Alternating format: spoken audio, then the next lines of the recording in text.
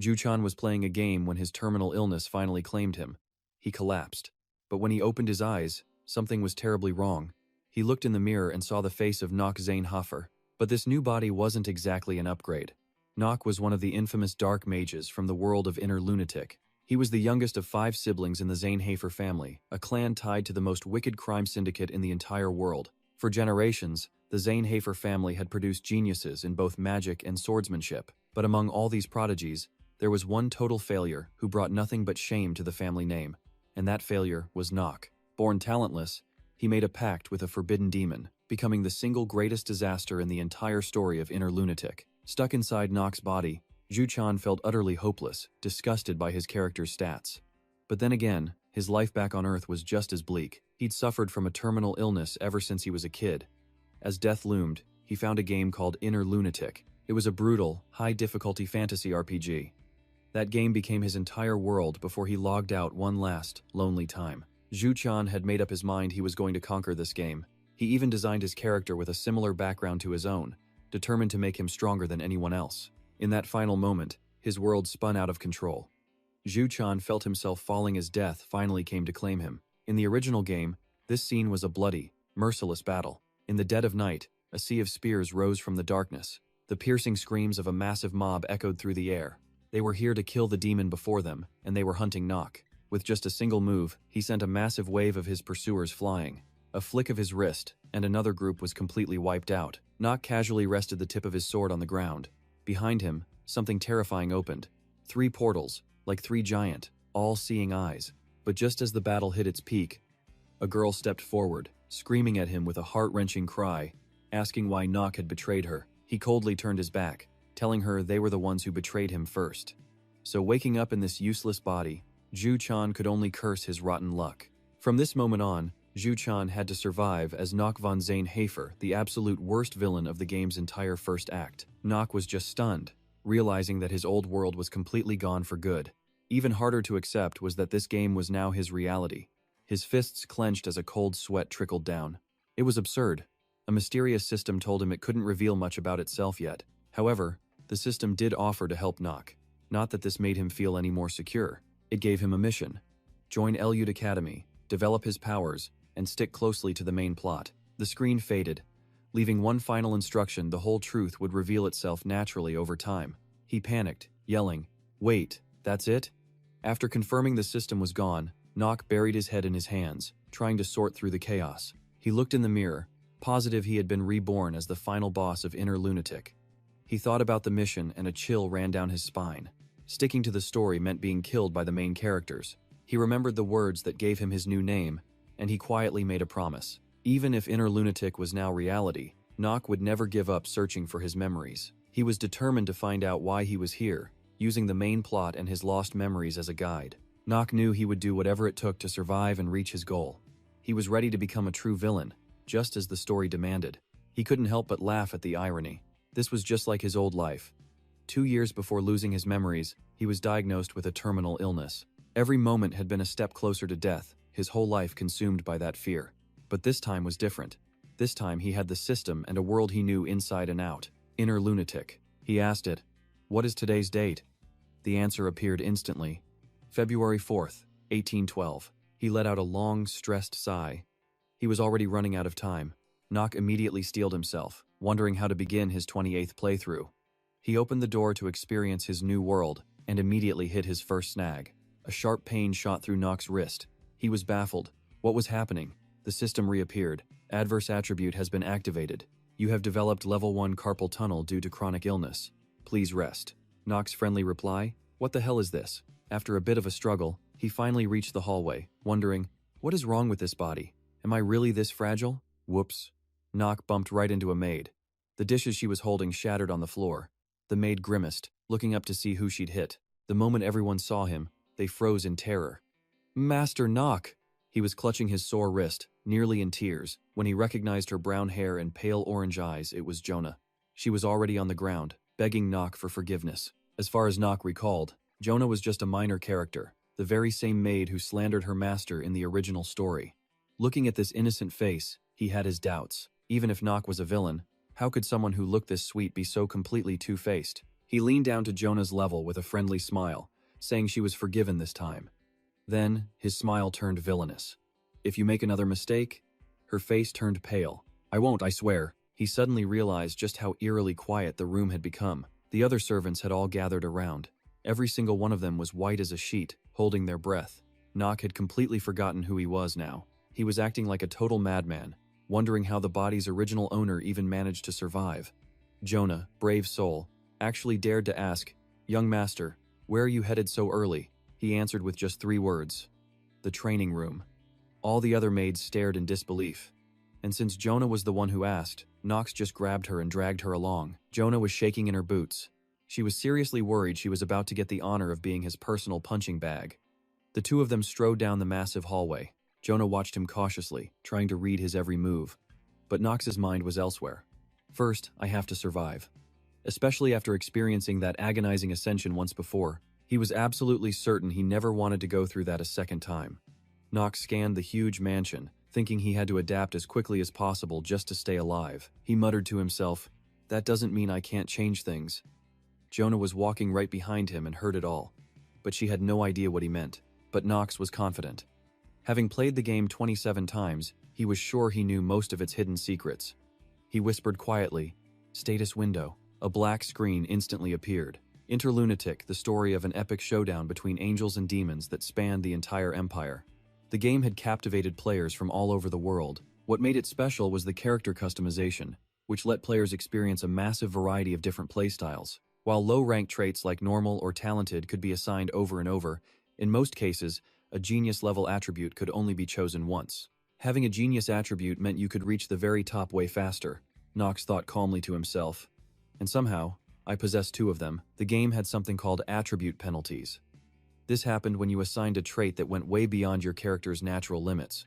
But by exploiting the system and forcing it to work for you, it was actually possible to assign 2 genius-level attributes. Genius of swordsmanship and combat gave you sword skills, allowing a player to reach the absolute pinnacle of sword fighting. On the other hand, Genius of mana perception heightened your sensitivity to magic, letting you cast spells with deadly efficiency.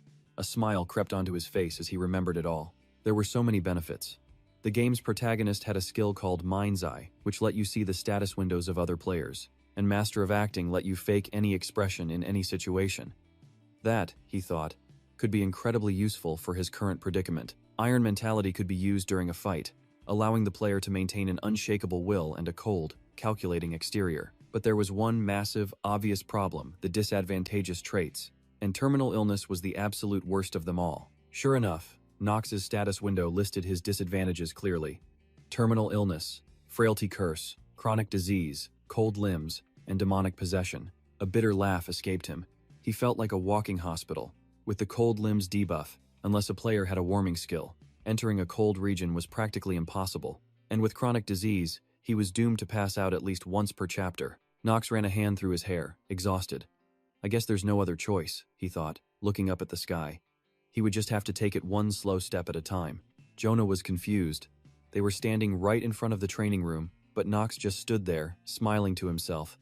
Did he actually plan on going in? Surprise filled her wide, innocent eyes.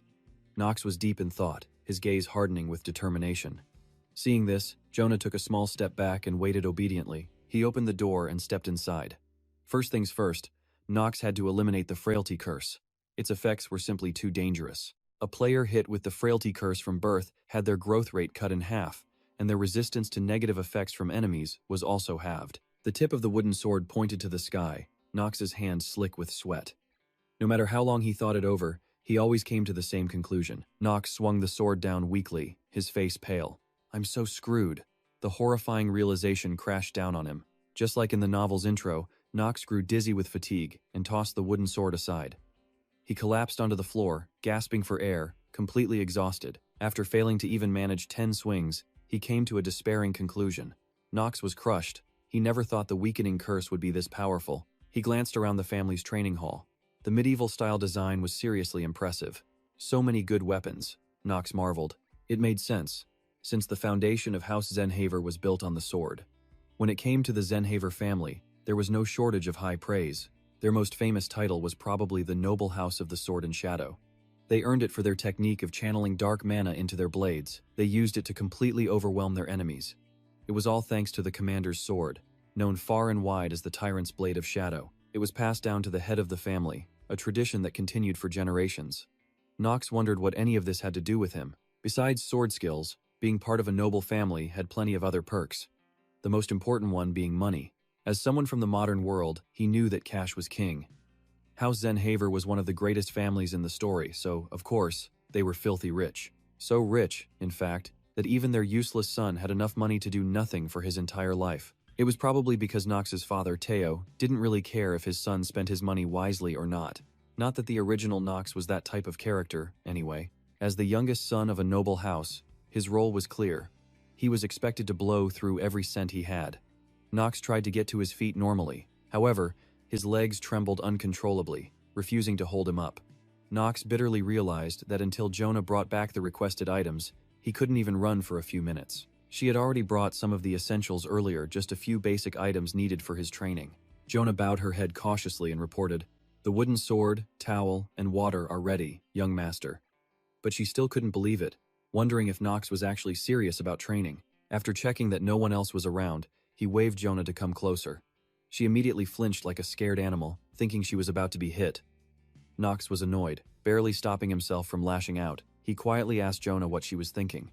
He then pinched her ear, pulling her closer to give his instructions. Jonah listened blankly, then shrieked in shock when she heard Nox plan to spend a huge sum of money. She immediately protested the idea. She told him it was a profoundly stupid idea, but he was the boss here. So he just smiled and said, "Quiet, and hurry up." Jonah started crying again, begging Nox not to be so loud, even though nobody was doing anything to her. She ran off, finally realizing her master had changed. With Jonah gone, a peaceful silence fell over the training room. Light streamed through the window, casting the shadows of iron bars across the floor. Nox considered whether Jonah could even handle the job. He absolutely needed those items by tomorrow. Wearily, he poured himself a glass of water. He sighed in frustration, knowing he needed to break this curse and improve his physical condition.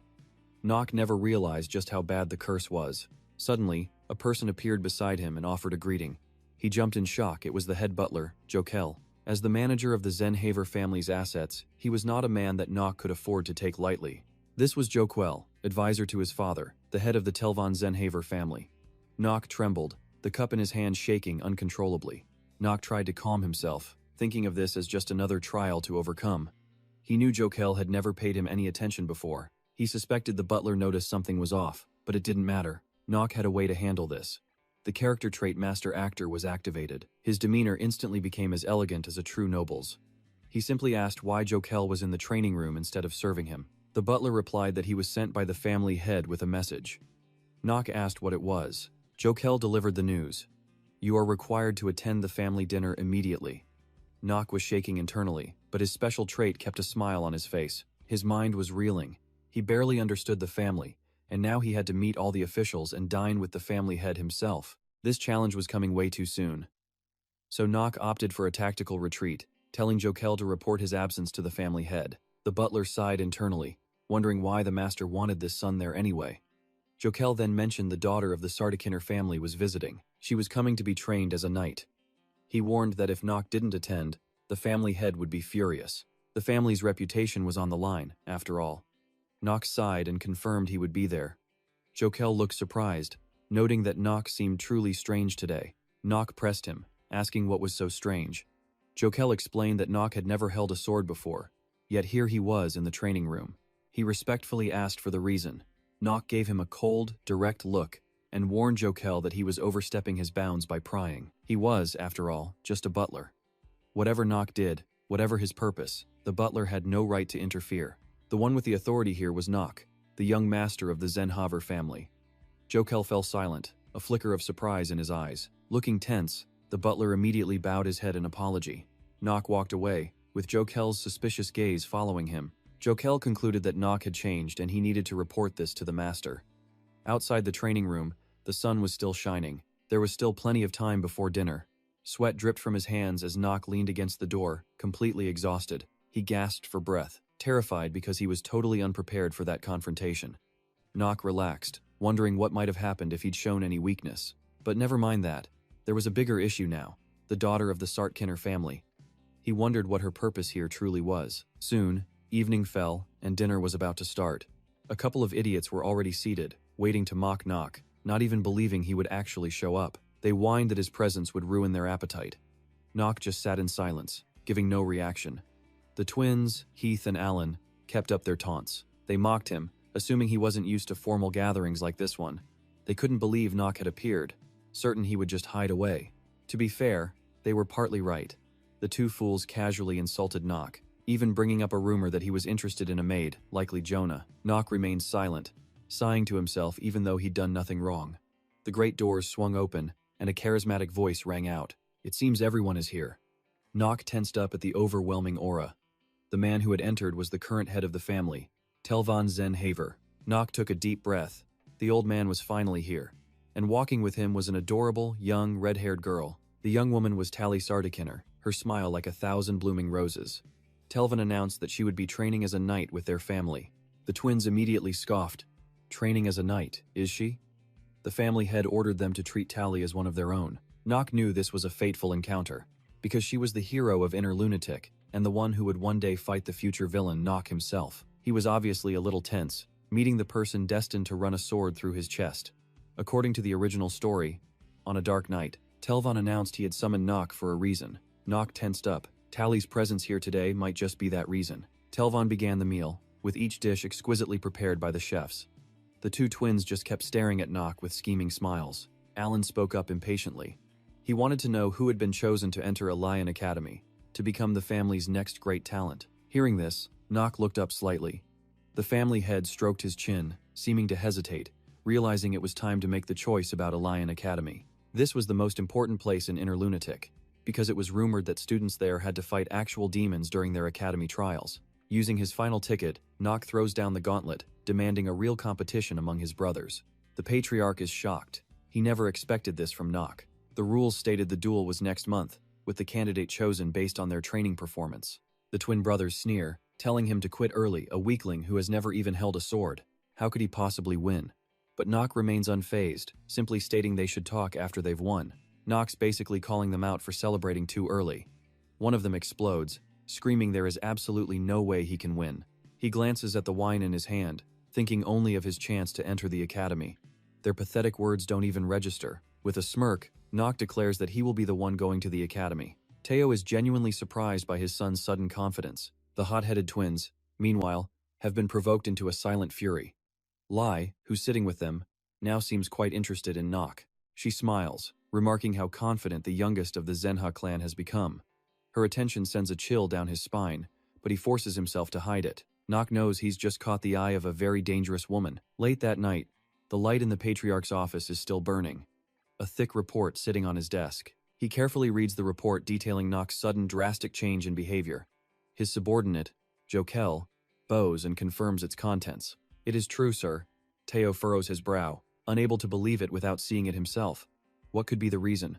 How is this possible? He even wonders if Knock might be possessed by a demon. Intrigued, Teo gives Jokel a new mission. Observe Knock very closely. All the servants are gossiping about Knock, now that he's suddenly training so diligently. They all know about the competition next month, but everyone's confused because all he's doing is running laps. He can hear every single one of their whispers, which is making him question his life. He can hear them from so far away. What kind of busted passive skill is this? Knock just ignores them and keeps on running. His stamina increased by 0.1. He's a bit disappointed. Only 0.1? The reason he's running is that stamina is his greatest weakness right now. To unlock his Sword Genius trait, he has to reach level 4 in his physical stats. The skill will unlock instantly, but a curse is constantly draining his body. And he has so many skills locked away, like Sword Genius, Divine Senses, and the Eyes of Perception. He also has Ears of Memory, Nerves of Steel, and Master of Acting. Knock stops, exhausted and gasping for breath. He needs 1.9 more stamina within a month. The debilitation curse cuts his endurance in half. He's running like his life depends on it, but his stats only went up by a measly 0.1. His terminal illness passive already reduced his stamina by half, which means he has to train 4 times harder than a normal person. His status window shows 15 stamina and 30 mana. No matter how hard he pushes, the terminal illness passive keeps his stamina stuck at 15. That's a problem he'll fix later. A cart arrives, and Zona reports that she bought all the items he asked for. Knock is pleased, Zona is quite resourceful. He offers a rare compliment. You're actually useful. There are 4 items. 3. Headed snake venom, fairy spring water, a golem core, and a physical enhancement scroll. Using these items, he will find a way to get 4 points in his physical stat. After all, Nock is an expert with experience from dozens of previous playthroughs. He heads straight for the training room, with Zona right behind him. She wonders why he needs these things, knowing they're incredibly difficult to use. Most people avoid them, partly because of the insane price tag. Generally, only the scroll is seen as useful. But Nock knows they just don't know how to use them correctly. She looks surprised. A correct way? Nock glances around, picks up the snake venom, and chugs the entire thing. Zona completely panics, frantically looking for help. Nock's face turns pale. He knows exactly what he just did to himself. Cold sweat drips down his forehead as his eyes lock onto his status window. You are consuming 3-headed snake venom. Stamina temporarily increases by 1.5. A countdown begins. 9 minutes, 59 seconds. He staggers against the cart, fighting through immense pain as Zona frantically runs to call the butler, but Nock stops her. He then bites into the golem core, thinking to himself, "It's actually pretty tasty." Zona freaks out, clutching her head in despair. "Don't eat the core." The system confirms it. You will slowly enter petrification. A hidden piece is revealed. The snake venom is reacting with the golem core. This was exactly what Nock was aiming for. He pushes through the pain. Normally, a golem core just gives the user a temporary defense boost. It's an item for creating combat golems, but when combined with the snake venom, a very special effect is triggered. The venom is being diluted, and the debilitation curse has been removed. Nock is thrilled. The first problem is solved. Zona, however, looks like she's about to pass out. The young master is dying. But he stands up straight, sighing. There's still so much more to discover. She asks if he's okay, and then her jaw hits the floor, because Nock suddenly starts unbuttoning his shirt. Zona is completely bewildered as he loosens his collar and reaches for the vial of fairy water. He dumps it all over his body. The system instantly responds. The golem core's petrification effect has vanished. Nock smirks. What a strange sensation. A hidden piece has been activated.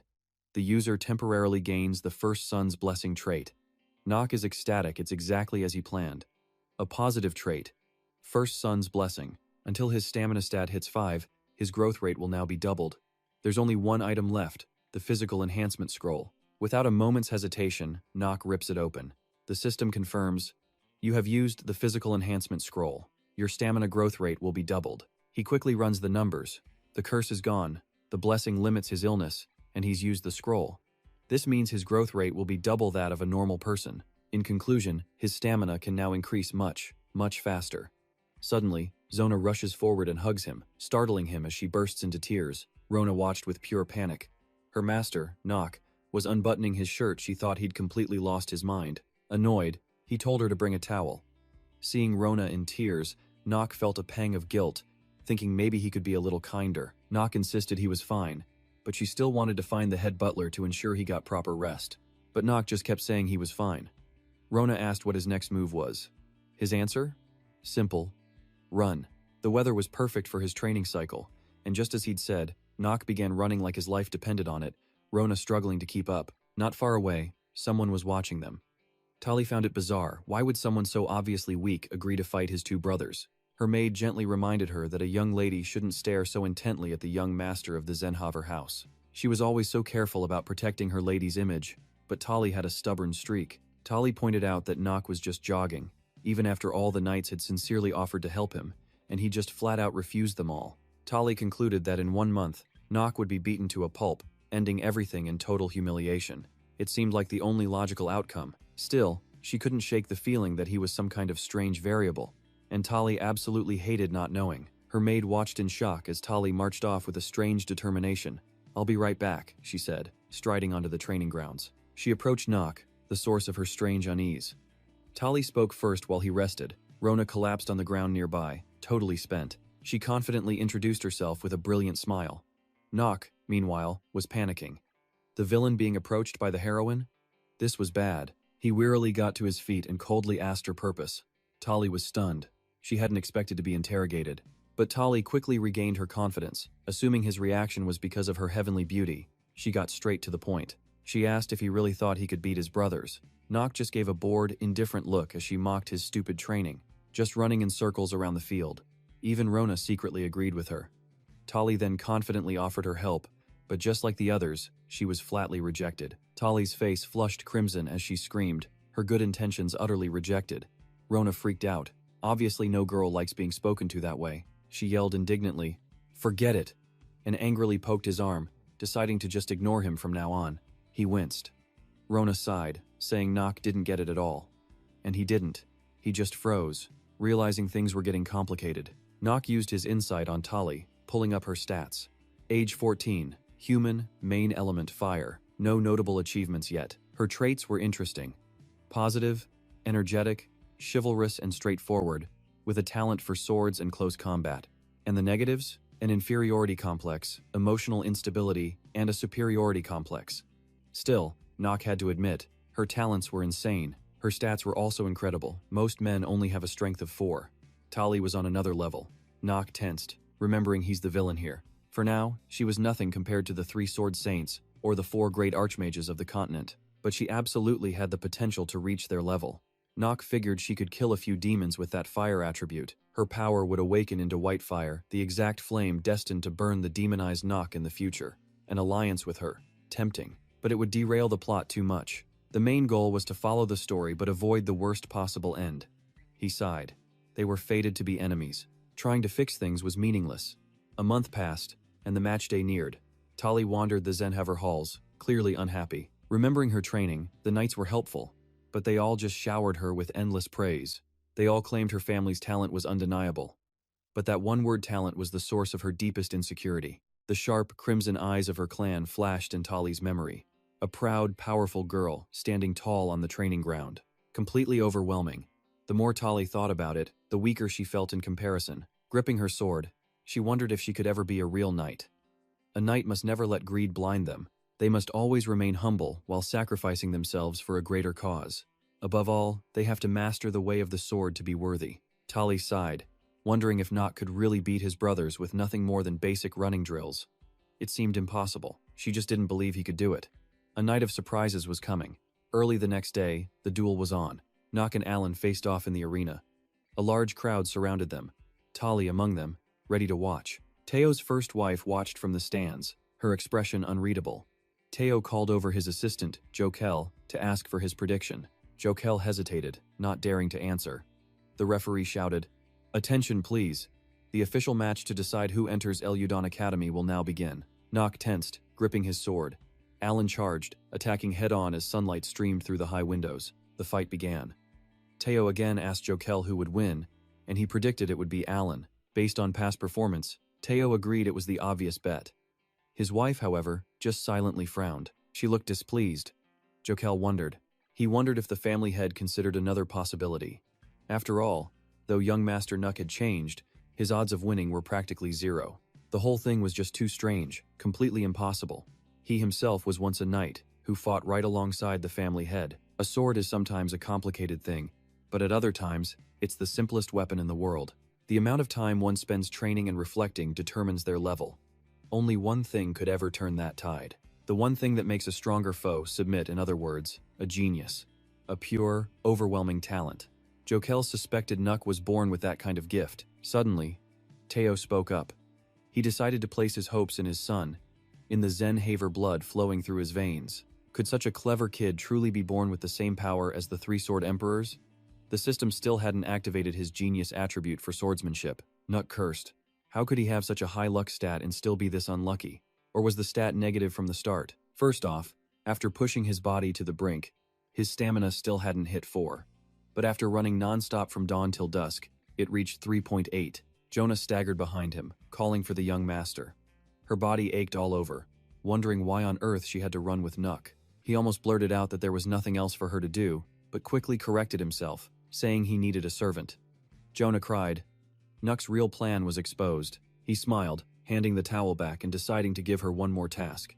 She puffed out her cheeks, showing her disapproval. Nuck figured Jonah was probably cursing him in her head. She quickly denied it, but then accidentally bit her tongue. Seems bad thoughts have consequences. Nuck burst out laughing, then used his insight skill on Jonah out of curiosity.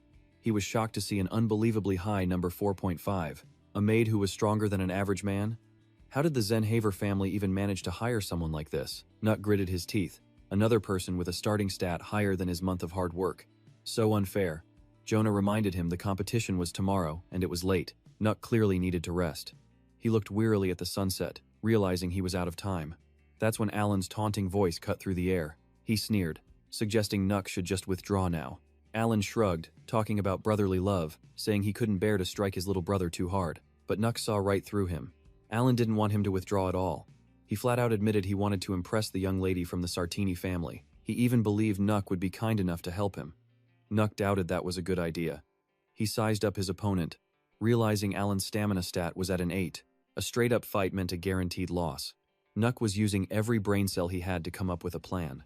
The referee spoke. The prize was admission to Eluden Academy. The match will now begin. Nuck von Zenhaver versus Alan von Zenhaver. Both fighters must accept the results of this duel without question. Nuck was worried. If he lost, everything would end from regaining his memories to finding who sent the letter.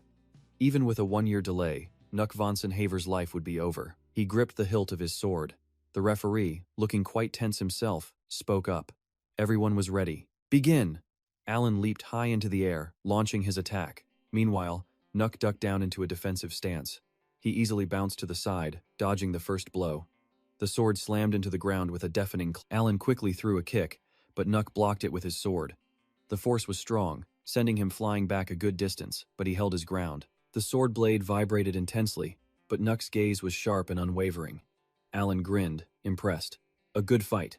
He continued his relentless assault. Nuck thought to himself, the truth of this damn game, called Inner Lunatic, is that you lose everything if you're defeated. But if he could win suddenly, the system announced a stamina increase of 0.1. A glimmer of hope lit up in Nuck's eyes. He let out a laugh.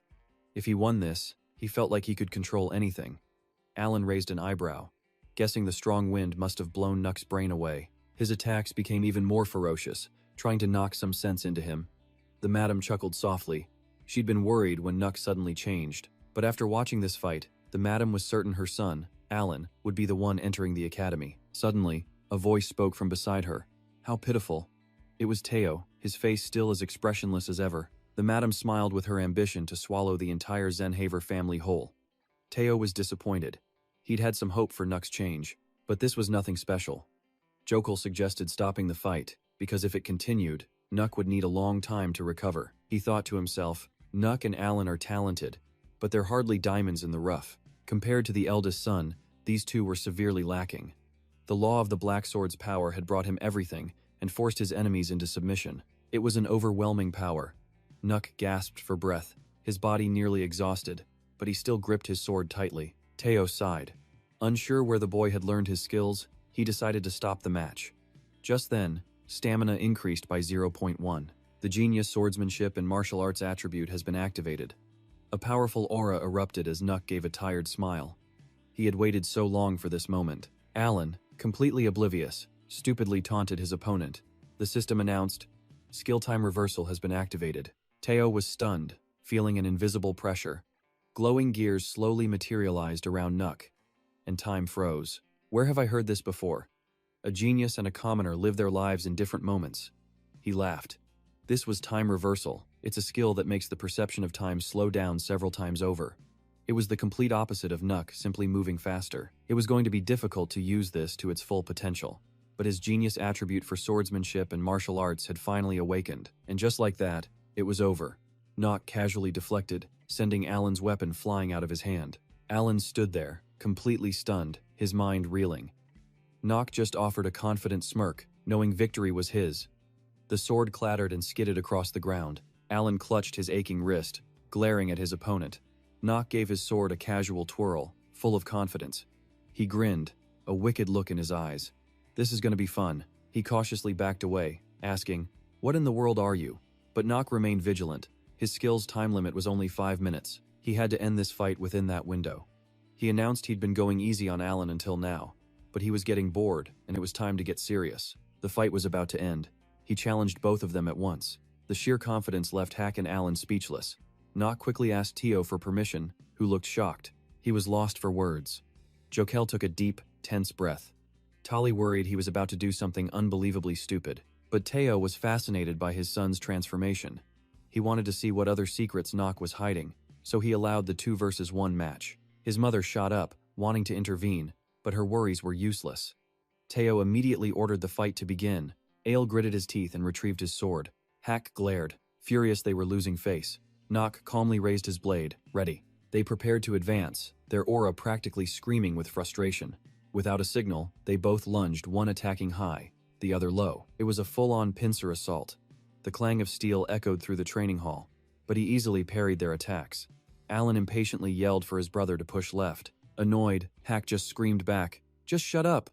Nock kept a cool head, breaking down every single attack. Suddenly, a system notification popped up. Low-grade sword arts proficiency had increased. It was all thanks to the special effect of Genius's time flow.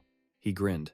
Higher proficiency meant he could now see the path of their blades. The twin brothers attacked with growing haste, their sword paths and movements losing all their previous finesse and harmony. They were now just getting in each other's way. The two looked at each other, then back at their opponent, stunned. Tali shot to her feet, watching every single moment. Everyone watching asked the same question. How? How was this even happening? Hack and Alan were visibly trembling. Nock could practically read their minds. How could the family disgrace have changed this much? The two just stared at each other for a moment longer before he spoke up, reminding them to stay on their toes.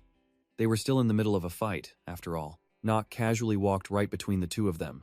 He threw a few simple swings, and a powerful gust of wind erupted. The tide of the battle had completely turned. It was now leaning entirely in Nock's favor. He thought to himself that a great danger awaited him after this. But Nock was lost in the feeling of the sword's weight in his hands. He ignored the consequences, savoring the battle before him. Everyone in the stands was shocked, watching every second of the fight. Hack couldn't believe it, shouting a few broken words before he collapsed to the ground, writhing in agony. Neither of them imagined they'd be this overwhelmed. And right then, the Genius's time flow skill finally wore off. Nock stood panting in the middle of the arena. He calmly accepted the outcome. He had won. His mother cried out her son's names in worry. Nock called to the referee, telling him to announce the result. He declared loudly, "The winner is young Master Nock von Zenhaver." Hack trembled with rage, cursing from the floor. Nock exhaustedly let the heavy sword fall. It landed with a thud, rolling a few times. Teo looked down, his eyes filled with pride.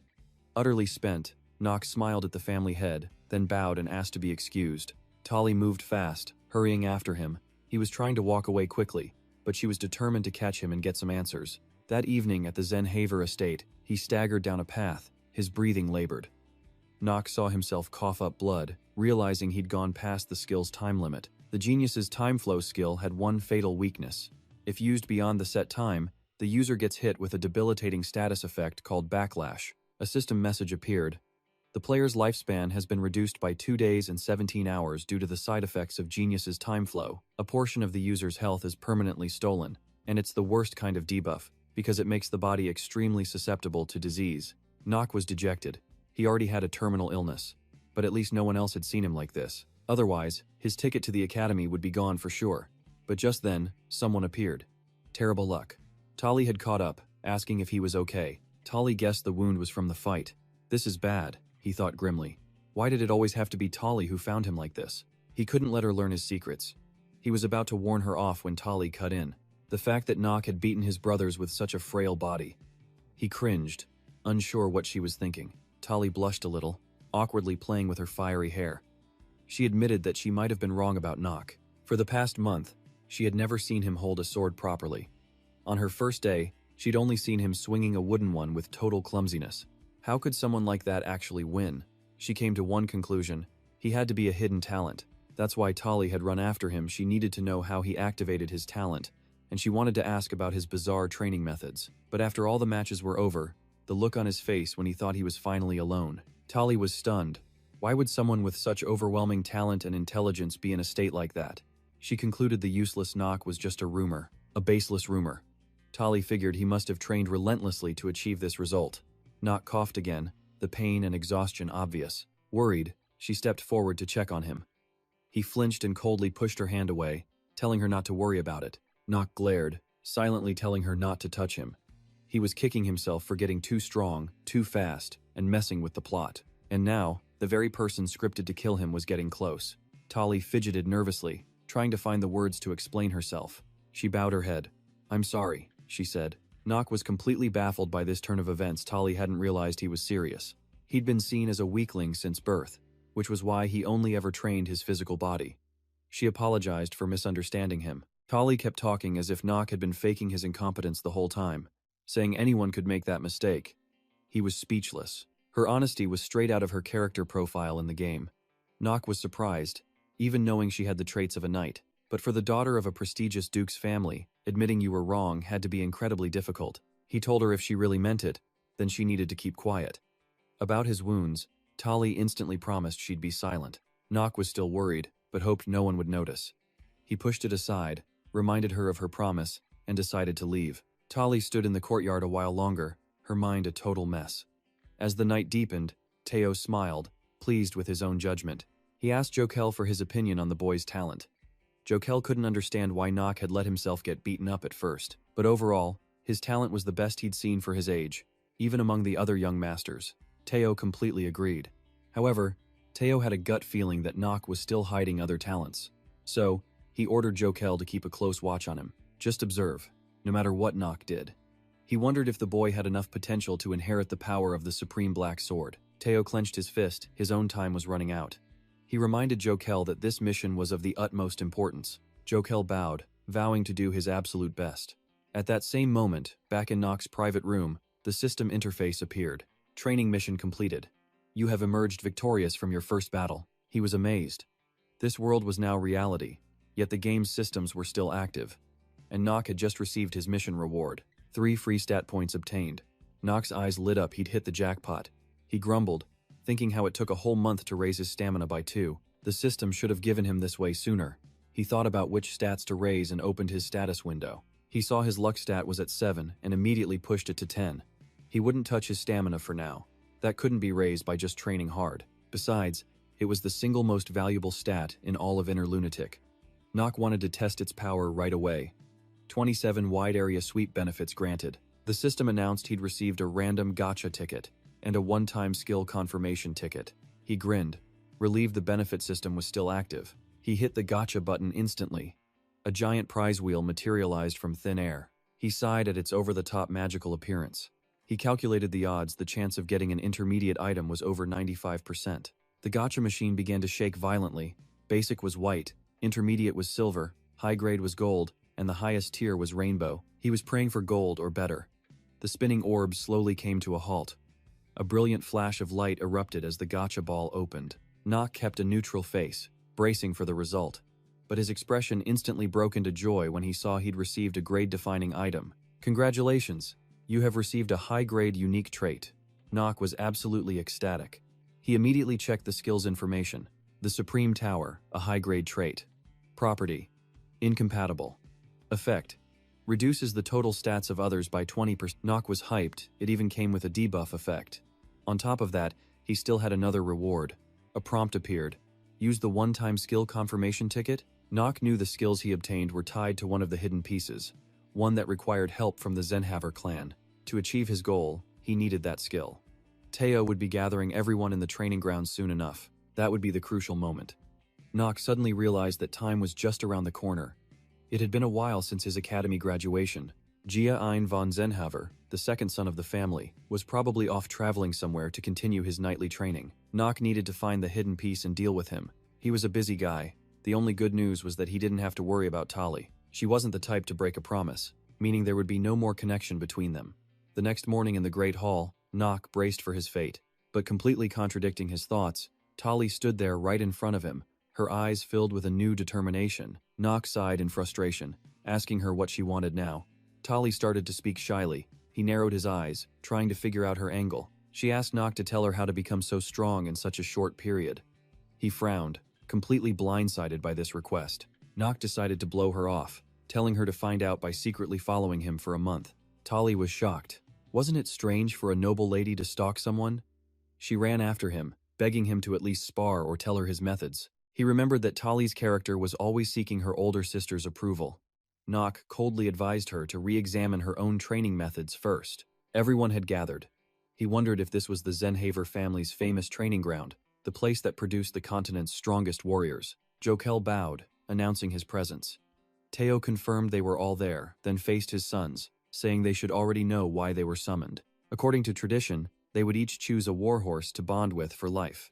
Nock was thrilled. The moment had finally arrived. The key piece was right in front of him. Horses were considered the most sacred animals on the continent, and especially within the Zenha clan. Whether you became a mage or a knight, you chose a horse in your youth, a companion for the entire journey of your life. Elden Academy taught horsemanship for a reason, as many of the game's later conflicts would be fought on horseback. If your horse happened to die, you'd have to raise a foal all over again. On top of that, teleportation magic was ridiculously expensive. What a strangely realistic drawback. Nock concluded that a horse was a vital mode of transport, so he absolutely had to choose the best one for himself. Teo announced that as the winner of the last battle, Nock could choose first, but he only got one shot. The twin brothers glared at him, their eyes filled with envy and jealousy. Nock headed straight for the stables, a clear plan already in his mind. He walked around, searching for a healthy and powerful steed. Teo watched, intensely curious about the boy's choice, silently guessing which horse he would pick. The well-trained animals trotted over to Nock, playful and friendly. He calmly walked past them, silently admiring his family's excellent horsemanship. Nock was still looking for that hidden piece, and then he saw a horse with a strange color and a frail body. It approached him, lifting its head in confusion. He declared that this would be his horse. The twins were dumbfounded. They just couldn't understand.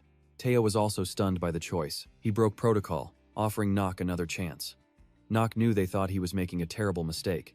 The horse was too weak to even stand properly, but Nock firmly used his insight skill on it anyway. The screen flickered with text, rapidly loading its basic information and stats.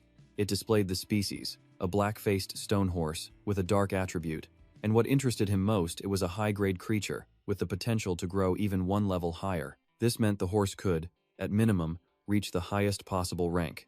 Plus, its attribute, black-faced stone, was incredibly special. This type was extremely rare in the wild, named after a native gemstone. This wasn't just any horse, it was a treasure. Nock was certain that if Teo knew its real value, he would have taken it for himself long ago. Still, it was easy to see why everyone thought he had made a mistake. He quickly scanned its traits.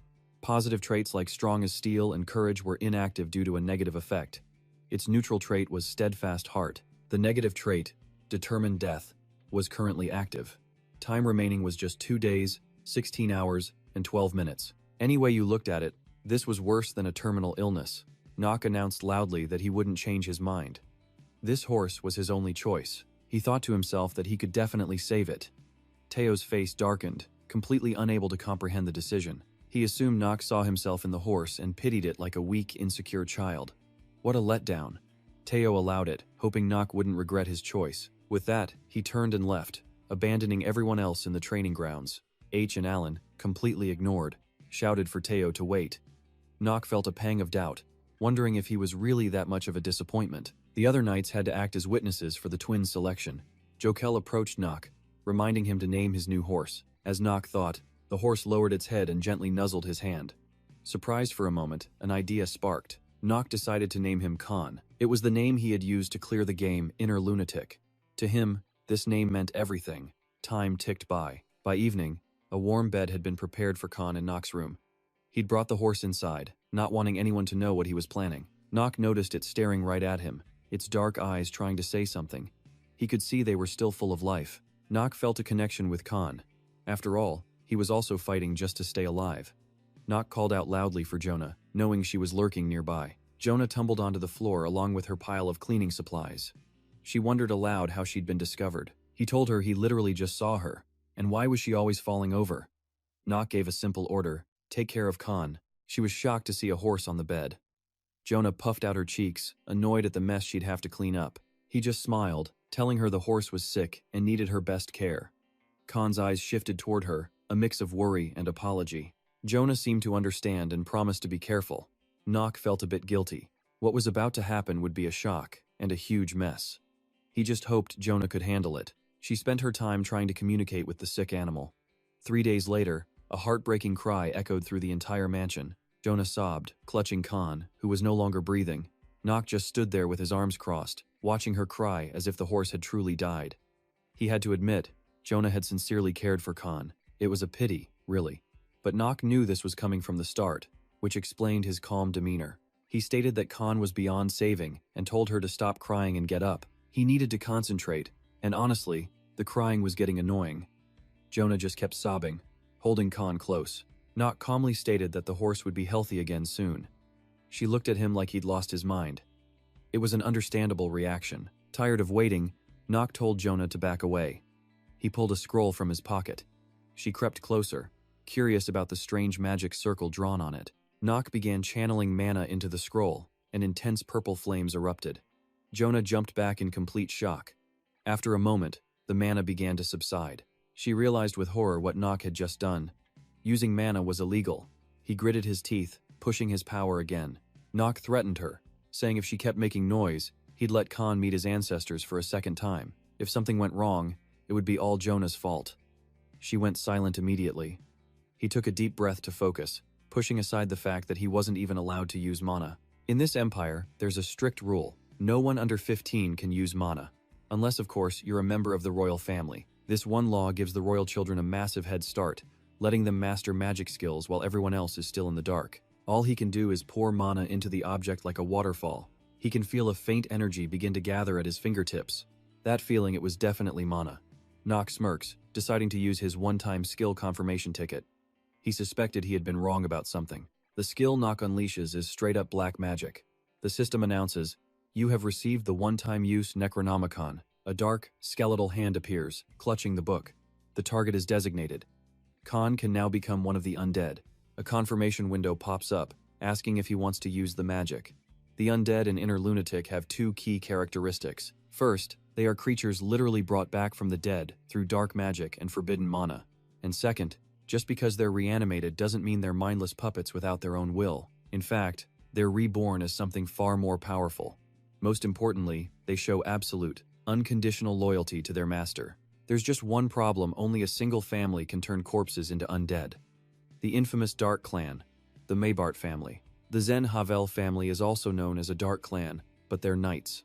The Mabarts are true black mages who can control the undead. So does that mean players with no connection to the Mabart family can't use their skills? Not quite. The one-time skill option Nock chose was Necromancy, also known as the Book of the Dead. Shadowy black hands claw their way up from the magic circle. They envelop Khan's body as a huge amount of dark magic grows denser and denser. Nock is quickly reaching his own limit. Blood trickles from the corner of his mouth. Zona is in a full-blown panic, hysterically calling out his name. He grits his teeth, motioning for her to stay quiet. Just a little more is all he needs. Ugh. Nock stumbles, his balance failing as the last of his mana is ripped from his body. He spits out a mouthful of blood. The tank is empty. His fingers are frozen uselessly over the magic circle.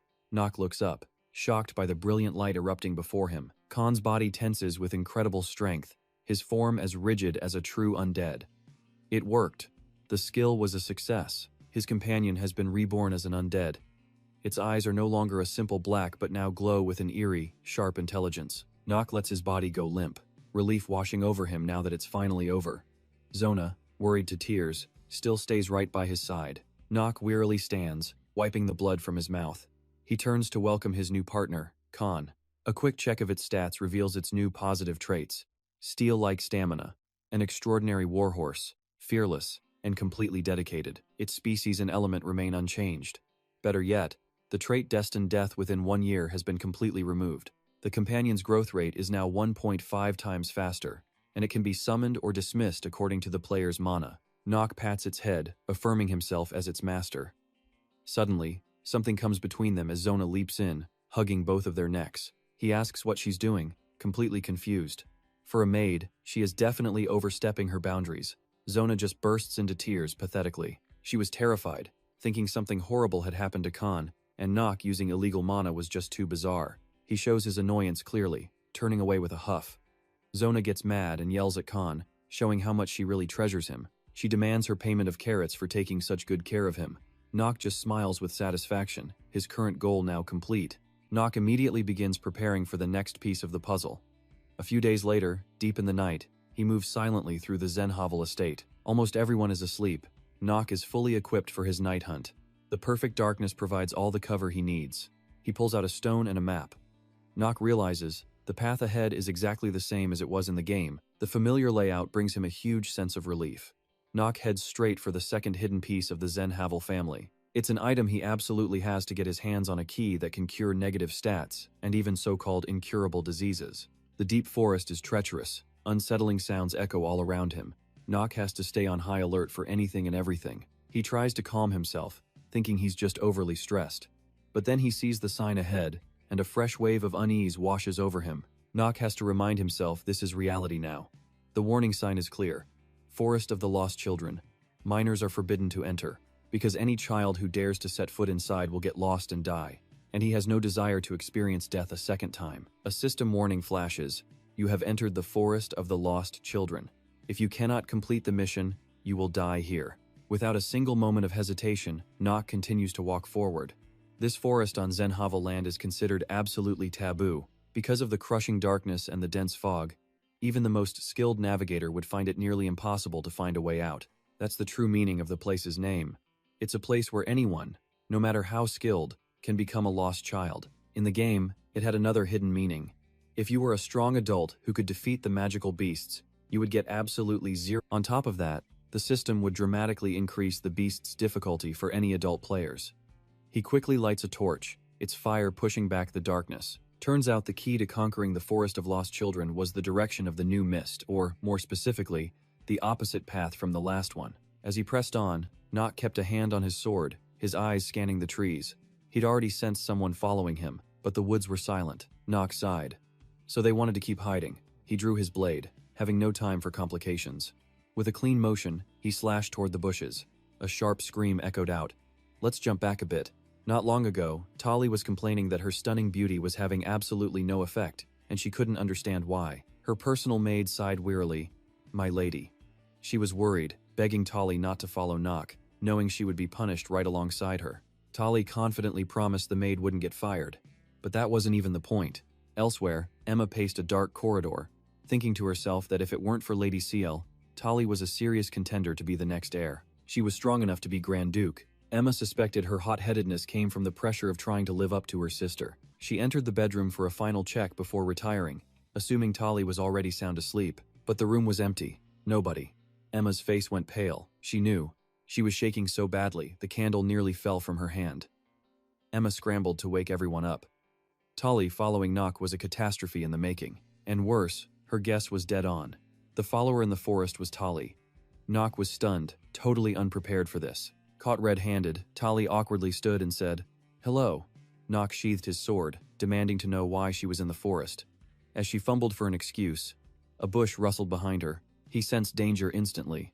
He shoved her behind him, swinging the torch forward. A giant beast's paw appeared. Thick, wild fur covered its body. It snarled, baring its fangs. Nock recognized it immediately. A gray wolf. Tali got nervous. This had to be wolf territory, and she only had a dagger. As it crept closer, she ducked behind Nock. The wolf's eyes were pure fury, and it was clever. It howled, calling its pack. Tali jumped, terrified as the sound echoed through the deep woods. Its howls grew louder. Nock smirked. It seems he'd been waiting for this. Tali was still utterly confused. Nock launched himself forward recklessly. He slammed the torch hard into the wolf, which collapsed to the ground in agony. Tali stumbled back in shock, avoiding the huge body. She was in awe, amazed by how quickly he handled it. Tali worried as she saw the wolf's blood splatter onto him. His face remained emotionless as he asked again, what was she doing here? He'd assumed it was her brothers. Tali gave a lame excuse about taking a night walk. Nock warned her to be honest or he'd leave her behind. Flustered, she couldn't admit she was stalking him. With no other options, she grabbed his hand. Nock was startled. Tali began to ramble about how strong he was. She wanted to be just like that, saw him leave, and followed him into the woods without even thinking. Nock smirked. This confirmed 3 things. Tali held him in high regard, with no ill intent, a good thing. Plus, she was a simple kid, naively following someone deep into a forest. Tali was a key character. He couldn't just ditch her here. He'd let her come along, but he laid down some rules first. He made it clear he wasn't helping her, just managing the situation. Otherwise, it would cause a huge issue between their families. She bowed her head, apologizing for following him here. He figured she wouldn't try anything so foolish again. Then, she spoke up shyly. Tali clutched her dress tightly and whispered, "Thank you." Nock was completely floored. She was about to say more, but she stopped, pure horror on her face. Dozens of eyes were staring out at them from the shadows. This was bad. The gray wolves were here, answering their packmate's call. Tali trembled in fear, clinging to Nock for dear life. He told her to get back. Gripping his sword, he warned she was in his way. This situation had too many unknown variables. But first, Nock had to focus. He knew this area was before the main plot. It was still just the opening section. That meant no boss monsters would appear here. But an elite monster, a tier below a boss, was definitely on the menu. It was the evolved form of the wolf he just hit, the Grey Wolf Elite. But knowing the enemy's name didn't guarantee an easy win. Nock swung his sword, taking out the first two wolves. But he was quickly getting overwhelmed and forced back. Into a corner. Another leaped forward as soon as one fell. He tensed up, wary of their constant, ferocious attacks. He held his sword, ready to repeat this a few more times, just like when he played inner lunatic in his past life. Back then, he'd been weak and useless. Nock unleashed a few quick slashes, easily pushing back the current attack wave. He took a breath, recovering his stamina. Behind him, Tali was amazed. She was certain Nock wasn't using his full strength, not like against her brothers. His swordsmanship was incredible. Watching him handle the wolves, Tali couldn't help but wonder if he had hunted them before. But then she remembered him ordering her back for her own safety, and her self-confidence took a nosedive. She felt utterly useless. Suddenly, the wind began to roar. An unnatural gust of wind blew past, making the torch flicker violently. Something was approaching. Nock looked up, waiting. He already knew. A massive wolf paw appeared, dwarfing the others. This was the Grey Wolf Elite. Meanwhile, at the Zenhaver estate, the entire servants and knights were scrambling everywhere, frantically looking for someone. They mobilized with torches, expanding the search right up to the edge of the Forest of Lost Children. The children were missing. Everyone found two sets of overlapping footprints. Based on their size, they concluded they belonged to Nock and Tali. One man realized in terror that they must have entered the Emma forest. Horrified, Emma collapsed, her face pale, frantically demanding a search party be sent in at once. But Jokel immediately shot down that foolish idea. Emma couldn't understand why, lashing out at him. She failed to grasp that this was a forest that not even the powerful Zenhaber clan had ever successfully conquered. The Forest of Lost Children was the ultimate taboo within the Zenhaber clan. While the Zenhaber clan was known as the most powerful family in the south, this forest remained beyond their reach. Simply put, they just weren't strong enough.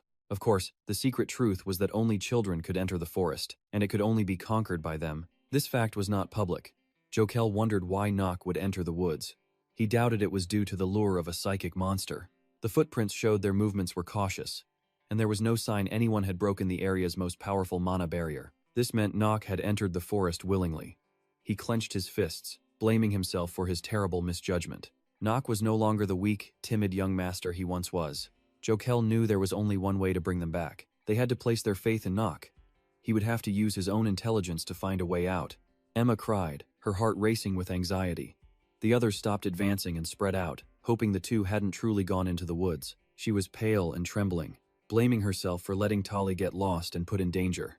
Inside the forest, Tali drew her only dagger. Tali crouched, ready to attack, a torch gripped tightly in her hand. Nock was surprised she could stay focused, despite her obvious terror. He told Tali not to attack on her own, she'd get hurt. She needed to save her strength to run if attacked. That was the only way to increase their chances of survival. In truth, killing a Grey Wolf Elite wasn't that dangerous, only a 2.5-star difficulty. Nock just wanted Tali to be cautious and react to any surrounding threats. She seemed to learn quickly, but she wasn't strong enough for him to trust his back to her.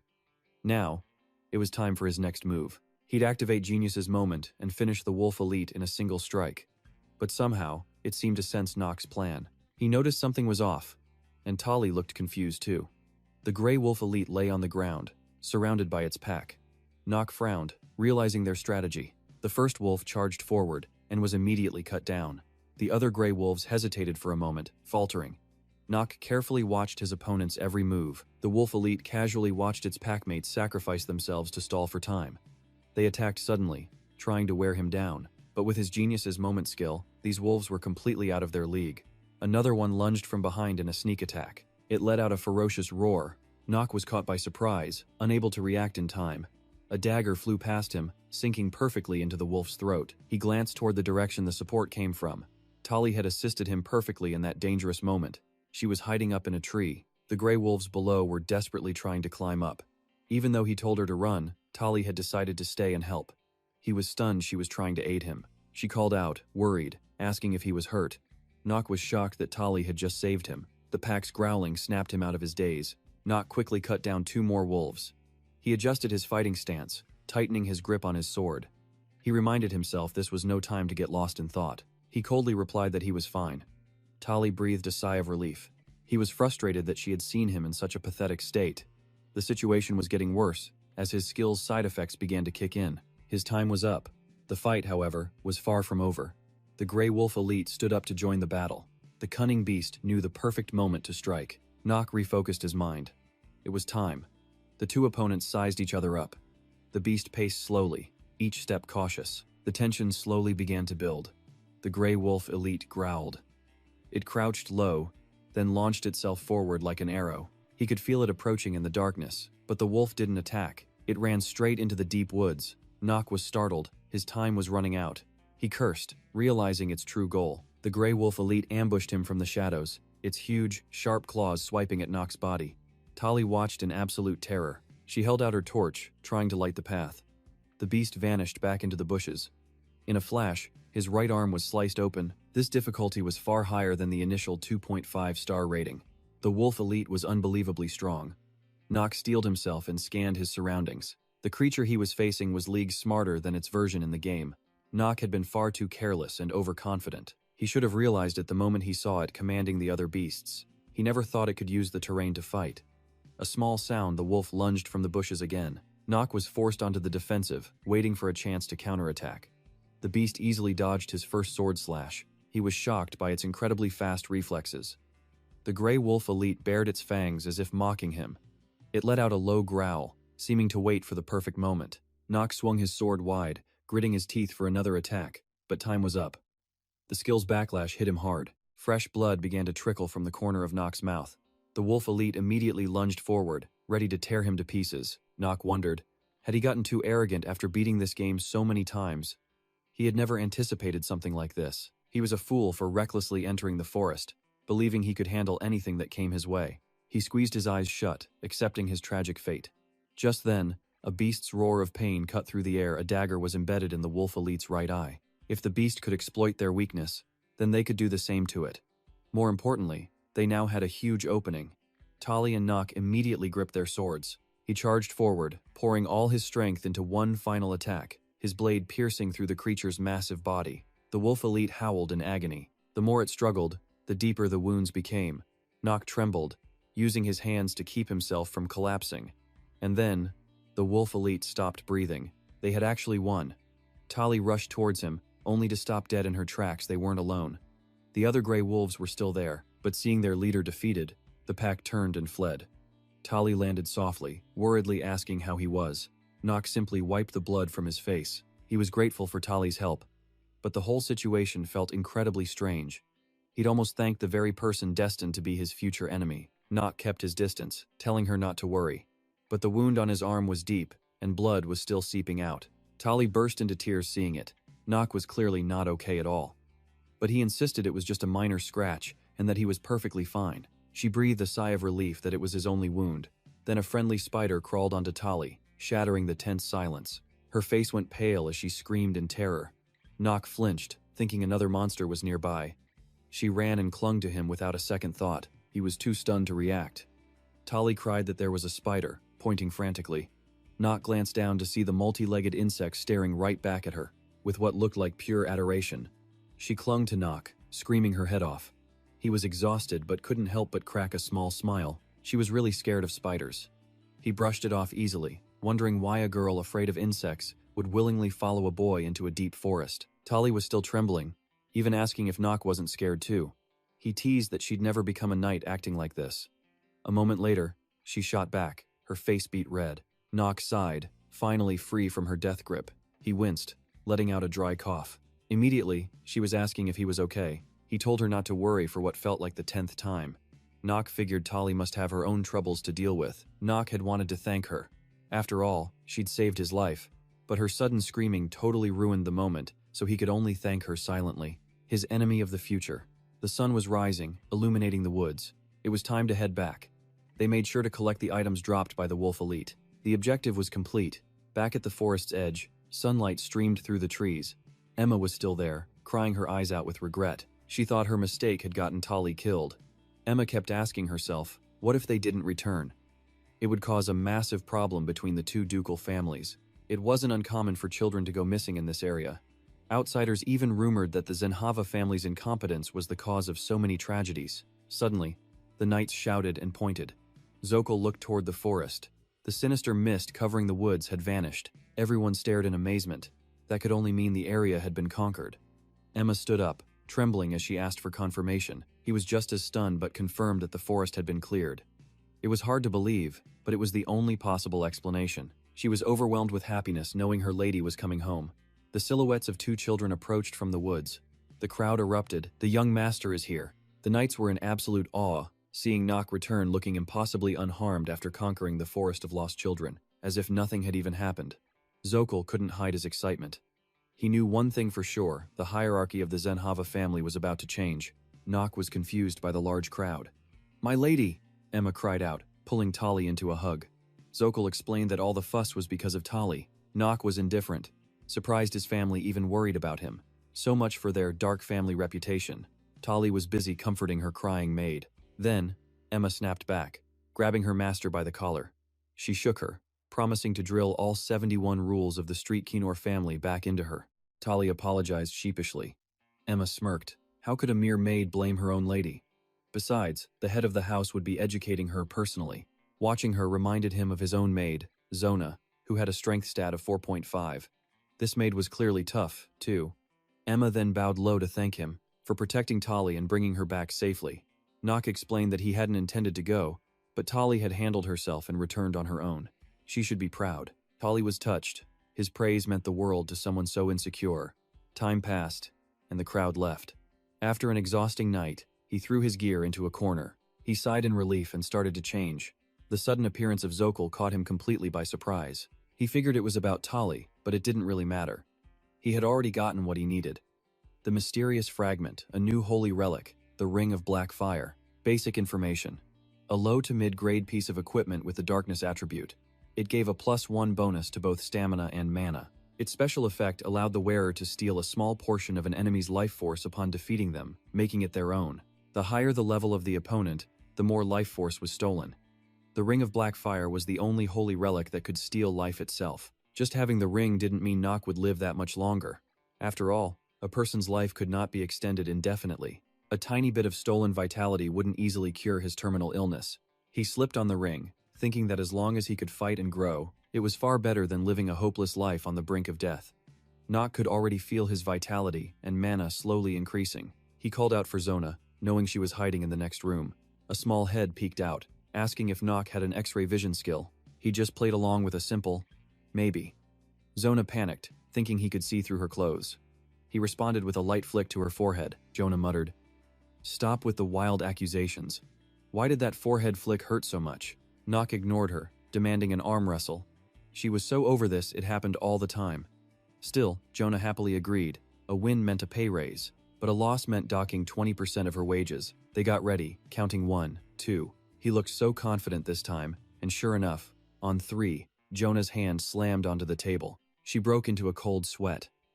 Something felt very, very wrong. Jonah immediately tried to salvage her salary, babbling about noble honor or something. Nock just laughed. He was the family's useless son, after all at least. That was the rumor someone started. But the one facing a pay cut wasn't laughing.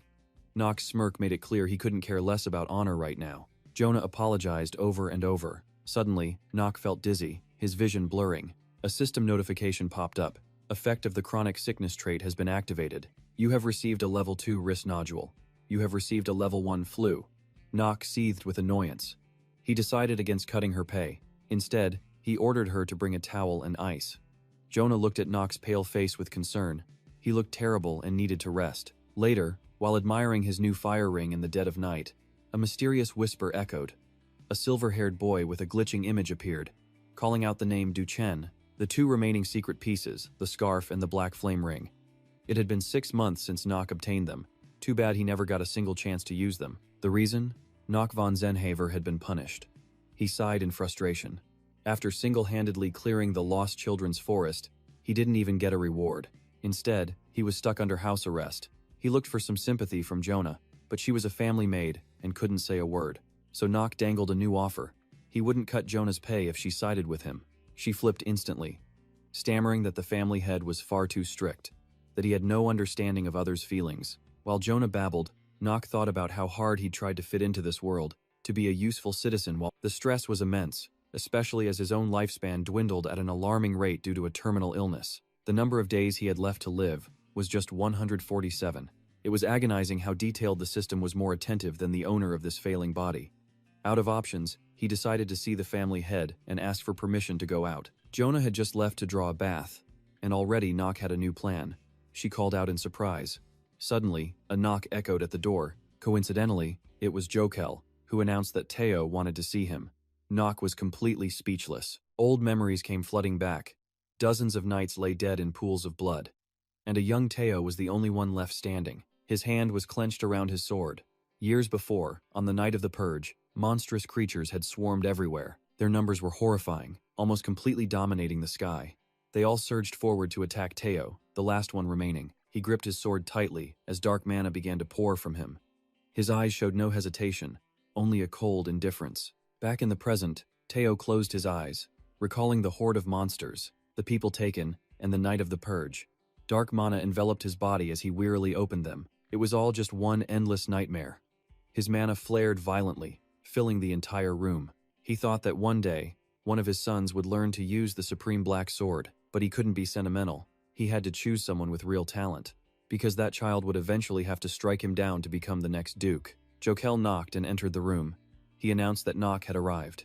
Teo just grumbled, too slow. He was eager to see him, ordering the boy brought in at once. He felt Nock should be commended for conquering the Lost Children's Forest, a place that even the head of the family couldn't handle. Teo had wanted to do this for a while, but he'd faced intense opposition from the family's vassals, which delayed the reward. They refused to believe that the talentless Nock could change so fast and achieve something so great, so they investigated whether he actually cleared the forest himself. Even as the family head, Teo couldn't ignore his vassals, so a full investigation was required. The door opened again, and he turned to see Nock bowing low in a respectful greeting. Teo quickly waved away the complicated rituals. He gave Nock a small lecture about his impulsive actions back then. Nock simply bowed his head and accepted the fault. However, Teo quickly moved on to his duties, discussing a proper reward. He stated that Nock could have one wish, any request would be granted. Teo absolutely guaranteed it. Nock was stunned, hardly able to believe it. Did he just say he could have anything he wanted? Even as a longtime player, this was the first time Nock had ever seen Teo offer a reward. By design, he was supposed to be a strict and harsh man. It felt like a trap, like someone was about to stab him in the back. Nock asked with suspicion, "Anything at all?" Teo must have seen the disbelief in his son's eyes, because he calmly confirmed it again. Yes, anything. As the head of House Zenhaver, he would grant it. This promise was completely real. He swore it on the heroic and eternal history of the Black Sword. He thought it was a joke, but it seemed to be real, Nock noted.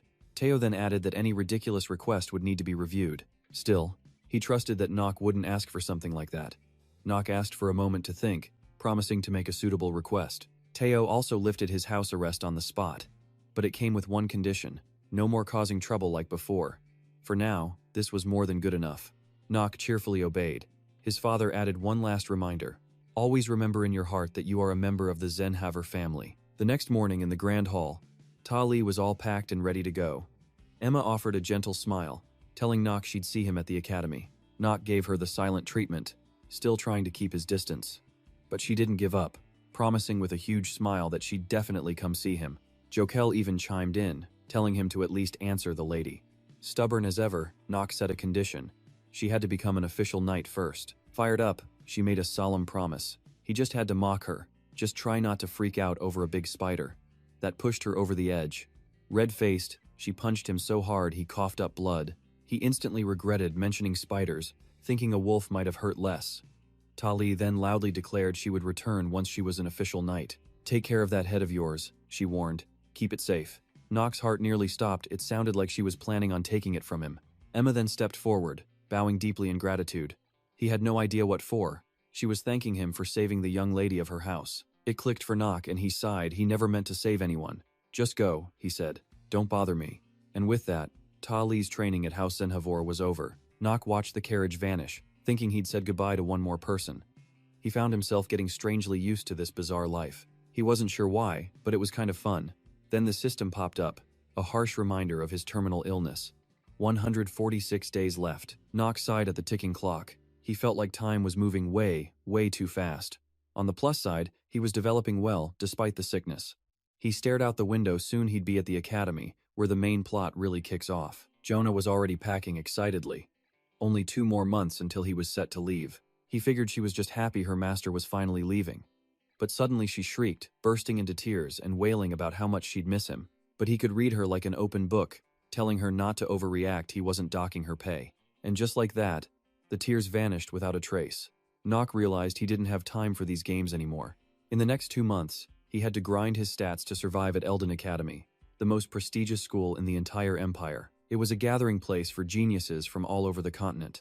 After that gauntlet, he'd have to step into the main story and play the role of the villain, Nock von Zenhavor. He was already exhausted by how difficult everything was. Jonah then reminded him he'd need a new maid and attendant, since she couldn't go with him. He pondered that for a moment, then remembered something. Just then, Jokel appeared, looking exactly the same as always. Nock asked what he wanted. Jokel introduced an intern maid from the academy, sent over to introduce herself since she'd be serving him from now on.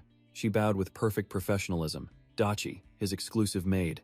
That was her name. Nock kept his reply simple, only giving his name.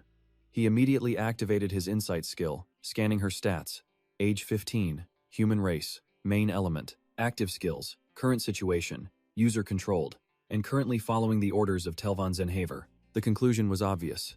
Dachi was an extremely talented maid and also a spy sent by the head of the family to keep an eye on him.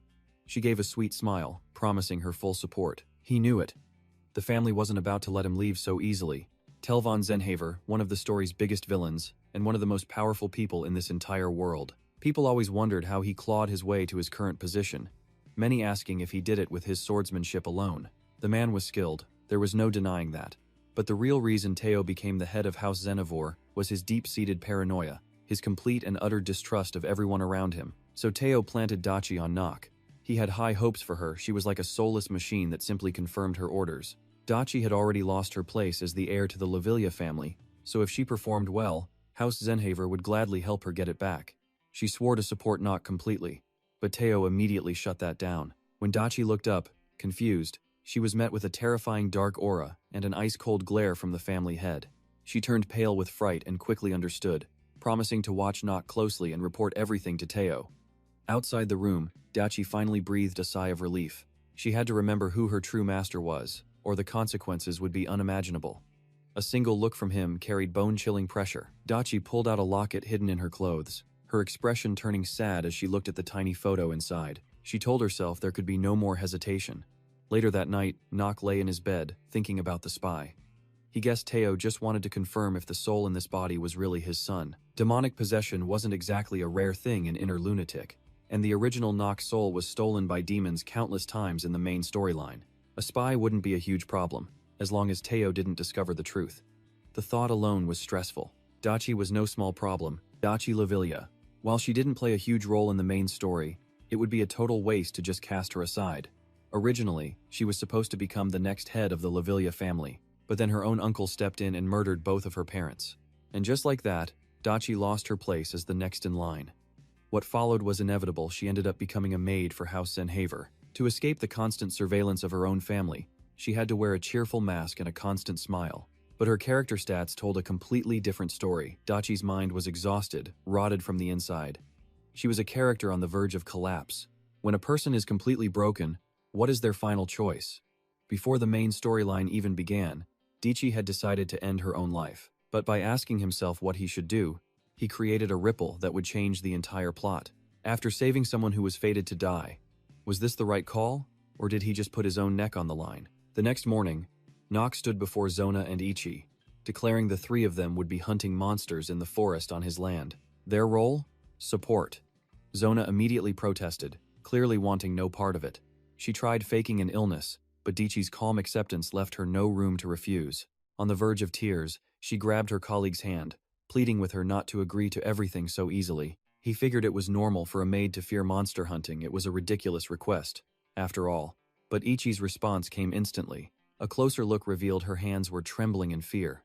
He smirked, telling Zona she'd already used up all her vacation days anyway. Zona couldn't believe it.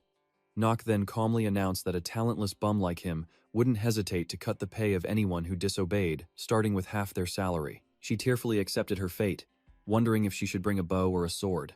Nock let out a satisfied laugh. Dichi then spoke up, having already considered the necessary preparations, like reporting to Jokel before they left. Nock slapped his head, realizing this step was more complicated than he thought. But his priority was extending his own lifespan. Now, he could go wherever he wanted. The hunt began without delay.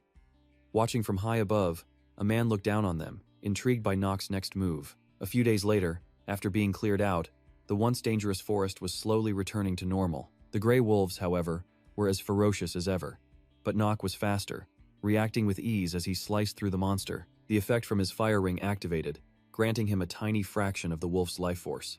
His own lifespan extended by 2 more hours. Nock scanned the area, having seemingly cleared out all the wolves. Their bodies littered the ground. A pretty successful haul, he thought. Dichi handed him some water. It had been nearly an hour since he started. She asked if he was tired, and his disappointment was obvious. He couldn't activate his genius time skill, so the whole process took far too long. He'd only netted about 1 extra hour of life, way below his expectations. He couldn't just hunt monsters like this forever. The biggest problem was that the number of monsters in any given area was finite. After scouring the woods for days, nearly every gray wolf had been wiped out. At this rate, Nock's plan for a long and wonderful life would go up in smoke. He sighed about the lack of monsters. Dichi raised an eyebrow, noting that anyone else would find his complaint incredibly strange. Zona immediately chimed in with her agreement. Nock glanced at the darkening sky. He decided to shelve the problem for now and head back to the mansion. Dichi, ever the dutiful maid, offered to prepare his bath. Nock praised her silently, telling her he wanted to bathe before dinner and to mind the time. Dichi smiled and confirmed the task. Zona quickly volunteered to clean his room. He found her sudden diligence odd, but let her do as she pleased. So Zona scurried off, arms full of supplies.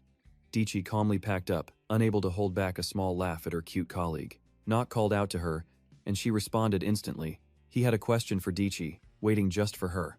She was a spy, wasn't she? She swallowed hard, her hands clenching the hem of her dress. Nock got straight to the point.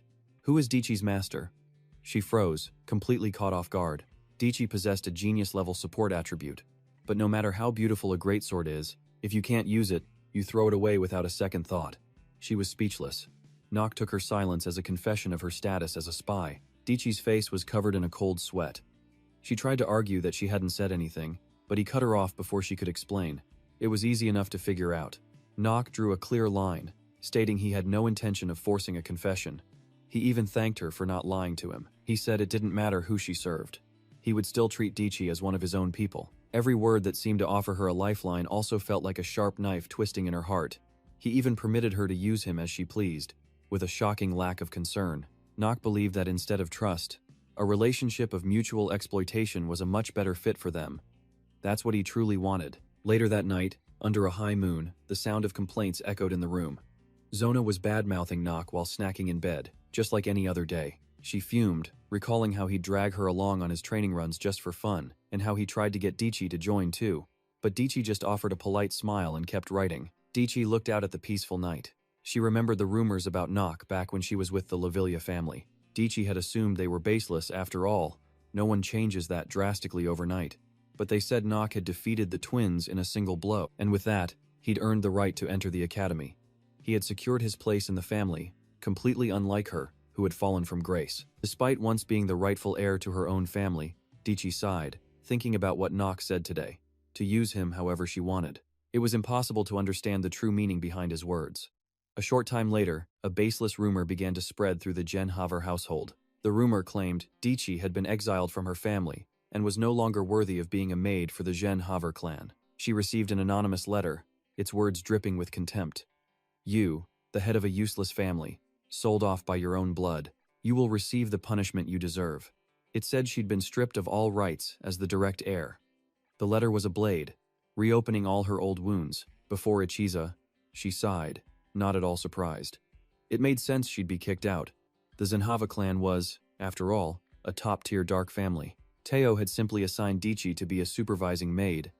For a commoner who just lost her title, she felt she wasn't even worthy to serve Nock. Dichi believed she would be discarded soon and would have to find a new master. Shaking it off, she forced a bright smile and greeted everyone.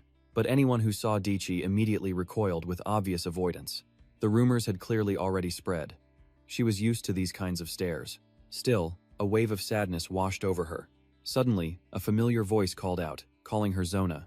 The girl quickly pulled her along, complaining she'd been looking everywhere. Faced with such a normal attitude, Dichi figured Zona hadn't heard the rumors yet. She was so surprised by the firm grip on her hand that she couldn't even react. Her mind raced with possibilities. Maybe Zona truly saw her as a friend, or maybe she was just messing with her. Either way, it felt like a foolish move. She felt that she, Zona, and even Nock were all doing things that weren't very wise. In the break room, he contemplated the inevitable end. Nock knew that both Tio and Dichi had received the letter of fabrication detailing the supposed crimes of her father, a man who had lived an honorable life. He also knew he couldn't help Dichi. There was no way to predict the butterfly effect that saving her might cause in the future. Dichi's downfall seemed unavoidable. Meanwhile, in the gloomy Lost Children's forest, the screams of monsters echoed as a gray wolf was sliced in half. Nock mercilessly dispatched dozens of monsters in the forest. Zona noticed he seemed even colder than usual today. Hiding in the bushes, she thought back to when Nock showed even a little bit of mercy. Zona wondered what had suddenly changed. Dichi was also confused by the situation, but an unshakable feeling of anxiety crept over her. A moment later, his sword was soaked in red as he stood, feeling the wind. Nock was waiting for something to appear, but it hadn't shown up yet. In the Lost Children's forest, a mysterious monster appears when the population drops to about 20%. It was the hidden boss. He regretfully sheathed his sword, thinking that taking it down would have given him a nice stat boost, but it seemed that wasn't happening today. Suddenly, a gust of wind brought with it an overwhelming pressure. Nock stared, stunned, as something blurred past his vision. Its speed was on a completely different level. This was the power a hidden boss should have. What appeared was a special breed Imperial Wind King, a creature in the form of a giant bee. It was annoying, but he was confident he could take it down. But in a moment of carelessness, Nock was almost struck. Dichi reacted instantly, rushing forward to block the blow with her own body. The thing is, even without Dichi's help, it was an attack he could have easily dodged or blocked on his own. Nock couldn't understand why she'd run out to save him.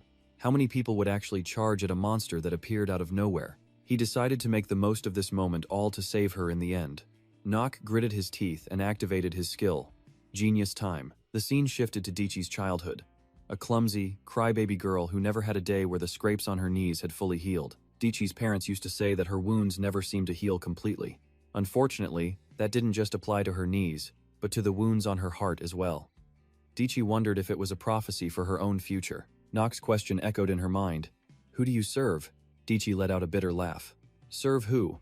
Her uncle's fake smile flashed in her memory, along with the image of him murdering her parents. And the memory of him seizing control of her entire family replayed in her mind. Dichi didn't know who to serve, but his voice echoed, if you need to, feel free to use me, because I will be using you too. Back in the present, Nock and Zona stared down at Dichi with extreme worry. The system was granting Nock a reward for successfully subjugating the monster. He begged her to just hold on a little longer. Everything was fine now. She'd be taken back right away. She chuckled, seeing the expression on the face of the man who planned to use her. Way too kind. Dichi wondered why her heart was fluttering just a little. Her vision began to blur, and with tears streaming down, Dichi closed her eyes. A small bit of anger rose within her. Back at the mansion, in the family head study, Teo held the letter in his hand. Jokel reported that the contents of the letter were true. The Lavilia family had officially cut all ties with Dichi. His original purpose for bringing her here was to seize control of the Lavilia family. With their heads suddenly gone, this should have been the perfect chance. But if their internal affairs were so unstable that the heir's position was at risk, the Zenhava family could easily make them bow their heads. However, with Dichi exiled before the plan could even begin, things were different. She had lost all her value. At the same time, her status was no longer what it once was. Teo asked what they should do with this now useless chess piece. Jokel stated that Dichi could no longer be allowed to serve Nock. They would be looked down upon for sending a maid like her to the academy. It seemed this matter had to be handled quietly. He sighed in agreement. A servant burst through the door, shouting. Jokel scowled, scolding the man for his disrespectful haste. He quickly apologized, then reported that Nock had brought back a severely injured maid. After his hunt, she had been poisoned and was in critical condition. Several expensive antidotes had already been used without anyone's permission, so he had come to report it. He had a suspicion about the situation, guessing Nock had used the ginseng elixir. The servant bowed his head and confirmed it. Yes, sir. Jokel clutched his head. That stuff was incredibly expensive. Teo thought silently. Had he really gotten that close to the maid so quickly? Such personal feelings could lead to unpredictable consequences. Dichi's blurry vision saw a familiar figure repeatedly calling her name. Zona cried with relief as she finally woke up. Still hazy, the first thing Dichi wondered was whether he was safe. She still didn't understand why she had thrown herself in front of that attack. Zona explained that Nock had used some kind of ginseng to save her. She detailed how he had fiercely demanded to use the medicine, ignoring the royal physician's protests and even threatening the man's life. Dichi couldn't understand Nock's actions. He said he was using her, yet he was so kind. Overwhelmed, she clutched the bedsheets tightly. She tried to sit up, but Jonah urged her to rest. Her wounds weren't healed. Dichi just asked where he was. She explained he was looking for something and wanted to be told the moment Dichi woke up. Jonah hurried off, reminding her to get more rest. The door closed, leaving the room in silence. She got out of bed, stumbling to the desk to grab a small suitcase.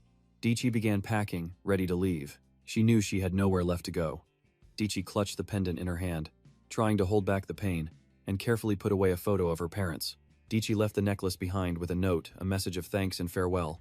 With a heavy heart, she turned and left, the room falling silent once more. But she barely took a few steps before her path was blocked.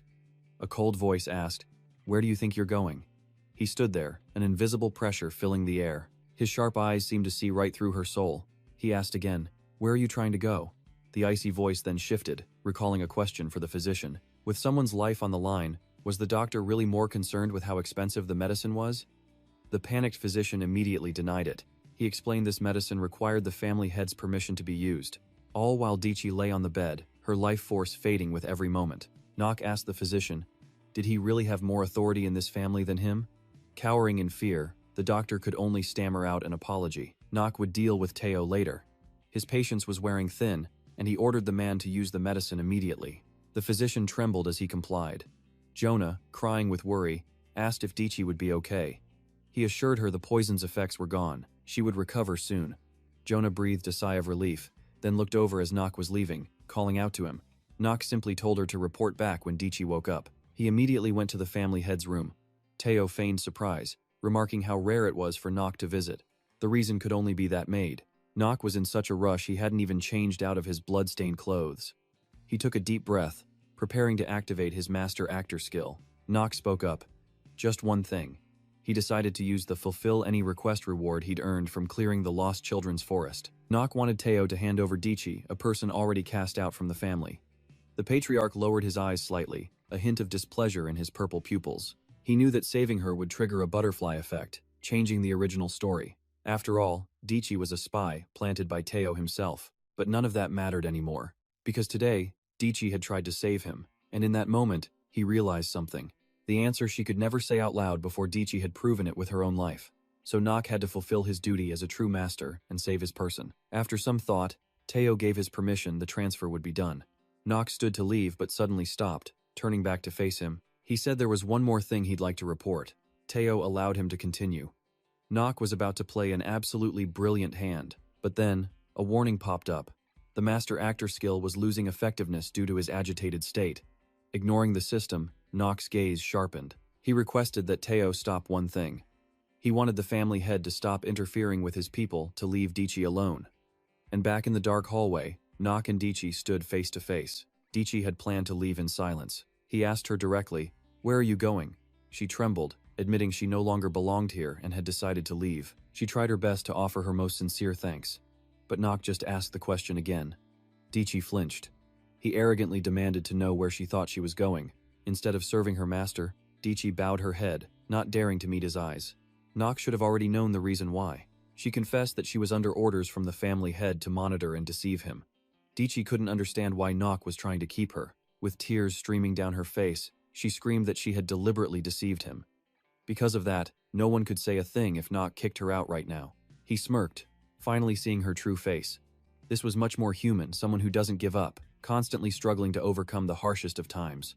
No matter how dark things got, Nock chose a simple explanation. People lie to each other all the time when they first meet, but Dichi had made one huge mistake. He considered it a serious crime. How could a maid who committed such a sin just be allowed to run away? Confused, she still didn't understand what he meant. He made it clear, Dichi was staying. He didn't care about the Lavilia family name attached to hers. The only thing he needed was talent. so he wanted her to stay by his side and help him until her debt was repaid. As his personal maid, of course. For Dichi, it was like seeing a light at the end of a dark tunnel. Tears still fell, but now, she finally had a place to belong. Nock walked past her as if unconcerned. She promised she would always be by his side, dedicated to helping him. Nock smiled, satisfied. Good. Dichi then repeated a question he once asked her. Who do you serve? Nock was a little surprised. Dichi smiled, saying he must already know the answer now, so he didn't need to hear it. Nock simply nodded in agreement. He knew exactly who her master was now. Elsewhere, the house staff were gossiping about Nock threatening the physician earlier, and the center of the gossip was, of course, Jonah. He walked up and asked, You aren't bad-mouthing me, are you?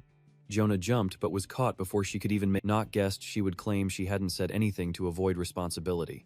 Jonah covered her mouth, her expression screaming, I've been found out.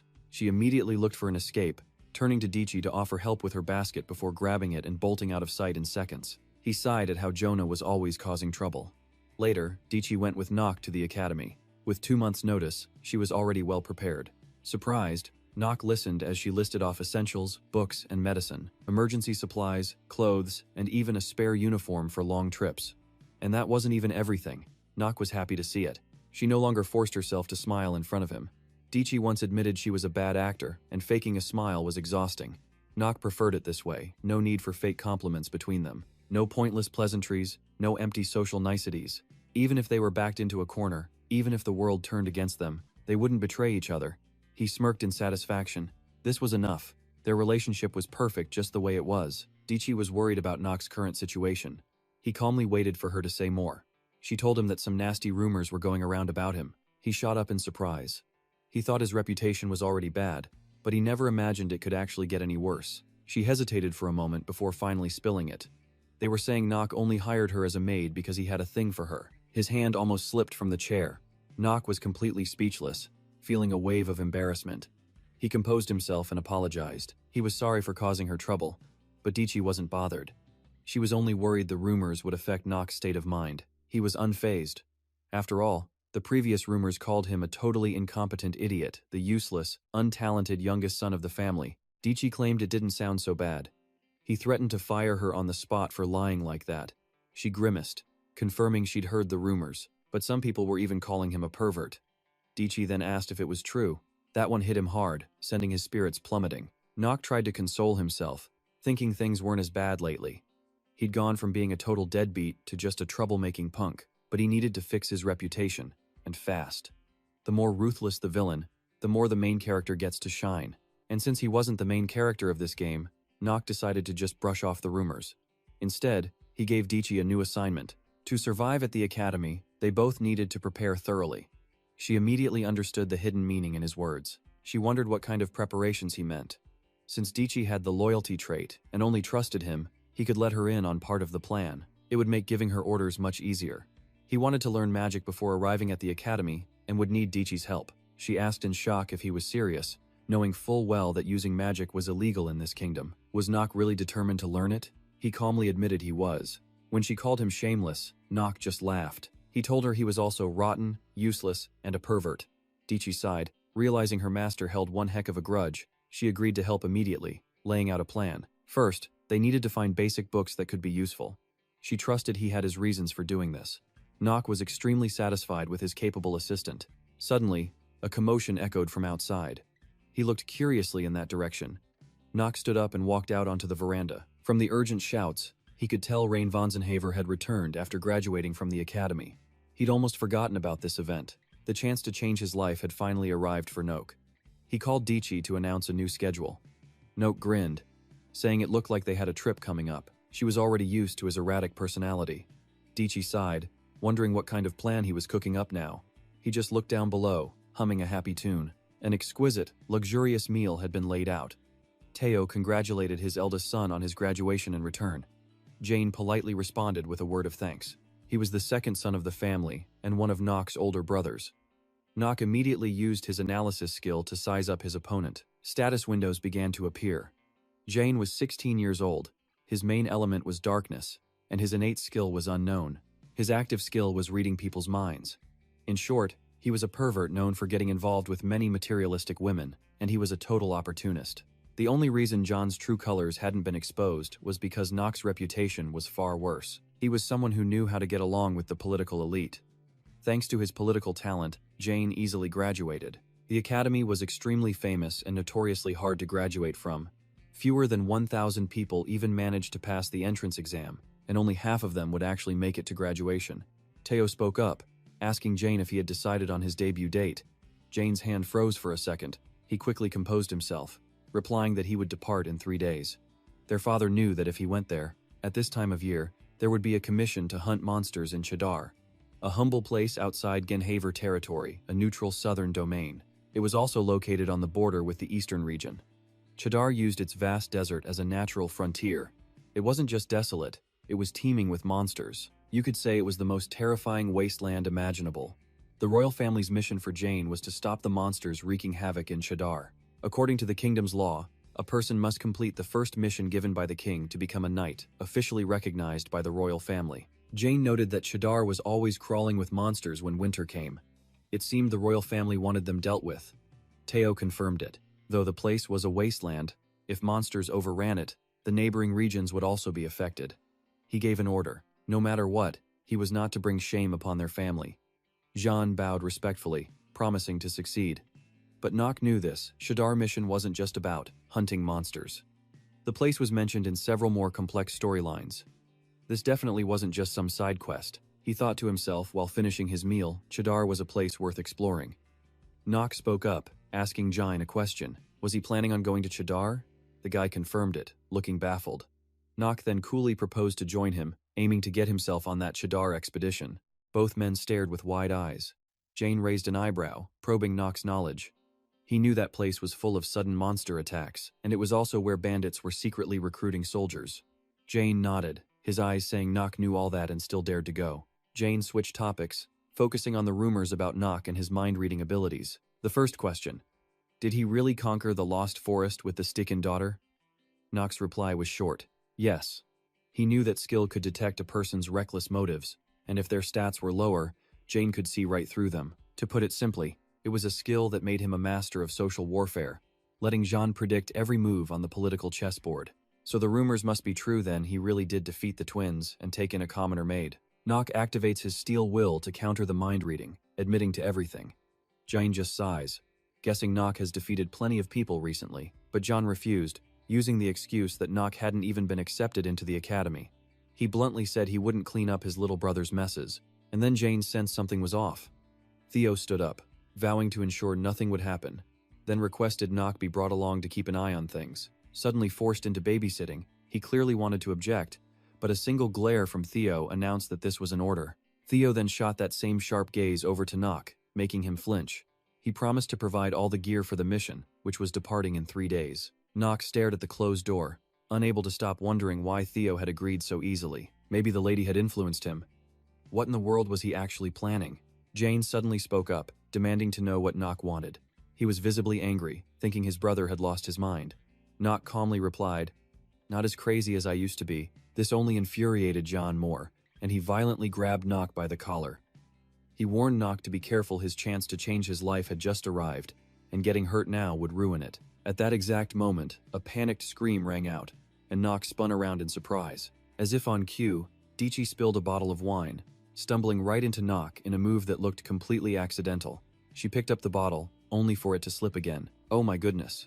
Nock heard the noise and turned back to see wine spilling everywhere as he managed to catch the falling maid, Dichi. She quickly bowed her head to apologize.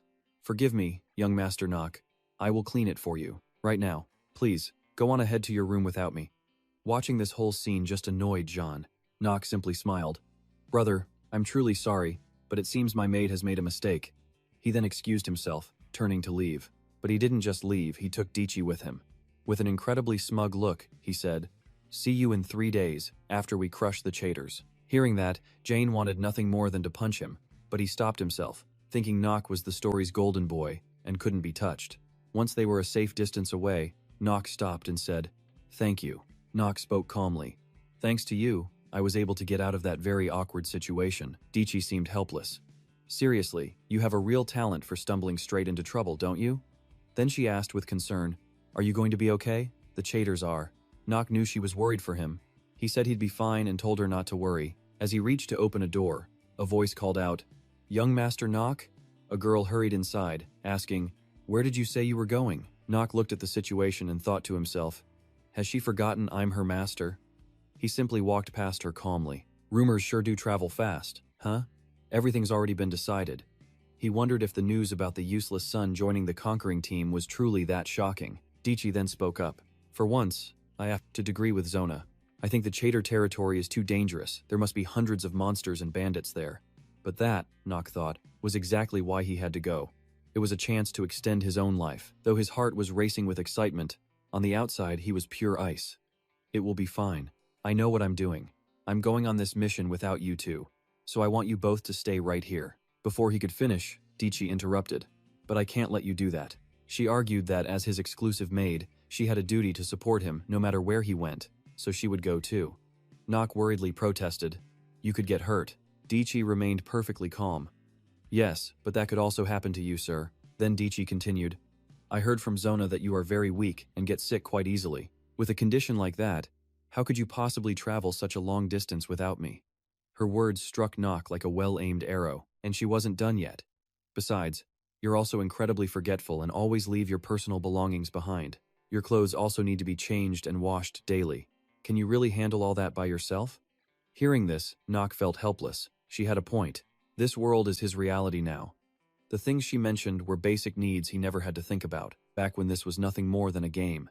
He looked at her, realizing that if anything happened to him, her own position in the Zenhaver family would be in serious jeopardy. Nock thought to himself with a sigh. It looked like Dichi really had no choice but to follow him. With that, he agreed, and Dichi let out a sigh of relief. Nock then laid down the rules she had to obey his commands without question. Her new mission was to learn how to marry Khan. Dichi said she understood, adding that she's already gotten closer to him recently. Zona was completely stunned to hear it. Closer to Khan already? Overcome with curiosity, she just had to ask Dichi, "How in the world did you manage that?" Dichi didn't hide her method, explaining she spent half a month's salary on premium sugar cubes for the horse, who warmed up pretty quickly. Zona was heartbroken. "Khan, isn't hay good enough for you?" He really was a beast, just like his master. Nock, standing nearby, just offered a wry smile.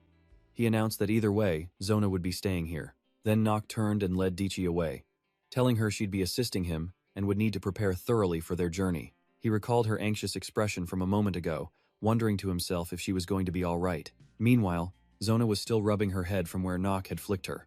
A sudden knock at the door made all three of them look over as the butler entered. He bowed respectfully. "Young Master Nock, the clan head has an item he wishes to pass down to you." Nock eyed him suspiciously. "An item?" Nock remembered hearing that his family provides necessary items for missions. He realized this had to be one of those very items. He couldn't figure out why Theo had sided with him during dinner. He suspected the guy was plotting something sinister. A little while later, Nock arrived at his destination. Seeing him, the old man spoke up. "So, you've arrived." Nock bowed low. "I heard you have something to give me." The man nodded. "I do, but whether or not you can obtain it is entirely up to you." With that, he produced a sword. "This," he announced, "is the sword of the first head of Hausgenhaver." Nock looked a bit hesitant. The first head of Hausgenhaver's sword? He pressed his lips together, completely caught off guard. Nock stared at the blade, his mind racing, because this was an item that never once appeared in the game Inner Lunatic. Even he, a veteran player who had beaten the game 27 times, had absolutely no information on this artifact. Nock was riddled with doubt. Why was the old man giving him something like this? He couldn't grasp what was happening. He clenched his hand into a fist. No matter what, he was absolutely determined to get it. Nock stared at the sword on the table, taking in its appearance. Noticing his intense focus, the man began to speak. "It might look rather worn out to you, but this sword accompanied the first clan head for his entire life." He continued his explanation. "It's a blade that has remained by his side throughout his entire life." Nock replied, "Please tell me the test I must pass to possess it." The man instructed him, "Try picking up the sword." Nock furrowed his brow, reached out his hand, and grasped the hilt. The moment he lifted it, an immense wave of power was instantly unleashed, flooding the screen with a purple aura. Nock froze solid. Was his mana being absorbed? The blade grew darker and darker, its color changing right before his eyes. The clan head then stood up. "Just as I hoped, you are finally able to sense mana." Nock stared back at him, utterly speechless. The old man stepped away from his seat. "Excellent. It is exactly as I thought. This sword absorbs its user's mana and unleashes that power several times over. Nock was astonished. It multiplies mana power? He spoke up. I'm guessing this sword won't be easy to use. Then suddenly, the blade sent out a shockwave, stunning Nock for a moment. It was like a power explosion, the color and the aura radiating from it growing thicker by the second. The system's voice issued a warning. His mana was being absorbed at a rapid rate. Because of this sudden change, his master actor trait was becoming unstable. Nock's face went pale. Wait, this is too dangerous if my mana drains this fast. The old man spoke up once more. If you wish to obtain that sword, you only need to hold it for 10 minutes. Nock was stunned. In this condition? That old bastard. The man then revealed the sword's name was Stormbringer. Nock struggled to keep his grip on the sword, just as the system conveniently displayed its basic information. Name, Stormbringer, weakened state. Classification, upgradable equipment, mid to high grade. Element, dark. He glared at the screen as the system displayed the next part. Special effect. Every time you kill an enemy with this sword, it absorbs your mana and converts it into its own stats. After absorbing a large amount of the user's mana, the sword will release it, unlocking its true power. Nock's hands trembled violently. What good was all this information now?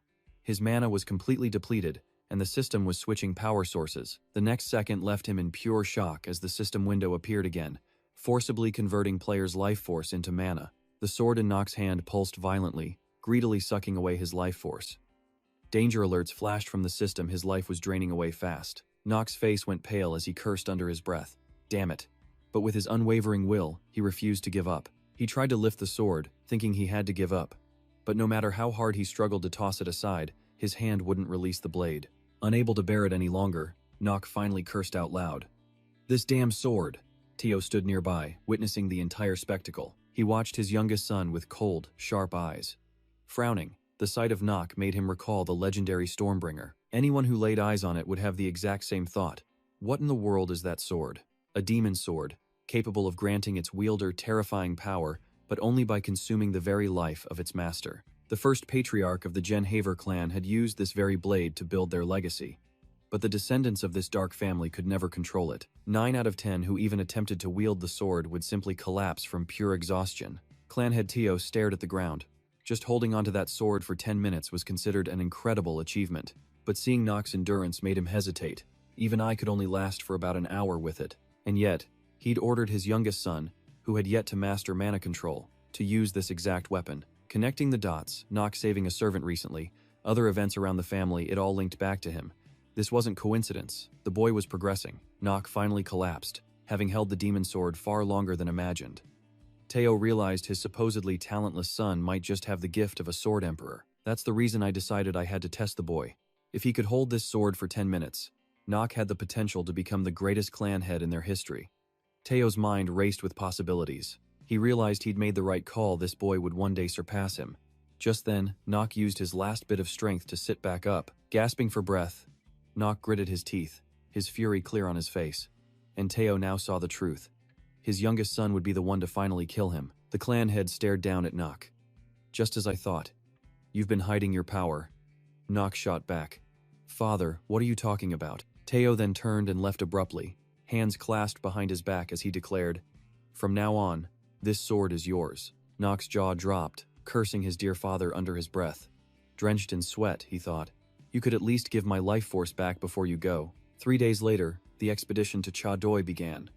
A long column of riders set out, Nock and Dichi among them. She rode comfortably on her saddle, keeping her essential travel bag close. We have so much to carry, Dichi peeked out from behind Nock. Good thing this dimensional bag can hold everything. Nock, however, remained cold and expressionless. His unusual attitude made Dichi wonder. The young master was so excited for this trip. Why is he in such a bad mood? Nock sighed, thinking to himself that aside from the Stormbringer, Teo had given him another weapon for the journey. The more he thought, the angrier he got. After losing so much life force, he felt absolutely no gratitude. He then noticed Jane. He sure packed a lot. The man was arrogant, confident, and a total show-off. Of all the monsters Nock had studied at the academy, he found John the most insufferable. Making me carry all this stuff just so I could come along is going too far. But it's fine, he thought, because I'm just using him anyway. Suddenly, a shout echoed from up ahead. Hey, it's this way! Nock and Dichi turned toward the noise. The argument between two men ahead of them was getting louder. No, I'm sure this is the path, the other man shot back. No, this way is correct. A sigh came from behind them. Are we lost already? Jane's face soured as he heard the whispers. At this rate, we'll never arrive. He whirled his horse around. John, didn't you say you were certain you could get us there? The man was Captain John, a knight Jane had hired. He immediately bowed his head in apology. It is my fault, sir. I've never actually taken this route before. So Jane grabbed him by the collar. We're lost, aren't we? Watching them, Nock let out a laugh. Idiots. Dichi looked over at him, confused. Young Master Nock? He glanced back at her. I'm not talking about you, he said. I'm talking about those useless clowns. The sudden sound of pulling reins and horse hooves signaled something was happening. Dichi was surprised when her master said, Looks like we're in trouble. Jane and his men were all staring in the same direction. He turned his horse, grabbing the reins. This has nothing to do with you. Nock couldn't take it anymore. You're already lost. Jane refused to hear it and yelled back, I told you, this is not your business. At last, Nock had reached his limit. He smiled slightly and said, I can get us there. John's entire demeanor changed in an instant. What did you say? Looking at Nock's face made him doubtful. That's ridiculous. He's spent his whole life cooped up in the mansion, and he can lead the way? Seeing his foolish brother still hesitating, Nock puffed out his chest. Hire me as your guide. I'm actually really good at it. Even the family's vassals have praised this skill of mine. Both Jine and Dichi wore faces of utter disbelief. The vassals praised him? Nock was lying through his teeth. Jine was struggling internally. Arriving late would be a problem. But what if Nock failed? Maybe this was a chance to finally crush his confidence. Even if it meant taking a detour, it wasn't a bad call. The family had finally reached a decision. Seeing his confidence, his brother let him lead. Nock just flashed a wicked little smirk, absolutely certain this was the right path through the woods. With night falling, the group found a clearing to make camp and lit a fire to rest for the evening. Once the tents were up, Jane pulled Chun and John aside to curse them out. How in the world did that brat find the way so fast? He was seething with rage. This was supposed to be uncharted southern territory. Even the most seasoned guides would struggle to navigate a path through here. The three of them just kept arguing, making a huge scene. How did he pull it off? But he really did find the way. Jane snapped. Shut up. You want me to believe that kid figured out the route that fast? How is that even possible? Nock just stood by, observing them in silence. Too bad for them, he already knew this route. For a veteran player, this was a walk in the park. He remembered the map of the Chad territory. It was a strategic hub he had visited hundreds of times. Dichi was also surprised, asking, Young Master Nock, how did you find the way so quickly? Nock simply pointed ahead. Don't you see what's on the ground? Only then did Dichi finally notice the signs beneath their feet. The footprints and feathers belonged to an owlbear. Nock crossed his arms, laying out the details. It's a monster from the south body of a bear, head of an owl. Their habitat marks the southern border of Chad. So all we have to do is follow these tracks, and we'll find our way. Dichi looked terrified.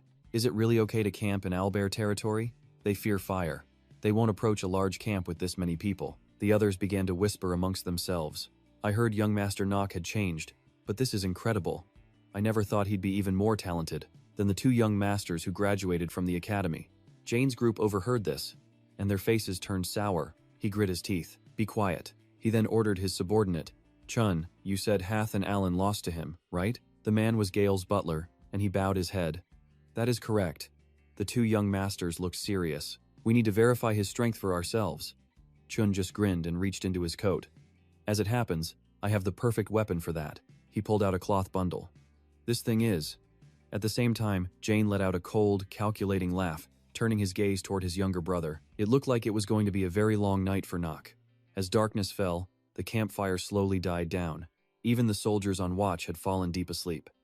A rustling sound came from a group of shadowy figures creeping toward Nock's tent. Sensing the disturbance, Nock's eyes snapped open. So it begins. He grabbed his magic sword.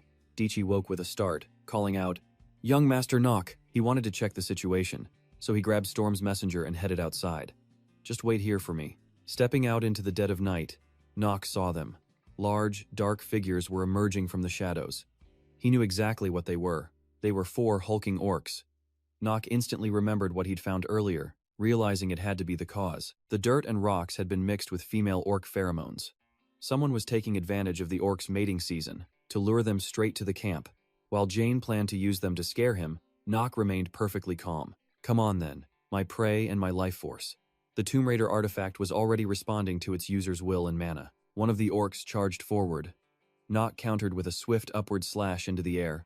The sword's power immediately flared to life. Using his skill, he locked onto his targets and then launched himself high above them in a single burst of speed. He swung his blade down in a clean arc, striking before the orcs even knew where he was. Nock glanced down at them. Less than 2 seconds later, he'd sent them all straight to the afterlife. One by one, the orcs were cut down where they stood. Only then did Nock look at the sword in his hand. This weapon was seriously good. He'd been worried, using his mana so recklessly, as if it were a life-or-death battle. If it drained him too much, he would be in big trouble, but that worry was for nothing. Putting the thought aside, Nock turned to deal with the remaining orcs. He felt like this sword would cut in any direction he willed it to a perfect fit for his style. After a moment, only a single orc remained. Instead of feeling relieved, Nock felt a bit disappointed that only one was left. That last orc, terrified by his power, immediately started backing away. The fear was written all over its face, screaming that if it didn't run now, it never would. And that's exactly what the orc did. It turned tail and began to flee for its life. But Nock wasn't satisfied. He wants to run? I don't think I gave him permission. He then called out for Khan. His horse immediately got the signal and galloped straight to Nock's side. The moment his mount arrived, he expertly leaped on, and the two of them gave chase after the last orc. Nock took careful aim ahead of him. Then, as he swung his sword one last time, a wave of killing intent filled the entire area. After he dealt with the final one, the system window popped up, notifying him he'd received 1 day and 9 hours of life for defeating the orcs. Dichi then peeked her head out. "Young master, Nock, are you all right?" The girl ran toward him, filled with worry. Seeing her, Nock simply told her, "I told you to wait in the tent, Dichi." Dichi asked nervously, "Why would there be orcs at the entrance to the forest? Should we wake the night watch and everyone else?" Nock calmly stated that someone had deliberately lured the orcs there. Dichi's body trembled as Nock named the culprit, John von Zenhaver. He used the orcs' natural behavior to set a trap for them. This was why he'd pitched his own tent so far away. Does that mean Lord Jane is trying to test your strength? Nock agreed that was likely the case while gently stroking his horse. "Khan, you can rest now." He wondered, does Jane really think I can't break into the top 5 and become a family heir? That's why he was trying to gauge Nock's true power before making his next move. Classic, cautious move from a rival. Compared to their eldest brother, Jane was far from the strongest, leaving him no choice but to rely on these kinds of cowardly schemes. He was just trying to gather intel, to test Nock's limits, but Nock was determined to show him that such useless tricks wouldn't work on him. As he was thinking, he crouched low to the ground. Seeing this, Dichi asked, "What are you planning to do?" Nock simply pulled out a small vial, asking her if she knew a way to lure out even more orcs. While asking, he began pouring out the orc syrup, which he knew for a fact was orc blood. He mused that orcs are just like people. They will always find and take revenge for their fallen comrades. Elsewhere, a crystal sitting on a table suddenly began to glow brightly. Jane shot up in his bed. "What's going on? Did the crystal just detect the mana signature of monsters? Why would it be screaming at this hour?" He knew it was a magical tool designed to detect the mana of any nearby monsters. So is it a monster, or is the crystal malfunctioning? He dismissed the thought. This was a brand new crystal his father had just given him. They were still on the outskirts of the forest. How could a monster strong enough to trigger the alarm possibly be here? It was impossible. Suddenly, the ground beneath his tent began to rumble violently. A voice from outside screamed, "Lord Jane, you need to run now." The urgency was clear. His guard's face was a mask of panic. Confused but curious, Jane threw open his tent flap, demanding to know what was happening. "Orcs," his soldiers yelled. "An entire horde is attacking." He didn't need their warning, he could already see his guards clashing with the beasts. Jane broke out in a cold sweat and cursed. Orcs weren't supposed to be in this area. Time seemed to crawl by until dawn finally broke. His guards managed to wipe out the orcs, but not without a heavy price. His own side suffered serious injuries. For every 1,000 enemies they killed, they lost 800 of their own. As the wounded were carried away, Yan just called them all incompetent fools. "Did you sprinkle the monster bait on my tent?" he demanded. Seo Chun, sweating nervously, insisted that was impossible. This was truly strange. He was absolutely certain he had sprinkled the bait on Lord Nock's tent. At that exact moment, Nock emerged from his tent, looking completely refreshed. He smiled brightly and declared, "What a wonderfully refreshing morning, isn't it?" Dichi, looking exhausted, simply said, "Lord Nock, breakfast is ready." He sat right down to eat, thanking her for the meal and telling Dichi she should sit and eat with him. "But I'm a maid, my lord. I can't possibly eat with you." Nock just smiled back. We're on a mission together, aren't we? He explained it would be a huge hassle for her to prepare a separate meal. Besides, he added with a sigh, what if monsters show up? Who knows, right? So annoying. He suddenly burst out laughing. 10 orcs, maybe they'll show up here, just like they attacked my dear brother's tent. Hearing this, Dichi rubbed her forehead. Nock asked, what's wrong? Dichi admitted she was thinking her master was remarkably thick-skinned. Nock just chuckled while eating and told her she'd better get used to it. On the other side of camp, Jane was ordering everyone to pack up, while Nock calmly enjoyed his breakfast. He'd need to discard the blood-soaked tents. That was probably the reason the orcs would continue to hunt them down. Seeing the chaos, Dichi asked Nock if they should offer to help. Nock's answer was immediate. No. Why should we? Dichi looked completely shocked by his cold response. So, does that mean they'll still? Understanding her unspoken fear, he confirmed it. That's right. Even if we leave this place, the orcs will most likely continue to follow us. Nock had already figured this would happen from the very start. As long as Jane continued his little schemes, more trouble would keep finding its way to them. But telling Dichi, that would only make her worry more. But this was also a golden opportunity. He needed more orcs to appear so he could kill them and extend his own lifespan. He handed her his empty bowl. Are you finished already, my lord? Dichi asked. Nock didn't answer right away. His mind was still racing. He had to take down as many monsters in this area as possible, and fast. He looked ahead, noticing a faint tremor in the distance. Nock seemed unconcerned, simply telling her to pack up so they could move out. Not long after, a lone orc was patrolling the area. It was instantly targeted. Before the orc even knew what was happening, it was sliced down in a flash. On the second day, the group continued their journey. Nock scanned the path ahead, having already memorized the terrain of the entire region. He rode at the head of the column with Dichi, thinking. The castle was still far off, which was a little worrying, but also absolutely perfect. Suddenly, Jane rode up beside him, his face etched with anxiety. Nock, he asked, what exactly are you planning to do about the orcs heading our way? Do you think we can lose them? Nock's reply was firm. Of course. His eyes were full of unshakable confidence. He explained that a full-scale battle would just attract every other monster in the area. So instead, their wisest choice was to focus on simply escaping the forest. That way, no other problems would arise. But Jane scowled at the thought. No problems? Since when did Nock become the one in command? The other soldiers now surrounded Nock, making Jane burn with jealousy. Young master, they called out.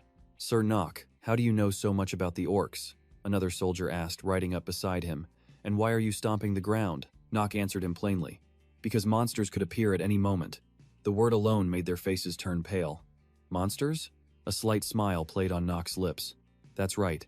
And at that very moment, the ground began to shake, terrifying both men and their horses. The tremors were immense. Dichi's eyes went wide as she grabbed onto her master. The earth itself cracked open, and Nock's eyes lit up.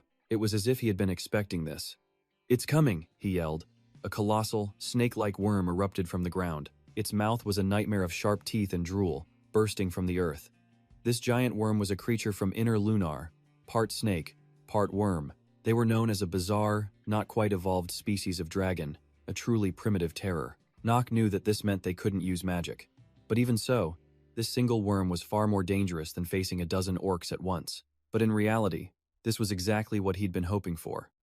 The soldiers would be stunned if they knew he had lured it out on purpose by stomping. Still, what could they possibly do about it now? If they didn't like his methods, they could try possessing a game character's body themselves and see how they fared. Nock feigned a command. Everyone, prepare for battle and hide in the bushes. The men were baffled, thinking they misheard. What? Hide? Aren't we going to attack it? They asked. Nock glanced to the side, completely satisfied. He would let his enemies fight each other. He recalled his earlier lie about the orcs being no problem. It was a total fabrication, and seeing their panic now filled him with a secret joy. The massive, muscular monsters were now stampeding towards them. He never planned on running. Young Master Nock, Dichi cried out. Her hands were trembling. There are so many orcs chasing us. But he just calmly reassured her. Don't you worry, I've arranged everything. Nock then turned to his maid. Dichi, do you know what creature a giant worm both prizes and despises? The maid had no idea what her master was planning. What are you talking about? Just then, a terrible roar echoed through the trees. Startled, Dichi buried her face in Nock's back. An insane battle between monsters was unfolding. The giant worm against the entire orc horde. It was the orcs. Pure hatred fueled both sides. The worms considered orcs their primary source of food, and the orcs, in turn, only wanted revenge. They were mortal enemies. Nock calmly watched every single move. This was a weakness that any experienced adventurer knew how to exploit. Dichi, however, was completely lost. The worm lunged, burying its fangs into the thickest part of the orc crowd. Seeing their comrades fall, the others swarmed the massive creature, and right then, it finally clicked for Dichi. Jane saw it too, staring wide-eyed as the monsters tore each other to shreds. He was seething with rage but couldn't say a word. Damn it, how in the world did Nock know something like this? Nock held a few stones, hiding with Dichi near a tree. So, we just wait? She asked. He was just biding his time, looking for the perfect opening. Finally, the moment arrived. He crouched low, took aim, and hurled a stone right into the fray, aiming to provoke a few orcs. Each monster took a rock squarely in the back. Dichi didn't understand his actions at all. Young Master Nock, what are you doing? What if the orcs turn on us now? Why are you hitting them? Just then, a system window appeared before Nock. Your stamina has increased by 0.1. Then another. You have gained 8 hours of life for defeating the orcs. Nock had no intention of stopping. He had to hit each orc at least once to get his experience points. He was surprised as more notifications filled his vision. You've gained 6 hours of life for defeating the orcs. Your stamina has increased by 0.1. The battle was essentially decided. John swallowed his bitter anger. Damn, he admitted. Nock had used the orcs perfectly, but now they were all defeated. He bit his lip. What do we do now? We can't possibly take down that worm. How could they possibly escape? Just then, Nock shot to his feet, drew his sword, and commanded, "Everyone, get ready to attack." He was the image of a true leader. Fire arrows and spears into the worm's mouth, and every man followed his command without question. Everyone, follow young Master Nock's orders. They grabbed their weapons, turning their combined might on the giant worm. Attacked from all sides, the monster swayed, completely disoriented. Nock smirked as he drew his own blade. Now it's my turn. The moment had finally come. Their grand offensive reached its climax as a rain of arrows flew towards the monster. Men with swords used swords, men with bows used bows. Everything in their hands became a weapon. A brilliant light began to glow around Nock. Nock became a golden blur, rushing the monster like a bolt of lightning. His swordplay was a spectacle, a dizzying dance of steel that spun through the air. He landed. 1 second passed. Then, the giant worm erupted along every single cut, shredding into 1,000 pieces. His reward for the kill? 10 more days of life. His new total now stood at 122 days. Nock stared down at the monster's remains. 10 days. That was way more than he'd been expecting as he surveyed the carnage. He figured it must have been a mid-tier monster. Without all those minions as a distraction, the fight would have been much harder. System notifications kept popping up. His stamina was now 5, but the effect from his lucky growth attribute had completely vanished. The memory hit him hard the moment the weakening curse took hold, and his hidden growth fragment simply disappeared. Such a waste. He clenched his fist. Still, his stamina had hit 5. Just then, everyone else finally rushed toward him. "Young Master Nock, are you injured?" He was fine, and told them they all did well. It was obvious they were just thrilled he saved them from the monsters. "No. You're the one who was amazing. Absolutely incredible." Nock realized this wasn't the time to brush off their praise. But just as things were calming down, something strange began happening near the worm's corpse. A sudden noise put Nock and the entire group on high alert. Turns out, the fight wasn't over. Another giant worm appeared. "Everyone, get into position." Even Nock was caught completely by surprise. "Huh? Another one?" Dixchi quickly shouted. "Young Master Nock, you need to fall back now." Then, a powerful voice boomed out. "Make way." In a single slash, the giant worm was instantly beheaded. Behind the blade, a flash of platinum hair. The figure held their sword horizontally, hiding their face. Nock was completely frozen in shock. Wait, what just happened? A few splatters of blood couldn't hide the newcomer's face. Friend or an enemy? Impossible to tell. Then it hit him. Nock recognized that face. Why is he here? He knew exactly who this was. What was this legendary sword genius doing out here? It wasn't just Nock, everyone was absolutely speechless. This guy was famous. The strongest warrior in Inner Lunatic, one of the 3 sword emperors, alongside Theo and the disciple of Cello Bada. Cello? So Chun's quick mouth shot off. "Hey, you. Do you even have a clue who you're talking to?" Seosuk just glanced away. "Sorry," So Chun yelled. "Who are you?" The genius swordsman was surprisingly direct. "My name is Seosuk," he stated plainly. "You can just consider me a mercenary." Knowing what he knew about Seosuk's past, Nock completely understood his deep-seated hatred for the nobility. But here was the real problem. Their first meeting was supposed to be at the Black Waste Academy. He'd played this game countless times. He had never once met him before the academy orientation. Nock's fist tightened. Something had changed. The others were totally clueless. "Can we verify your identity?" But Seosuke simply agreed to the request. Of course. Suddenly, everything felt uncertain. With such a pivotal character here so early, what should he do now? The group simply moved on. Jane trailed behind Seosuke. "Hey, you said you were a mercenary, right?" He was trying to figure out if their destinations matched. "Are you also heading to Chater?" Seosuke let out a sigh. "Yeah, that's my first stop. I heard it's a perfect place for hunting monsters this time of year." Nock and Ditch-Chi overheard them from behind, and Nock stroked his chin thoughtfully. Monster hunting? For training? Nock knew for a fact Seosuke had traveled the entire kingdom before the academy ever started. Was he just planning to train in random areas? John asked again. "You look young to be alone. You seem confident in your skills." Then came the arrogant offer. "I'll make it worth your while. How about you become my subordinate and hunt monsters for me?" Seosuke gave Jane a blank look, then said, "Because you're the son of Theogen, one of the Sword Emperors. Frankly, I'm more curious about you two." He stared intently, and So-chun immediately bristled, ready to charge. "How dare you speak so disrespectfully?" Jane held him back. "Let him be. I will give you time to think." Jane's mind was already scheming. The kind of skill that could take down a giant worm in one shot? That was valuable. He had to recruit him. As he plotted, his face twisted into a smirk. This was how he'd win the soldiers' attention back from Nock. After a long trek down the road, their destination finally came into view, a village that looked deceptively peaceful. As they arrived, a notification appeared. "This is Chater." Nock thought it looked even more desolate than in the game. Swarms of rats scurried for food, making Jane grimace. Suddenly, a dirty little girl ran up. "Do you have any food?" she begged. Coming from a life of luxury, Jane clearly felt the girl was beneath him. He grabbed his reins and turned to leave, shocking her. Nock followed quietly, his eyes never leaving the little girl. Seeing that no one responded, she looked heartbroken, about to cry. Seosuke noticed, let out a quiet sigh, and just kept walking, ignoring her completely. Further ahead, they saw someone waiting for them. He steps forward, introducing himself as Taegun, the leader in charge of this village's defense, and he already knows the Haver brothers. He correctly identifies the man before him on their very first meeting. "You must be Jane Vonsen Haver, fresh out of the academy. And that must be your brother, Nock Vonsen Haver, correct? I was informed about your subjugation mission in advance, and that you would be arriving."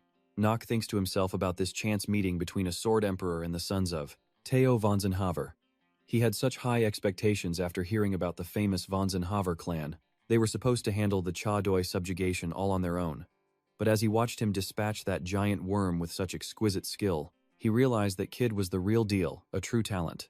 In this city, he thought they only protected the sons of nobles. What a truly disappointing government. A city like this could never function properly while its knights were busy extorting the people. And so, the citizens of this city never stood a chance against the invading monster hordes. He never imagined they'd fall so far that even a little food would bring them satisfaction.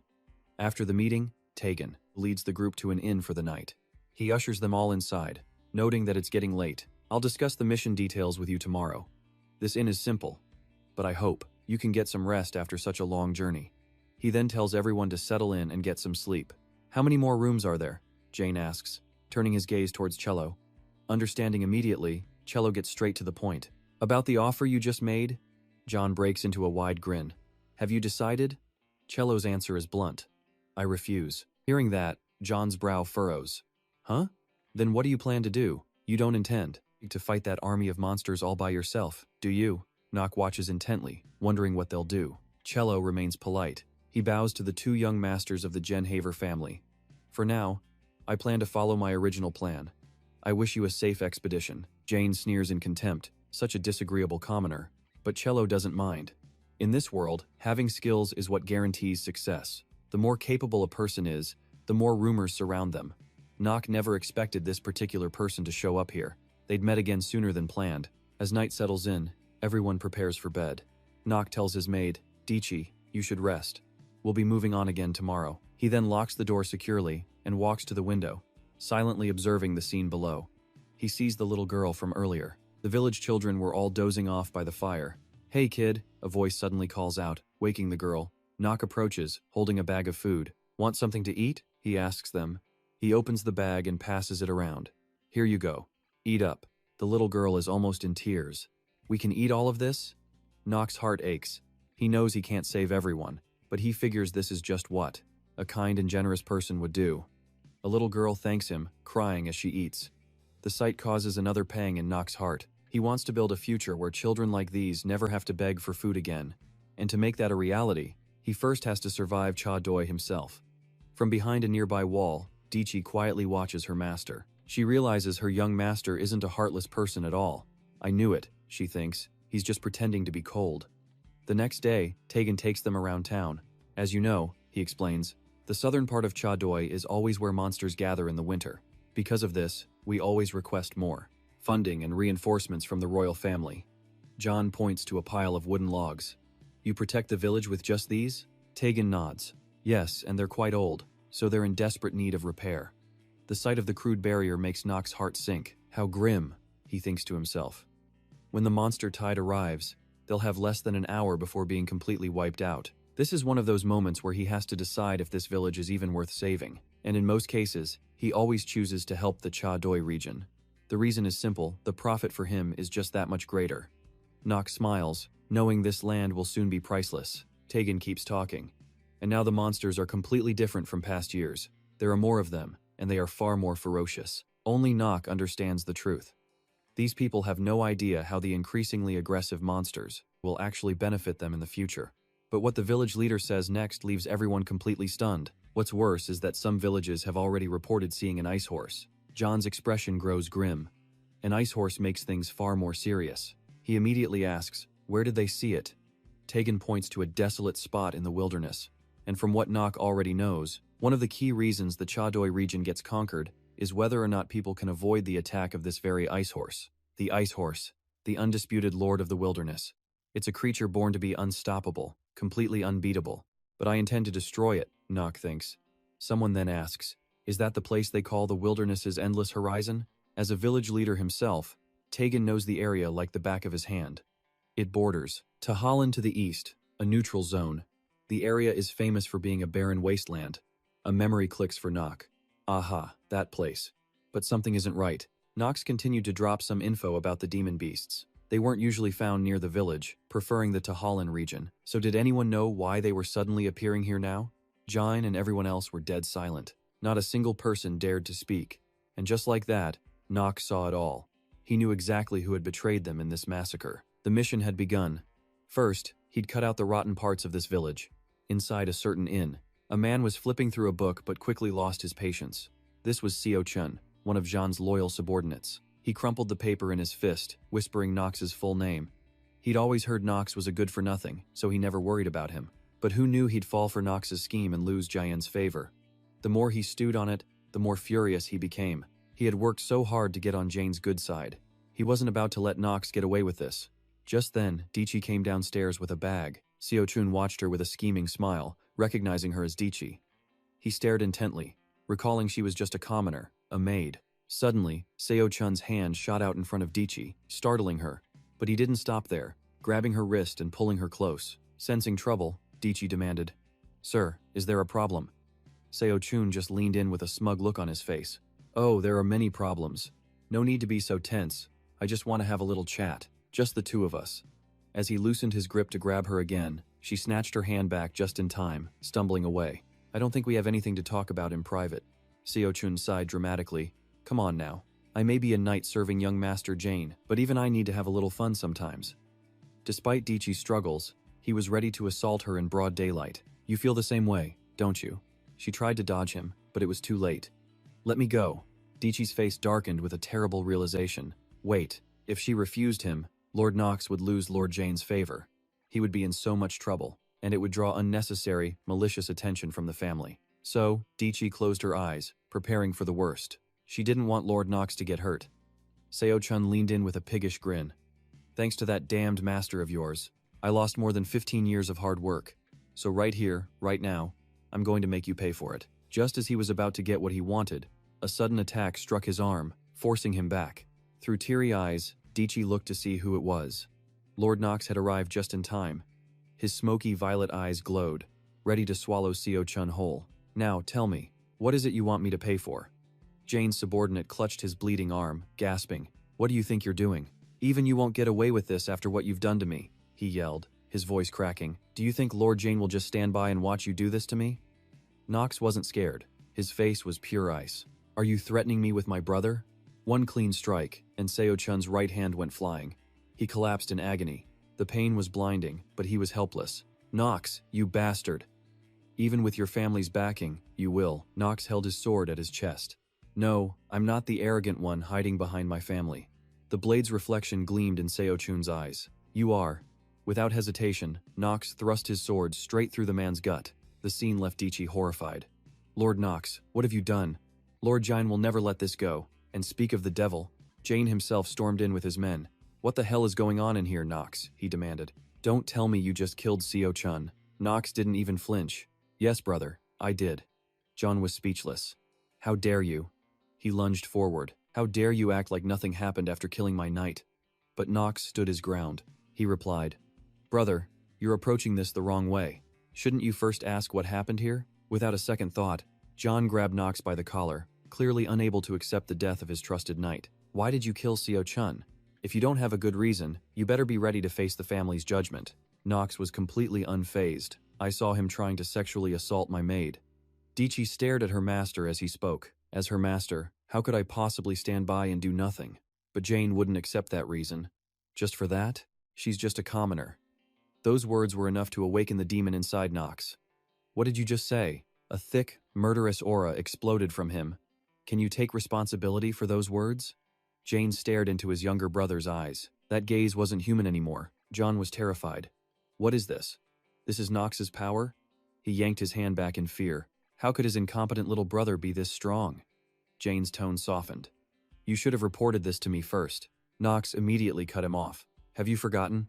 I'm famous for being incompetent." He calmly straightened his clothes. The Nox of today was different. He couldn't be bullied so easily.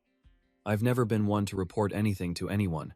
Why don't we let our father be the judge when we return to our territory?" Jane, totally outmaneuvered, could only curse internally. "Nox, you bastard. Fine. We'll let father be the judge of this when he returns." Nox smirked. "A wise decision on your part." With that, he called his maid, and they walked away. Dichi quickly rushed to his side. "Yes, young master." Not a single person dared to stop them now. They could only watch from a distance. Jane couldn't believe his eyes. His famously useless brother. Since when was he that powerful? And that sword he was holding, he'd seen it somewhere before. I can't underestimate Nock on this mission. Meanwhile, Nock gently asked Dichi, "Are you hurt anywhere?" They were the only two outside now. Just as he predicted, the soldiers were already fighting amongst themselves, split into factions and forced to choose between the two brothers. Would they follow John or him? It was then he noticed the trembling shoulders of his maid. Nock asked softly, "Dichi, are you all right?"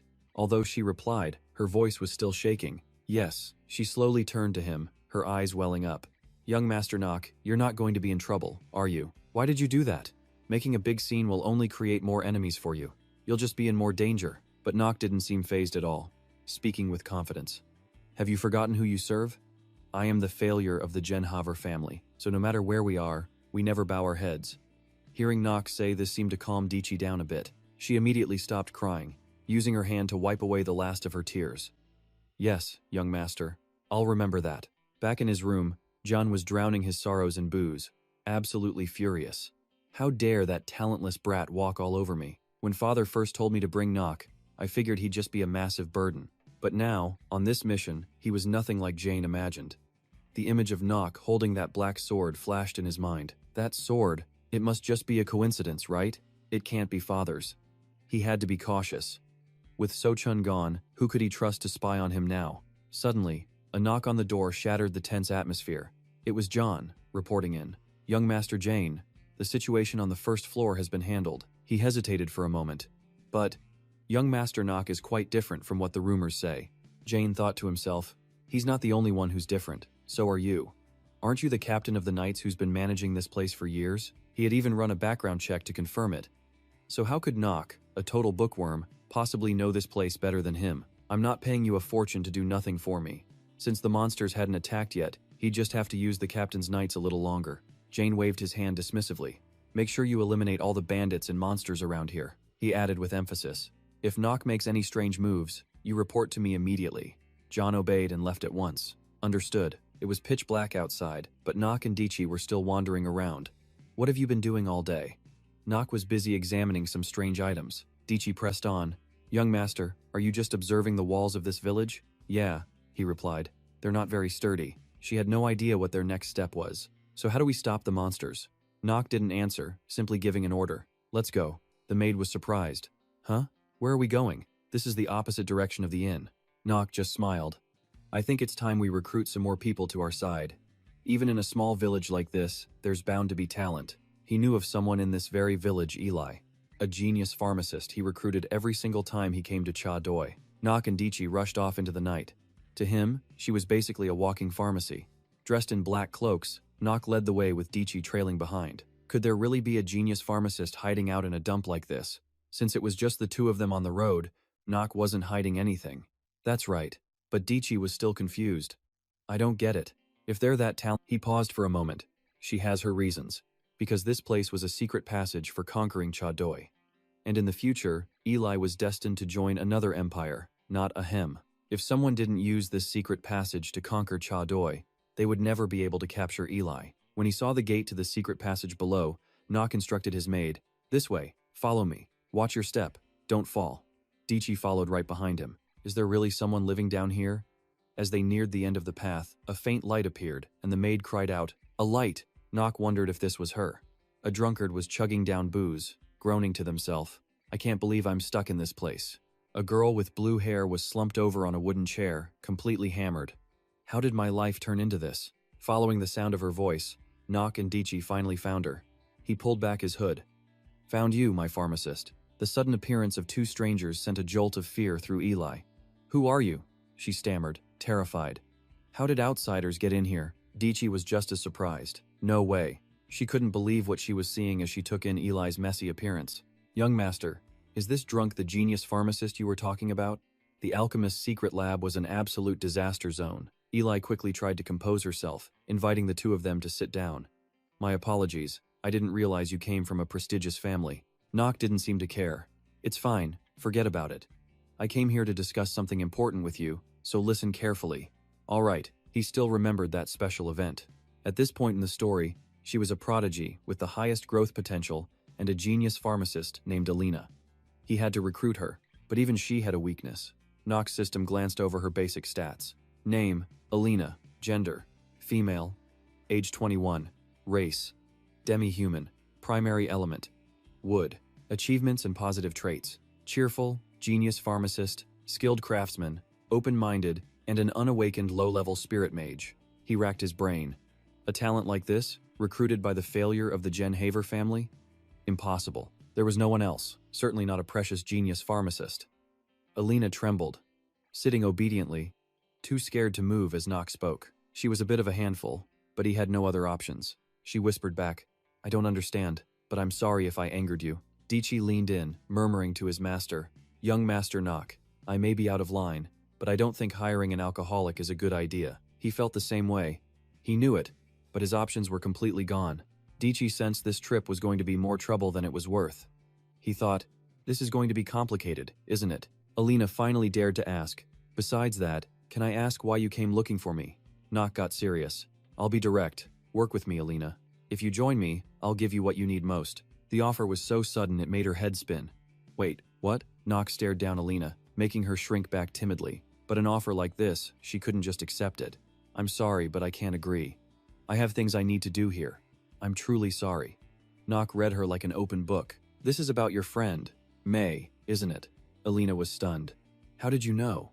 Nock laid it all out. "May is going to be executed soon." She was completely shocked by the terrible news. But if she accepted his offer, perhaps Nock's gambit would succeed this time. "Who knows," he said, holding out a hand for a deal. "I might just be able to save her." "What do you say? Have I changed your mind?" But Nock and Dichi left immediately after, leaving Alina alone in the hidden passage. She curled up, thinking about what Nock had just said. May is going to be executed soon. He had said it with absolute certainty. "I will save her for you, so join me." Alina thought sadly of her best friend, May, her words still echoing in her mind. "You want us to pay more taxes, but you already raised them this month." She was her only friend, the one who always protected Alina when she was in danger. "We're slowly dying here." "Hey, the royal family sent funds to fix the walls, so why haven't you done it?" If May hadn't stepped in, If only they had taken her instead. Alina was furious with herself. If only I had been braver back then. She hated how pathetic she was. I can't save my friend, not by myself. She remembered Nock. He probably can't do it either, that must be it. But I don't think I can forget this so easily. I'll remember this for a long time. The tavern in Waiting Village was always packed, a place where everyone came to unwind. John, the captain of the cavalry, was there too. His men asked, "So what did that Dane guy do?" John replied, "He's just a complete fool." He laughed while talking about them. We pretended to be a knightly order and he believed it instantly. The whole group roared with laughter. The other man rummaged in his bag. Even though we got it by chance, it was worth searching the night Captain John's residence, right? He held up the crest of a prestigious family. We even managed to get something like this. With this, we can get even bigger jobs, don't you think? If I show the Genhaver family this crest, they'll think I'm Knight Captain John and give me all the captain's benefits. A man with a bowl cut chimed in. It's a coincidence, sure. But what's even weirder is that your names are exactly the same. John figured holding Ja in hostage would bring a massive ransom. She's a member of the Genhaver family, after all. What do you guys think? The room erupted in cheers, but one man looked terrified by John's plan. He stammered, "But is that really okay? That's one of the 3 most powerful dark families. I've never heard of any bandits surviving after messing with them." The mood in the tavern instantly soured at the mention of provoking that family. The bowl-cut guy sneered, "Coward." Another reacted more harshly, "This is why people say you're an idiot." The sharp criticism silenced him, and he quietly retreated to a corner of the tavern. John raised a hand to quiet his crew. He slammed his hand on the table. "Where do you think you are? This is Waiting, a place even the royal family has abandoned." He raised his voice, laying out his insane plan. "We'll take Ja in hostage, get the ransom, and then escape to the East Coast. No matter how much influence Genhaver has, they won't be able to do anything in that situation." John was absolutely confident in his plan. "We just need to find a place to hide and live the good life there." His men cheered him on. "That's our leader." But the nervous guy from before spoke up again. "But this time, there's that kid named Nock. He won't even notice us, right?" Head tilted back like that. "Man, this kid is dangerous. Unbelievably determined. Just tell the others to stay away from him until this is over." But another thug just laughs. "Seriously? He's just a kid. You're overthinking it." John figures he's right. "All right, fine, let's drink to that." And then a sudden, cold gust of wind. It blows out the only candle lighting the wine room. Total darkness. The men panic. "What was that? Who put out the light?" John, playing the leader, yells, "Everyone, stay calm." Suddenly, something splatters across his face. He touches it and smells blood. He looks over. A headless corpse is gushing blood right next to him. John just freezes for a solid second, then he makes a run for it. "Hey, what's going on?" Something trips him. John looks down. It's another one of his men, already dead. He knows something's very wrong. The danger is close. He screams out into the darkness, "Who are you?" And a familiar shadow looms up right behind him. Such rude words. It's the young master Nock of House Zenhaven, here to punish some fools. A chill slices through the air and John barely dodges. "You're Nock?" He can't believe he's acting so openly, not even hiding his identity. "Hiding in this hole like a bunch of rats, are we?" John and his men just huddle together as Nock speaks. "How dare you steal from House Zenhaven? You seriously overestimate yourselves." John drops the tough guy act immediately. I think there's been some kind of misunderstanding, but Nock lists their unforgivable crimes. "I know about the countless sins you've committed, including embezzling funds right alongside Taigen. I also know you're planning on using John." John is floored. Their whole plan was exposed. Damn it. No more pretending. "So what do you want?" "Think about it. If you deal with John, wouldn't your family finally give you some respect?" They lock eyes, neither one blinking. "Just look the other way, this one time." John's men grip their weapons, ready for a sneak attack. No need to be so reckless. Nock sees right through them, talking nonsense while practically screaming your murderous intent. He activates his magic sword. Anyone standing in his way is about to die. He closes in on John. "You really think I'm that stupid?" Fear hits him. John yells to his men, "Everyone, now, kill him." They swarm in from all sides. They attack, but can't even touch a single hair on Nock's head. Finally, tired of wasting time, he swings his sword to end it all. In a single flash, Nock clears out the entire tavern, leaving just John and himself. John grinds his teeth in disbelief. Damn it, this bastard. Was he hiding his real power this whole time? All right, time to get serious. This is dangerous. I have to end this now. John's entire body begins to glow with a blue light, his eyes turning pure white. Remember this. You're dying because of your own stupidity. John's last man recognizes the technique. You're done for. That's the leader's southern sword style. Nock just drags his sword along the floor, muttering, "You're even dumber than I thought." With a single strike, he completely shatters the southern sword style. A notification pops up. You have destroyed the enemy's attack. Both John and his last surviving man are in total shock. They're witnessing a true sword genius. How did he just block the leader's technique? Nock finishes off the last man, leaving John to savor his final moments. Pathetic. He steps up to the leader. How dare you ask what I want? I've already taken it. A new message appears. You have learned the southern sword style. 2 words echo in Nock's mind. Genius. He closes his eyes. What does it even mean to be a genius? In a world of pure thought, Nock stands alone and opens his eyes, thinking, is it just about being more outstanding than everyone else? He walks aimlessly through the void. He stops before a mirror, facing his own reflection. If not that, then is it proving that you can reach a higher level that most people can't even dream of? Nock shatters the reflection with a single touch. His own reflection. Ever since he first put his life on the line, he's been asking himself that same question over and over. The mental world crumbles into fragments. What does it mean to be a genius? And then, a small smile forms on his face. A second later, Nock's eyes sharpen like never before. He unleashes a strike with the southern sword style he just learned. Compared to the skills he'll master in the future, this technique is probably nothing special. But for these guys, it's more than enough. John's last crony is mortally wounded by the attack.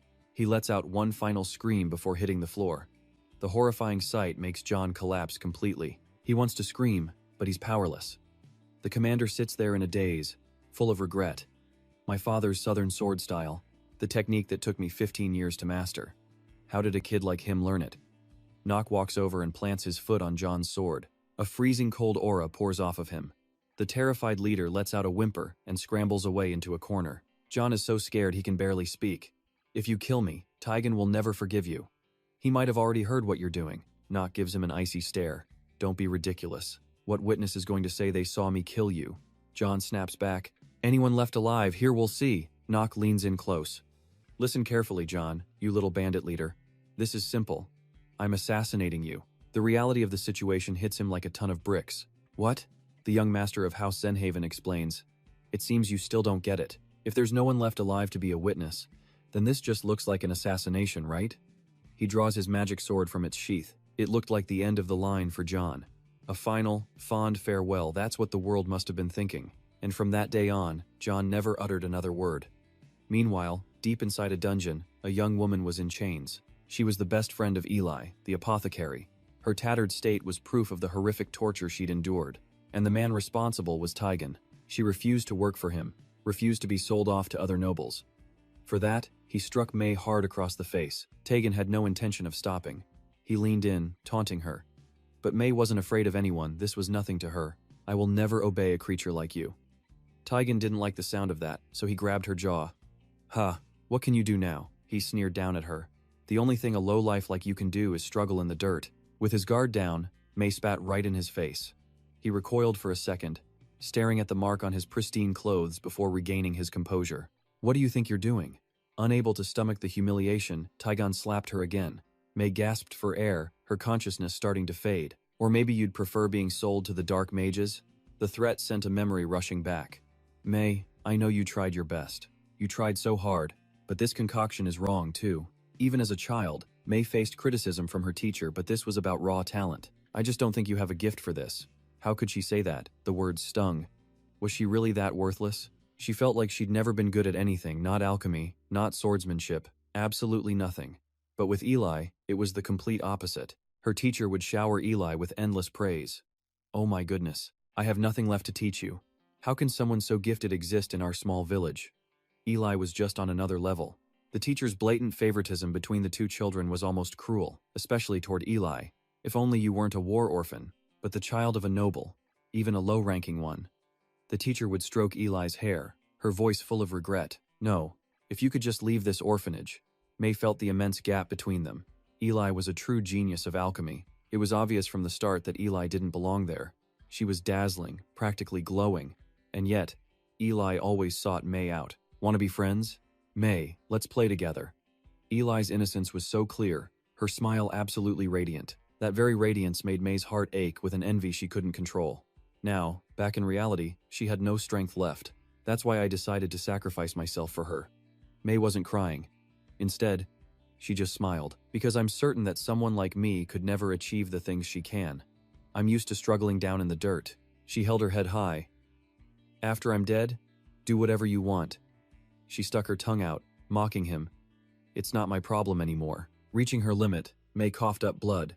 I won't be a burden to Eli. Tegan sneered, raising his hand to strike. You bitch. But he froze when a voice echoed through the chamber. Don't hurt yourself anymore. Tegan spun around to see who dared to appear. If you're just a corpse when you leave here, Eli will be heartbroken. A tiny spark of life returned to May's eyes. A figure dragging a sword was slowly approaching. Though it was dark, Tegan recognized him instantly. It was Nock. What wind brought you here? Hey Tegan, by royal law, you are to be executed. Nock stood just outside the cell, his announcement cold and formal. Your death is inevitable now that your partner is dead. You should just give up. But Tegan didn't show fear, only feigned sadness. Yes, what a terrible misfortune. A moment later, his smile vanished. He noticed that Nock had come completely alone. He pretended to ask with concern, but did you come all this way by yourself? Nock answered without a hint of hesitation. Yes. Seeing Nock's long hair hiding his face, Tegan laughed. Interesting. It seems the young master has seriously underestimated me. The man was delusional. Do you really think you can take me down alone? Nock didn't answer. He just placed his hand on the hilt of his sword. Ready. He simply said, Of course I can. Tegan's face twisted with rage as he drew his own sword and pointed it at Nock. Things were escalating fast. Just then, soldiers flooded in from the entrance, quickly forming a tight circle around them. But none of that mattered anymore. Tegan had his men block both exits, cutting off Nock's escape. He gave the command, Kill him. The soldiers surged forward, but Nock simply watched them with unnerving calm. He made no move to escape, instead slowly closing his eyes, focusing his energy. Then his eyes snapped wide open. A notification screen appeared. Genius moment has been activated. Gears appeared on the screen, counting down from 5 minutes. 4 minutes and 59 seconds remained. In that sliver of time, Nock moved like lightning. Just 2 seconds passed, and every soldier outside the cell was already defeated. Nock slowly walked toward Tegan. He opened the cell door as the timer continued to tick down, and calmly stepped inside. One would think he'd finish Tegan right there, but instead, he walked right past him. He didn't even grant him a single glance. The gears kept turning. Nock walked straight to May's side. The system timer now showed 4 minutes and 55 seconds. He lifted her up.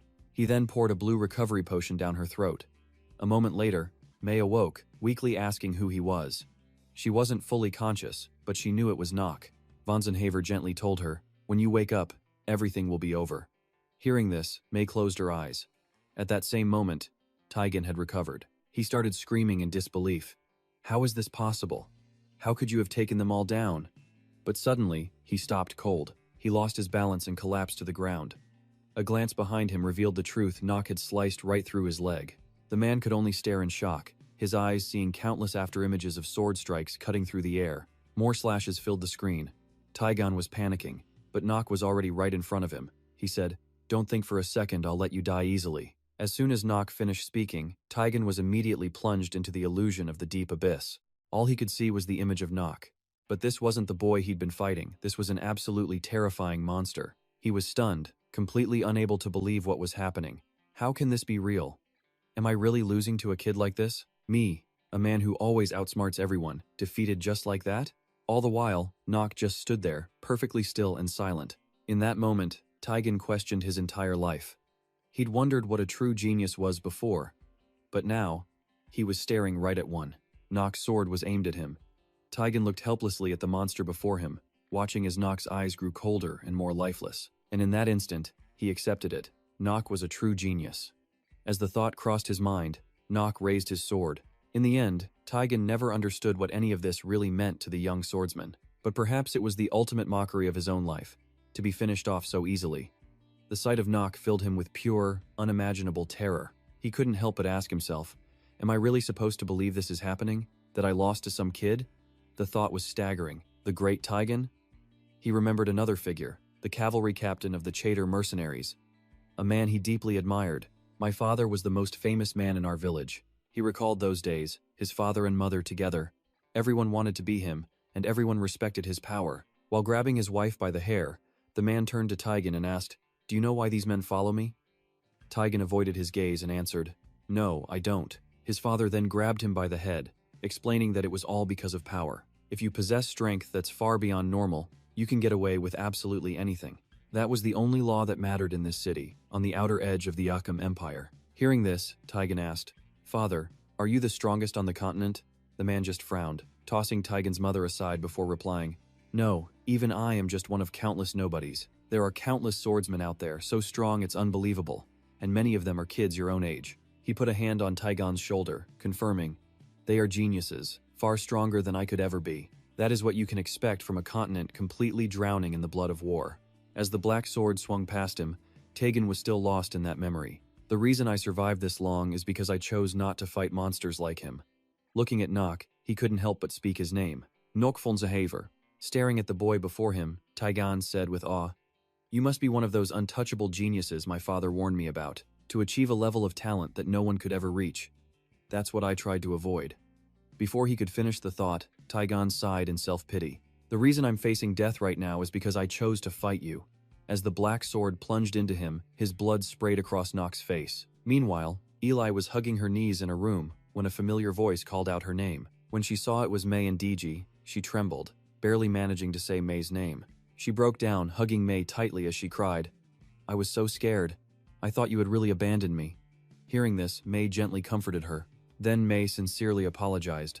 "I'm sorry." She was consumed with guilt for being selfish and leaving Eli behind to deal with her own problems. After composing herself, Eli looked over at DG and stammered, But where is young Master Nok? I need to be able to thank him." DG simply nodded and replied, "He's likely dealing with the situation and having an important discussion." Eli asked, "A discussion?" DG explained, "Yes, I think he's having a heart-to-heart talk with his older brother." But even as she said it, she avoided Eli's eyes, thinking, although that's probably not his true intention. By now, night had fallen. In another house, Jay sat fuming to himself, "John, how much longer is he going to keep me waiting? How dare he make a noble of House Genhaver wait like this? What's going on out there?" Suddenly, a noise from outside put Jay on high alert. He immediately turned and shouted, "Who's there?"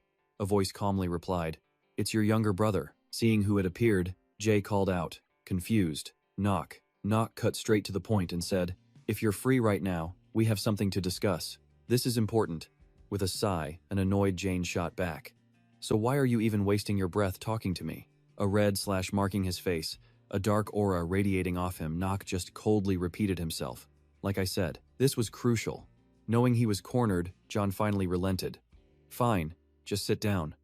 Elsewhere, at the Zenhaver estate, Jokio stood before Teo, holding a document. "So, to summarize, we've received word regarding the young master. Knock has completely purged the corruption from that village. He dealt out fitting punishments to everyone involved." After finishing the report on Knock, Jokeo folded the letter and continued. "He is requesting a special reward from you for this achievement." He then handed the letter to Teo, adding respectfully, "Forgive me, but I don't know what it is. My sincere apologies." Teo opened the letter, his mind on that village, how he'd expected it to just rot away day by day. He had calculated that the desolate ruin would fall apart, but then again, no one really gave a damn about that place anyway. The reason? Simple. There was zero profit to be made there.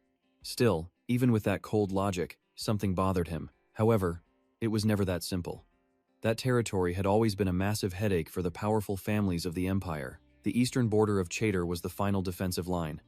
Connecting the dots, Teo began to piece it all together. Because if that place fell, a horde of monsters would come pouring right into the central continent. The central kingdoms had already pumped immense fortunes, troops, and even mercenaries into protecting their most vital lands. Considering all this, Teo reached a single conclusion. It was a completely useless piece of land that they couldn't afford to lose. That's Chater for you. A worthless, forsaken land. Lost in thought, he spoke aloud. The bandits there include Wang Ming and Tegan, extremely dangerous individuals. Taking them down would be a monumental task, even for someone like Jane. Jokeo immediately agreed. Precisely. Then he offered a theory. If if the bandits had attacked him, the situation could have been far worse. Thinking of the three, Jokeo continued, if they can't handle a crisis of that magnitude, they have no right to call themselves a Zenhaver. I sent the Black Sword Knight there specifically to keep them from dying in a crisis. Teo suddenly slammed the letter onto the table. More importantly, let's get back to Nock. He shoved a stack of papers forward, a doubtful look on his face. The thing that's bothering me is this. Nock isn't the generous type. He wouldn't just go and clean up the corruption in some backwater village without some kind of hidden motive. It's the same now with Chater. After reading the reward Nock was demanding, control of Chater under the family's authority, Teo asked in disbelief. He wants the royal family to grant him full control over that wasteland? What could he possibly gain from a place like that? Then, at the very end of the letter, Nock made a bold declaration. He would renounce his position as the youngest son if he failed to produce results. As Teo read that line, his butler Jokeo couldn't help but ask, "Sir, are you going to deny his request?" Teo's brow furrowed. He looked up, his expression dead serious. "No, I'm accepting it." Teo looked Jokeo straight in the eye and declared, "If Nock can truly defeat all of them, I can definitely get the authority to hand that land over to Nock, straight from the royal family.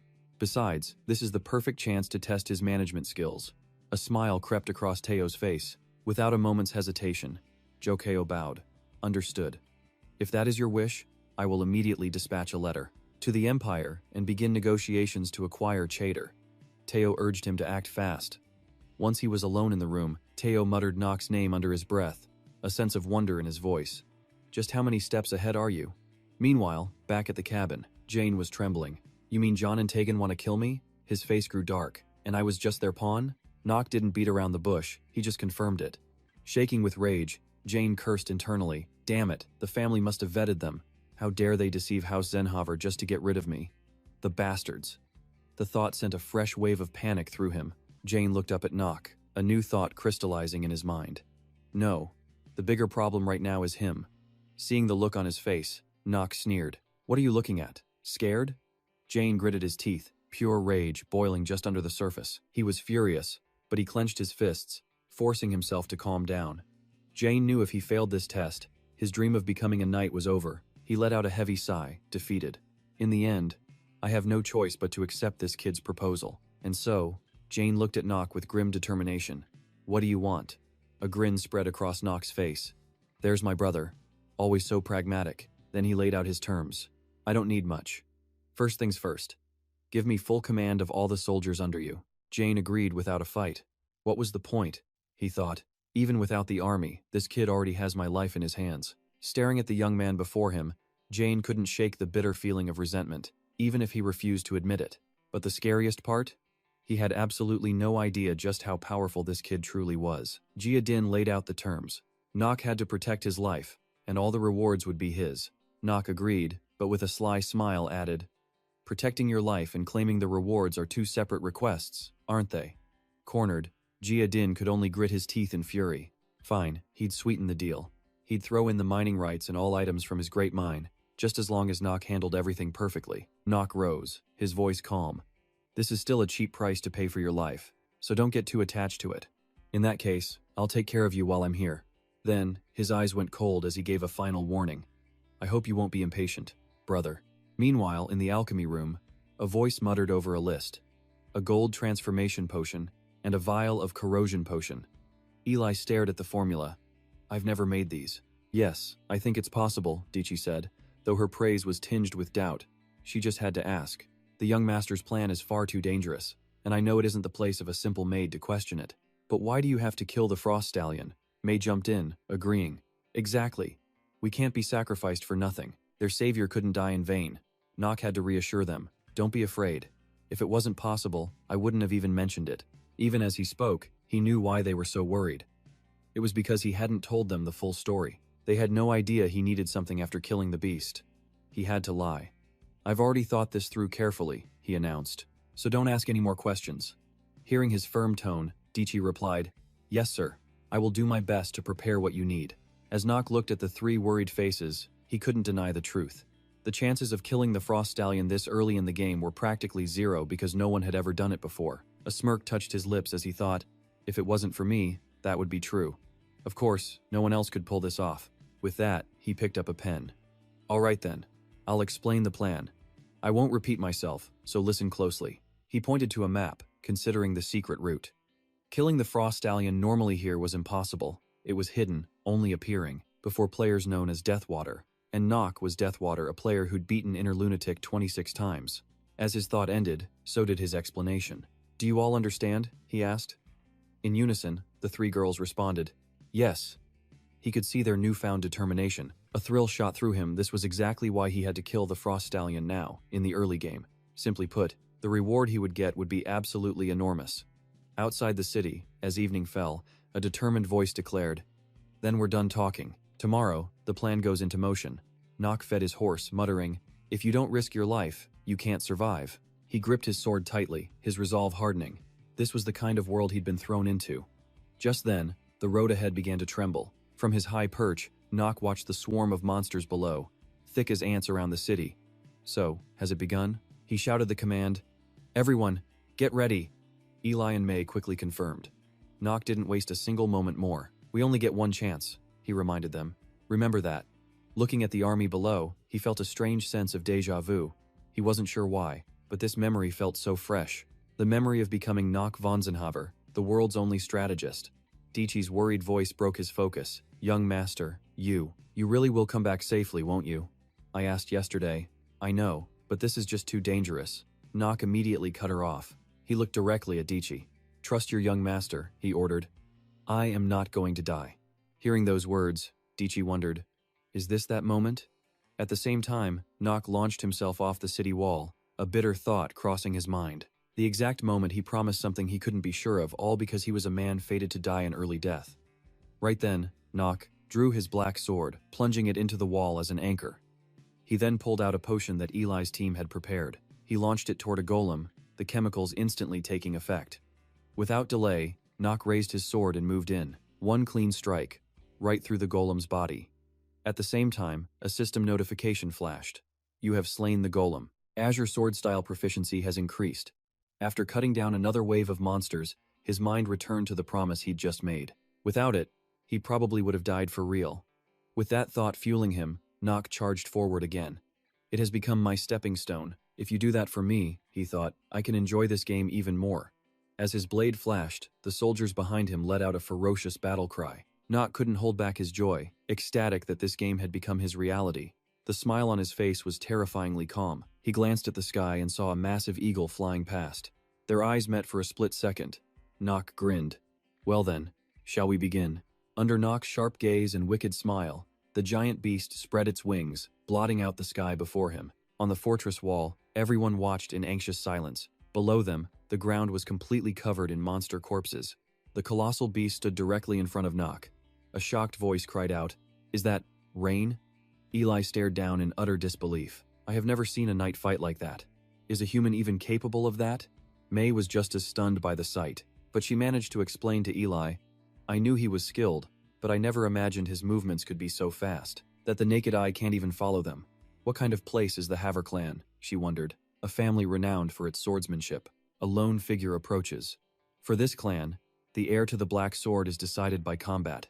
Something clicks for Daiichi. Hand on her chest, she finally understands. So that's how it is. Her eyes are firm as she speaks, slow and clear. Young Master Nox is the strongest candidate, no question. Giant absolutely cannot handle Daiichi's admiration for Nox. It's giving him a headache. He rubs his temples, completely exhausted. But in Daiichi's mind, a single doubt still lingers. She still doesn't get why the young master refuses to shut down the terrible rumors about him, but he must have a good reason. May finally speaks up. "I doubt all those rumors are actually true." Daiichi observes her, her judgment unwavering. He must have his reasons. A reason that forces him to act like a failure, but she can't pinpoint what it is. Daiichi gently looks away, answering May. "Yes, I think so too." She takes a small step forward. "So don't worry. I'm sure his reasons are solid." Daiichi bows respectfully and continues. "After all, he's incredibly wise." But before she can finish, an excited Eli helps her up. Then he blurts out, "You want us to help hide his true self, right?" Eli answers his own question. "Don't worry." May, leaning against the rampart behind them, chimes in. "Our lips are sealed." Hearing this from both of them, Daiichi feels a wave of relief and smiles. The moment is shattered by the shriek of a griffin, making everyone wince. The shriek fades, replaced by stunned silence. The soldiers just stare, their jaws hanging open in disbelief. Jane sees it, Nox, standing face to face with the griffin. He bites his nails nervously, thinking, he wants to fight that thing? He's insane. The griffin swipes with razor-sharp claws, forcing Nox to parry and dodge. With laser focus, Nox lunges forward to counter, but the beast immediately soars into the air, evading his attack. Its shadow falls over him, and Nox's expression darkens. He turns his head, giving his brother a command with just his eyes. Jane flinches at the intense look, gritting his teeth. Damn it. I just have to do as I was told. All units, wait for the griffin to enter the wall's firing range. John turns and commands, on my signal, fire the ballistae. Understood, he yells to his soldiers. Sir! They roar in unison, aiming the massive weapons from behind Jane. The griffin soars high, gathering momentum for a dive. Light glints on a steel bolt. Jane waves his hand. Fire! The powerful bolt screams through the air, flying straight toward the diving griffin. The beast sees the projectile racing toward it. It tries to pull up, but it's too late. The arrow punches clean through its wing, making it shriek in pain. All its momentum is gone. It crashes to the ground right in front of Nox, who's holding a petrification potion with a slight smile. To beat a griffin, you have to neutralize its advantage in the air. Nox bites the cap off the potion. The empty vial falls to his feet as a system notification pops up. You have absorbed the petrification potion. Stamina temporarily +1. At the notification, Nox smirks confidently. He was prepared for this from the start. Flashing back to an earlier time, John was shouting furiously, What did you say? How dare you give me such a pathetic task? Building a ballista? He couldn't believe Nox's nerve. Just give it to someone else. Nox thought for a moment, then set the trap. In that case, you can fight the griffin. Jane calmed down instantly, thinking, how many do you need? Back in the present, Nox knows he can trust Jane's judgment. John's instincts are sharp. He knew he'd be useful. The only problem left is the effect of Eli's potion. The griffin has recovered. Nox speaks in a low, cold voice. Prove your worth to me. Nox's image reflects in the griffin's eye. Startled, it spreads its wings, trying to fly right past him, but it forgets its injury. A sudden, sharp pain makes it notice, and the griffin immediately loses its balance and falls. Nox's figure emerges from the dust cloud. Are you furious that things aren't going your way? I can understand that. He becomes clearer now. He continues, normally, that much damage would be nothing to you. Nox's eyes gleam, delivering a final line that terrifies the beast. Because you're a griffin, a high-level monster, after all. Blood drips from the griffin's wounded wing. That arrow we shot into your wing? We laced it with countless poisons, Nox says with a vicious smirk. Just you wait. In 5 minutes, the real pain will begin. The griffin is exhausted now, but it still tries to strike Nox. Nox just smiles and says, besides. A massive golden clock and its gears materialize behind him. Nox grins sinisterly. 5 minutes is more than enough. The griffin's claws lunge right for his face. His eyes widen in surprise. This pressure feels way more real than a game, but he knows one thing, he won't die here. He thinks this with a smile, certain he's already won. Streaks of light from the clock pierce straight through the griffin. Then Nox realized something, his sword strikes were phasing right through the griffin. He swung his blade in a brilliant arc, a sinister grin on his face. At least, not today. He turned to Jane and yelled his name across the battlefield. From the castle walls, Jane just stared down, completely baffled. Was that really the same Nox he knew? He clenched his fist in resignation and reluctantly gave the order. All right, fire. Jane swung his arm again, commanding his soldiers. Ballista bolts tore through the air, slamming into the griffin. Nox's expression hardened into a cold smirk. He gathered energy into his dark sword, his face twisting into a menacing glare as he aimed its tip straight at the massive beast. With a sickening squelch, the griffin crashed to the ground. It roared in agony while the soldiers could barely believe what they were seeing. Eli's group watched in horror from the city walls as the griffin struggled to stand. Then, Nox unleashed Shadow Execution. In a flash, he and the dark energy shot towards the creature. Before it could even react, the shadows were already wrapping around its leg. In that exact moment, Nox lunged forward and severed the griffin's leg with a single clean slice, his eyes glowing with a terrifying madness. The griffin finally looked terrified, its eyes locked on the dark, magic-infused sword. Nox didn't hesitate, swinging his blade in a fluid motion. He cleaved through the beast's upper body, and with one final slash, Nox landed just as the griffin's life came to an end. As the clock struck 12, Nox let out a heavy breath, his gaze grimly sweeping over the remaining horde of monsters. They were instantly paralyzed by fear, turning tail and fleeing for their lives. Nox let out a satisfied, almost manic laugh. Behind him lay the griffin's corpse. On the walls, the townspeople erupted in cheers, and right on cue, the system chimed in. Your lifespan has increased by 60 days for defeating the griffin. Your remaining lifespan is 179 days. The people in the city were weeping with joy. Dichi finally let out a sigh of genuine relief.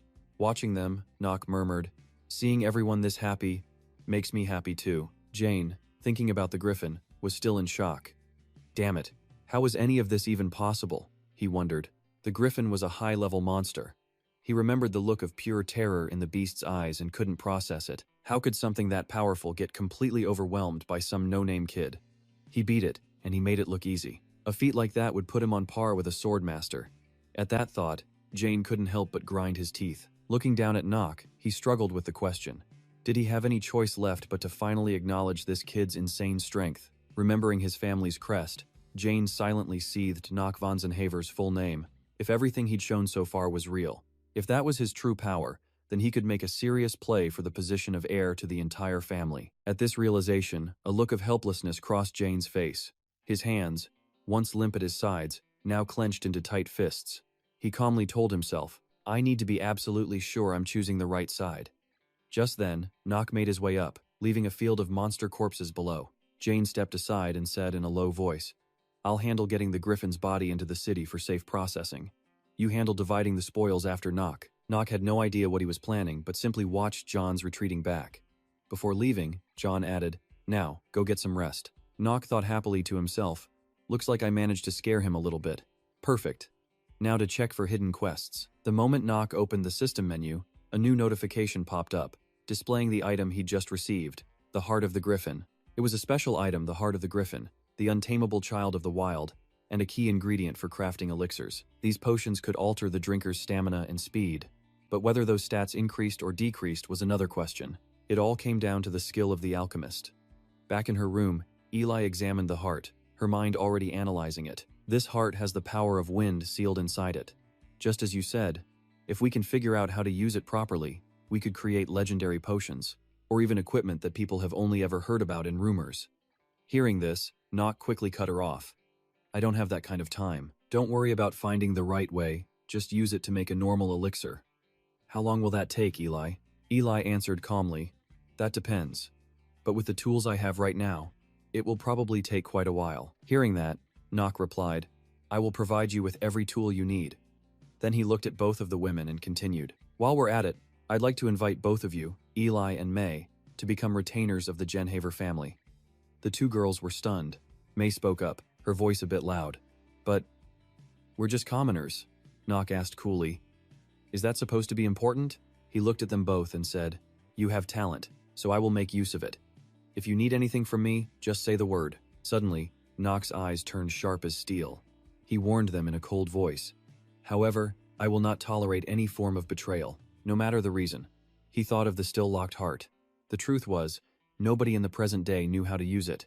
No one knew how to properly process this monster's magic core, especially since no one had ever seen one before. You only get it by defeating a hidden boss that shouldn't exist, and only a true genius could craft it into something more. A normal person wouldn't stand a chance. After hearing Nock's terms, Eli answered excitedly, "We would never do that. They swear their lives to him. He saved them, so they vow to trust and follow him forever." A small smirk plays on Nock's lips as he looks at the two girls. A fine answer, indeed. Something clicks inside of him. It's like he just scored two genius-level characters meant for a beginner. Before leaving, Nock gives a final command. They depart in 3 days and will secretly brew elixirs at the family estate. He makes it clear that their work must remain an absolute secret. Do they understand? The two girls quickly agree. As they're walking together, Dichi suddenly stops. "Young master," she begins, her voice hesitant. She tells him he's nothing like the rumors she heard. Nock is puzzled. "What do you mean? People say he's a selfish monster who only cares about himself." But now, she knows for sure that he's not that kind of person. She then asks if he can promise her just one thing. She doesn't know when or if the day will come. But Dichi stops, looks him in the eye, and says if things ever get too hard, she begs him to please let her help. Even though she's of low status, she just can't understand why so many people seem to dislike him so much. Nock is stunned for a moment, then turns away coolly. "Fine," he says if that day comes, he will let her know. His reply leaves Dichi completely stunned. He warns her that it's getting cold, and they'll both get sick if they don't move. His concern fills her with a sudden warmth, but that warmth doesn't last. Lying in bed sick, he knows exactly what she's about to say. How embarrassing. Dichi stifles a laugh. It's all right, everyone gets sick sometimes. You'll get sick less often as you get older. Knock glances at the system notification. A level 2 cold, which, due to a chronic illness, has become a level 4 chronic cough. He lets out a frustrated sigh. This is just completely ridiculous. Meanwhile, at the Genhaver villa, Knock stands across from Theo. You're here? His father asks. Knock immediately kneels. Yes, father. You summoned me. Theo eyes him for a long moment. He has matters to discuss, and he's certain Knock has things to report. Knock is surprised, but Theo ignores his reaction. He's heard that Knock played a huge role in getting everyone back safely from Chatters, where he also took care of the evil plaguing the land.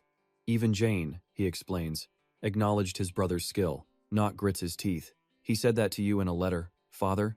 He asks with a sharp edge to his voice. Theo calmly confirms it. Jean admitted he couldn't have passed his night training without him. Knock is utterly baffled. What in the world is wrong with Jane? Theo then pulls out a different letter. But I didn't call you here for such meaningless talk. He pushes the letter toward Knock, his voice suddenly solemn and heavy. He gave him an impossible mission, and Knock completed it, bringing honor to the Genhaver family. Now, he will uphold his end of the bargain. Knock takes the letter, and inside is the seal he's been waiting for. Theo then declares that this entire domain is now his to rule. A smirk plays on Knock's lips as he bows deep. Thank you for your generosity, Patriarch, he says with sincerity. But just when he thinks it's over, the old man starts drumming his fingers on the table. What now? Is there something more? Then Theo's gaze sharpens, locking onto him. Knock von Genhaver, he says sternly, youngest son of our family. Are you interested in this seat? The question stuns Knock into silence. Their eyes meet, and his guard is up in an instant. This is insane. Why is Theo acting like this all of a sudden? Meanwhile, in a castle deep within the desert, a red-haired man replays Knock's entire battle on a device that looks like a watch. He sees the griffin fall, and his fist clenches. The griffin is dead. The man standing behind him hears this and immediately lets out a string of curses. Those Genhaver bastards, he snarls. They're finally making their move. The news I've gathered says they've gained control of the Chad region, and it was given to the youngest son. The red-haired man gives Jameso a simple command: prepare for war. A worried Jameso asks if they will be all right. The redhead simply gazes outside and replies calmly, their family already stole everything precious from me. I have nothing left to lose. With that, he leaves, and Jameso accepts the order. But as he does, a bizarre and twisted smile spreads across his face. At the same time, Jenser leads a little girl forward. The day this kingdom is in my hands, and the day you finally awaken. As he speaks, the air itself becomes thick and strange. Back with Knock, he's still completely stunned until the butler finally intervenes. Patriarch, it is far too early to ask the young master this. The butler reminds him of the immense responsibility of the position. But Theo dismisses him with a single, curt word. No, he insists the question must be asked right now. The butler, Joe, disagrees, arguing that young Master Knock isn't ready for that burden. And what about the eldest son, Jane? He argues. In response, another man slams his fist on the table with a furious glare. You're not the one who gets to decide. But Knock, wanting to avoid a fight, quickly bowed.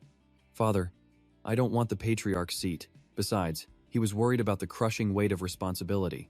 Theo just stared in disbelief. You are my son, and you're afraid of this position? But Knock held his ground, firing back. And why shouldn't I be afraid? Theo was left completely speechless by that. He turned away, calmly stating, Fine. For now, I'll respect your wishes. Knock gave a simple thank you, but Theo suddenly added a cryptic warning. Someone with talent will show their true colors sooner or later. He continued, Humans are weak creatures, always wanting to test and show off their own true strength. Knock hesitated for a split second before replying, Yes, Patriarch. With that, Theo finally dismissed him. You may go. The journey must have been tiring. Knock politely thanked him for the concern.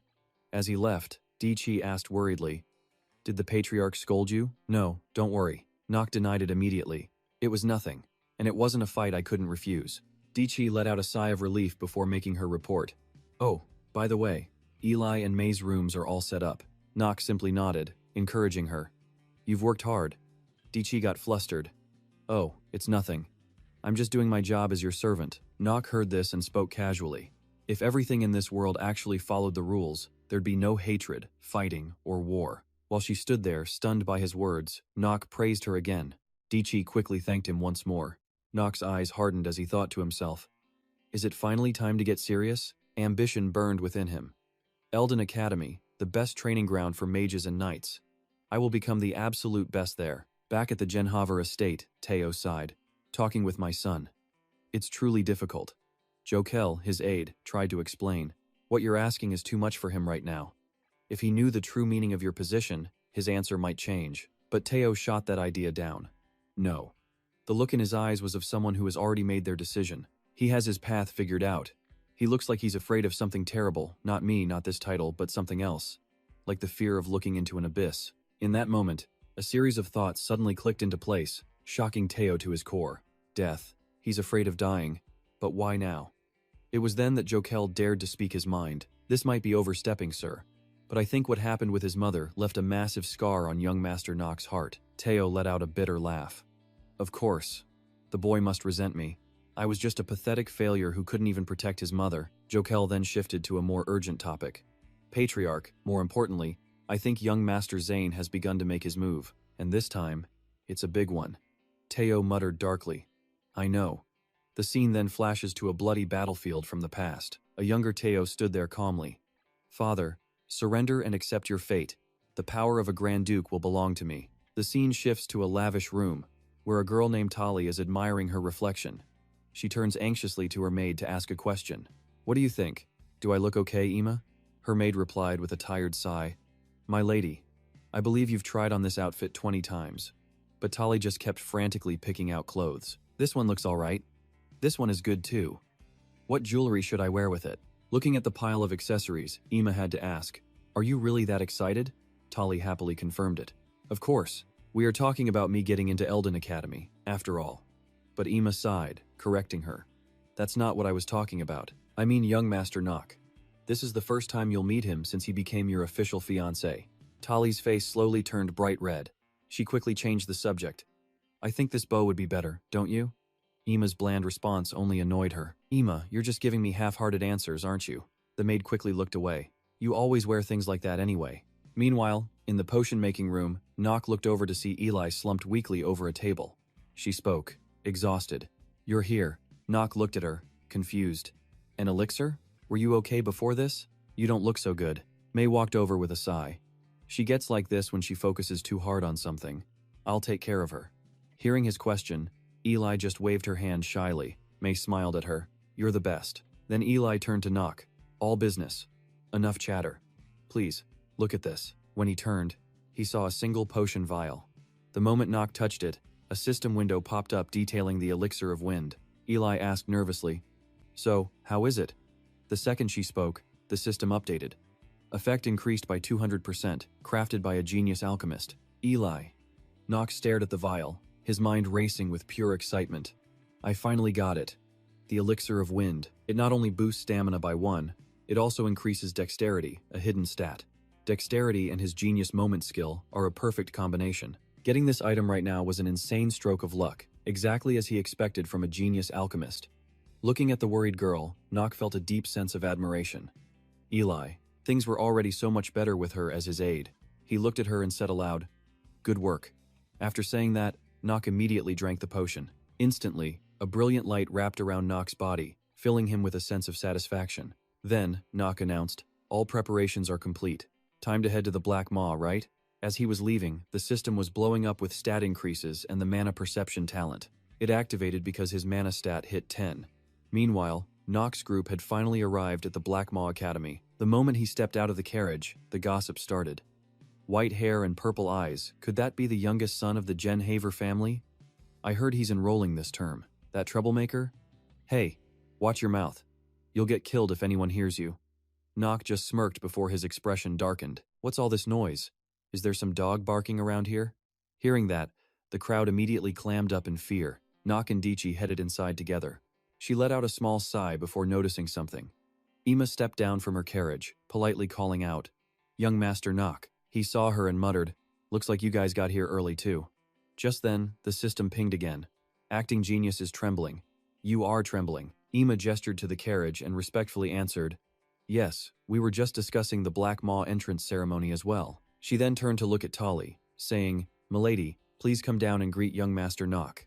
Tali heard this and nervously shot back. What? She slammed the door shut and yelled, Just a minute. When she finally stepped out, Nock thought she looked the same as always, but he never expected that to happen while he was unconscious. Thinking back, his face darkened as he recalled the memory. That day, Nock had angrily thrown his sword down and yelled, "What? What did you just say?" Zona just looked at him with a smile. "Yes, I'm talking about your marriage to Lady Tali. Everyone knows about it." Hearing this, Nock just roared back, "That's the problem. I don't know a thing about it." Just remembering the whole thing was exhausting. After I looked into it, it was true the family agreed to the marriage without my knowledge. Man, colder than a wicked stepmother. Just then, Tali spoke up gently. "Hey Nock, hello." The girl's face was practically blooming. Nock just gave a cold one-word reply. "Hi, Dichi." Standing beside him, whispered, "Is that Lady Tali, your fiancée?" Nock immediately shut it down. "Dichi, I told you not to bring that up." Tali, completely oblivious, asked with concern, "Are you okay?" Nock gave a flat response. "Yeah, I'm fine. How about you?" Seeing Nock's concern, Tali blushed and replied, "I'm fine too." At that moment, the sound of horses made both Nock and Dichi look over. He saw the carriage and thought, "She's here, one of the geniuses from Leiden Academy, a star merchant, and the head of her house.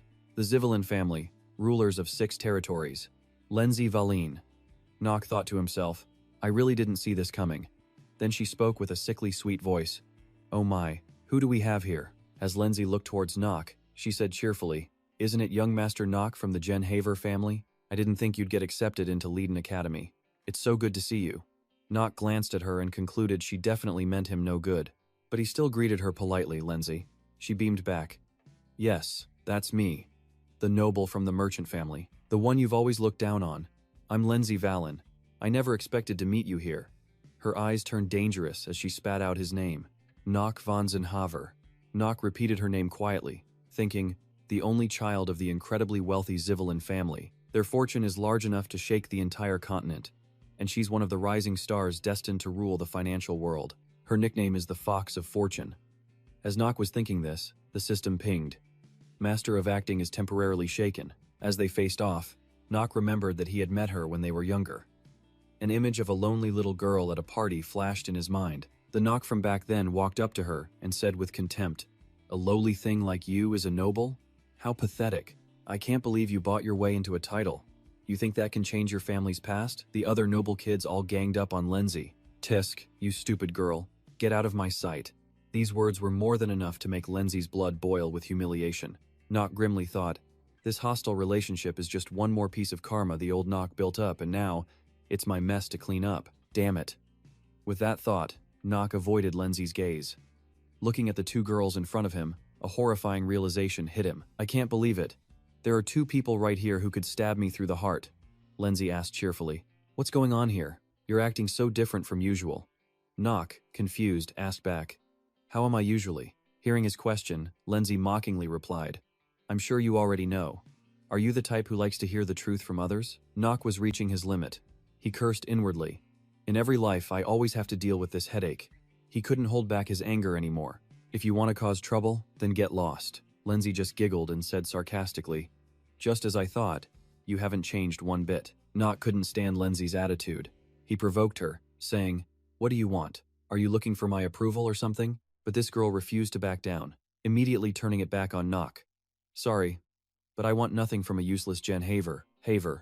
Nock looked at her, thinking with resignation, "At least now I know she has 0 positive feelings for me. Let's check her stats first." Just then, the system announced it had activated clairvoyance and was displaying Lenzi's information. Looking at her stats, Nock wasn't surprised. Her attributes aren't that different from what I already knew. Well, that's a relief. The Zivelin family, their middle name, she was bought by Ellen's merchant father. And while Ellen despised her position, she had no choice but to use it. Simply put, she was a powder keg of resentment, and the Nox of the past had just kicked the hornet's nest. Nox just clicked his tongue and muttered to himself. In her eyes, he was without a doubt the worst person on earth. And just like that, Ellen was done playing games. She bowed politely and said, "Fine, I will leave, just as you wish. Unfortunately, I don't think we're close enough to wish each other luck." Nox sneered. "Why would I wish anything on someone as lowly as you?" Ellen didn't get angry. She just replied calmly, Right, goodbye then." While Tali was still staring after Ellen, Nox snapped her out of it. "Let's go. The Eoden Academy entrance ceremony is about to start." Hearing this, she quickly agreed. As Nox walked with Tali, he began to think, Tali was sticking to him like glue. As his fiancée, he couldn't just abandon her here anyway. He just needed to take advantage of the situation and use her whenever possible. But he also reminded himself to stay on guard. Inside, the academy was already packed with students. Nox scanned the area and spoke. Just as I expected, the children of countless famous families were all gathered here. He observed them, thinking, a few of them might be useful. He'd have to find a way to recruit them without disrupting the main story. As he thought this, 5 faces popped into his head. He was hesitant though, if he pulled them to his side, he would ruin the original plot. He had to approach them with extreme care. Suddenly, Nox turned to Tali and asked a question. It feels like a lot of people are staring at me, or am I just overthinking it? Tali answered without missing a beat. Oh yes, many nobles are looking your way. Just look at how pale they are, Tali said miserably. Ah, it seems you're quite famous. Nox didn't deny it, simply playing along. I'm a little famous. Hearing this, Tali hesitated for a moment. Does it still count as being famous if their eyes are filled with pure hatred? Just then, a new voice rang out. Can everyone hear me? Nox muttered under his breath. It's time. All the servants in the back bowed in unison. A cheerful little girl stepped out and said, Hello everyone.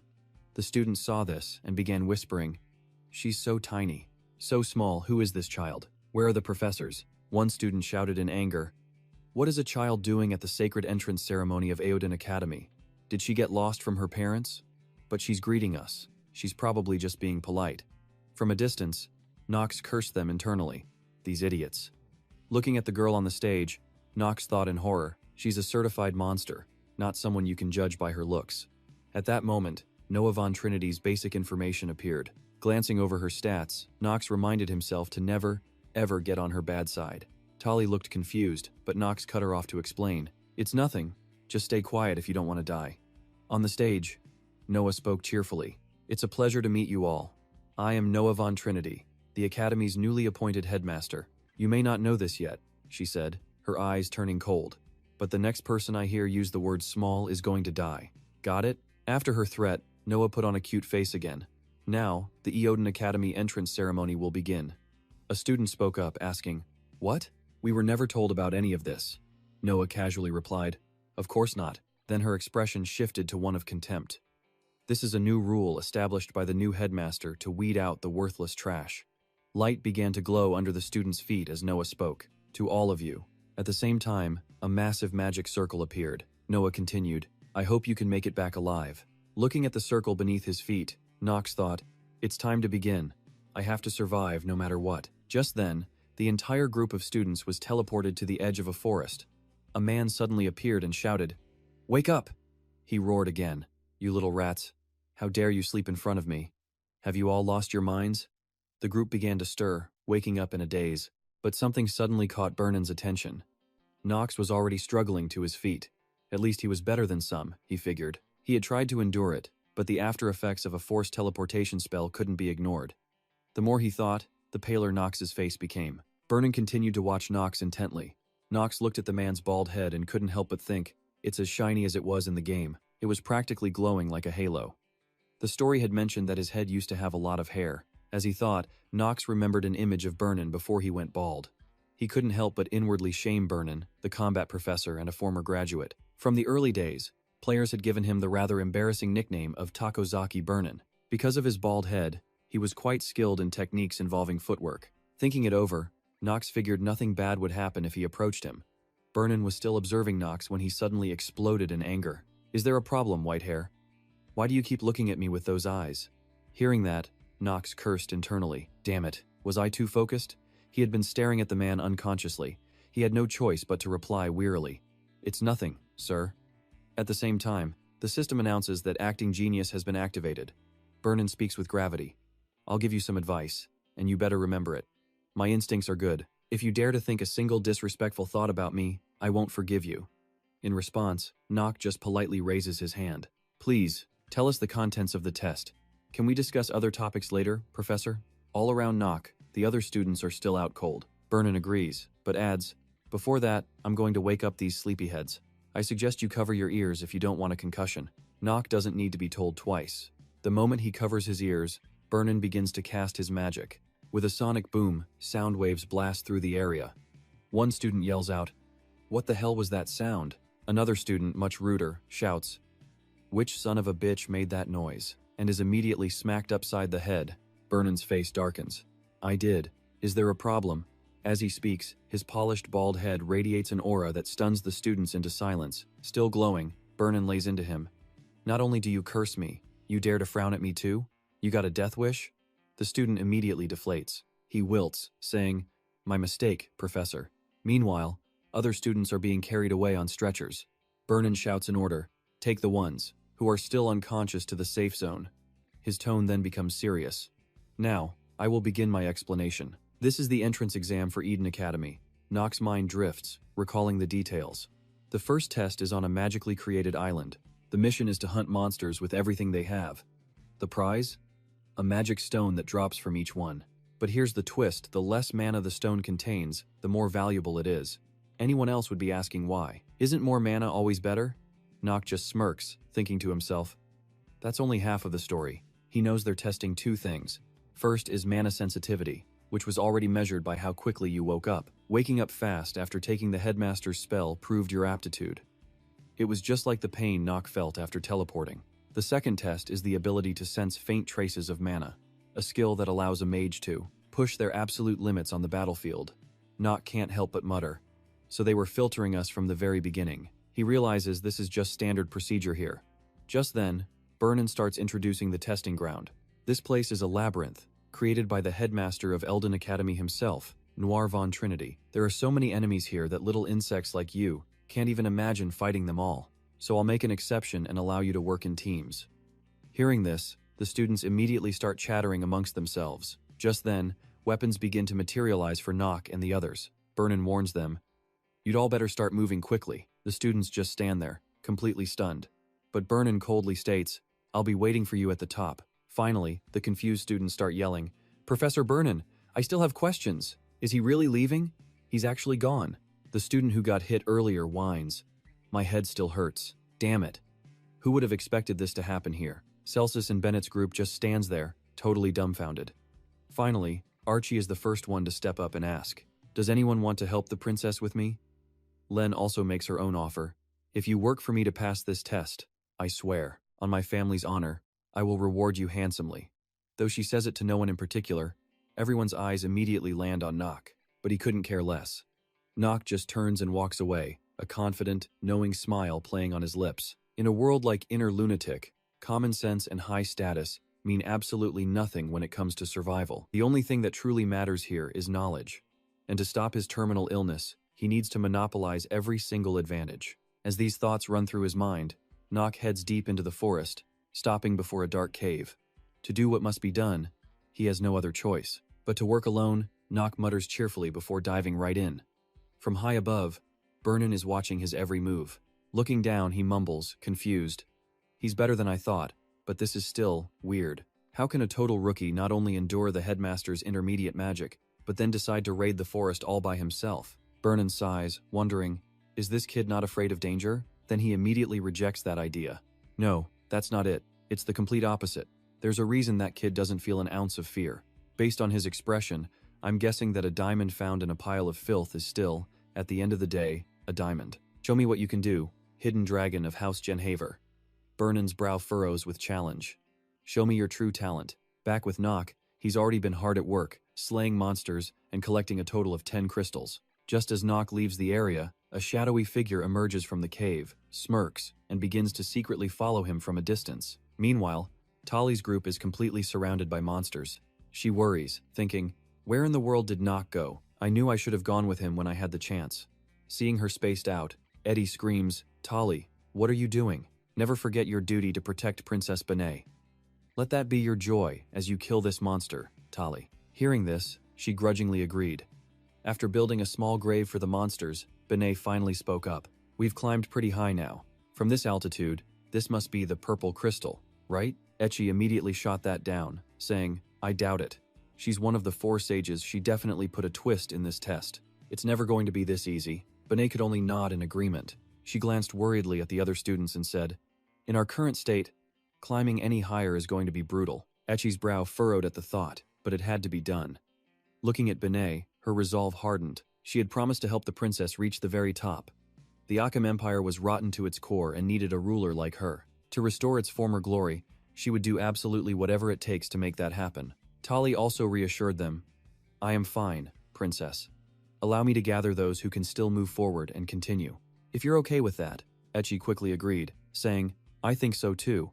But Benet's expression tightened. She clutched the crystal in her hand, but thinking of that man, her face darkened as she said, "Fine, let's go. Everyone, just hang on a little longer." Meanwhile, Leah's knock had already reached the snowy region, with system alerts flooding in. "You are under a disadvantage. Frozen limbs, level 3. Your movement and breathing are impaired, all stats are reduced, and your speed is slowed." Knock sighed, thinking, "I knew this was coming." Frustrated, he opened the system and activated a basic magic spell. The fire effect made the frozen limbs debuff vanish. Knock thought to himself, "If I want this damn body to be useful, I have to warm it up from the inside first. This should be enough for now." Knock began his slow climb up the slope, his cold breath fogging the air as he made a judgment call. One look and you know this is the work of the Ice Witch, Noah von Chinity. Knock couldn't help but complain to himself. The mountain peak had way more ice than normal. He sat down, using his magic to investigate, thinking, this island isn't what it seems. As the ground began to crack, Knock's power spread throughout the entire mountain. He analyzed the situation. Noah von Chinity created this place and called it Noah's Labyrinth, meaning everything here is made of magic. So, every living creature and monster that appears here is a product of her spells. Knock slowly retracted his magic and spoke. "It doesn't matter how much mana she has." He let out a small, contemptuous laugh, saying, "That's completely irrelevant." Just then, the cracks in the ground widened, and a massive roar echoed from the forest. In an instant, a horde of monsters stood before Knock. He looked them over, analyzing them. Ice trolls. Everyone fears these things because they're tanks and they can self-regenerate, he muttered in annoyance. It's one of those monsters that causes newbie players to die in droves. But to me, they're absolutely nothing. Just as Knock finished his thought, a troll slammed its fist down, but he had already moved. Another one tried to ambush him from behind, but Knock dodged that just as quickly. As he came face to face with an ice troll, it swung its massive club, but Knock effortlessly blocked the attack with his black sword. Knock thought seriously, Noah might be obsessed with talented students, but she wouldn't crush that talent before it even in the early stages at least. By now, night was beginning to fall. Knock continued his analysis. Besides, ice trolls aren't so weak that a student could kill them. They're at least mid-tier monsters. If this weren't a test but a real situation, the difficulty is just high enough to get someone killed. Knock frowned, asking himself, so what does that mean? All while the pack of ice trolls continued to surround him, the girl from the cave was still watching Knock from a distance. Done waiting, he leaped forward, black sword ready to battle the ice trolls. He analyzed them even as he fought. The ice trolls in this test attack in a fixed, repeating pattern. The first one always starts with a heavy slam right down the middle, then the next troll swings wide. Its range is huge, but its attack is slower than the first one. The last and weakest one will use a thrust, which means I can parry it just like this. At that thought, Knock's excitement grew. On the final step of the pattern, he swung his black sword in a huge arc. The ice troll refused to lose and countered. Knock dodged and tightened his grip, and in that instant a clean strike, straight through the ice troll's heart. Fresh blood sprayed everywhere as it collapsed before Knock's determined gaze. From inside the creature's body, Knock pulled something out and muttered, "Found it." The gray crystal. Holding the crystal, Knock finally understood. Noah hid this shard by implanting it here, which is exactly why he hadn't bothered searching for any other crystals until now. With this, he could trade it for the one scroll he needed most right now. Genius's hour. With this power level, we're definitely going to be number 1, a student declared, holding up a shimmering crystal. The other female students eagerly agreed, but Ellen just gave a flat response. "Yeah, I guess it's okay." She said that, but deep down, she knew they were right. This was more than enough to get a great result, but the thought of Knock brought a wave of irritation. Why was she so annoyed? Ellen's gaze darkened as she remembered her father's question. "Did you get into an argument with the young master of House Zenavel?" "Why?" Ellen's father had roared with fury. "Didn't I tell you? We cannot let anyone look down on our family." He gripped her shoulders, his voice a raw scream. "We have to climb higher. Even higher. You should have done anything to win him over." At that moment, she couldn't stop the tears from falling. He's never once seen me as his daughter, she thought with pure resentment. And speaking of Knock, why did he vanish alone when this test was so pointless? Could he know a secret about the test? Ellen's lips tightened with resolve. "I have a proposal for all of you," she announced. "If anyone wants to climb higher with me, the Zivelin family promises you will be handsomely rewarded." A few students hesitated. You don't like this crystal? Climbing higher could get us hurt. I think it's too dangerous. Hearing this, Ellen just smiled brightly. They say high risk brings high reward, don't they? As soon as she said it, everyone agreed to go with her. Pathetic, she thought with contempt. All for money. She had no idea what Nock was up to, but it couldn't hurt to investigate. Putting on a sweet facade, she said, "All right then, let's go." Meanwhile, on a snowy peak surrounded by the bodies of ice demons, Nock was deep in thought. The reason he risked going alone was simple: the reward would be that much greater. The chance to extend his genius moment was practically zero, unless he could unlock the hidden agility stat. Turning away, Nock muttered under his breath, "If I get noticed, I'll just have to deal with it." A sudden sound put him on high alert. A dagger zipped past his head, and Nock dodged just in time, his eyes snapping toward the attacker. A man appeared, speaking politely. "I didn't expect to see you here." Sealjuk flashed a wide grin. "I'm quite pleased, young master of House Zenevel." Nock stared back in complete shock as Sealjuk looked at him with keen interest. Nock gritted his teeth, his mind reeling. Bizarre. How is this even possible? Instantly, the system window flashed open, displaying the man's basic information. Sealjuk was one of the strongest characters in Inner Lunatic, one of the legendary three-sword emperors. Why is a powerhouse like him here? Nock wondered frantically. In this chapter, he was supposed to fight the protagonist, not him. Wait a second, something's wrong. Just as the realization dawned on him, Sealjuk lunged forward in a blur. Nock desperately blocked the attack with his black sword, his mind racing. Sealjuk. Where was the main character supposed to fight him? Sealjuk pulled his sword back with a taunting smirk. "I've taken an interest in that little toy you have. Hand it over." Instantly, the system announced.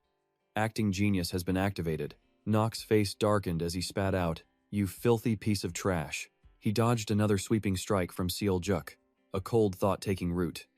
If I'm not mistaken, the protagonist of this world simply ducking under a fatal blow, Nock reached a grim conclusion. That means I'm the one who has to stop him. Right here. He shouted the question out loud. "Can you take responsibility for what happens if things change?" Sealjuk didn't answer, his voice ice cold. "I have no idea what you're talking about, but you've been suspicious from the very beginning. When we met in Chador, you were way too familiar with that sword of yours." Nock's eyes narrowed. "What are you trying to imply?" Sealjuk just chuckled. "You seem worried. How about you just hand over the sword, and we can both go our separate ways?" The black crystal must be the key to a high score, Nock thought, then asked calmly, "And what if I refuse?" Without a moment's hesitation, Sealjuk replied, "Then I'll just have to take it by force." As they faced off, Nock couldn't hold back a curse. "Damn it. You plan—" Sealjuk just shrugged mockingly. "Is that so? Well, too bad for you. You walked right into my trap." Nock forced himself to calm down, analyzing his opponent. He might become one of the strongest, but right now, his powers aren't fully developed. Even for a genius like him, my genius moment would guarantee a win. But I can't afford to waste it on a fight like this. Nock's gaze dropped for a second as he thought of Ellen. If the main character really doesn't exist in this world, then I have to be the one to save. He made up his mind. This might be a huge risk, but I have no choice but to gamble. So Nock spoke up. "You're not the only one who knows a secret, Sealjuk." His opponent replied calmly, "Now that you remember my name, are you going to beg for mercy?" Nock ignored the question and simply said his name again, making Sealjuk freeze. He leveled his sword at him. "I know you joined this academy to expose the secret behind your master's death." Hitting a raw nerve, Sealjuk began to curse him out, but Nock just smiled. "So, you feel like talking now?" Far below, at the base of the snowy mountain, a group of figures was slowly making its ascent. Ellen walked at the front, her expression unreadable. And right on cue, Benny stops in her tracks, turning to call out to Ellen. With a confident smirk, she says, "I knew you would come." Ellen approaches, bowing her head cautiously. "I would never dare stand in your way, Your Highness." Her eyes remained calm, but she had something she needed to confirm. And just like that, a fierce battle erupts between them. Sealzuk's eyes widened as the tip of a blade shot toward his face. He dodged the attack in a flash. Benny nods slowly, replying, "I understand, but I have no intention of joining a meaningless fight." Ecchi, however, looked incredibly serious. "Princess, objectively, if they aren't seriously injured, our chances of winning are pretty slim." Sealzuk and his opponent then exchanged a surprisingly friendly look with one another. "Worse," Ecchi added, "if they team up during this crisis, it becomes even more dangerous for us." Ecchi's brow furrowed, his hand gripping something solid in his palm. He bowed slightly. "I will follow your orders." Ellen, watching the fight from the sidelines, thought to herself this was strange. The Von Jinfo she knew was supposed to be completely useless. She gritted her teeth, full of suspicion. When did he get this strong? The battle was only getting more intense. A strange energy seemed to flow between them as Nock and Selzook faced off. Ecchi crossed his arms, asking, "Are you watching them fight?" Ellen jumped slightly. Ecchi." Ecchi stepped closer and said, "I never expected the Destroyer of the East to be one of the new students." He revealed his name, Selzook, leaving Ellen completely stunned. "You know who's fighting Nock?" Ecchi just nodded. "That's right," he said, explaining as he watched Selzook's moves. "The Silver Wolf, Selzook. Even as a kid, he was famous for wiping out countless bandit groups in the East." Ellen continued watching the fight and simply replied, "I see. But this time," she added, "I'm seeing the fifth son of the Jinfo family in a new light." Ecchi quietly agreed. "I didn't expect him to be so skilled with a sword. If he wasn't such a useless playboy, he could have become an outstanding knight." Hearing this, Ellen seemed a little agitated. I don't think Nock is a playboy." Ecchi turned back, surprised. "Oh? How would you know that?" This left Ellen totally flustered. In the arena, Selzook charged forward, screaming, "You bastard!" while Nock swiftly dodged the attack. There was a flicker of hesitation. It was a natural reaction, really, since Selzook was his one and only master, and that master was already dead. He focused on dodging, his mind still on that scum from the Melee Academy. Nock finally drew his own weapon. Enough with the pleasantries. With that, he rushed towards Selzook, unleashing a powerful strike. Suddenly, the system flared to life. The skill Act Like a Genius had been activated. The corner of his mouth curved into a triumphant smile. "What's wrong?" Nock taunted as their swords clashed. "I'm not the one who killed your master." The blades flew apart, and Nock followed up with a relentless flurry of attacks, giving Selzook absolutely no room to breathe. Seeing Selzook's swift reactions, Nock realized his opponent's attack patterns had actually become simpler. He might be a genius, but he's still young. And then, Nock unleashed a special move with a dizzying path. The fight escalated in an instant. Nock landed a heavy blow right to Selzook's stomach, sending him stumbling backward. Nock's jaw dropped in sheer disbelief. His own body was suddenly launched into the air, with Selzook's blade pressed against his stomach just before impact. He let out a sharp breath, a grin of pure satisfaction spreading across his face before he lunged at his opponent again. Selzook screamed out, "Let's see you talk more nonsense now." Nock just laughed. "Oh, I will," but his legs were starting to tremble. His attacks were getting sharper. Nock knew he couldn't let this drag on. Just then, a dagger flew right past Selzook's face. If he uses his master's technique, the Sword of Life, then this fight is over. There's a reason that move was chosen as the Sword Emperor's signature skill. Gritting his teeth, Selzook charged forward yet again. "You're distracted." Suddenly, a loud explosion echoed. Nock was making a strange, almost inhuman sound. Nock froze, his brow furrowed in disgust. "Trying to steal from others. You really are a commoner, aren't you?" A system notification popped up. Selzook's trait, Contempt for Nobles, had been activated. Selzook looked confused.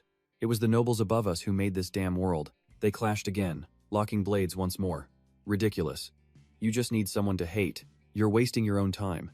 The swords crossed, the force from both sides intensifying. Then, Nock smiled. "Would you be satisfied if it all ended like this? I guess you don't want to hear about your teacher, do you?" His eyes darted toward the crowd watching the fight. He just needed to stall for a little bit longer. A monster will attack Ellen at exactly 9 o'clock p.m. A system warning suddenly appeared. The current time read 8:58 p.m. Selzook paused, pointing with a smirk. "I can still get the information." "That's your fault," he sneered, "for getting mad just because I cut off a few pieces. Did you really think you could harm a noble and just walk away?" "Oh really?" Selzook glanced at the onlookers. "I'll worry about that later. Don't you see we have an audience right now?" NOC answered smugly, "I don't care. This is the final attack." Selzook shot back. "You seem pretty confident about that." And with that, he shot forward to test that confidence himself. NOC's reflection filled Selzook's shocked eyes, a sinister smirk spreading across his face as he launched himself forward like a missile. But to his shock, Selzook froze, gritting his teeth in disbelief. "What?" Then NOC's voice cut through, low and deadly. "Vanish." A blinding flash of light erupted from him, slicing through the air. "I don't have time for you." Even Ellen, watching from the side, was stunned. Did he just accelerate in the blink of an eye? And he was fighting Selzook, the strongest of all the new students. Ellen strained to get a better look, but a sudden feeling made her whip her head around. Something was very wrong. Something was closing in fast. A black shadow, moving at impossible speeds. No way. Her expression turned grim as a pitch-black mass shot upwards, and she screamed out its name, a night servant. The black mass coalesced into a grotesque figure, its two eyes glowing ominously. Ellen stood frozen, facing it in sheer terror. She knew she couldn't dodge its attack. Was this it? Was this really how she was going to die? Its eyes were like piercing stars in a void of darkness. Was her death going to be this? Meaningless? Ellen covered her head, paralyzed by fear. But then, something impossibly fast flashed right past her, stopping her cold. The shadow began to dissolve away. Ellen couldn't believe her eyes. Standing right in front of her was NOC. He was single-handedly destroying the dark creature. NOC's voice was calm, almost bored. What a pathetic sight. As the darkness faded, NOC stood there like her savior. Ellen, still in disbelief, could only stammer out, "Why, you?" NOC casually sheathed his sword. Bringing this many people and still failing to kill small fry. I guess that's a normal reaction for you. A night servant is a mid to high level demon. More importantly, it shouldn't even be in the Noah labyrinth. That thing was a real monster. The person who killed Celsius's master had to be involved. He pondered the situation. Ellen was supposed to be the sacrifice here, and after being saved by the main character, her ice-cold personality was supposed to have thawed out. But now, all of that was completely meaningless. NOC frowned. There is no main character in this world. Ellen just watched him, her expression serious. Bene slowly approached them. That's a bit harsh. You saved Ellen, yes, but that situation was completely unexpected. At the sight of her, he gave a polite bow. Princess. Bene continued. This should be handled by Ellen's professors and Dean Noah von Trin. A night servant is not the kind of demon that students like us are equipped to handle. NOC's reply was a clear provocation. An enemy doesn't choose its opponent. Funny, I thought Princess Bene, of all people, would understand that. Ecchi immediately stepped between them, her hand outstretched. Do not insult the princess. Knock. She spoke decisively. You knew this situation was strange, didn't you? That's the only reason you stepped in to help, he observed Ecchi, taking in the details. Dusty pink hair, slit pupils Echina von Zeno, the future matriarch of the Zeno family. She was the princess's closest aide, known infamously as the Serpent of Greed. And of course, the Jinhaber and Zeno families were not allies. The family of darkness and the family of holy light? Friends? Not a chance. Nothing was ever that simple in this world of inner lunatic. NOC spoke calmly. I have no desire to speak with the Holy Family's lapdog. Ecchi bristled. You dare insult the Zeno family. He crossed his arms, completely unfazed. And what if I am? From a cliff high above, a figure watched the entire scene unfold. The figure roared, That's enough bickering. Then, they launched themselves off the cliff, landing perfectly. You damn brats. The moment he saw the man, Nock asked, Is the test over? The man's face was a mask of annoyance. Yes, the test is over. He spoke while cautiously eyeing the black stone in NOC's hand. To think someone would actually bring back a black stone. Truly outstanding. Except for the part where you're incredibly arrogant. Nock just looked back at him, utterly confused. The highest score on the entrance exam goes to NOC von Jinhaber for bringing back a black stone. All other candidates with purple stones will be ranked second. Any objections? At that, Bene raised her hand, a calm but firm expression on her face as she prepared to speak. What about the night servant that attacked us? Was that also part of the test? It didn't seem like the usual monsters from the void. We need a clear explanation, she demanded. The man explained cautiously. We are currently investigating the incident. Although her life wasn't in danger, Ellen will receive a special reward as compensation. Then, he turned his attention back to NOC. And as for you, white-haired kid for saving your classmate, you'll also receive a special reward. But Nock simply turned his back, his voice cold. I don't need it. Internally, he was already on guard. He couldn't afford to get entangled with Ellen, not like this. Even in a twisted world this full of injustice, a world with no main character, this just shouldn't be happening. More importantly, accepting a reward would mean he was protecting her, and he needed to avoid any unnecessary misunderstandings. His silhouette slowly faded as he left, but Ellen suddenly called out, Nock, why did you save me? Nock was exhausted. Damn it. Just when things were going smoothly, the system announced a notification. The master actor trait was activated. He slowly turned and replied, You just happened to be standing there when I killed the monster. Ellen had no idea what he meant, and he walked away feeling completely awkward. Damn it, he dug his own grave. Just like her nickname, the Golden Fox, Ellen was cold, calculating, and believed everything in the world, even people, could be bought with money. But now, sitting in a carriage, she questioned everything. Why did Nock save her? He even refused the reward Professor Venom offered. She remembered Nock's cold expression as he said, "You were just standing there when I killed the monster," and she let out a sharp breath. What an unbelievable lie. The person sitting across from her spoke up. "It is quite absurd, isn't it? It was a boy with a refined but fragile appearance. Didn't you once say he was nothing but a good-for-nothing scoundrel?" Ellen calmly replied, "That's not it. That lie was too obvious. There has to be another reason." The boy let out an "oh" and asked, "Is that so?" She didn't react, just furrowed her brow. She had to investigate further. The young boy nodded. "Yes, I will try to dig up as much information as possible." But to his surprise, Ellen refused. She unfolded a piece of paper. "I will confirm it with my own eyes. If the Dayenhaber family finds out we're snooping, they won't let it go." The paper clearly listed the standard subjects and the elective subjects, both with completely different content. The standard courses were basic physical training, combat studies, and the history of the Empire. Ahem. And the electives included royal etiquette, foreign magic, and advanced combat weaponry. The boy's eyes drooped hearing the list. A soft, satisfied laugh echoed in the carriage, followed by a simple reply, "Yes, my lady." The morning sun shone down on a luxurious royal palace. Nock leaned back in his chair, exhausted, with his maid Dichi beside him. Dichi looked sad. "Master Nock, are you really all right? You look so pale. Could your gambling sickness be back?" A hot towel was draped over his forehead. He spoke carefully. "If it were the gambling sickness, I would have been cured long ago. Don't worry about it." But inside, his mind was racing with complaints. But this was a difficult situation. If there's no main character, someone has to take on that role. This was the only way he could regain his memories and find the person sending those mysterious messages. There was no other choice. He squeezed his eyes shut, deep in thought. But the character he'd possessed, Nock, was supposed to be the villain. His eyes snapped open. Ah, there is one other way. Dichi was stunned by his sudden outburst. A smile spread across Nock's face. "That's it. The only way is to play the role of both the protagonist and the antagonist of this damn world at the same time." Under a sunset that painted the entire sky red, a desolate landscape appeared. Smoke and fire billowed, casting a dark shadow over the area. Beside the piles of bodies stood a female figure, her golden hair flowing in the gentle wind. The lingering embers of the battle drifted up into the blood-red sunset. And behind the woman stood the silhouette of a man. "Lady Luna, the trajectory of the stars is slowly changing." The man spoke thoughtfully. "He will awaken." Luna's lips barely moved. "The 6 temples will be stained with blood once more." She then turned to leave. "Dub, get ready. We must achieve our goal. You know what to do, right?" Luna slipped her coat on as Dub adjusted his own uniform. On his left breast, the insignia of a crest shone with a faint light.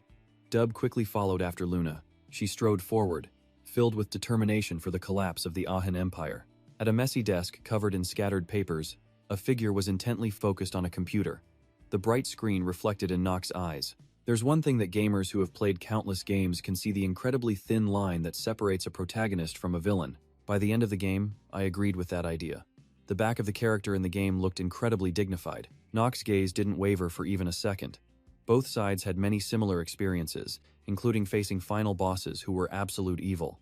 In most recent games, villains often appear after having gone through some kind of trauma, or they've lived a tragic, unjust life, and the main character is exactly the same. Put simply, even the villain has their own reasons to explain what they are, who they are, and why they act the way they do. The thoughts spun endlessly in Nock's mind. People always sympathize with villains like that. Nock wandered through a dark space while people passed by all around him. Below his neck, the corners of his lips curved into a mysterious smile. Of course, this doesn't mean that protagonists and villains are the same. They're all the same. A villain is just a villain. They can never truly be the main character. A small smirk appeared on Nock's lips. But that rule only applied inside a game. In a world on the brink of ruin, a world with no hero, the only way for a villain to survive is to become both the villain and the hero himself. He stopped before a strange void, a bizarre aura pulsing from within. Nock just stood there, observing, thinking for a long, long time. A dim, hazy light flickered ahead of him. Nock let out a heavy sigh. He wasn't a fan of gambling with his life, but some things just had to be done. He had no other choice. This was the way into Lunatic, the largest villain organization, a group hell-bent on overthrowing the entire royal family. He reached out his hand, a strange and powerful aura gathering in his palm, pulsing with raw energy. In an instant, his magic flared to life. His destination was clear: Lunatic. Meanwhile, in another room, 3 figures stood with furrowed brows. observing something with intense focus. Across from them, another group watched just as intently. And seated right in the center was an incredibly beautiful young woman. Noah rested her chin on her hand, looking completely relaxed. Vernon finally broke the silence. There's no real danger, is there? You should know, shouldn't you? Professor Jiak. You're the one supervising this test. But Jiak just shot back. Did you mess something up again? Vernon's face flushed with anger. You damn bastard. I already told you, I didn't do anything. Noah's lips moved as if she were chewing on something. Then her eyes snapped open, ice cold, with a sinister glint. What do you two think you're doing? The question made both of them flinch. Vernon quickly slung an arm around Jiak, forcing a laugh. Nothing at all, he said with that same awkward laugh. So, shall we continue? Did we miss anything important? Noah's expression soured. I haven't even said anything yet. But her mood flipped in an instant, becoming strangely cheerful. I've already briefed everyone on the details. You two weren't paying attention, were you? Another man cleared his throat and explained, the headmistress is referring to the enemy, the one appearing in the entrance exam, threatening this very academy. Noah seemed completely unfazed. That's right, she confirmed, glancing at them. Their goal could be the fall of this academy, and by extension, the entire empire. This is only the beginning. So, do we know why she's being targeted? The so-called star of the financial world? Jiak answered quietly, yes, it's because of the Jivelin Trading Company, run by the Jivelin family. That company controls 70% of all goods distributed throughout the Ahem Empire. Vernon picked up the thought. If our enemies are targeting them, that means they already have their next target in mind. Noah gave a solemn nod. Exactly, which is why this incident is both a test for us and a direct warning to the Academy. We must be thoroughly prepared for whatever comes next. The room responded in unison. Understood. Noah started to rise but then sat back down. She just remembered something important. Oh, and there's one more person, someone we might consider quite dangerous. Vernon looked surprised. A dangerous person? Noah's eyes shifted to the side. That's right. An image of a certain boy flashed through her mind. The image of his retreating back. Noah stated it simply. A student. And quite possibly, she added, the most talented of all the new students. Jiak was on edge. Who? Who is it? A seed of doubt planted itself in Jiak's mind. Noah, calling someone talented, this was a complete first. Especially after what happened with the princess. Noah stated the name carefully. Nock von James Hafer. Jiak was stunned.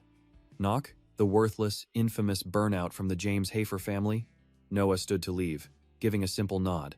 The very one. That child, she said, her hand on the doorknob. A cryptic smile played on her lips. He might be even stronger than I am. Jiak practically jumped out of his skin. The others whispered amongst themselves in utter disbelief. Did I hear that right? How could that useless kid? Sweat started beading on Jiak's forehead. His expression was one of pure, horrified disbelief. And right then, the door swung open, revealing Nock's silhouette as he stepped inside. Seeing him, a man named Kazan frowned. Boy, what are you doing here? Are you lost? But Nock already knew who he was. This had to be Kazan, the owner of the tavern leading to this hidden world. But his true identity was something else entirely. Nock walked over and sat down, delivering the code phrase with confidence. The moonlight caresses the mighty empire. Kazan's expression grew thoughtful. Nock's gaze was unwavering. Kazan turned to go inside, clearly annoyed. Fine, head in. Though I have no idea why he gave you the password. Nock stood up with a grin. Aren't you going to introduce yourself? The man's reply was calm. I am Kazan. That's what people around here call me. Hearing that, Nock turned with an air of pure confidence and headed inside. He stopped at a bar counter, rubbing his chin. This was the real entrance to Lunatic's headquarters. He reached out and grabbed a bottle. In his head, he counted. 3. He grabbed another bottle, a different shape. Then another. 8. 4. And just like that, model. A soft glow erupted from behind him, gathering force until it violently slammed right into Nock. A system notification popped up he'd been hit with high-level magic, causing his mana to temporarily reverse and disabling his talent for sensing it. He was being forcibly teleported to a designated location as a hazy, shimmering energy completely enveloped him. Nock grimaced, realizing his stats were still far too low. A wave of dizziness washed over him. Suddenly, the cold steel of a blade pressed against his throat. The wielder was a woman named Luna, who asked cautiously, "Who are you?" Recognizing her instantly, he spoke her name Luna. The blade dug deeper, drawing a single drop of blood, but Nock showed zero fear. Instead, he remained perfectly calm, stating, "The leader of Lunatic. The one swordmaster out of 3 whose face remains a secret. I'm here for you. Luna's voice was ice. You know our secret headquarters, and you know who I am? I'll ask one last time, who are you? Nock gently pushed the blade aside. Nock von Hafer. He raised his hands as if to surrender. I want to join Lunatic. That night, the moonlight was brilliant. Elsewhere, framed by a window, sat a figure with sharp eyes, lost in thought. It was Cello, muttering a name, Noel von Zeppelin. His expression was grim. He seemed to know something about the old man Cello's death. He knew his master was gone. He likely suspected that one of the three sword emperors had fallen at the hands of another. The so-called shame of the James and Hafer family was a total joke. To think they would resort to lying like this. Cello's mind was racing, not stopping for a single second. That must be how he beat him in a battle of pure speed. Cello had never seen anyone move that fast except for the old man. All information on him had to be fake. Right from the very beginning. Were all the rumors and stories about him just a massive lie? Cello slowly walked towards his bed. He fell back onto it, hands behind his head, thoughts churning. But why?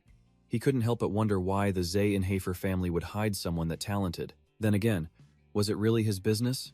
Cello lowered his head, determined. He would crush anything that stood in his way, even a prestigious noble family. A cold night settled in, with clouds drifting lazily across the sky. Faint moonlight illuminated the scars covering Cello's chest. He closed his eyes, falling into a calm sleep. Meanwhile, the queen of the Expan von Ahem Empire had lost her mind, ruling through pure tyranny. This power vacuum led to a massive split within the royal family. Amidst the chaos, the benevolent Uncle Fanloff was gathering allies to oppose the crown prince. You will have to choose a side if you want to survive. Go to Eldine Academy, and decide which faction you will follow there. That is your final mission. In his sleep, Cello twisted and turned, completely trapped within a nightmare. The man in his dream whispered, I gave you everything I had. And behind him stood a second, faceless figure. But its eyes were absolutely terrifying. The image of a young Cello stood frozen, his face a mask of pure horror. I'm sorry for having to leave you first. Cello shot upright, clutching his face in a panic as cold sweat dripped from his brow. He suddenly noticed something on the back of his hand, a faint, glowing mark of some kind was pulsating there. He scratched his head. If you're already dead, then stop haunting my dreams, master. With that, Cello stood up from the bed. He quickly strode out of the room. Damn it. Why is a dead man appearing in my dreams like this? Back in the present, Luna still had her sword aimed at Nock, whose hands were still raised in surrender. In his vision, her basic information appeared. Her name was Luna, a 20-year-old human. Her main element was the moon, with attributes in sword mastery and aggressive combat. Her alignment was neutral and calm, but her weaknesses were cruelty, insanity, and bloodlust. Her stamina was 27, mana 24, and luck was 4. Willpower and charm were both at 25. Her passive skills included fighting spirit, fierce eyes, and intimidation. Active skills were Moon Sword and Mana Burst, with other info to be revealed later. Luna held her sword steady, her mind working. Nock, however, already knew everything. Luna, one of the three great swords, a monster who had fought alongside legendary knights. She had reached the absolute peak by the age of 20. Luna's skill with a blade was simply unmatched. Nock's expression grew serious. More importantly, unlike the black sword style he could only learn as clan leader, he knew her techniques were obtainable. He just needed to earn her trust. And to do that, he had to join Lunatic and prove his strength. Luna finally broke the silence. Why would a member of the great Jinhafer family be interested in a criminal organization like this? The tip of her sword broke the skin on his neck, and a single drop of blood welled up and trickled down. A system alert flashed. Bleeding, level 1. He calmly replied. To bring down the Ahem Empire. At this, Luna's eyes narrowed. What? Nock elaborated. I'm sure you know we must first destroy Eldine Academy, which is currently under the kingdom's protection, and only then can we attack the kingdom itself. Nock finished with absolute confidence. I'll be your spy. Luna just scoffed. You think you're capable of that? She sneered. He simply nodded. Of course. Luna's gaze never once left his. She was clearly mulling it over. She lowered her sword, though her expression was just as hard. You've got guts. What's your name? Nock scratched his head. Nock von Zeyenhofer. She turned slightly and called out, Lupus. From the shadows, a voice replied, Yes, I'm here. Was Nock ready for the moon trial? Faced with the question, he paused for just a moment, then gave a slow, deliberate bow of his head. Then, softly, he said yes.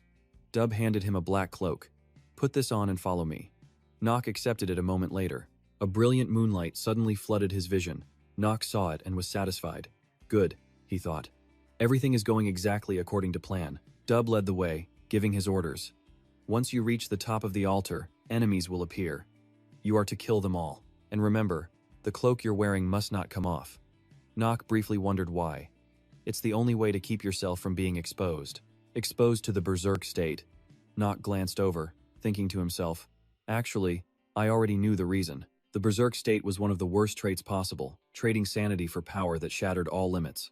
Under the crimson moon, no one could maintain control. To be more precise, it was pure, uncontrollable rage. So, passing this trial required fulfilling two very specific conditions. He had to withstand the moonlight, avoid the rage state, and kill every last monster. Originally, the game never provided this information. The secret was never revealed, because in a world with a clear hero, almost no one ever chose to join the villain's side. No one knew how to pass.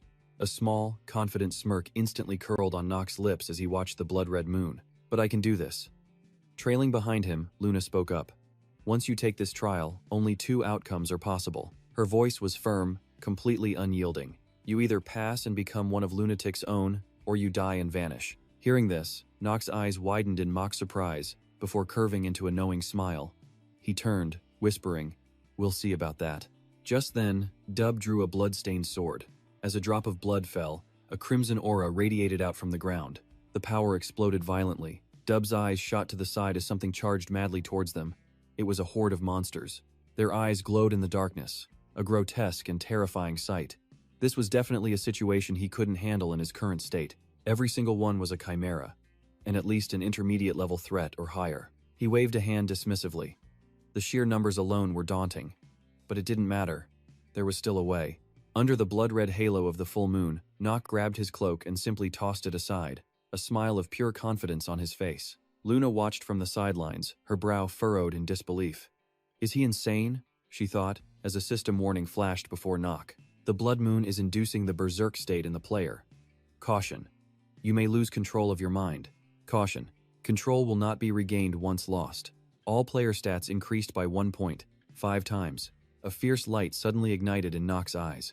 Stamina rose to 9.3, mana to 13.8, luck held at 10, willpower hit 16.95, and charm was now 26.2. The adverse effects of berserk have been activated. Luck and charm do not receive a bonus from this state. In the forest, under the blood moon's glare, Nock stood with his sword, not far from where Luna and Dub watched. The system warned him again. The blood moon has induced the abnormal state, berserk. Caution. You may lose control of all rational thought. Luna and Dub still couldn't look away from him. Caution. Control will not be regained. And with that, Nock's eyes snapped wide open. His eyes held a look of utter shock, yet a faint smile played on his lips. The player's stats have increased by 1.5 times. His status window popped up again. Name, Nock von Zienhofer. Element, darkness. Achievements, none. Advantages, genius of swordsmanship and combat. Genius mana sensitivity, clairvoyance, genius memorization, and an iron will. Genius of acting, a neutral trait, revelation nullification. Active skill, genius's moment. Intermediate swordsmanship, southern dark tribe sword style, and visible passion. Your remaining lifespan due to terminal illness, 140. 2 days. However, luck and willpower were excluded from the list of parameters that were being increased. Berserk. Luna watched, unable to help but wonder, is that kid completely insane? At that moment, Nock let out a soft laugh and a sigh. Dub turned to her. I can't believe he threw the cloak away. That's the same as throwing away his own life. Should we stop him? Luna's reply was cold. No. From the start, he was never the type to listen to warnings anyway. Luna calmly crossed her arms. Whether he lives or dies is not our concern. But Dub still hesitated. But he belongs to the Zienhofer family. If Theo von Zienhofer thinks we're responsible for harming his son, we'll be in serious trouble, right? A mysterious smile touched her lips.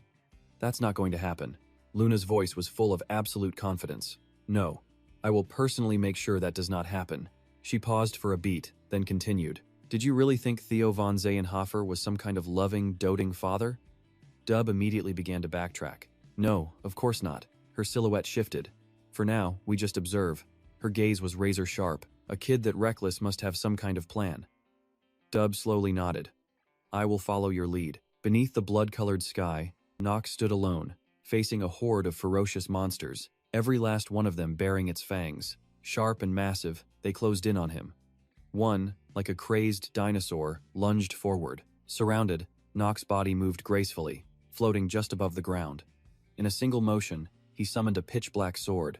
Sword in hand, he aimed for the beast and swung down without an ounce of mercy. Fresh blood splattered across his cheek. The entire world was bathed in crimson. This was the new moon trial in Lunatic. Nock let out a short breath. A few of his stats had ticked up slightly. He planted his sword into the ground. His talent, height, and shoulder width all increased, taller and broader now. He had reached a level where his peers could no longer hope to easily defeat him. Right on cue, more beasts shrieked violently and charged. A glint flashed in Nock's eyes as he readied for battle. He sliced through another with effortless ease, completely wiping it out. The next target was already approaching. Nock's gaze shot sideways with caution. He took aim, and with another clean slice, the monster let out a final scream and logged out. Its entire body collapsed, motionless. Standing over the corpse, Nock showed no pity, only letting out another breath. But it wasn't over. More monsters were frantically rushing him. Meanwhile, Luna and Duke just watched the battle unfold. Nock took his stance, his aura exploding outwards. Abnormal State activated Berserk, one of the most brutal attributes in Lunatic, and the only one that appears under the red moon. A terrifying dark energy began radiating from his blade, but he'd come here from the start intending to take advantage of it. Suddenly, Nock's eyes shot wide open because of his unique talent. The system window popped up, reminding him he possessed two special genius traits. You have neutralized the red moon's abnormal state. Genius of swordsmanship, genius of combat, and genius of mana perception. The abnormal state was temporarily disabled. Blood stained Nock's handsome face, but he didn't even seem to notice. It's simple, really. From this world's perspective, the power level of talented people is just completely unfair, and he was one of the ones who benefited. His weapon's power grew even fiercer. Still, he couldn't help but wonder. But so what if it's wrong? Nock's silhouette leaped into the air, reflected majestically against the moon. Then his voice echoed through the silent night. Shadows of execution. One slash, then another, and another. He handled these monsters all on his own with ease. Luna and Duke both scowled as they witnessed the scene. A system notification appeared. Under the effect of the Saint Crystal Black Flame Ring artifact, your lifespan has increased by 2 days and 7 hours. Nock just scoffed. If anyone had a problem with that, they should try having a terminal illness. The monsters charged Nock again, and just like that, they met their miserable end, logging out of this world for good. Nock handled them all, even shocking Luna. She made a strange sound. Nock gritted his teeth in annoyance. So noisy. He gripped his sword tight. White mist escaped Nock's lips. The very ground cracked beneath his feet. He slowly advanced, facing Luna directly. He spoke slowly. Is the test over yet? A moment earlier, Luna was still watching the intense battle. Luna had declared, I think we will recognize him as a member of Lunatic. Duke replied sullenly. The number of people with his level of talent on this continent can be counted on one hand. Luna then shouted, Hey, Nock von Zinhofer, you passed. Come back. But Nock was still focused on fighting. Luna frowned, confused. Is he really berserk? Has he lost control? Duke grew agitated. Maybe we should just kill him now. Meanwhile, Nock kept on slashing. Blood from the beast sprayed endlessly beneath the crimson sky. Finally, he'd finished off every last one of them. Nothing blocked his path. A fan-like circle of blood exploded outwards as Nock slowly stepped forward. His eyes blazed with determination. He walked slowly toward the two of them, then finally came to a stop right before them. Nock asked again, Is the test over yet? Luna nodded. Yes, it's over. She calmly rested her hand. Theon has raised a real monster. Duke sullenly agreed. Yes, he has. Nock smiled, satisfied. I did it. Luna's thoughts, however, had completely changed. Von Zinhofer, you truly are an interesting one, she told Duke. Duke understood, bowing his head. Yes, my lord. He then offered Nock the cloak. Take it. This is a cloak that only noble members of Lunatic can wear. A system notification appeared. An item has been acquired. He took it in his hand, overjoyed. You have received the Lunatic member's cloak. Displaying item information. Basic information. Name, Lunatic member's cloak. Classification, high mid-grade equipment. Attribute, will stat +1. Requirement, must be an official member of Lunatic. Special effect, you will receive the special skill Oath Under the Moonlight. Lunatic members can confirm identities using the cloak's pattern. Made from black spider silk, it nullifies all abnormal states related to the light attribute. A new passive skill appeared. Oath Under the Moonlight. And it was a high-grade one. Its effects only activated while he wore a lunatic member's cloak, causing a radiant moon pattern to appear on the fabric. And since only lunatic members could recognize this pattern, he was totally invisible to outsiders. It even had a bonus based on game time. After 1800 hours from nightfall, his attack power would get a 1.2 times boost. Reading this, Nock was beyond satisfied. Absolutely perfect. He stood in the dead silent space, face to face with Luna and Dupe. Suddenly, a divine light appeared before them, looking just like a waiting portal. Nock gave a slight bow. A smirk played on his lips. With the Oath under the Moonlight skill, conquering lunatics' challenges was about to get much easier. This skill would be useful anywhere. It had already helped him immensely. He gripped his sword tightly in his hand. It was a shame it only worked at night, but it could still boost his attack power by 1.2 times. A buff like that was incredibly rare in lunatic. Internally, he was ecstatic. He'd even gained another point in willpower. He clenched his fist, placing it over his chest with a satisfied smile. Yeah, this was the best possible outcome. Nock's gaze was fixed forward, calm and composed. Luna, confused by his intense stare, put her hands on her hips. Looks like you demand more than I thought, huh? Nock calmly replied. It seems that during the moon trial, no other rookie performed as well as I did. He stated it calmly, so I believe I deserve a corresponding reward. Luna crossed her arms and let out a huff, her expression thoughtful. A moment later, a smile touched her lips. Not bad, that's brave, though I have no idea how long you'll keep up that attitude. Then Luna ordered Dup, bring that thing here. He immediately nodded. Yes, ma'am. Dup then handed her a mask. Luna took it, presenting it to Nock. This is an item Lunatic acquired recently, Moon Shadow. She observed the mask for a moment before continuing. The name is quite fitting. This item creates a perfect clone. Her eyes locked onto Nock. I'm sure it'll be useful for you, especially since you're a spy inside the academy. Luna's tone was perfectly calm. So, are you satisfied? Nock bowed happily and replied, Of course. Inside, he was beyond satisfied. He could finally get his hands on it. His hand reached out and took the mask. Moon Shadow. A system notification popped up. You can now use the item Moon Shadow. A strange purple light flared in his eyes. Creating player clone, the system announced. Please enter the clone's name, attributes, and basic information. A duplicate of Nock materialized. This was the main reason he'd contacted Lunatic. This item allowed a player to create a perfect double. The thought raced through his mind he could play both the hero and the villain. This would finally allow him to do it. Nock held up the Moon Shadow. Thank you, Commander Luna. But her expression turned serious. Listen carefully. Rookie, in Lunatic, there are 5 ranks total, not including the commander or vice commander. The members are ranked from 1 to 3. She crossed her arms gravely. Since you're new, you'll be starting at rank 3. Nock bowed his head, a smirk on his face. I understand. Hearing this, she nodded. Good. Prepare for your first mission. Luna's voice was cautious. I hope you don't disappoint me, Nock von Zehenhafer. Her gaze never left Nock's figure as he stood before the glowing portal, slowly bowing his head. After he left, Luna's lips curled into a smirk. Don't you think that kid is rather interesting? Dupe bowed politely. I agree. But he then rubbed his chin, puzzled. I just don't understand how he withstood the wrath of the blood moon. Her figure turned, silhouetted by the crimson light. I know what you mean. Otherwise, he wouldn't have even lasted 5 minutes. Inside that trial, she said with certainty. Even if he's a genius who can fight without a cloak, her hand clenched her own cloak until the fabric wrinkled. That alone shows he has the guts to be acknowledged. Dup agreed. Yes, I agree as well. Luna's lips curled into a smile. For now, let's just watch him. We'll see if he's amusing or useful to us. Meanwhile, Nock stepped out from the glowing portal, only to come across 2 people sitting nearby. Keijon swaggered over with a smug look. Were you busy? Nock glanced at him, replying nonchalantly, Yeah, something like that. But a sinister smirk touched his lips. If he really went all out here, people would just wonder why he'd do something so completely insane. His expression returned to its usual coldness. Of course he wouldn't do that. To resist the Berserker attribute, he needed 2 genius-level attributes. One for swordsmanship and combat, and one for sensing mana. To put it simply, only he could wield the power of the blood moon here. Keijon sat down. You must have gotten what you wanted. Nock wasn't surprised. Do you have a problem with me? Keijon answered seriously. I just think it's unfair. Introduce yourself. Nock looked shocked. Huh? Keijon smiled. I mean, introduce yourself to the other person here.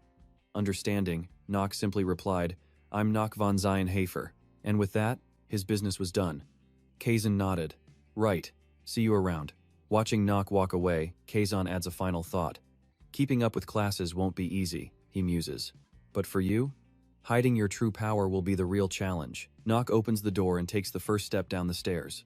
Kazan watches him go, a smirk on his face as if just joking around. Oh, and try not to stand out too much. The scene cuts to a massive castle lit against the night sky, Nock's shadow stretching long across the floor. He stops in front of a particular door. Looks like the plan's going smoothly. But as he steps inside, a maid spots him and cries out, "Young master!" DJ looks absolutely frantic. "How could you possibly skip class on your very first day without telling me a thing?" she demands. Nock just freezes on the spot. He stares at DJ, completely baffled, thinking to himself impossible. He thought back, he was sure she was asleep when he left. DJ, seeing his blank stare, waves a hand in front of his face. "Young master, are you even listening to me?" DJ's nagging kicks into high gear. "I've told you a million times to stay away from anything dangerous. Even with all the nasty rumors spreading through the family, you still have a chance to rebuild your reputation, you know." As her nagging continues, Nock lets out a tired sigh. He quickly changes the subject, hoping to cut the lecture short. "By the way, how was your day?" he asks. "I remember the servants have classes too, right?" DJ's hands immediately start fidgeting nervously. Her voice drops. "Nothing special," she says quietly. That reaction alone tells Nock everything. Something definitely happened. He rubs his chin, a headache already forming. "Really? Nothing?" Even though they're just classes for staff, most of the attendees are still low-ranking nobles. And since DJ was now a commoner, she'd be the perfect target for bullies. Meanwhile, DJ just stands there silently, lost in her own thoughts. Nock holds out a small pouch to her. "Here, take this," he says. "If you run into any trouble at the academy, open it." And so, she takes it. She stares down at it, confused. What is this? But Nock doesn't explain, just speaks cryptically. "Only open it when you're really in trouble." Seeing DJ's complete confusion, Nock clarifies, "It's an item for handling unreasonable situations." Hearing that, DJ looks a little disappointed. "So I can't open it now?" she asks. Nock just gives a vague shrug. "Not necessarily." Not wanting to pry, she just gives a careful bow. "I understand. If that happens, I'll open it." Nock flashes a satisfied smile. "Good. Don't you dare hesitate. The moment you feel you're in danger, just use it." "Got it?" DJ looks incredibly moved. "Yes, young master." And just then, a system notification pops up. A message flashes. "You have successfully enrolled in LN Academy." Nock looks at the system window, a look of surprise on his face. Finally, he breathes. The system window immediately updates. "A new letter has arrived in your inbox. Would you like to open it?" Without a moment's hesitation, he hits the open button. Instantly, a single, glowing feather drifts down, followed by a mesmerizing trail of light. Nock just stares, absolutely captivated.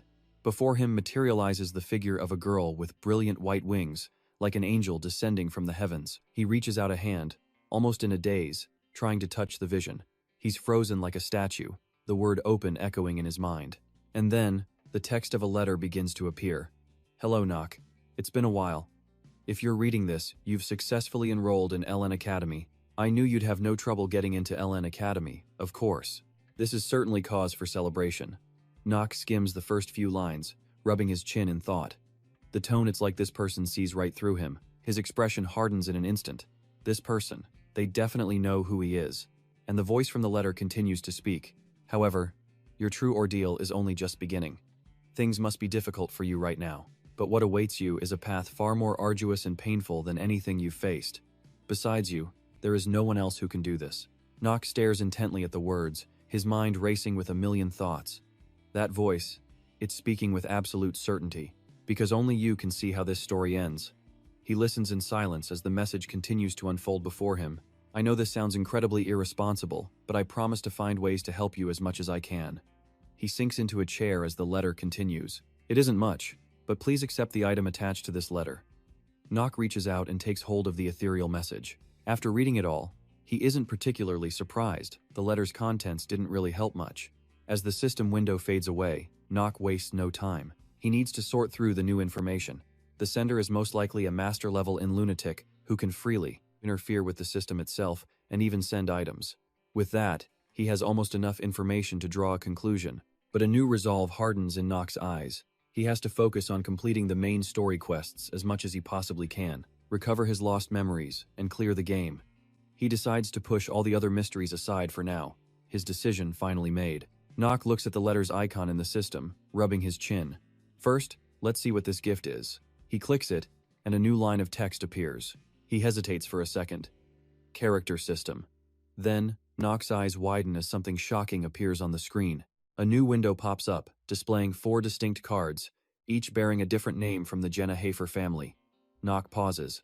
Wait a second. His finger moves, touching the card that reads Tali Jenna Hafer. He thinks to himself, if my guess is correct. Instantly, several electric purple screens materialize. Beside the girl, an image of Tali pops up, followed by a full status window for Theo von Ziegler. Nock reads it, a faint smirk playing on his lips. An incredible ability. Before, to use clairvoyance in Inner Lunatic, you had to meet the person face to face. Nock clenched his fist, understanding dawning on his face. But now, everything was different.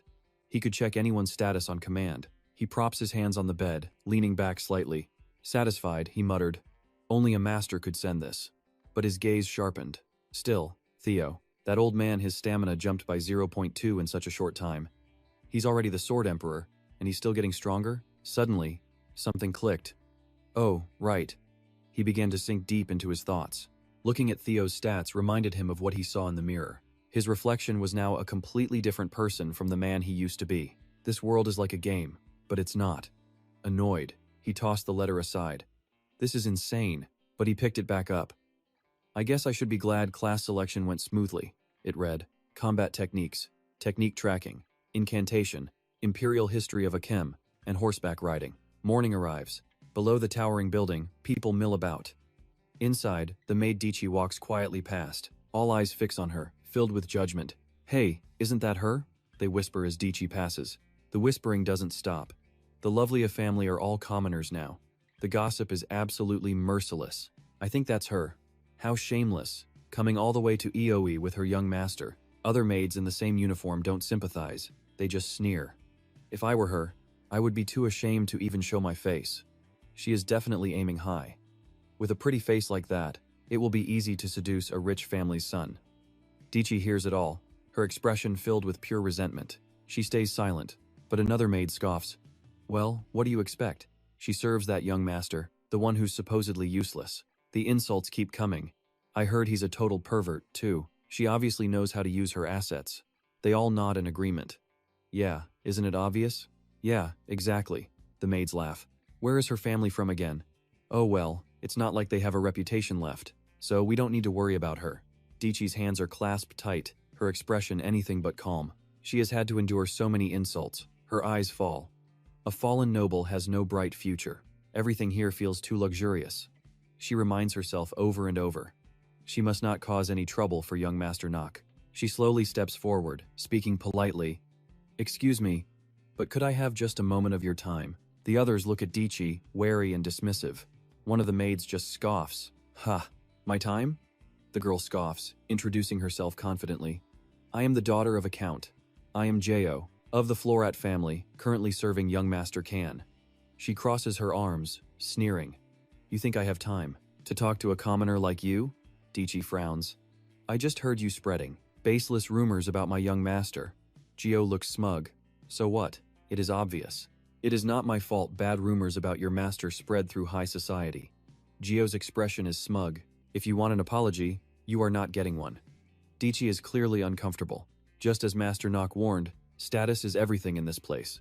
Now, she reaches into her pocket for something. It was the bag Nock had given her before. With no other choice left, she finally opens it. In an instant, a soft pop echoes out. A figure appears through the hazy smoke. Dichi's eyes widen in absolute shock. It's Nock, but in a tiny, adorable form, pouting. The figure itself seems hazy, almost like a projection. Dichi is speechless. Gio stumbles backward, completely startled. Young Master Nock, the boy declares, I am Nock Daenhofer. I do not know what happened, but it doesn't matter. The tiny Nock confirms if she opened this bag, one thing is certain. Little Nock points a finger, his expression ice cold. You, or all of you over there. Gio stares, dumbfounded, before fear takes over. Isn't that the son of the Inhafer family? Little Nock calmly crosses his arms and smirks. You are all dead. I will be sending your heads back to your families. With that said, the figure vanishes. The entire area falls deathly silent. Dichi wonders helplessly. Young Master Nock. This is supposed to solve any situation? Gio's face turns pale. She immediately drops to her knees, looking up to ask something hesitantly. So, what was her name? Dichi let out a breath and replied, I am Dichi.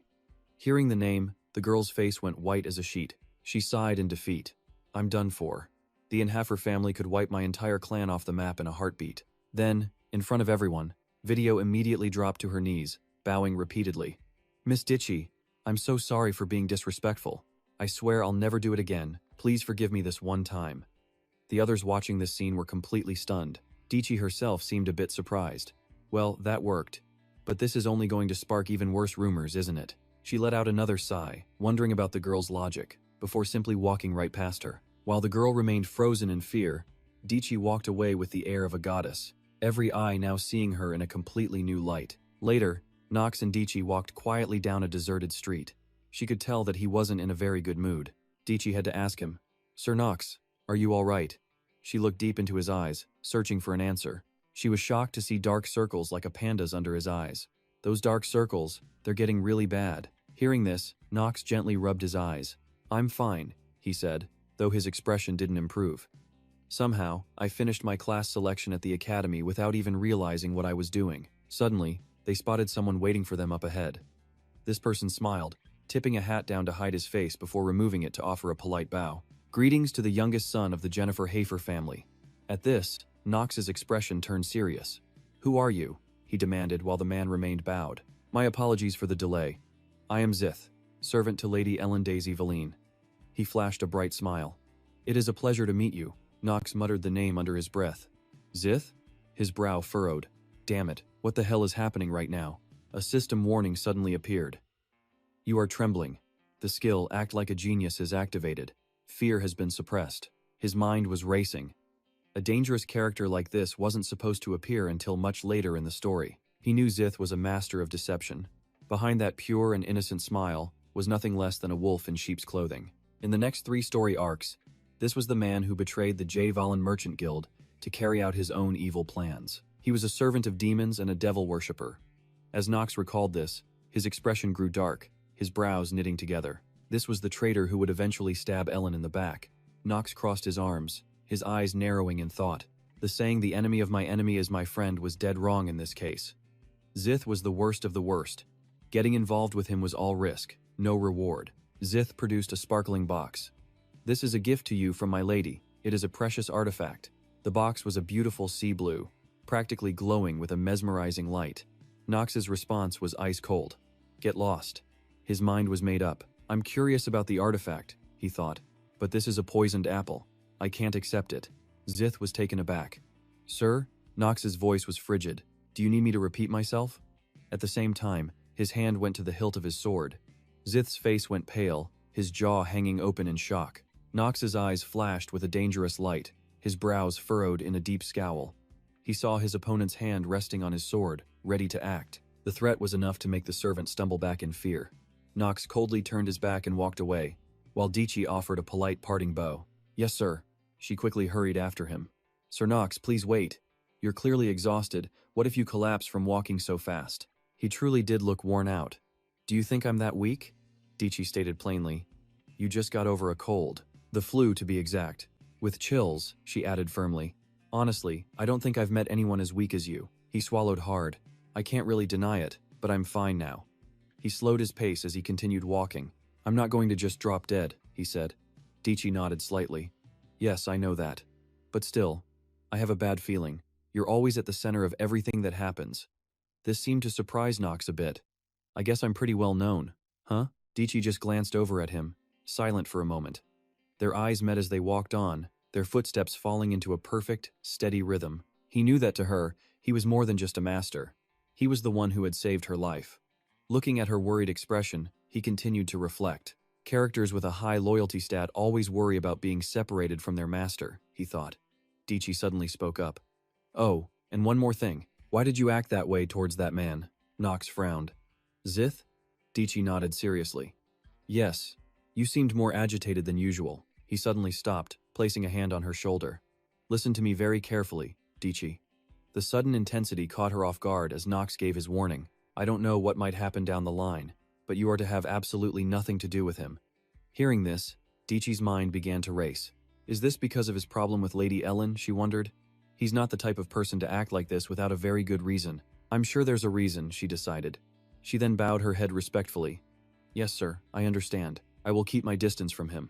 Hearing that, Nox gave a satisfied nod. Good. And with that, he continued walking past Dichi. Thinking about what's to come, it's definitely better to stay away from Ellen, he thought. Plus, we've already drawn way too much attention. Nox walked forward with renewed purpose, his voice serious. From now on, we move carefully. Meanwhile, back in the crowded Great Hall, Nox walked into the academy and found his seat, but he was already annoyed. This was exactly the kind of hassle he had expected. Why did he have to put up with this torture from the very start? So exhausting. A teacher stood at the center announcing, "Today you will form teams." These teams would last for the entire year, and all activities would be done together. The professor seriously continued. To form a proper team, the most important thing is to understand one another. Nox groaned. Man, he'd been way too optimistic about his life at the academy. He rested his chin on his hand. The fact he had 0 friends here was about to make this team situation extremely difficult. This was probably his single biggest problem right now. The professor pushed his glasses up. Students who are already acquainted with others. Go ahead and form a team of 4. He raised his voice. You have 30 minutes. Nox just sat there, his mind racing. Impossible. This was totally impossible for someone as bad at socializing as Nox. How was he supposed to do this? He immediately raised his hand with a question. What if we can't form a team? The professor's answer was cold. You'll receive an F. You will not be allowed to continue this semester, so pay attention. The professor then added, You can't do everything alone. Understand, Nox? His face darkened as he replied with a soft, yes. But inside he was reeling. What? An F right at the beginning? Getting an F made graduation nearly impossible. Even one failed subject meant immediate expulsion. A sharp glint appeared in Nox's eyes. He absolutely could not let that happen. At this point, every student in the hall was already mingling and forming their teams. Princess, allow me to help you. Please give me a chance to assist you, Princess. What about a team? I saw how talented you are. While Leon sat quietly, another student approached him. Leon, want to team up with me? While everyone was cheerfully teaming up, Nox's head was spinning. He had to think of a way out of this. Think, how could someone so bad with people possibly find a teammate? Nearby, a student was making an offer to Len. Team up with me. I'm pretty good physically, even if I don't look it. Another girl cheerfully interrupted. No, Len will team up with me. I'll provide you with resources and connections, everything my family has. Len, however, ignored them all. Her footsteps suddenly stopped. She stood right next to Nox and called his name, Nox von Zienhofer. With her arms crossed, she added, Looks like you didn't appreciate my gift. Nox was silent for a moment. Len continued, What do you think? Will you give me a chance to repay my debt? Nox was cold. What are you talking about? Len casually brushed her hair back. I'm going to form a team with you. Nox was instantly suspicious. Though she sounded arrogant, he knew it right away. He had to team up with her, there was simply no other way. And to add to the trouble, Tali immediately spoke up. Nox, team up with me. Seeing the 2 girls in front of him, he thought, Great, another liability wants to join my team. Tali held out her hand, inviting Nox. Let's be on the same team, okay? Len turned, a bewildered look on her face, while Nox just sighed, completely fed up. He'd forgotten about her, just another complication. He noticed she seemed a little hesitant, and then it hit him. I see. Tali was just too kind. She couldn't stand seeing Nox, her fiancé, left without a single team member. So, she was trying to help him. Tali was still waiting for an answer. This entire situation was giving him a headache. Just then, Len rubbed her chin. Well, I certainly didn't expect this. Nox's expression soured. What do you mean? She just laughed. I'm just surprised that someone like you has a girlfriend. Nox glared at her, feeling a strong dislike. Considering Nox's past actions, he couldn't really deny it, but strangely, her words made him angry. Tali just smiled and asked Nox again, Will you team up with me? Nox avoided her gaze, unsure how to answer. Len just nodded, moving things along. Well then, we just need one more person, right? Nox's face was grim. It seems my opinion no longer matters here, Len replied matter-of-factly. What other choice do you have? He gritted his teeth. Her intuition was just too sharp.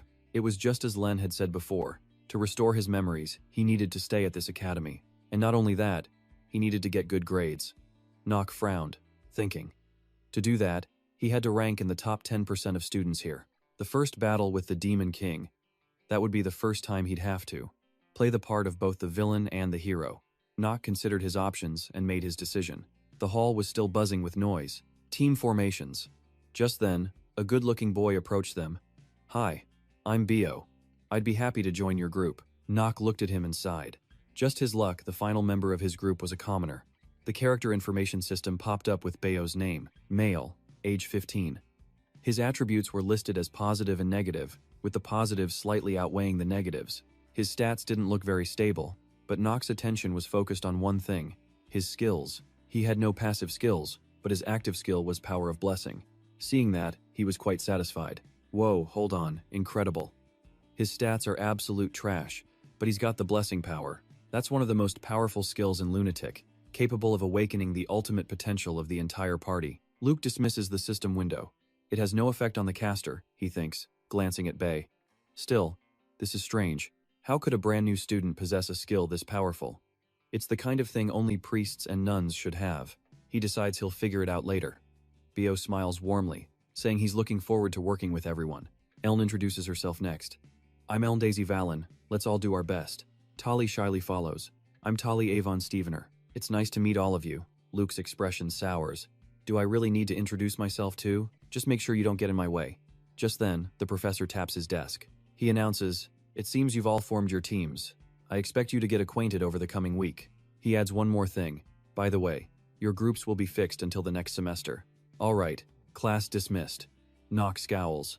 That old geezer. Tali flinches when she hears him. "Nock, I think you said that a little too loud." He doesn't care. "I know. It's better if he heard me." Tali gently warns him. I don't think you should call the professor by that name." Nock grabs his jacket and heads out. Whatever, the teams are already set. Tali immediately rushes after him, calling out, "Hey, Nock!" She gives an awkward smile, then asks hesitantly, "What's your class schedule like?" "I'm just asking. No reason at all." Nock sighs inwardly. He can't believe she's asking this. Is she actually trying to stalk him? Tali continues, I was just a little curious. That's all, really." Annoyed, Nock pushes her hand away. "You just want to know which classes are the easiest to get a high grade in, don't you? You think I'd tell you?" And with that, he coldly turns his back. Tali desperately tries to explain. "No, it's not like that." But for Nock, his mind is made up. He can't let her get this much information on him. As Tali watches in complete shock, his figure quickly walks away. That is never going to happen. Later, in the Academy's 4th district, Dichi follows her master, taking in the sights. This really is Eoden Academy. There are so many things we need to buy. Dichi flips through the pages of her grimoire. Equipment, pens, and done. She looks over at Nock and says, "I guess this is why they say students here are always having money problems." Nock examines a few glowing vials and replies, But for me, that won't be an issue." He holds up a potion, the glass reflecting his thoughtful expression. "How so?" Nock explains that anyone who manages to graduate from this academy attracts the attention of countless sponsors, even if they're just a commoner. While Dichi happily makes a purchase, Nock remains lost deep in his thoughts. Unless their ability is totally useless, they're set for a life of wealth. Suddenly, an unfriendly voice shouts, "You bastard, get back here!" Dichi's head snaps toward the sound, and she grumbles, "What's all that noise about?" Nock observes the crowd up ahead and explains, "This is the kind of place that attracts all sorts of people. Anything can happen." He gives the scene a cold glance. "We don't need to get involved." But then, Nock spots a familiar figure in the crowd from a distance. "What? Is that him?" The shopkeeper snarls, pointing at the boy. "Get lost if you're not buying anything. Stop blocking the path for others." It's the son of one of the 3 great dark families, the young master of the Mavads, Leon von Mavad. But he probably has no money right now. His family recently went bankrupt. Nock frowns at the scene. He's a good person. He hopes the merchant will let it slide. Leon speaks politely. "Excuse me, I just wanted to look at the merchandise." The merchant just scoffs. "Don't give me that nonsense. You've been holding that one single item this entire time." His face darkens, giving the young noble a hostile stare. "Stop nagging and get out. The standards of Eoden Academy have really dropped. I can't believe they'd accept a beggar like you." At this, Leon slowly raises his head, and the look in his eyes has completely transformed. A powerful energy starts radiating from his feet. "A beggar?" Leon says softly, raising one hand while holding a book in the other, a twisted smile forming. A violent, eerie green power explodes from him, as vicious skeletons claw their way up from the ground. "My family may be poor, but you have no right to call us beggars." Watching from the side, Nock and Dichi are completely frozen. My god, has he gone insane? Before Dichi can even react, Nock is already rushing forward. That kid, even if he was provoked, he can't do this. He runs with a grim expression. There are way too many people here. Does he really intend to use his magic? That kind of dark magic is incredibly dangerous. Meanwhile, Leon's spell summons several sword-wielding skeletons to his side. They terrify the merchant, who stumbles back in fear. Wait! Dichi cries out in shock. Master, where are you going? Nock yells back as he runs. This kid has lost his mind. Judging by his eyes, he's about to do something reckless, so he has to be stopped. Chi was stunned, asking how he could possibly know that just from a look. Nock replied grimly, because I see those eyes all the time. Hearing that, Chi's demeanor turned serious. The merchant jumped, yelling, Hey, do you have any idea what you're doing? He was terrified. How dare you? A voice boomed, Stand back. A wave of dark energy shot out from his fluttering cloak. He stood in front of the man, telling him to get out of there.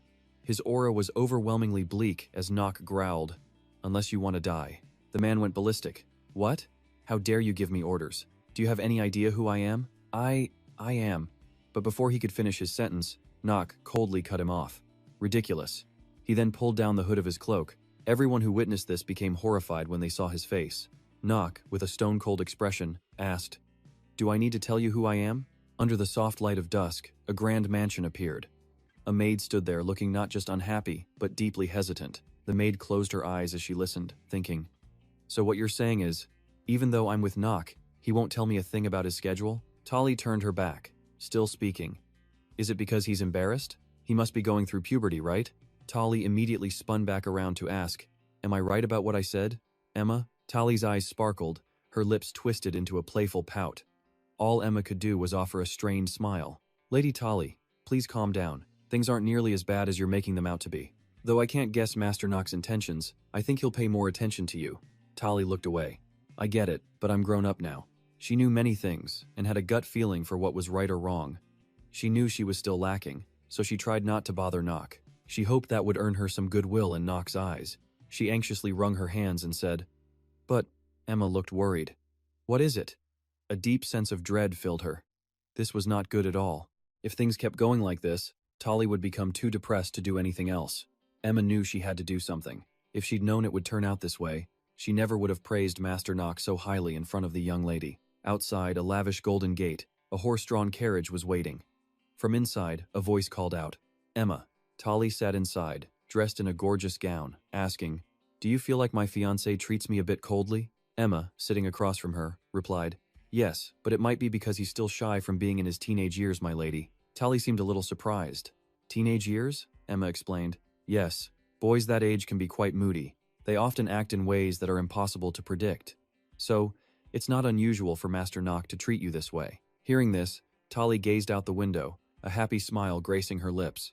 While Emma was deep in her own troubled thoughts, she realized she had been far too thoughtless. When Lady Tali asked her that question, she hadn't paid any real attention.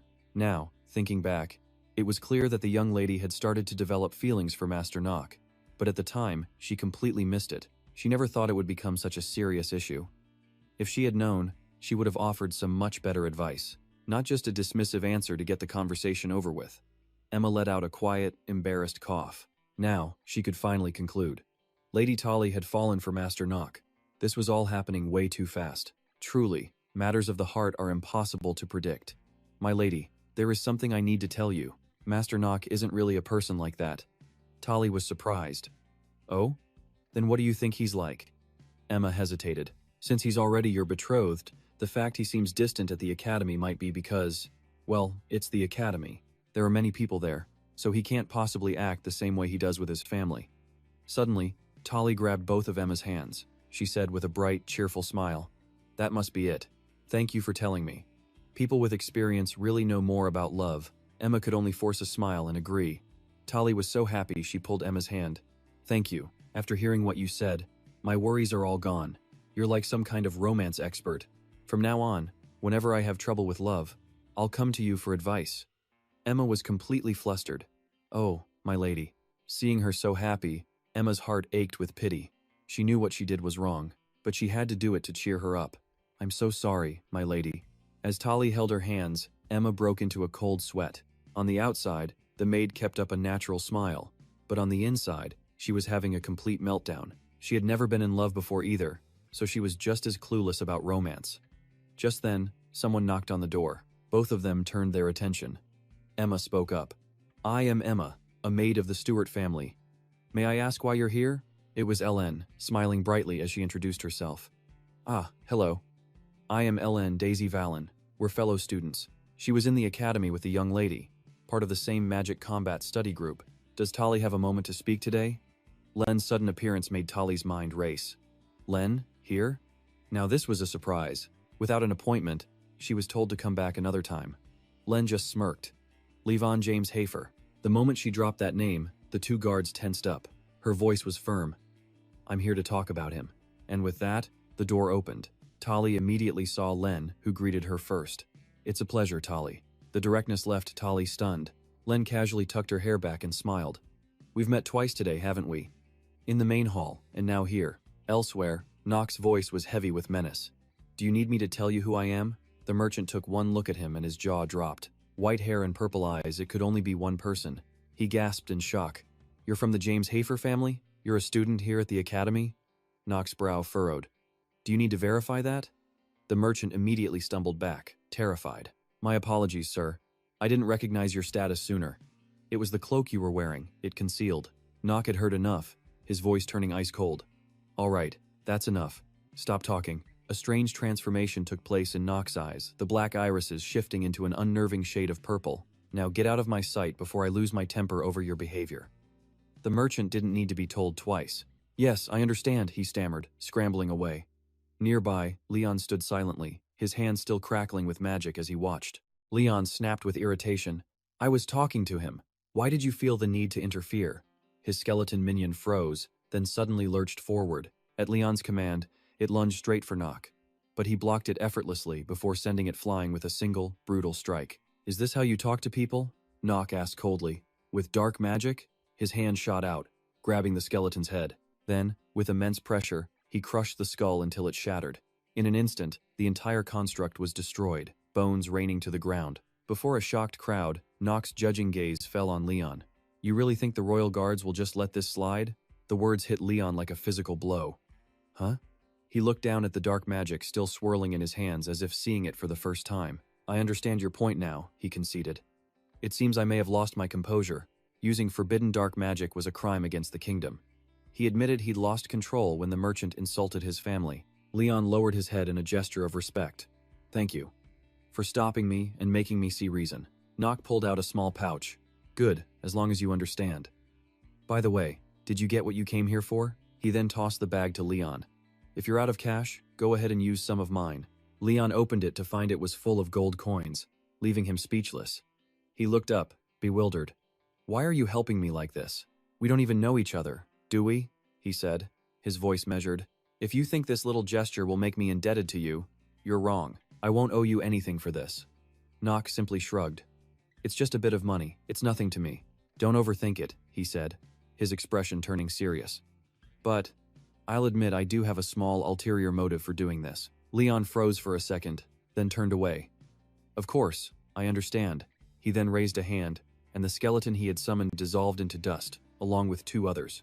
With that, Leon moved. He stood directly in front of Nock. "The money you gave me, I'll consider it payment to keep my mouth shut." But then he produced a single coin. "This dark magic that controls the undead. I can sense a very particular power signature. It's the mark of a great magic family, and it's radiating from you. It makes me quite curious." A terrifying aura began to emanate from the coin in his hand. He let the coin drop slightly.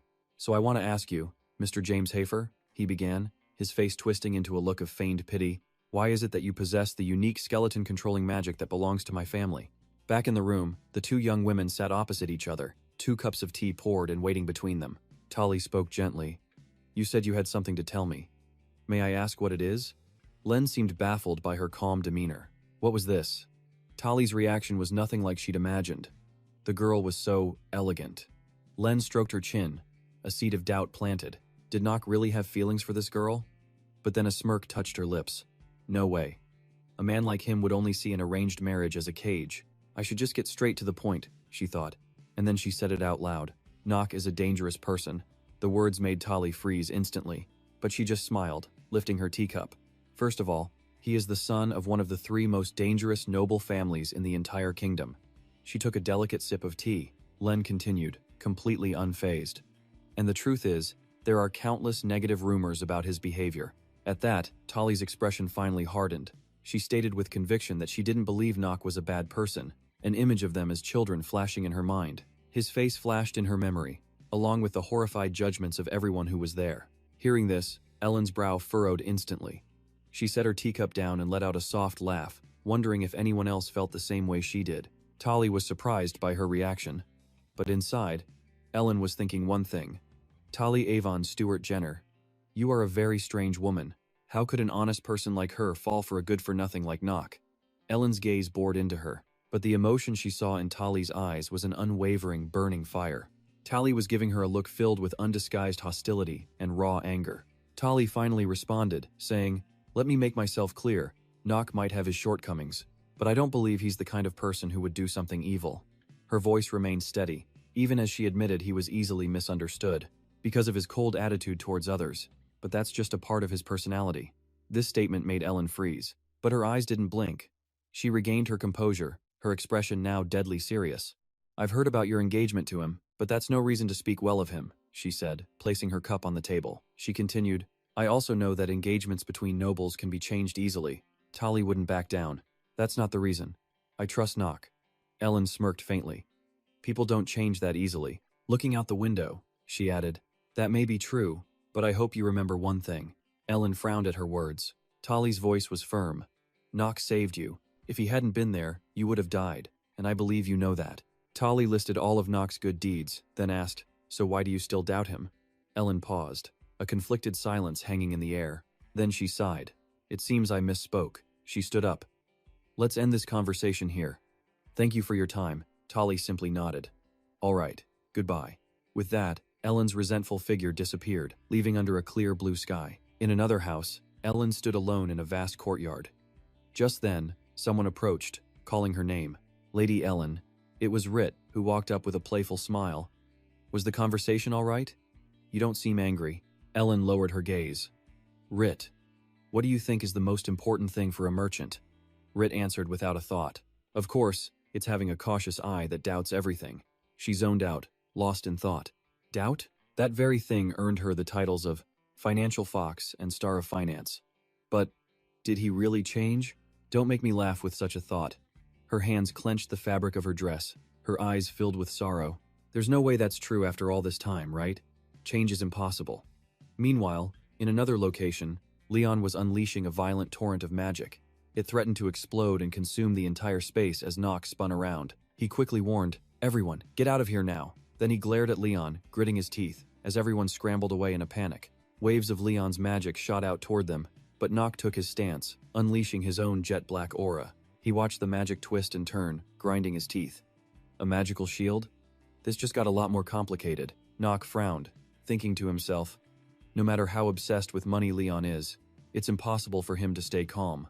Not when he's using the magic of Leon's own family, a power that can't be passed to outsiders. A golden coin floated in Leon's hand, his eyes completely soulless.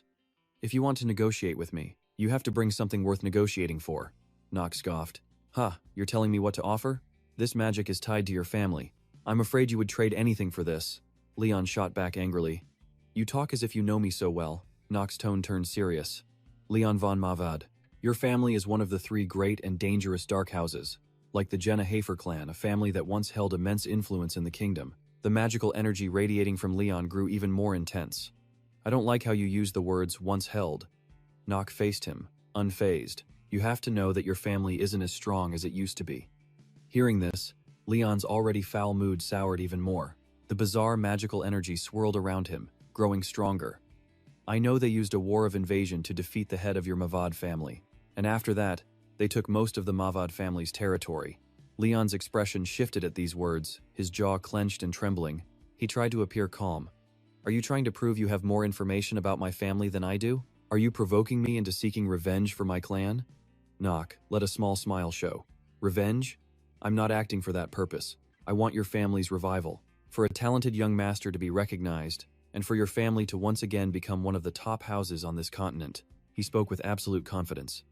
Isn't that the true goal you've been aiming for? Leon lowered his gaze slightly. It seems you know me quite well. Then he asked, so how did you obtain the power of my family? The Mavad power, just like me?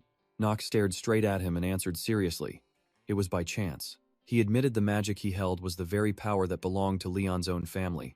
The aura around Leon gathered, then completely dispersed. He spoke softly. I believe you. Nock was stunned. You just believe me like that? Aren't you going to ask anything else? Leon replied with a hint of sadness. You already gave me the answer I needed. Nock paused, processing this. So that was it. Leon didn't want to know how he got his family's magic. A sharp, calculating glint appeared in Nock's eyes. He wanted to know how well Nock understood him, and why he'd go so far as to promise a future where his family was restored. A dark energy began to envelop the entire space. Nock's voice cut through the tension. Well, I'm glad you have your answer. Beneath the dark aura threatening to swallow the light, Leon spoke politely. Thank you for your help today. I will repay you in the future, as long as it doesn't involve money, Nock replied flatly. Without another word, Nock turned and walked away. Don't worry, I don't expect you to repay this favor. The next day, morning light bathed a magnificent castle. Its sturdy stone walls were etched with beautiful, intricate patterns. Nock slowly approached a person sitting nearby. He had finally arrived. There she was, a girl with a sweet, lovely appearance.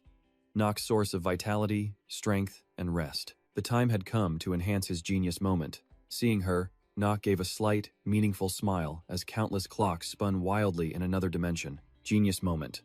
Even among the other genius characters in the game and Lunatic, this was considered the most powerful skill of all. An image reflected on a screen, Jukan, focused intently on his computer. You could say it was a special DLC for the game. A system window popped up. You are the first to successfully clear in Lunatic 10 times. Hidden attribute unlocked. Your playable character has been granted the active skill. Genius moment. Warning.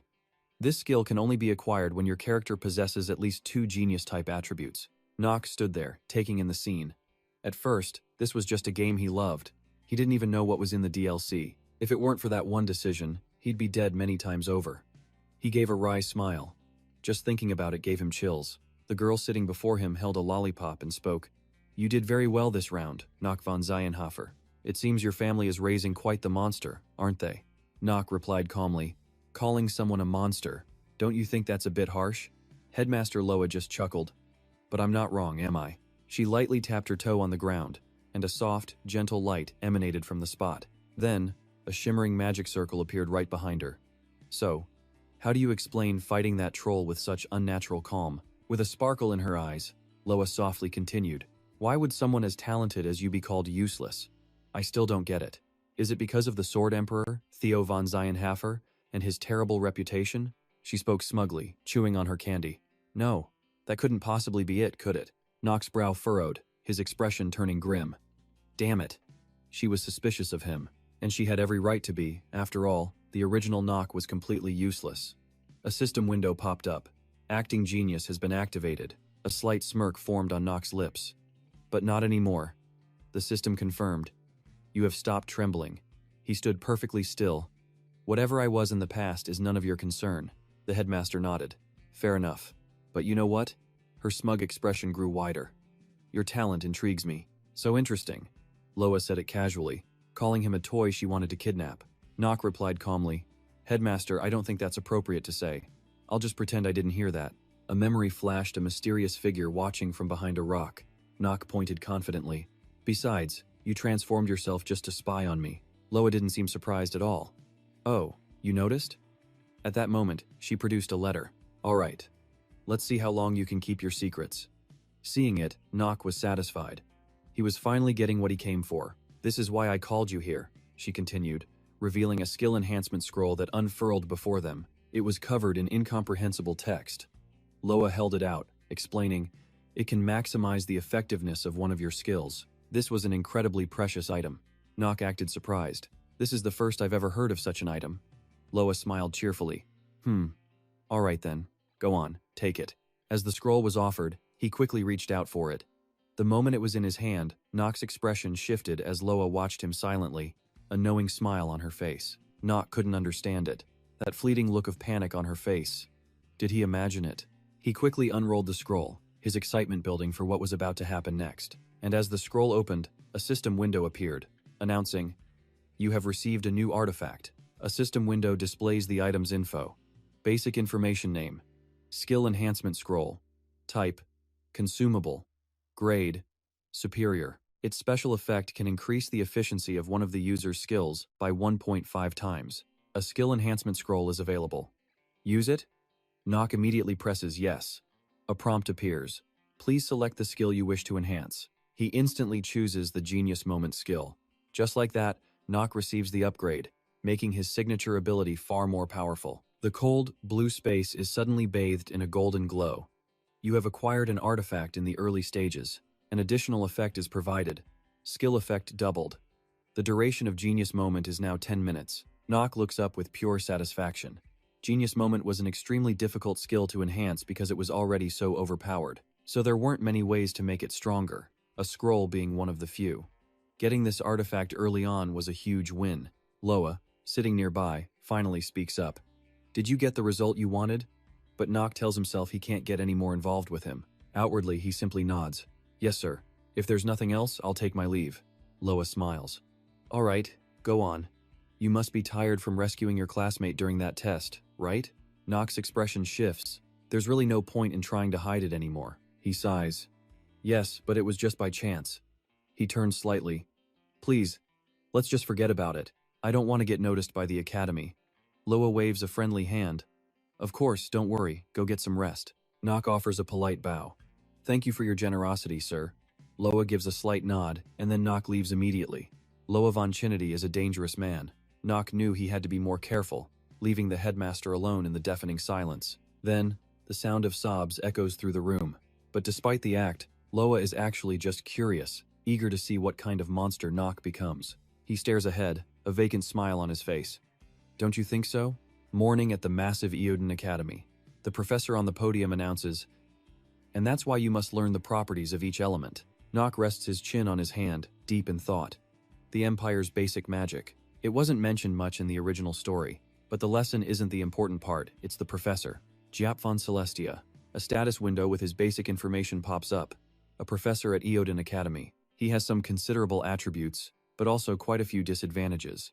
He'll play a vital role in this chapter. With stats that look fairly lucky and a number of active skills, Nock makes his assessment. Not very strong. He glances at Professor Giap. Still, knowing this information beforehand is good. It's impressive he's a professor at all with those skills. Professor Giap frowns. Let's begin the lesson. He carries himself with immense pride, looking down on the students. What talent could a man like this possibly have? Headmaster Loa really has a mischievous side. Giap clears his throat a few times. Not just students, but everyone over 6 possesses a different elemental mana. Today, we'll see what kind you each possess, and how to manifest it. Down below, Tali glances over at Nock. He's looking completely bored until the professor suddenly calls his name. Student Nock von Zinifar. He stands. Yes? Giap asks. Do you know what element you possess? Nock calmly replies. Darkness. Giap asks again. What are the properties of the darkness element? Nock answers instantly. Unlike the 4 basic elements, it's opaque and doesn't mix. However, its destructive power is significantly stronger than any of the other elements. The trade-off is that it's notoriously hard to control, and only certain families can wield it properly. Giap asks, what is its opposite element? Nock answers, the holy light element. The professor freezes for a moment. Giap's face looks slightly different now. If the holy light and darkness elements clash, which side do you think will prevail? Holy light. Professor Giap's arm seems to tremble. People don't usually belittle their family's inherited element. You seem to be a special case. I will ask just one more question, and then we'll move on. If you had to face a wielder of holy light magic, what would you do? Nock smiles slightly. If the enemy isn't aware of their advantage, he continues with a confident voice, then I would kill them instantly, ensuring they create no future problems for me. The entire class is horrified. Even Professor Giap is stunned. What did you say? What in the world is he talking about? The professor is completely terrified, but Nock remains confident in his answer. Elsewhere, in a brightly lit apartment, the silhouette of a man can be seen sitting on a large bed, his back turned. A hat lies discarded on the floor, followed by the sound of grinding teeth, as if in pain.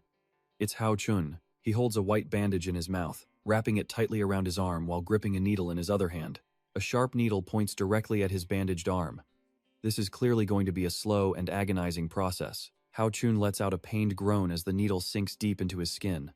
Immediately, strange and terrifying veins begin to bulge. His face twists into a horrifying expression, one that seems to relish the pain as if it were nothing at all. He then drops the syringe to the floor, followed by a few small drops of blood. He stares at his reflection, a look of triumph on his face. Though his body is thin, a strange symbol seems to glow on Hao Chun's chest. He leans a hand against the wall for support. He hangs his head, panting hard. Just a little more, he thinks. Just a little more and he can finally become a real demon. From inside the mirror, a demonic hand appears. Its long, pitch-black fingers stretch out. You said it yourself, Hao Chun Denver. Then, the full form of a terrifying demon rises up, its horns long and twisted. Its eyes glowed crimson, filled with an unspeakable bloodlust. It materializes in the mirror right behind him. You will become a demon instead of a pathetic human. You won't need to sleep or grow old. You will transcend all human limits. Hearing this, a small smile creeps onto Hao Chun's face. He immediately kneels and bows his head. I am forever in your debt. I will do everything I can to resurrect you. The demon just lets out a quiet, knowing laugh. Hao Chun quickly grabs a nearby hat and places it on his head. And just like that, Hao Chun returns to his disguise as Rit, an innocent-looking servant at the academy. Professor Jiak and the other students were still listening silently to Nox, who was saying, Yes, even though that person is my natural enemy, he still knows nothing about me. Nox speaks with a voice full of confidence. I will kill him. I want to make sure he won't cause any more trouble for me in the future. Professor Jiak's frown deepens. You want to pull the weed out by the roots. Root it out before it becomes a problem, huh? I hadn't considered that answer. Nox calmly replies. I apologize if that's not the correct response. I just thought it was the most effective thing I could do, rather than just sit and wait. The system status window announces, Acting Genius has been strongly activated. Professor Jiak is stunned by his reaction. His eyes don't waver, his posture is proud, and his shoulders are straight. It seems this kid, Luke von Zainenhafer, isn't joking. Now I'm starting to understand why Desanoa is so interested in him. Professor Jiak then gives an order to his assistant. Prepare the imp immediately. The teaching assistant standing next to him is shocked. He quickly composes himself. Yes, sir. Didn't you hear me? I said to prepare for the test. The assistant gulps, sweat beading on his forehead. He glances back at the arrogant-looking Nox. That kid's pride needs to be knocked down a peg. If not, he'll be impossible to manage later. Jiak strokes his chin, thinking that to forge a sharp sword, it must be tempered 1,000 times. A moment later, the assistant brings in a mysterious object covered by a white cloth. The students all crowd around, trying to get a better look, their curiosity piqued. The assistant seems to hesitate before grabbing the sheet. When the cloth is pulled away, they all stare with wide-eyed horror. That is, Professor Jiak begins. They are the lowest-ranked demons provided to the academy by the association. They are called imps. Inside is a small cage holding a tiny demon. The creature looks terrifying, snarling like a wild beast at the crowd of people. The students are all in shock. A demon? A demon? Professor Jiak continues. Though they're a bit aggressive, they aren't very dangerous. They're as weak as paper. A student can easily defeat one. But the students were in an uproar. What? Even so, they couldn't stop whispering nervously. This is just the first introductory magic class. Is this really the standard for students at Eldia Academy? Jiak calmly tells them. Now, focus. You are the elite chosen to enter this academy. Are you not? Remember that your goal isn't to become a knight or a mage. Your goal is to annihilate all demons. To destroy the demons on this continent and protect the people. Professor Jiak adds with a slight smile, to do that, you need to understand them. And right now, your knowledge is severely lacking. Two students exchange wary glances, but Nox just crosses his arms, staring at the imp. He watches it thoughtfully, as the professor's voice rings out again. All of you must channel your magic into the cage to make the imp submit. Nox mutters to himself, make a demon submit? Why is this thing even here? According to the original story, this shouldn't show up until my second year. Something is definitely wrong here. Professor Jiak instructs, after concentrating magic into the palm of your hand, transfer it into your target. He checks his watch and lowers his voice. The test will end in 15 minutes. Jiak's eyes flick over to Nox. No matter how talented Zainenhafer is, there's no way he expected an imp in his first class. A new student will be tricked and scared senseless by the imp. I'll teach you how the world works, Zainenhafer. Practical experience is everything. Anyone can talk a big game. Nox just furrows his brow at the imp, but Jiak has to grit his teeth, almost trembling with anticipation. And then it happened. The little imp in the cage went from snarling to clutching its head, trembling in absolute terror. What was going on? Professor Giap could only stare at the creature, his jaw practically on the floor. Just what was happening to this little demon? The other students were completely mesmerized by their demons, but this one was different. He glanced at Tali, who was muttering, "I won't do it again." All the other students holding demons had the same dazed, goofy reaction. Something was definitely weird here. Very weird. Someone mumbled about delicious cake. Everyone else seemed to have completely lost consciousness, their minds just blank. Tali hugged her imp's cage, crying apologies. But Nock simply raised his hand and said, "Professor, I'm sorry." He shot his cowering imp a critical look and asked, "Can I get a new one? I haven't even done anything and it's already terrified of me." Professor Giap let out a tired sigh, while Nock looked utterly annoyed. Who was making that racket in his class? But then Nock froze. He saw Professor Giap staring at him, his eyes suddenly blazing with realization. The professor just kept repeating his name. "Nock, how did you make the imp submit like that?" Nock was completely baffled. "Hold on, I literally just told you I didn't do anything." The professor clapped his hands in admiration. "Incredible. I was a fool not to notice your amazing talent sooner." Then, his entire expression shifted. "Excellent. I will grant you a special opportunity." He reached a hand out toward Nock. "Listen, I'm offering you the chance to become the top student in this entire course." The words hit Nock like a lightning bolt, leaving him utterly confused. The top student? Was it what he thought it was? The kind of thing he'd only ever seen in old movies. Basically, he'd become the professor's personal teaching assistant. Every other student looked on, their eyes burning with jealousy. He was going to be the professor's top student? Of course he would accept. But Nock's response was the exact opposite. "I refuse."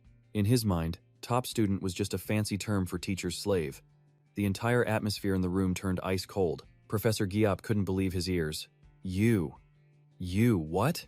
He stood there, completely frozen, his mouth hanging open.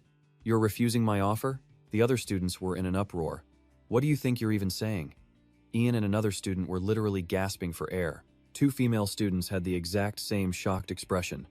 Even Aichi couldn't believe what she was hearing. She couldn't believe he'd get an offer like that and just calmly turn it down. What kind of person was he? But Nock remained completely unfazed. A few hours earlier, Professor Bo Nan was following Giap, ranting about that filthy, white-haired kid. "That brat is terrifyingly strong." He let out a loud laugh. "I guarantee you, that Nock kid is absolutely insane." Giap tried to stay calm in his reply. "Even so, he's still just a new student." Professor Giap stopped and frowned. "It's still far too early to be jumping to any conclusions, just because he has a few recent achievements. You shouldn't put such high expectations on a new student." But Bo Nan immediately fired back. "Giap, your problem is you're way too conservative. Even Principal Loa told us to keep an eye on him. The kid is clearly talented. What more proof do you need? He's a talent that was personally acknowledged as the best by one of the four great sages." The words hit Giap like a thunderclap. Still, he held his ground. "I need to witness his abilities with my own two eyes. Don't bother yourself with this anymore." Bo Nan was clearly getting frustrated with his stubborn attitude. "Hey, wait up." But Giap remained firm in his decision. Now, back in the present, Professor Giap was again left utterly speechless. "You refuse?" The professor's whole body was trembling. But why? The other students couldn't understand it. Is he crazy? That was the chance to be Professor Giap's assistant. He's the highest authority on magic education in the entire academy. The students were in an absolute uproar. There were mountains of people lining up just to be chosen as his top student. Unbelievable that he'd just toss away an opportunity like that.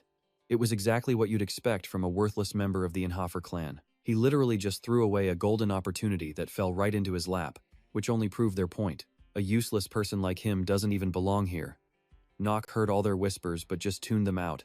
Say whatever you want. He didn't care. He rubbed his head, thinking, Ellen was already giving him a headache. Why did everyone else love causing him more trouble? Just then, Professor Gior, the student looked over at Nock. Why would you give this opportunity to an Inhafer?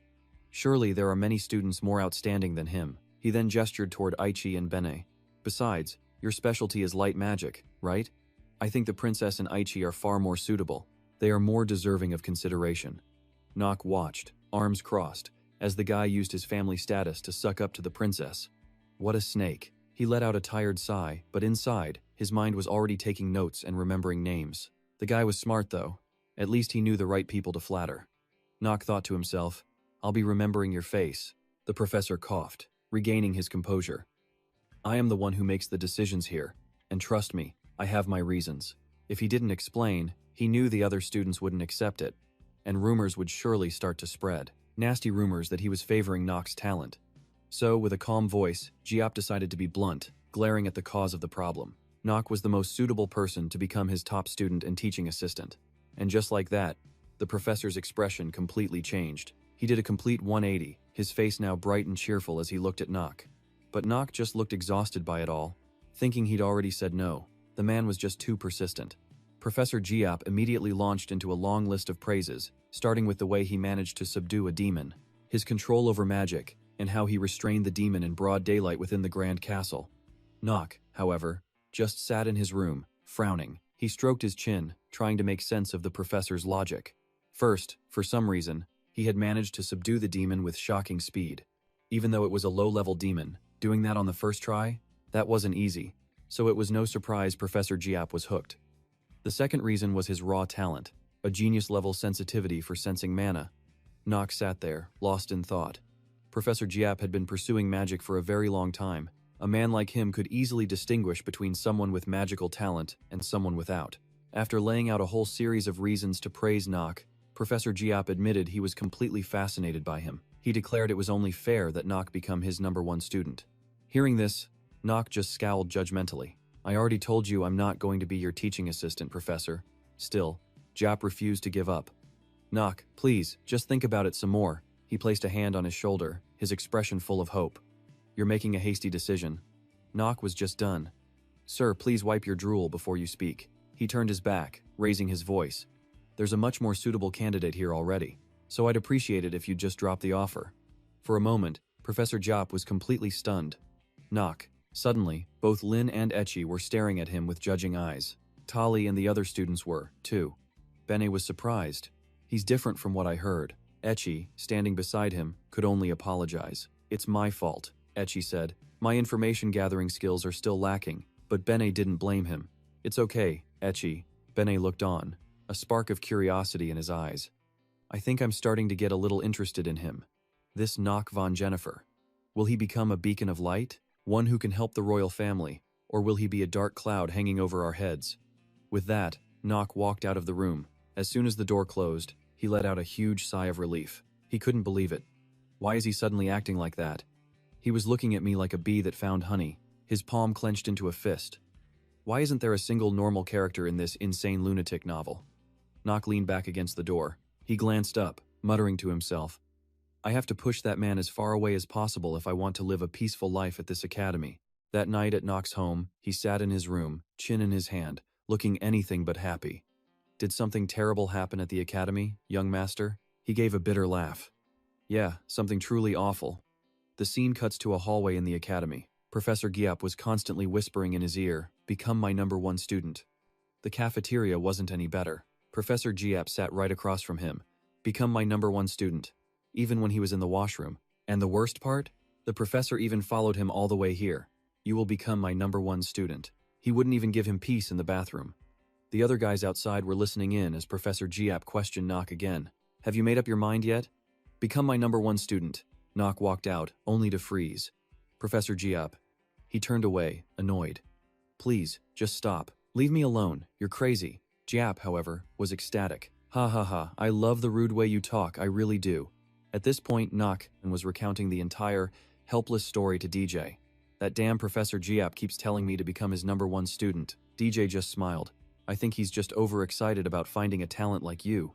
Then DJ asked, but this Professor Giap you mentioned, is he the best magical theorist in the entire academy?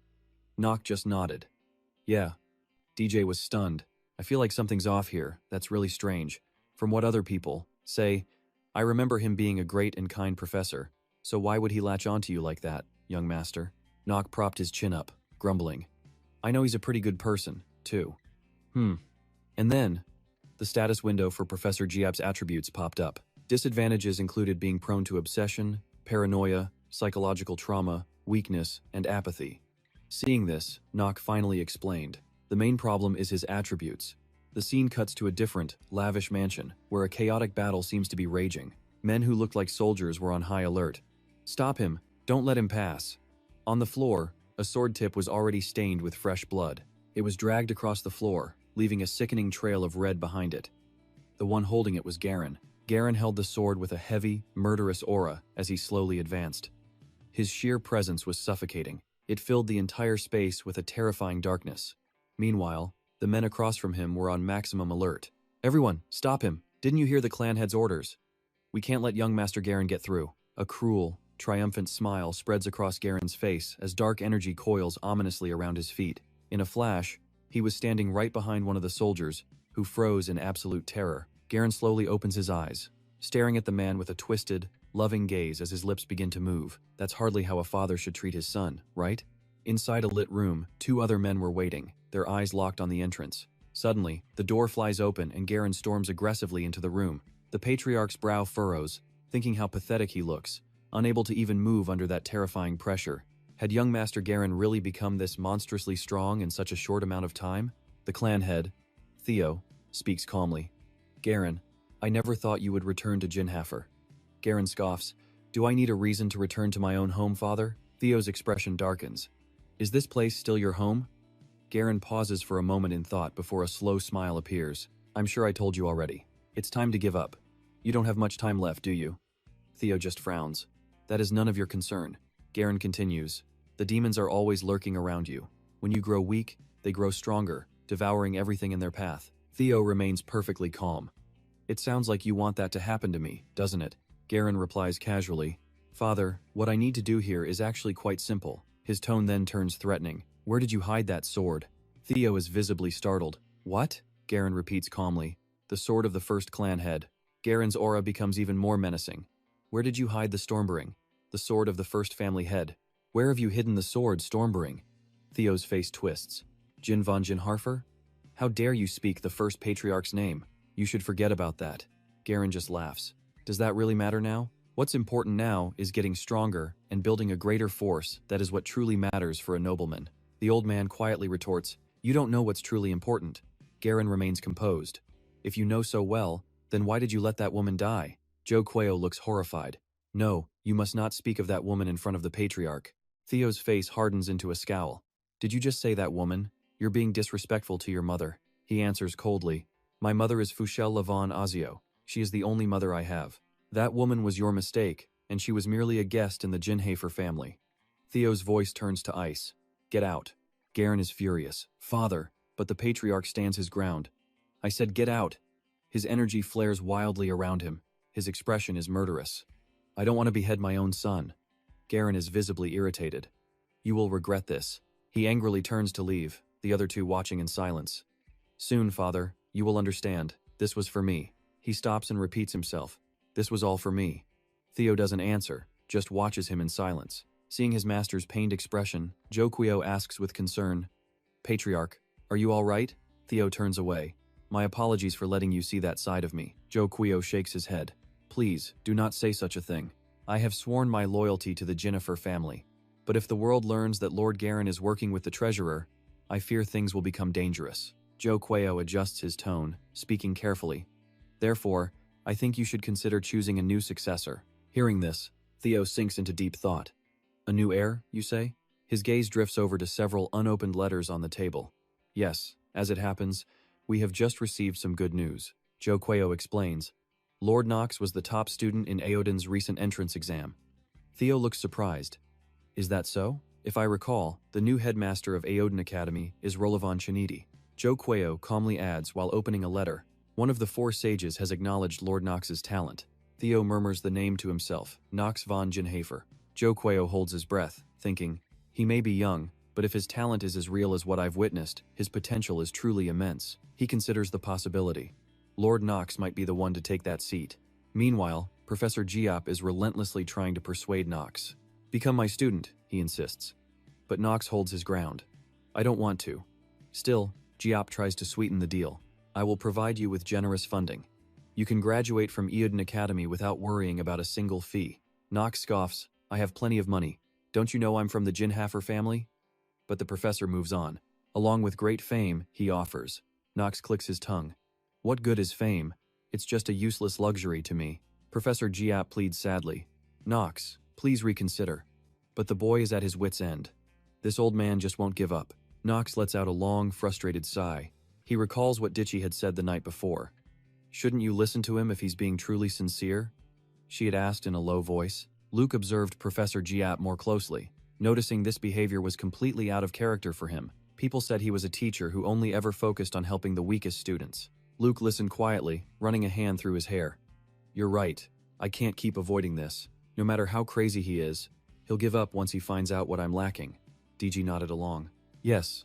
I also think he's a bit strange. Luke's response immediately caught the professor's attention. Even after you explained it yesterday, Luke shook his head, weary. But I still don't get why a great professor like you wants me as a student. Professor Giap answered without hesitation. Because you're outstanding. Luke wasn't buying it. I want the real reason. Why me and not the other excellent students? Professor Giap asked. Do you have time? Luke replied. You've probably heard I'm a good for nothing. Giap looked surprised. What? Luke just smiled calmly. It means I have nothing but time. Professor Giap chuckled. Ha ha. That's a good one. And nodded. In that case, would you be willing to listen to my story? You can enjoy the tea I prepared. It's an herbal blend, the finest I could buy from the Jivelin merchant caravan. Luke agreed. I'll listen. The professor gently poured the tea. The reason I need you an outstanding student, is so that I can finally complete my research. Luke was shocked. Your research? The professor nodded. Yes, I need someone weak, someone who can't use mana. Giap's eyes seemed to droop. Only then can I fulfill my life's wish. That's why I need you. Giap's reflection stared back from the tea's surface. Because I don't want anyone else to die simply because they were too weak to survive. He looked heartbroken as he spoke. Yes, just like how my son died. This made Luke think deeply about the hidden stories behind every character. Stories he never knew. When focusing on inner lunatic, he knew unexpected situations could always arise in this world. The professor was born into the Viscount Celesta family, and now leads the house. He had no outstanding talents, but he still got into Black EO Academy. He became a professor with his vast knowledge, but his practical skills were always terrible. His peers always looked down on him. No matter how well he wrote his papers, they never stopped scorning him. He always overcame that insecurity through his research. After a period of relentless hard work, he finally became a professor. He even married a wonderful woman. But despite his professorship, no one truly acknowledged his achievements. All the work he did was published under someone else's name, and everyone continued to belittle him. Even so, he and his wife had a son. His only child grew up and was accepted into the academy, Black EO. He overcame every hardship and graduated. He told his father, Dad, I'll work hard so people will respect you. He was so happy to hear him say that. His son joined the army directly under His Majesty and went to the front lines to fight. He wanted to return victorious so everyone would respect his father and raise the Celesta family's reputation. But on the battlefield, his son died. He died not long after the war began, struck down by a mana-infused arrow. Is that enough for you to understand why I'm so obsessed with researching for the weak? Luke listened, his mind racing. This story wasn't anything special. In the cruel world of Inner Lunatic, there were countless tragic tales just like it. He glanced over at Giap. But why? He wondered, looking at the professor's back. The professor's silhouette he remembered from the screen, and the man's silhouette now seemed so different. He felt he understood his loneliness now. Luke finally spoke up. I'm sorry, but after hearing your story, I'm more certain than ever. I know someone who's a better fit than me. He gently held out his hand. Someone who will listen to your story, and take it more seriously than I can. I think that person is who you truly need right now. Professor Giap was visibly stunned. Luke left the room with a polite bow. I'll see you in the next class, Professor. Giap just stood there, watching him in silence. He looked at the photograph of his son and couldn't help but smile. They're so much alike. That night, Luke returned home. The news he received was a complete disaster. He shot up in bed. What? Say that again? Who's back, DG? She calmly replied. The eldest son of the Gina Hafer family, Lord Garen, has returned. And because of that, a few of the guards are already dead. The news made Luke freeze. He whispered the name Garen von Jana Hafer. Grand Prince Louis, and the #1 villain of Inner Lunatic, was finally making his move.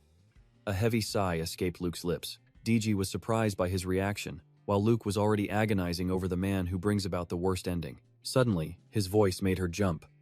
DG, you went to our family's mansion recently, didn't you? She quickly answered, Yes, Sir Butler.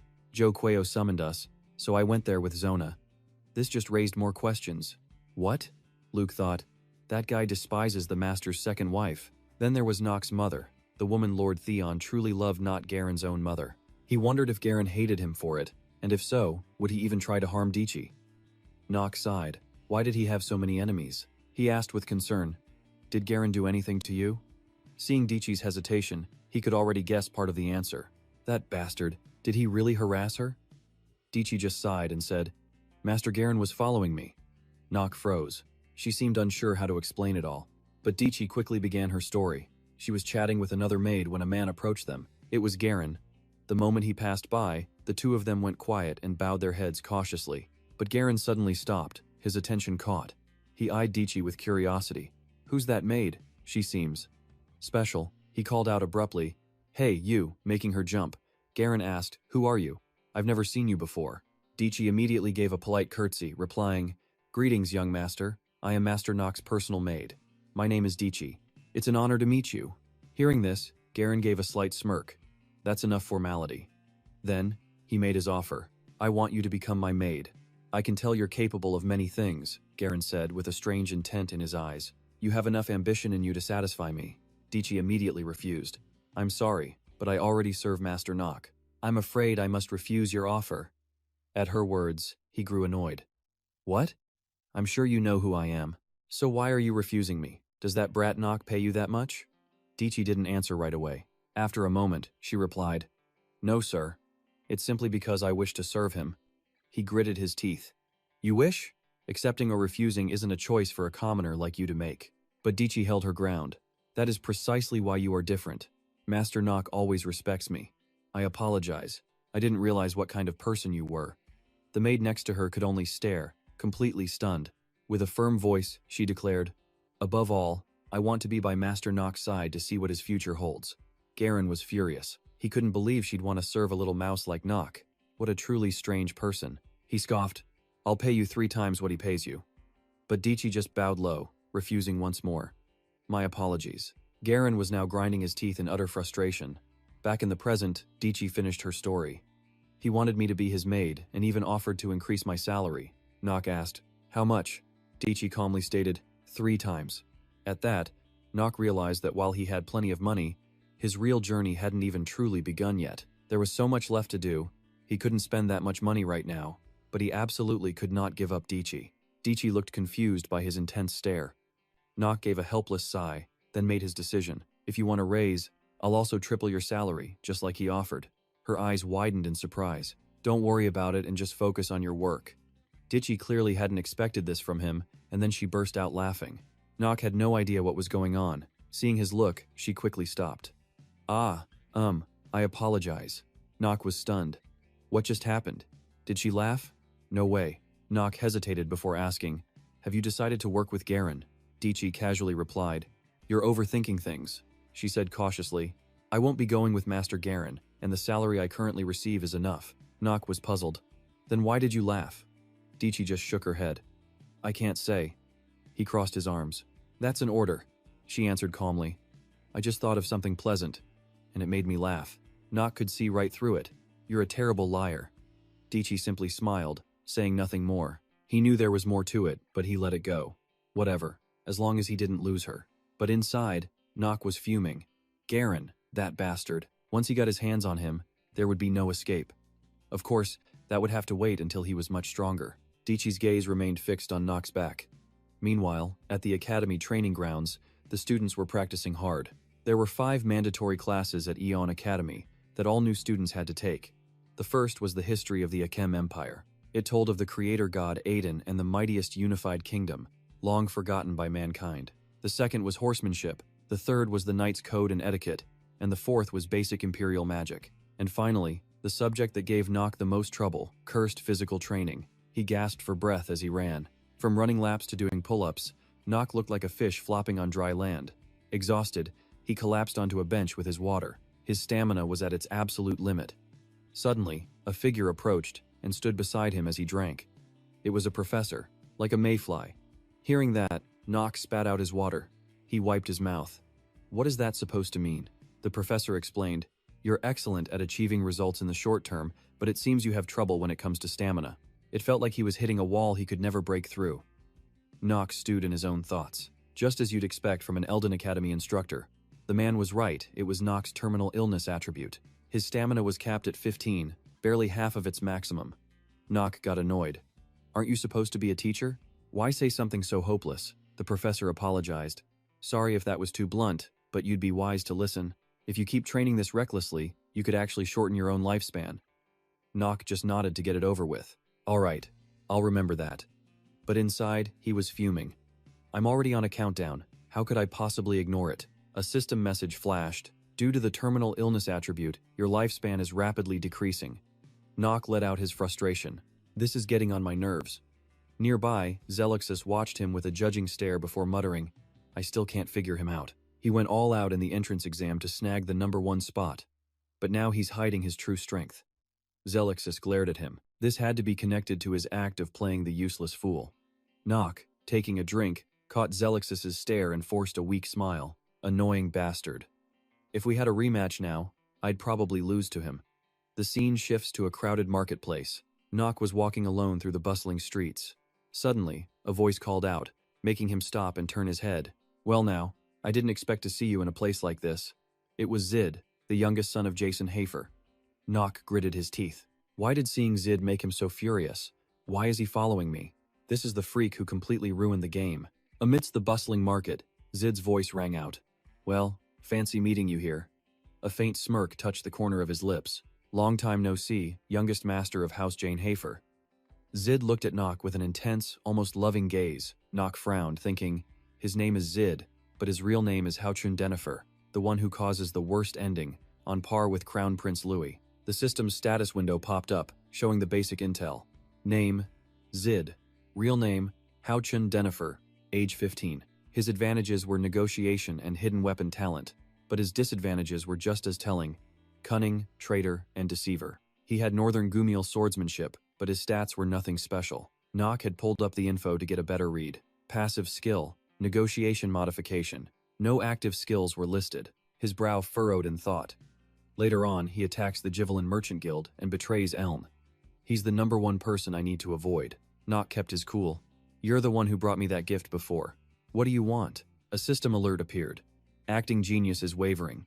Zid replied cheerfully, Oh, nothing important. I just saw a noble from a powerful house like Jane Hafer wandering around without guards and got a little concerned. Nock waved him off. That's none of your business. Zid chuckled. You're right. He suddenly clapped his hands. Ah, since fate has brought us together here, if you need to purchase some items, would you like my help?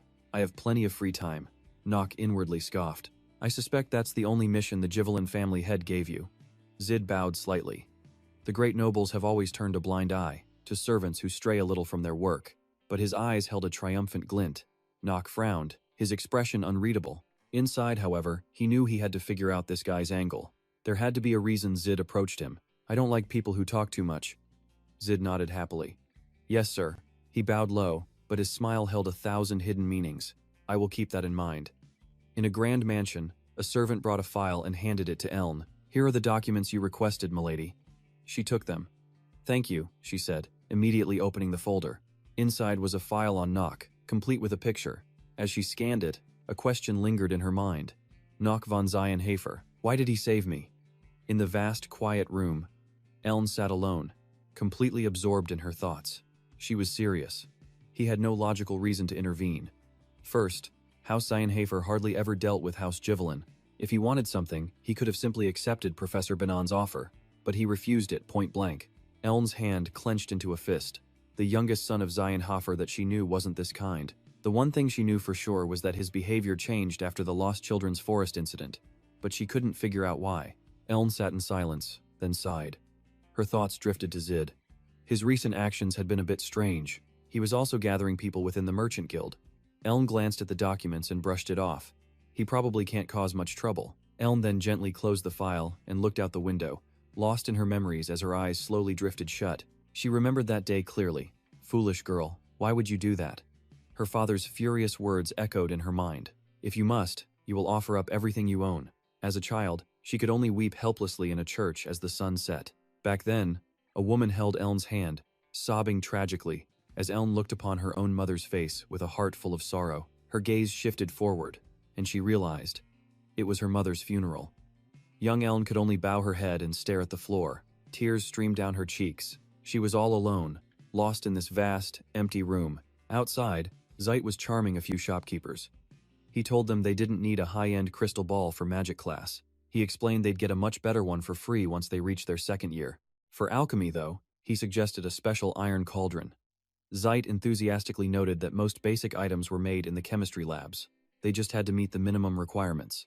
Pointing to a shop, he added that it was guild-affiliated, so the prices would be fair. He then rubbed his chin, pondering what else they needed. Nock, however, never once let his guard down around Zeit. He hated to admit it, but Zeit was talented, possessing both the swindler trait and a passive negotiation skill. If he wasn't a demonkin, Nock would have considered recruiting him. Zeit approached. "So, you must have bought everything you needed." Nock nodded. "Yeah, this is enough." He glanced over sharply. "But you still haven't told me why you came looking for me." Zeit froze at the question. In a flash, Nock grabbed his collar and slammed him straight down onto the ground. Nock growled. "What's the real reason you approached me?" Zeit feigned shock. "What do you mean?" Nock just applied more force. "Don't waste my time." Zeit tried to stay calm. Well, it seems our conversation will have to be a short one." He smirked. "I'll get right to the point." And just then, a crimson magic circle erupted, enveloping the two of them. Nock recognized the barrier, a soundproofing spell. Zeit grabbed both his wrists, a manic look twisting his face. Betray the Dayenhafer family and become the Crown Prince's servant. Nock struggled for a moment, but he was completely pinned. It was then he happened to see a strange, dark mark on Zeit's chest. Nock instantly summoned his own mana. "The one you serve isn't the prince. It's a demon, isn't it?" Zeit was stunned, silent. His entire demeanor shifted. An oppressive aura slammed into Nock. "You really do know a lot," he said with a dark laugh. "I don't think my master is going to like that at all." A demonic figure with glowing red eyes materialized right behind him. And there, on Zeit's chest, was a strange symbol. A closer look revealed it was the head of a demon, its two long horns branded right onto his skin. Zeit's face turned terrifyingly dark. "I don't think my master will like this one bit," Nock muttered, watching the reflection of those red eyes dance on the ground. But Nock's voice remained ice-cold. "Do you really think your master will grant your deepest wish?" Zeit laughed. "Absolutely certain. Of course." With that, he quickly released Nock's wrists. Nock simply glared, his expression grim. "I just hope you don't live to regret this." Zeit confidently fixed his shirt, but he was stunned by what Nock said next. "Oh, I'm just saying that as a precaution." He then turned his back and started to walk away. "If you ever insult me or my family again..." He paused, giving a chilling look over his shoulder. "I will kill you." Zeit looked rattled. "I'll remember that." And with that, Nock left. Later at Boston Academy, a lecturer began the class. "All right, it seems everyone has assembled. We will now begin today's lesson." A student whispered to his friend. "Isn't that the same lame instructor from before? The old bald guy?" Another student adjusted his glasses. "Be careful with your words." He explained quietly. "Calling someone who isn't bald is fine, but calling someone who actually is bald is just rude." The other students were speechless at this logic. Vernon cleared his throat loudly. Internally, he was trying his absolute best to stay calm. "Calm down," he thought.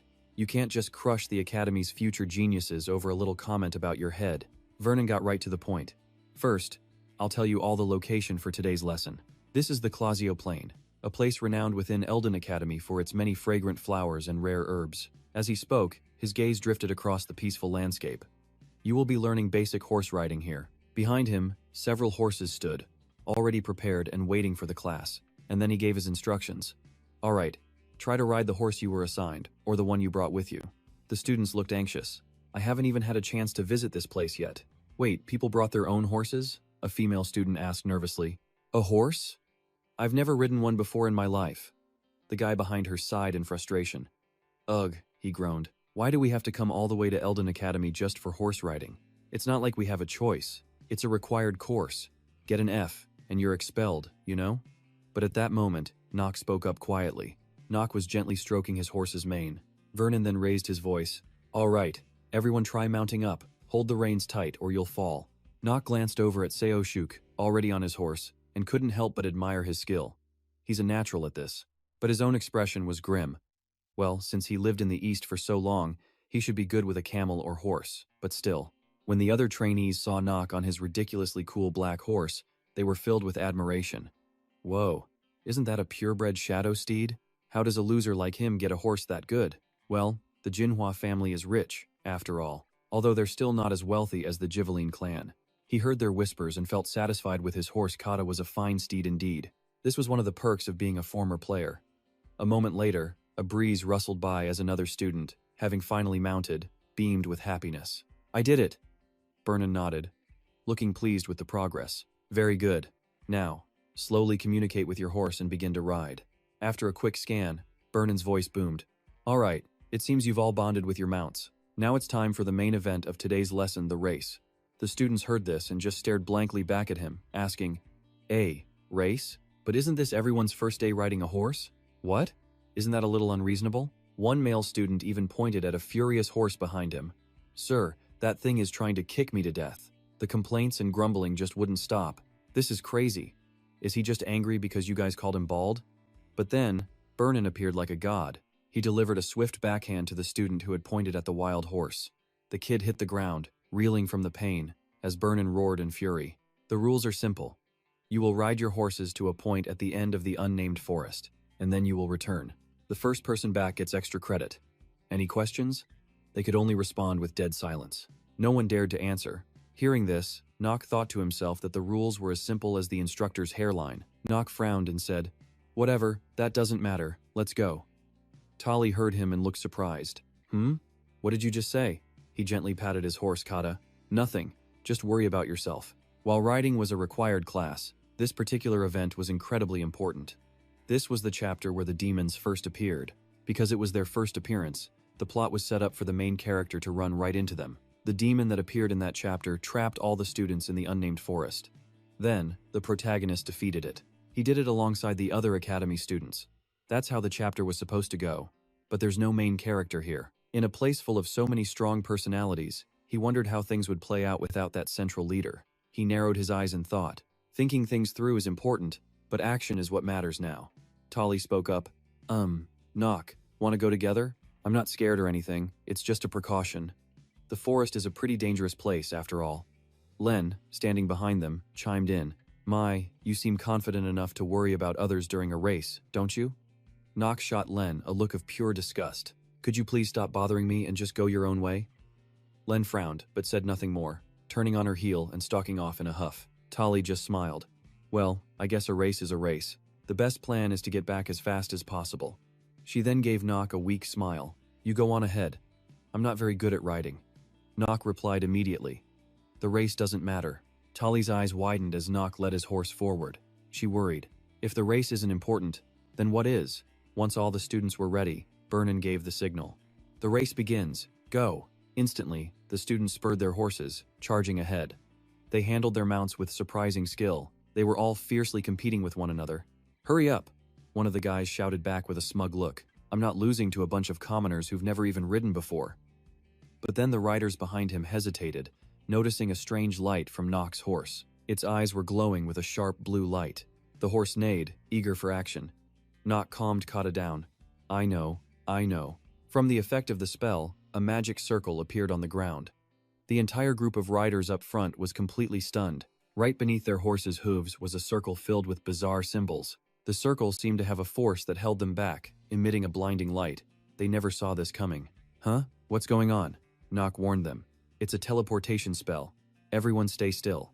He calmly ordered, if you don't want to get us all killed. In an instant, a brilliant flash of light erupted as 1,000 screams rang out. The students' figures began to fade as thick red smoke billowed up. The images of the students and their horses vanished completely. The scene shifts to a forest, with leaves rustling on the trees. A foot with a terrifying appearance stepped onto the grassy ground. Carried on a strong wind heavy with dark magic, the silhouette of a horned figure appeared. This person's nails were razor sharp, and so were their teeth. It was, without a doubt, a demon. A terrifying demon had appeared in broad daylight. My chance for revenge has come. Nock's voice cut in, instructing everyone. All of you, stay put. Beneath their feet, the ground began to glow with an indescribable, blood-red light. He scowled, his voice a low threat. Unless you want to die right here.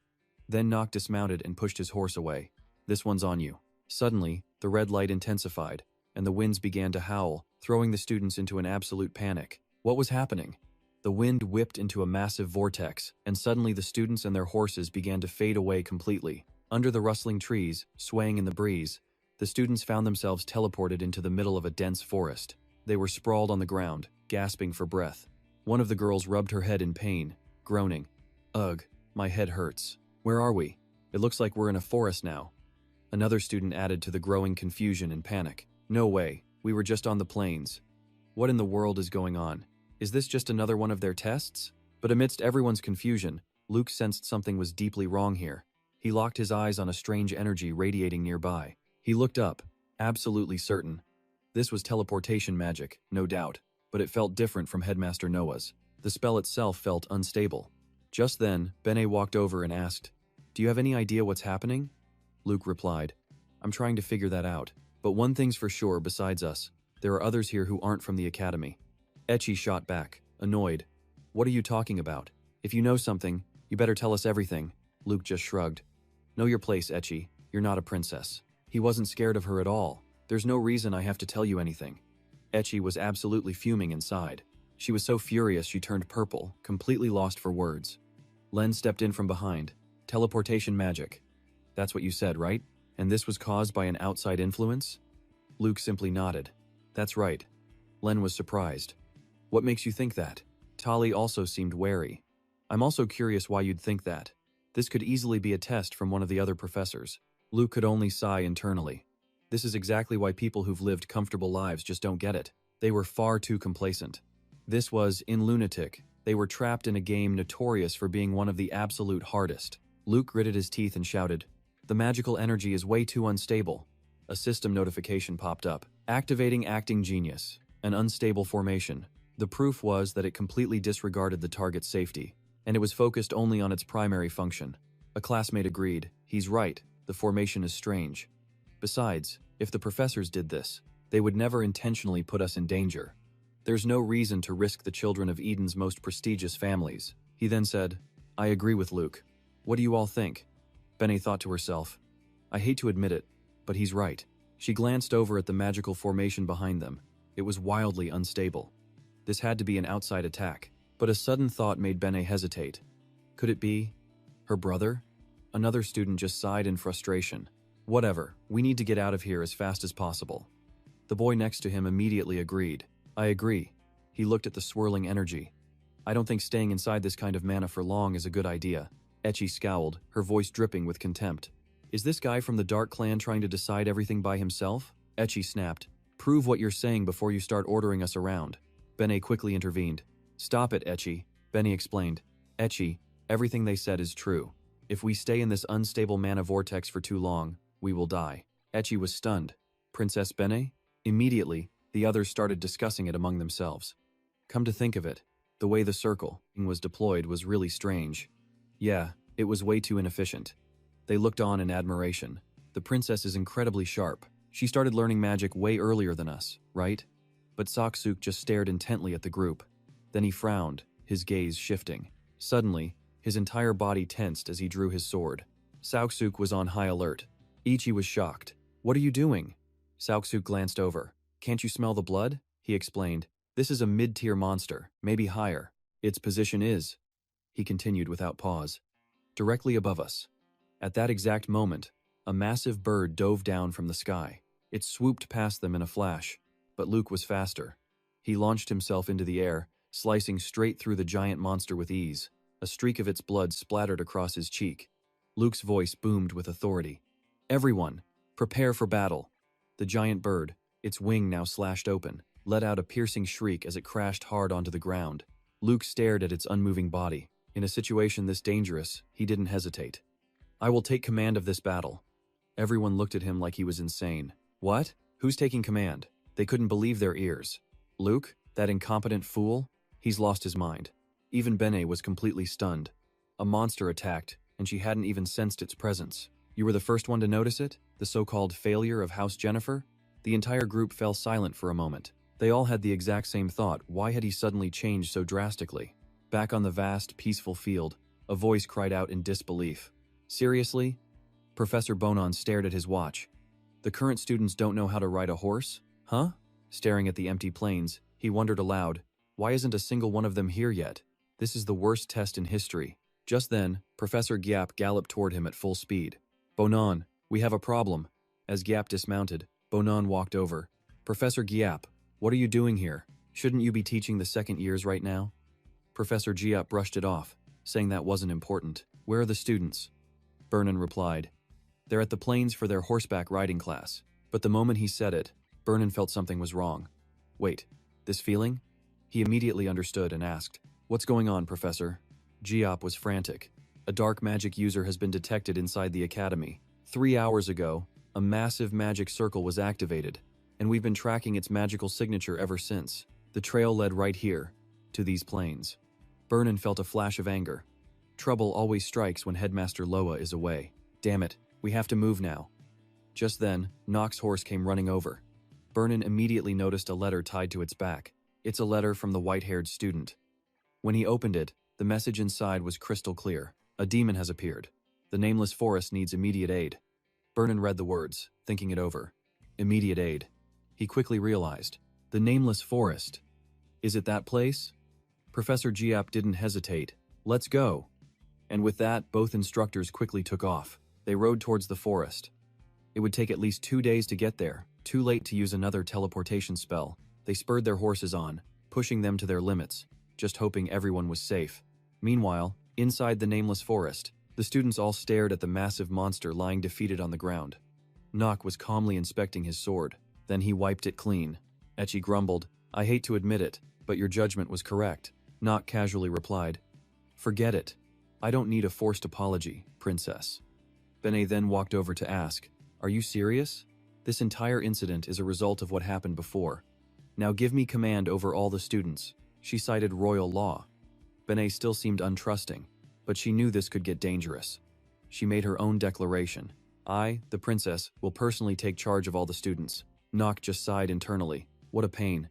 He then raised his voice. Bio, a startled Bio answered. Yes, Nock ordered. Tell me the proper protocol. What are the rules for emergency situations like this?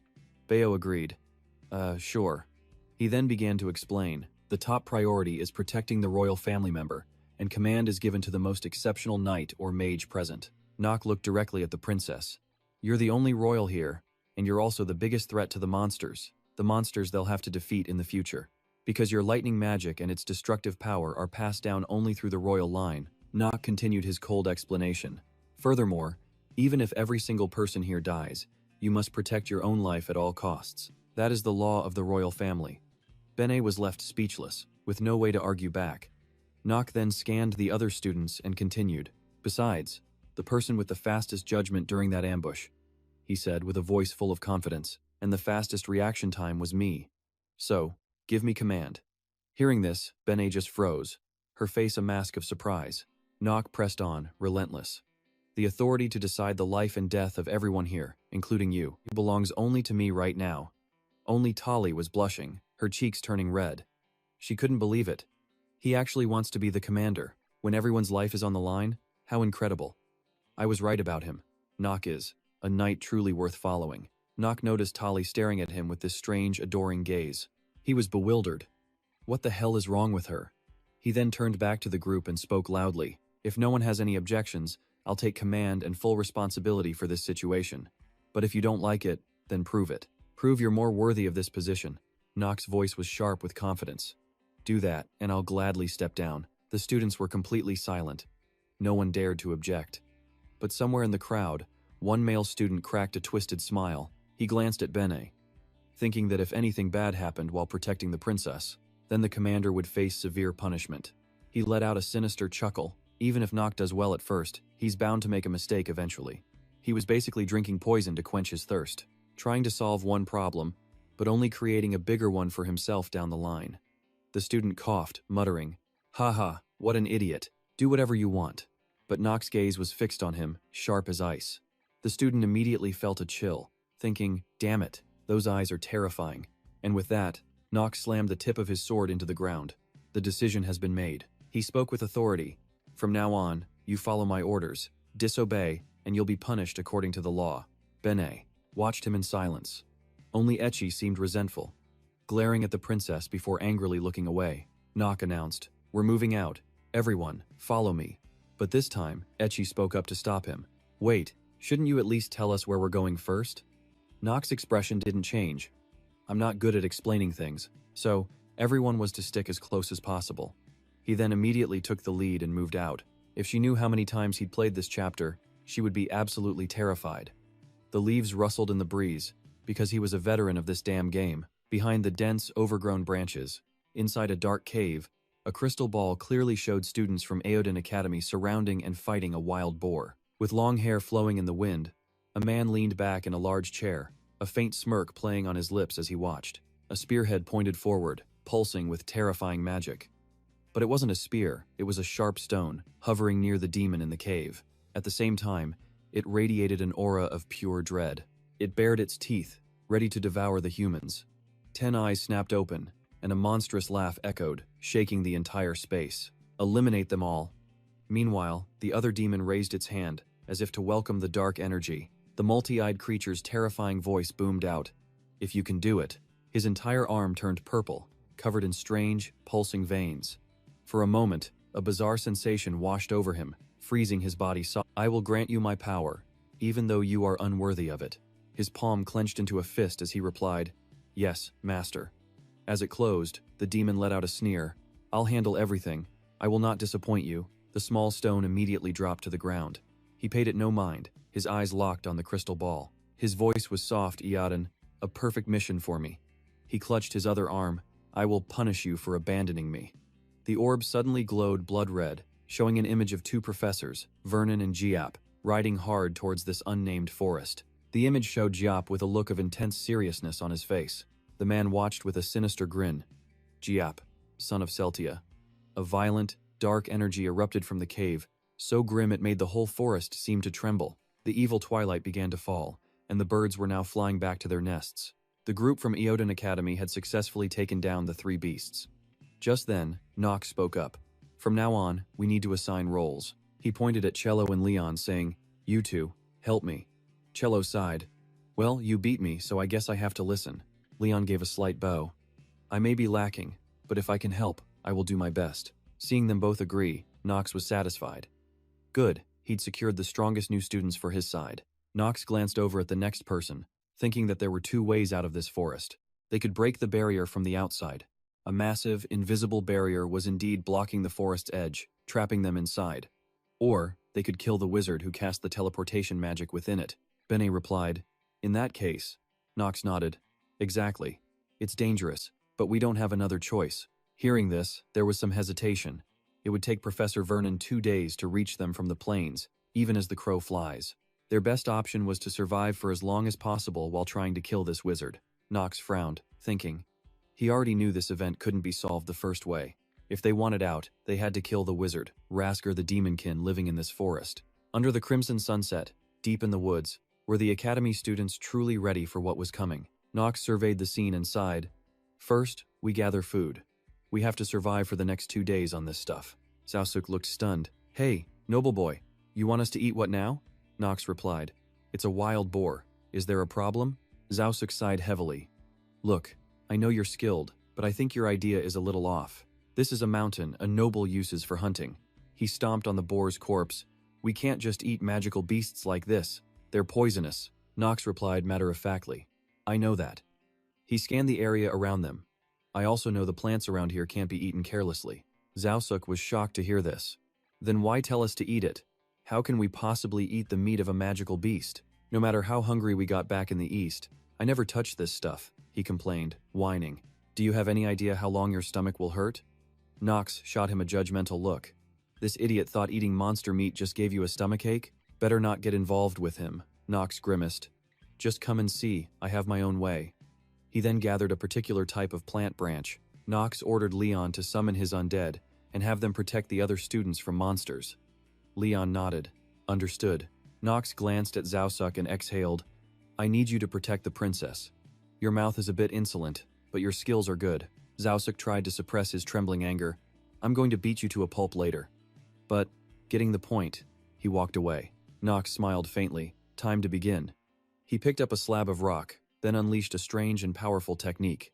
The plants began to float upwards in a beautiful, golden aura, but something was rumbling underneath the ground. Nox melts them with a blast of fire. Everyone who sees it is absolutely stunned. What was that? In a flash, flames erupt, perfectly cooking the wild boar thighs. The students are just in awe, staring at the sight. They thought they were goners. But Knox is just preparing the meal, placing some herbs on the meat, and then in a moment, the raw pork legs transform into a tempting brown. His classmates are bewildered. Huh? The color of the meat just changed. Knox explains it simply. He's just using this herb to neutralize the toxins in the meat. The dokcho plant can do it. It can nullify poison from mid-level monsters or lower, and this wild boar is one of them. The students laugh nervously.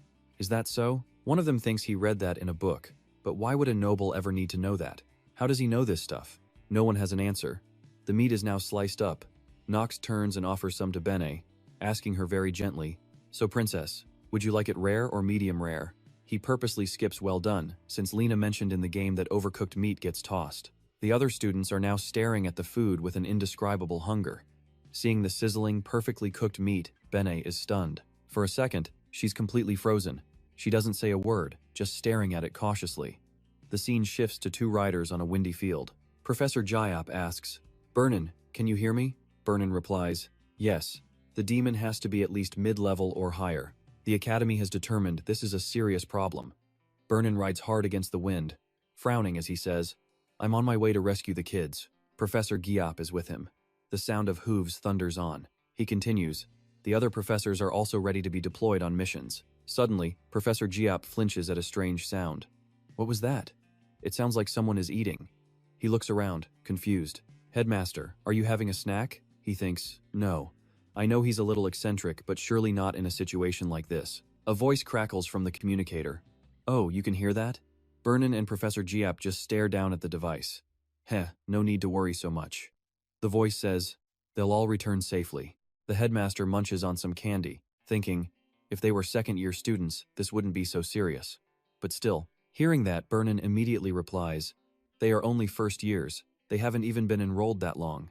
They've basically just finished their rookie training." Professor Jop adds, "That's right. They haven't even been properly taught basic defensive magic yet." The communicator beeps. Beep, beep. He hung up, Professor Giap says. Burnin confirms it. Then he yanks the reins hard and yells, "Damn it! We don't have a choice!" Burnin screams, "We have to do everything we can." And with that, he spurs his horse on, leaving the professor. Giap stands there stunned, calling after him, "Burnin!" He thinks about his own student, his very best student, Knox. The sun shines brightly in the clear sky. "I will not let you die in a place like this." The scene shifts back to the group's fire. They're eating in the quiet forest. Knox is pouring something on the ground, surprising everyone around him. They just stare, not understanding what he's doing. Dutrang asks Selphos, "Why is he pouring out the boar's blood?" Selphos answers, "If you use the blood of a strong monster, the weaker ones won't dare come close." Selphos watches him and continues, "We used to do this all the time. After all, when you're traveling, nighttime is the easiest time to get attacked." Dutrang understands. Knox gets up just as Bene approaches to thank him for everything. "Thank you," she says. "Because of you, we're safe." Knox looks at her and replies, "We still have a long way to go. There are a lot of monsters around here, and we still haven't defeated that wizard. On top of that, everyone is exhausted. You should rest. The night is still long." The princess replies, "I know, but it's a fact that no one has died so far. I think we have you to thank for that." The princess glances at Knox. She looks a little sad, her long hair blowing in the wind. Please forgive Echi's rude behavior. She's prejudiced against the Dark Clan because she's been influenced by others, by the negative feelings that everyone has for them. Knox looks at the princess. Why is she worried about him? He doesn't like the way she's talking. He replies, "Princess, you don't need to worry about someone like me. You can't thank a failure who was cast out by the Dark Clan. The royal family would be shocked." The princess replies, "That's just how other people see it." Her gaze on Knox is different now, but I don't. She continues, "If I could save more people, even if I had to form an alliance with a demon," the princess says it firmly, "I would agree without any hesitation." Knox stares at her. "You shouldn't say things like that." The princess just laughs. "I was only joking." Knox crosses his arms, lost in thought. She changes her tune so fast. Princess Bene is known far and wide as the merciful princess, but her biggest flaw is that she can be an extremely pragmatic person. Knox watches Bene closely. She's a dangerous character, someone who could sacrifice lives for her beliefs. Her merciful title is just a facade. Something in Knox's hand pulsed with purple magic. He held it up, getting everyone's attention. He announces they'll form 4-person teams to set up tents, offering extras from his inventory. A space bag is a total game changer. Nock closes his eyes, ignoring the whispers about him. Why would he bring that? It has to be because of his family. Rumor is, they're thrown off a cliff at age 5 just to survive. Unbelievable, Nock thinks. He can't believe the insane stories spreading about him. It's all because he's from the infamous Dark Clan. As night falls, the groups finish setting up camp in the deep woods. Everyone is exhausted. Nock scans the darkness and warns them to be careful. Tali, standing beside him, asks, "Careful of what?" "Nothing," Nock answers, his mind elsewhere. Taking charge like a true leader, he begins organizing the night watch rotation. "So take turns guarding this place," he orders. Time to get started, he thinks to himself. There is a problem. A huge problem with this ambush, part of the Academy's second act. With that thought, Nock draws his sword. If they don't move quickly and kill the sorcerer who cast this barrier, they'll fail the entire scenario. Some students are still fumbling with their tents, but it looks like they're having a much bigger issue now. Everyone has suddenly collapsed on the ground. A strange light glows from his sword. This means it's all up to him. Nock grips his blade and marches straight into the forest. If no one else will kill the witch, he will, or this story is over. Gripping the sword pulsing with purple energy, a brilliant light envelops the entire campsite. Bio jerks awake instantly. His hand flies to his hilt as he shouts, "What is this?" He draws his sword, yelling at the others. "Everyone, get up! The princess is in danger." The princess approaches, asking what's wrong, and he quickly fills her in. A massive number of creatures radiating mana are gathering nearby. They're completely and totally surrounded. Ecchi draws his sword, shielding the princess. "Your Highness, please stand behind me." Nock also draws another blade, bracing for the fight. They're here. And these are no mere wild boars, they're real, powerful monsters. Someone asks Nock, "So, what are you going to do?" "Nock," Ecchi screams. But a book materializes, and with it, Leon. "He's busy elsewhere," Leon says calmly, "so he left this fight to me." "What?" "He swore an oath to protect the princess and he just ran away?" Leon simply gives his reply, "That's right, but he didn't run." Before he can finish, Ecchi yells back, "How would you know?" The sound of footsteps closes in, but there are just too many of them, and they're dangerous. The red-eyed monsters look terrifying. Ecchi grits his teeth. "There are too many to handle." "It's fine," Leon responds. Holding the Neko grimoire, he's suddenly engulfed in a powerful, swirling blue aura of magic. Ecchi and the princess just stare, jaws on the floor. The amount of mana he's releasing is insane. What is going on? As Leon's hand flips a page, he thinks, "I'm curious too, Nock." He remembers Nock placing something into his hand. Leon had looked down at his own palm, surprised, as it began to glow. "Who exactly are you, and why would you give me this responsibility?" Two different streams of mana power were at play. Two very different streams. "I am the head of the Mavad clan," Leon declares. Just then, a red-eyed monster lunges straight for him. Something within the blue mana strikes first, wounding the beast. A figure appears, clad in iron armor from head to toe. Wielding a massive sword, it slashes the monster, sending it flying 10 meters back. And it's not alone, several zombies appear right after. Skeletons rise from the earth, joining the attack on the ferocious monster. Leon holds his book, facing down a menacing dark blue wolf. He thinks to himself, "I'm very curious, Nock." He recalls the moment Nock handed him that item. "Why would a person like you?" Leon gazes at the priceless purple spirit stone in his hand. "Entrust me with such an incredible responsibility?" The stone glows brilliantly. At that exact moment, a powerful strike from the blue warrior descends, successfully taking down the ferocious wolf. From his own spiritual energy, under that blue aura, he summoned undead soldiers, skeletons, and a mighty warrior to crush the beasts. The victor of this battle is Leon. He remains distant, his hand channeling power as the aura around him grows even stronger. Night has completely fallen on the dense forest. We cut to a hidden cave, deep within the woods. The entrance is protected by a powerful barrier, surrounded by glowing red runes. Nock slips right through it. His foot touches a red matrix on the cave floor, and his eyes blaze with power. The system alert chimes. Mana detected. Imprisonment magic has been disabled. The effect for taming rebellious members is now active. Attack power increased 1.2 times. He holds his sword at the ready, staring down the demon before him. "How much longer are you going to hide?" The creature is furious, grinding its teeth. "How interesting."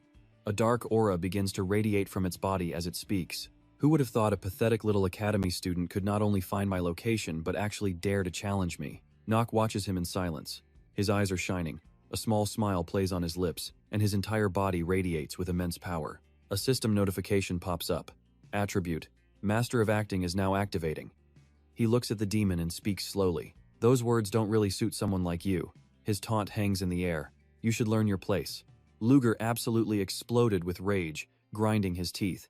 You dare, he roared, lunging forward in a blur and leaving only dust behind as he aimed his razor-sharp hand at Nock. He brought his hand crashing down with incredible force.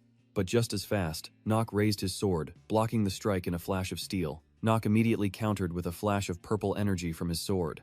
Luger stared, shocked, at the fresh scratch on his hand. Luger's face contorted with fury, his teeth clenched tight. Who are you? He snarled. Nock simply stood ready, his sword radiating a dark aura. Nock just smirked. You don't need to know. Luger's killing intent practically exploded from his body. Let's see how long that arrogant mouth of yours lasts, he growled, summoning a vicious red aura. He lunged forward with blinding speed, but Nock was already prepared. One clean slice down, and Luger felt a sharp, spreading pain. Luger watched in shock as his arm just fell off. Nock stood firm, showing absolutely no mercy. You know, Nock said, I don't even need skills for this. Blood sprayed as the arm hit the ground. Luger stared, a cold sweat dripping down his face as he watched the perfectly calm teenager. He finally understood the difference in their strength was just too vast. He gritted his teeth, mustering his power. Even with a demon's power, I still can't face you? You dare, Luger screamed, launching a furious attack. Don't you dare think you've won. His arm shot out, extending unnaturally towards Nock. You're still beneath me. But Nock quickly intercepted the blow. Nock's brow furrowed in determination. Luger froze, staring at his arm as a new skill activated. Genius swordsmanship and martial arts. The system announced, you can now reflect an opponent's attack. Nock watched as Luger, his own weak aura failing, cried out in agony. Ha! Nock's face darkened, and he spoke without restraint. Then, a new alert. Master Actor Attribute, activated. Luger let out a pained scream. Nock grabbed his remaining arm, his voice ice cold. Did you honestly think you stood a chance against me? Lying on the ground, Luger felt a surge of panic. All he could do was grind his teeth in helpless fury. He thought, I should have been more careful. That bastard from the Lehiver family. Lying there on the ground, he wondered if his plans were ruined. Nock simply looked down at him, sword in hand, face grim. Luger screamed up at him, how dare a lowlife like you treat a disciple of the Demon King this way?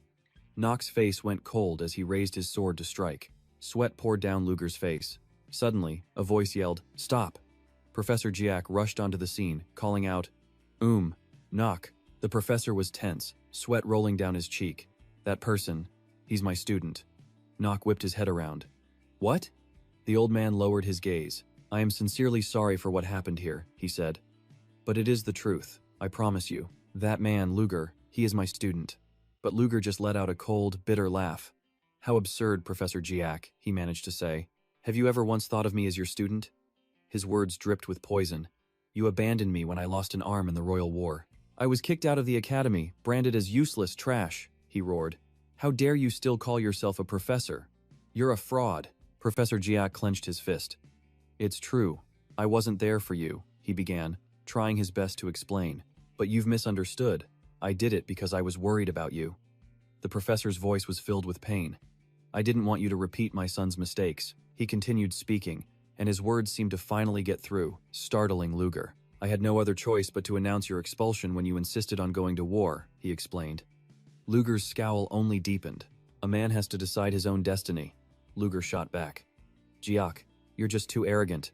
You're the one who turned me into this wandering piece of trash. Overcome with emotion, Professor Jiak confessed. I truly never thought you would end up like this. But looking at Luger's twisted form now, he had to ask, is this the kind of magic you were seeking? Is this really the power you dreamed of having? And just like that, a memory flooded back. He saw himself reading, the professor standing just behind him, quietly guiding his studies. Back in the present, Luger's lips formed a tight, cold smile. Pointless. It's far too late for apologies now, he yelled, spinning around and lunging straight for the professor with blinding speed. He charged forward like a madman, knife in hand. I'll drag you down with me. The professor was stunned by his sudden declaration as a dark aura exploded from Luger's body. Professor Jiak raised a hand to block. He stared in shock. Nock was already there. A disciple of the Demon King, his fate was sealed. The two of them began their intense final confrontation. Waves of dark energy began to envelop the entire forest. Nock gripped his sword tightly. The only end for an evildoer is death, he said calmly. Then, in a flash, He swept past Luger. Luger was completely frozen. What was that? That speed? A system notification rang out. Master Actor attribute has reached its absolute peak. Compatibility between the character Nock and all attributes has increased. Nock simply raised his sword, looking down at him. Look, he said. I get the kind of crushing feeling you're going through, but there's nothing that can be done to change it now. Just then, a system notification chimed in. The synchronization level between character Nock and the player was rising. A small smirk crept across Nock's face. Meanwhile, the mutant gritted his teeth in utter shock. The system announced another warning: the player was at risk of losing his ego. Nock's eyes went dull. In an instant, he launched a brutal assault, beating the mutant till he coughed up blood. Then, a blade flashed, slicing through his body. The mutant's mouth hung open in disbelief. In a flash, Nock had cleaved him in two, his own determined figure standing firm over the body. He glanced back, his expression completely devoid of emotion. Then, Nock began to walk towards Professor Giap. The mutant's corpse disintegrated into ash before their very eyes. The remains scattered on the wind, right in front of Giap. The professor stared in absolute horror, breaking out in a cold sweat. Giap bowed his head, his voice trembling as he called out to him, Nock. But Nock simply replied with a calm, "Yes?" Giap looked at him, his voice serious. "What am I supposed to do now?" Hearing this, Nock asked what he meant. The professor then confessed, "You know, don't you? My research was meant to help the weak." Giap pressed his hand to the ground, lamenting, "But now, I just don't know." As he spoke, his hand tightened into a fist. He continued, "Is any of it even useful?" Giap's voice cracked with despair as he yelled, "Why should I keep going with this research, if I can't even save a single student?" He stared down at his own hands, his eyes losing focus. "I've lost my entire purpose." Nock listened in silence. He reached up to wipe a wound on his face, stammering, "I." But what he said next left Giap absolutely stunned. "To be honest," Nock said, "I don't get the relationship between you and him." Seeing Giap's blank stare, Nock thought to himself, this is a huge gamble. Once Professor Giap's research is announced, the game's crafting and enhancement systems will be unlocked. He calculated, he has to continue his work. With that thought, Nock's hand relaxed. Then, he clenched it again, asking himself, "Is that really all I want out of this?" Nock furrowed his brow, conflicted. And in that moment of confusion, another system alert chimed in just for him. Players' emotions are merging with character Nock's ego. Warning: the Master Actor attribute is wavering. Rain began to fall, pattering on the leaves overhead. It quickly turned into a downpour. Nock corrected himself. "No, actually, it's not a problem for me." But Nock walked step by step toward Professor Giap in the pouring rain, his mind racing. Using Professor Giap is the best option right now. He looked at the man and said seriously, "I think your research is incredibly useful." Inwardly, however, he wondered, why am I even worrying about this? The professor just looked away. "Can't you see how pathetic I am?" Nock forced a smile. "No, I think you've done a great job," he thought smugly. "I get it. Professor Giap is being influenced by my words." Nock stopped walking, calculating his next move. "That's why I was worried. Everything he says sounds so real. My responses are having a massive impact on him." In the rain, Nock watched Giap with a cold, silent gaze. He then said calmly, "Actually, I'm a very lazy person." The professor was floored by his words. "So please don't give me too much homework," Nock said, using the chance to be blunt. "I don't like tea. I prefer coffee."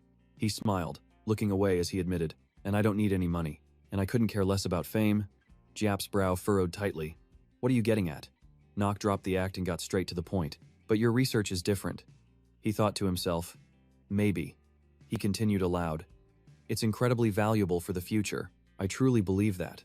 Nock felt a strange sense of awe in the downpour, thinking it wasn't about him, some game addict. It was about the professor, the man who helped create this world he loved. Nock leaned down, facing Giap directly, a thought forming in his mind. Maybe I was wrong about him.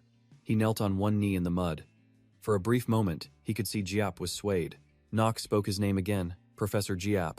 Then, with conviction, he said, "I will become your student." Once again, Giap was shaken by his words. Nothing has changed, Nock thought. His mind was racing. He had only ever seen the professor's back. Through a screen, he'd only seen that determined silhouette. And he, the sole rebel here, knew he had to reconsider everything. Nock continued, "If you need me to, I will go with you." He offered Giap a confident smile. "I hope to learn many great things from you, so I can carve out my own path in the future."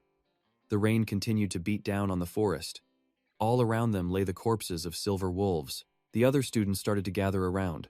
Seo sheathed his sword on his back and let out a long sigh. Then, Seo began walking toward Leon. He spoke with disgust.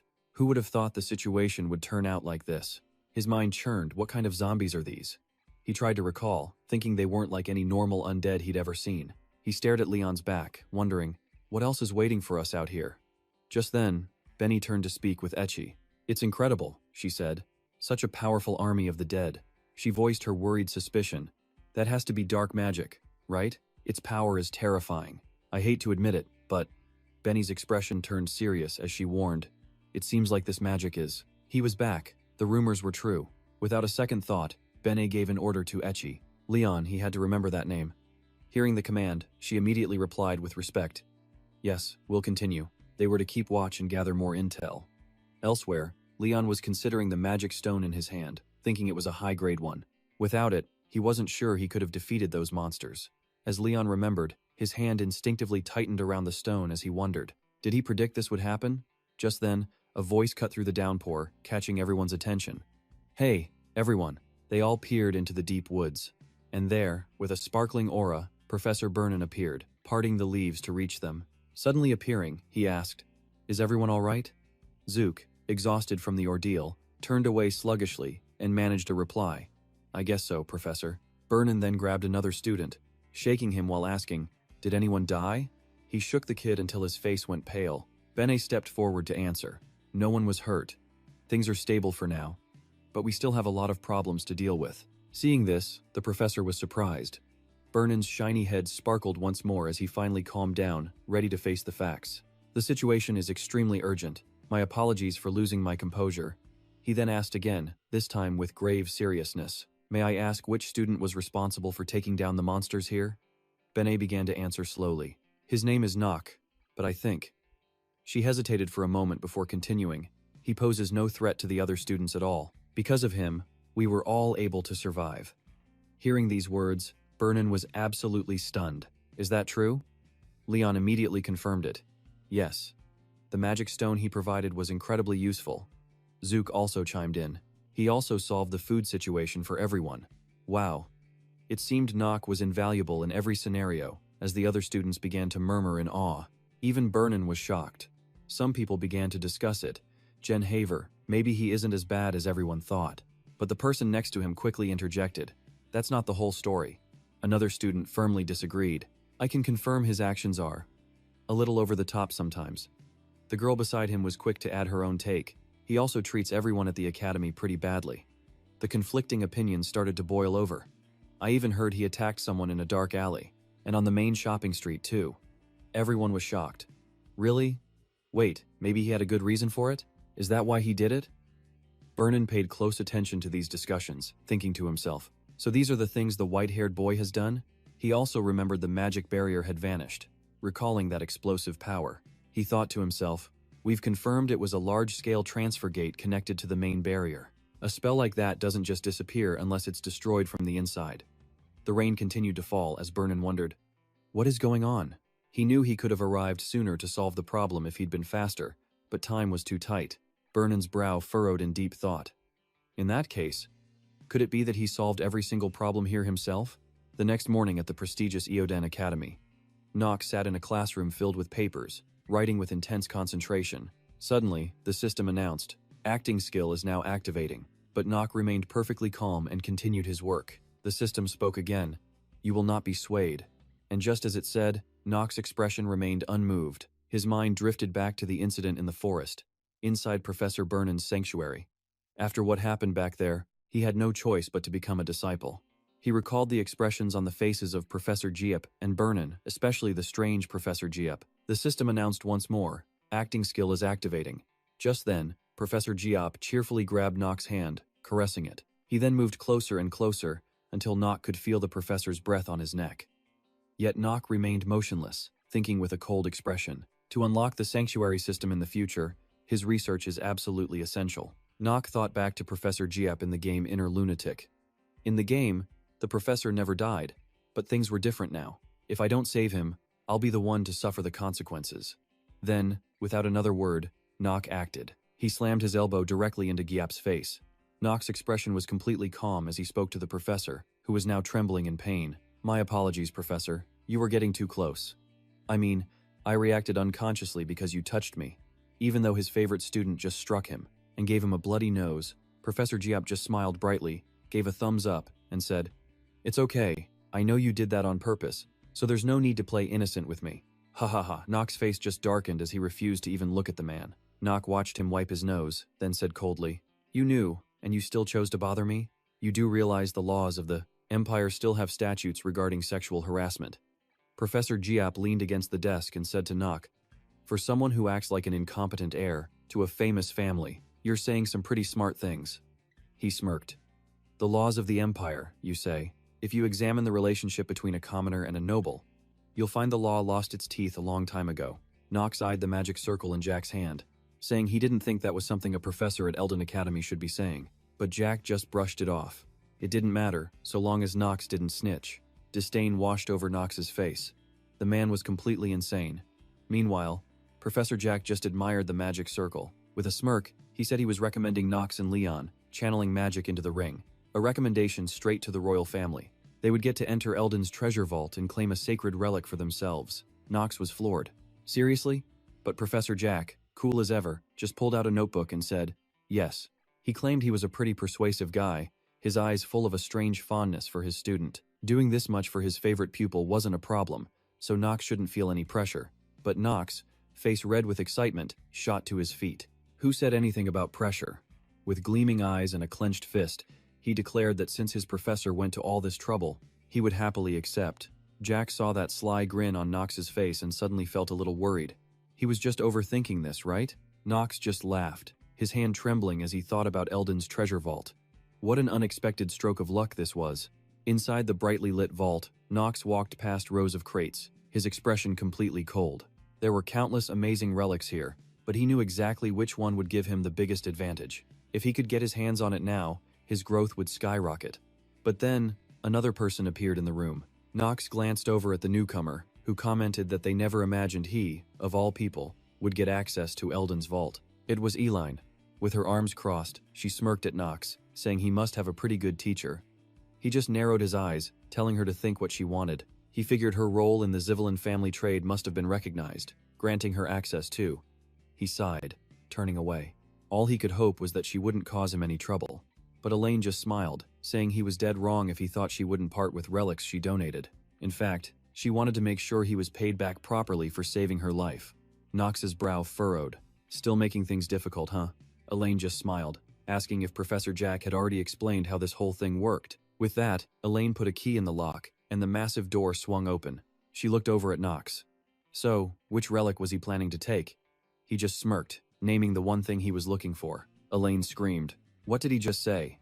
In total disbelief, she asked him to repeat what he wanted, but Nox stayed perfectly calm, asking if she was really making him say it again.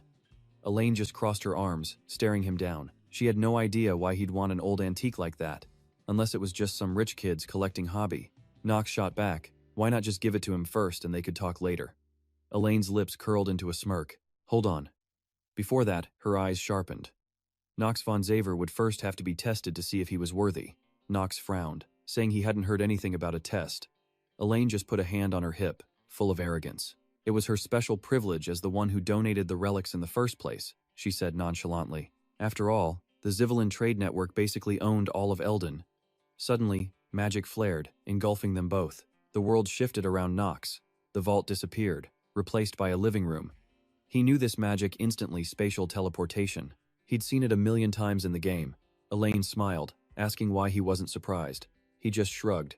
He'd seen crazier things. She gestured for him to take a seat. Once they were both settled, she simply said, "All right then." A faint smile played on her lips, but her eyes were razor sharp. Nox von Xaver. He met her gaze calmly and told her to get on with it. He knew what this was. She was making him work for the relic. Annoyed, he figured it was just a formality that shouldn't take too long. Elaine asked her first question. "Why did you save me?" Nox's eyes widened slightly, then turned cold. So that was the test? She replied that asking questions was her right. He looked away, hesitating for a moment before saying, "Like I said before, I simply..." But Elaine cut him off. "Oh, right. She forgot to mention one little thing," she said, resting her chin on her hand with an unnervingly pleasant smile. "I can tell when you're lying." She paused. But you probably already knew that, didn't you? Knox gritted his teeth. Damn it, he had forgotten. A crucial detail from Inner Lunatic, an acting genius who could see through any and all deception. Knox watched her warily. This meant she wasn't bluffing. She really could tell. He muttered that she was a real pain. Elaine just smiled. Oh my. Isn't that what you said earlier? He seethed. What was he supposed to do now? Elaine crossed her legs, looking amused. You seem incredibly frustrated. Shut up, Knox snapped. He realized she must have been lying about wanting to personally hand him the relic. Ellen shot back. Does that really matter right now? She leaned forward, hands clasped under her chin, her threat clear. What matters is you're at a disadvantage if you don't answer my questions. NOC met her gaze with a grim silence, his eyes sharp as daggers. He couldn't risk losing the artifact at this stage. NOC watched Ellen sitting there, perfectly at ease. Dodging this meeting now would only make her suspicious, and he couldn't have that. NOC's lips tightened into a thin line. Better to face this head-on, right here. You're asking why I saved you? He questioned. Yes, Ellen confirmed. NOC glanced away, avoiding her eyes. Because it was necessary for me, to some extent. Ellen questioned him, full of doubt. Necessary? How? Knox's lips tightened before he spoke frankly. Because I need you for my plan. That single sentence left Ellen staring, wide-eyed in disbelief. She frowned, demanding, what plan? But Knox shut her down. I don't think there's any reason for me to reveal that much, is there? Ellen's face went dark. She stayed silent, her hand tightening on the fabric of her dress. One more question, NOC replied softly. Go ahead. Ellen's eyes dropped. Her lips barely moved. What happened in the past? At the ballroom. The memory of crying uncontrollably at that moment clearly made her uncomfortable.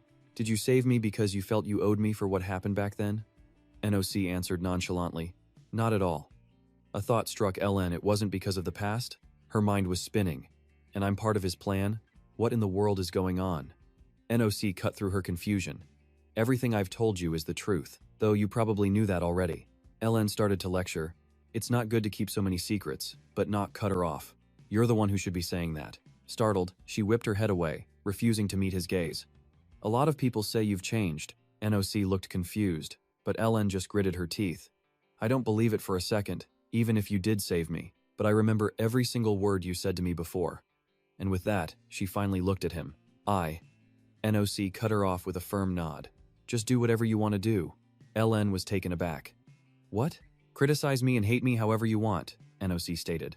His voice was so cold, so devoid of emotion. It left Ellen completely frozen. You have every right to think what you want. I meant it, do whatever you please. Knox's gaze shifted to the side. Your view of me isn't going to change anyway. He had to maintain this stance. And with that thought, NOC stood up. Are you finished? I've received the artifact, so I'll be leaving now. Ellen remained frozen on the sofa. Her eyes widened in genuine fear.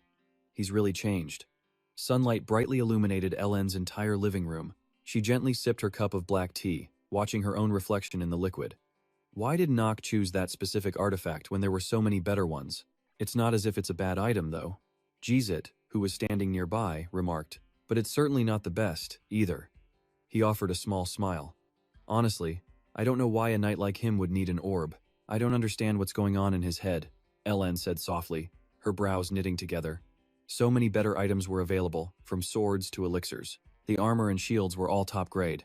Instead, he chose a beat-up old orb. I wonder, Ellen mused, if he's just doing this to make me feel indebted to him. Gisette gently replied, My lady, I don't think you need to worry about it that much, do you? He doesn't seem like the type who would ever harm you. Ellen placed her teacup back on the saucer. Is it really all right to think about it so simply? But then again, she had no other choice. Ellen leaned back against her chair. How is business with the merchandise? Gisette's report was glowing. Everything is going well. The capital's nobles and the Talon Order are both importing House Javanlin's goods in bulk. Gisette added happily, It is all thanks to your efforts, my lady. But Ellen simply replied, I'm glad to hear that. I want you to continue observing NOC, Ellen commanded. Report to me if anything happens. Is that clear? Gisette bowed his head respectfully. As you wish, my lady. A cunning smile spread across his face. Please, don't you worry. Back in NOC's private room at the academy, he sat on his bed, holding the very orb he'd received from LN. Dichi was standing beside him. A system window appeared. You have acquired the high-grade artifact, the Earth Sage's Core, highest-tier orb type. A smirk played on NOC's lips as he looked at the item. Another system window popped right up. Basic information. Name, Earth Sage's core. Highest, tier, orb. Classification, grade, high. When certain conditions are met, it evolves to the highest tier. Attributes, mana stat ±2, stamina ±1. Equip condition, requires 10 base mana. Special effect, grants the passive skill, self-restoring magical power, displaying information for the skill acquired from the artifact. Passive skill, name, self, restoring magical power. Grade, intermediate. Effect, automatically compensates for the mana cost of mid to low tier skills by amplifying their power and impact. A satisfied smirk spread across NOC's face. The Earth Sage's core, a highest tier orb. To think he could possess an item like this at this stage of the game, he was unbelievably lucky. A dark purple aura began to swirl around the sphere. NOC looked up at the floating orb. LN probably had no idea what a masterpiece she'd just handed over. However, there was a special way to use it. All of a sudden, the notification window flashed bright red. Conditions not met. The artifact was nowhere near its full potential. As he watched the dark aura fade, Nock spoke its original owner's name. This, he knew, would unlock its highest level. The first owner was a powerful, red-haired female sorcerer. She was one of 4 sages destined to appear in the future, and a character he'd frequently picked as his master in the game. But Nock rubbed his chin, thinking it was too soon. In the room, Dichi stood by respectfully. Looking at the orb, he thought that activating it now would reveal his identity to her. Since this was only the first half of the game, its current power level was more than enough. Suddenly, Dichi asked her young master, "May I ask why you chose that particular orb?" Her eyes were filled with concern. There were countless items in the Black Swan's vault. I also heard there were thousands of items for knights. Nock just chuckled. "Haven't I told you?" He explained. "I'll be using magic as well, so I need both types of items." Dichi's jaw dropped in absolute shock. Nock leaned back on the bed, saying, "Oh, I guess I really haven't told you yet. It seems I forgot." Dichi watched in horror as Nock chuckled, and she let out a long sigh. Just what was she supposed to do with him? Nock leaned in with a sly grin. "I'm going to learn magic," Dichi stammered. "But if you learn 2 things at once, won't that be incredibly difficult? I don't mean to doubt your abilities, but still." Nock glanced at his hand with a smile. "If it doesn't work out, I can just live off the family fortune, right, Dichi?" She hesitated before saying, "Young Master Nock, I just bragged to the others that you've become so diligent lately." Nock shot back. "Did I ask you to do that?" Dichi forced a smile. "You know, you can be a real jerk sometimes." Nock replied calmly. "I'm a good-for-nothing, remember?" Dichi added. "And you also love to play around with women." Nock scratched his head. "That part is a complete misunderstanding," but Dichi just sighed. "I've heard it all before. In the past, Lord Teo was also quite the charmer," she said, looking straight at Nock on the bed. "And now, he's paying the price for his mistakes." Nock just smirked. "That's something I wouldn't know about." With that, he flopped back onto the bed. Dichi's eyes landed on the desk as if she'd just remembered something. "A letter arrived for you, sir." He opened his eyes and looked at her. Dichi handed him the letter, explaining, "It seems to be from the royal family. They want you to read it yourself." Nock sat bolt upright. "What? The royals? Why on earth would they send me a letter?" Dichi presented it with both hands. "Encina was the one who asked me to deliver this to you. Please, read it first." Nock pursed his lips and opened the letter. Why was the princess paying him so much attention? He couldn't afford any more variables. The letter began, "Greetings, Nock von Genhaver. Thanks to your timely intervention, my life was saved. Therefore, according to the laws of the Empire, I wish to grant you a reward. I would like to invite you to our imperial capital, Talon Fetha, to receive this reward in person. You will depart in 3 days at 9 in the morning. I hope you will accept the royal family's gift. Sincerely, Benevana Hen." Nock stood up with a sigh, waving the letter. Damn it. She wants someone from the Black Clan like me in the capital? How is this supposed to be a reward? Dichi said anxiously. Considering the conflict between the Black Clan and the Holy Clan, this could be a trap. She grabbed his sleeve. "Young Master Nock, I really think you shouldn't go. This is far too dangerous." Nock frowned, thinking they could just order him to come anytime they wanted, which means... He turned to Dichi. "You will stay here." She looked horrified. "But, young Master Nock," Nock glared at her, his voice cold as ice. "That is an order." Terrified, Dichi pulled her hand back. He ignored her and turned away, his mind racing. The place where Emperor Edvan and the royal faction built their power base, the hellscape of Talon Fetha. It was a city under the Holy Clan's control, a living nightmare for anyone from the Black Clan. He couldn't believe she was telling him to go there. "What in the world are you thinking?" he muttered under his breath. He squinted, recalling the blonde princess, Benavana.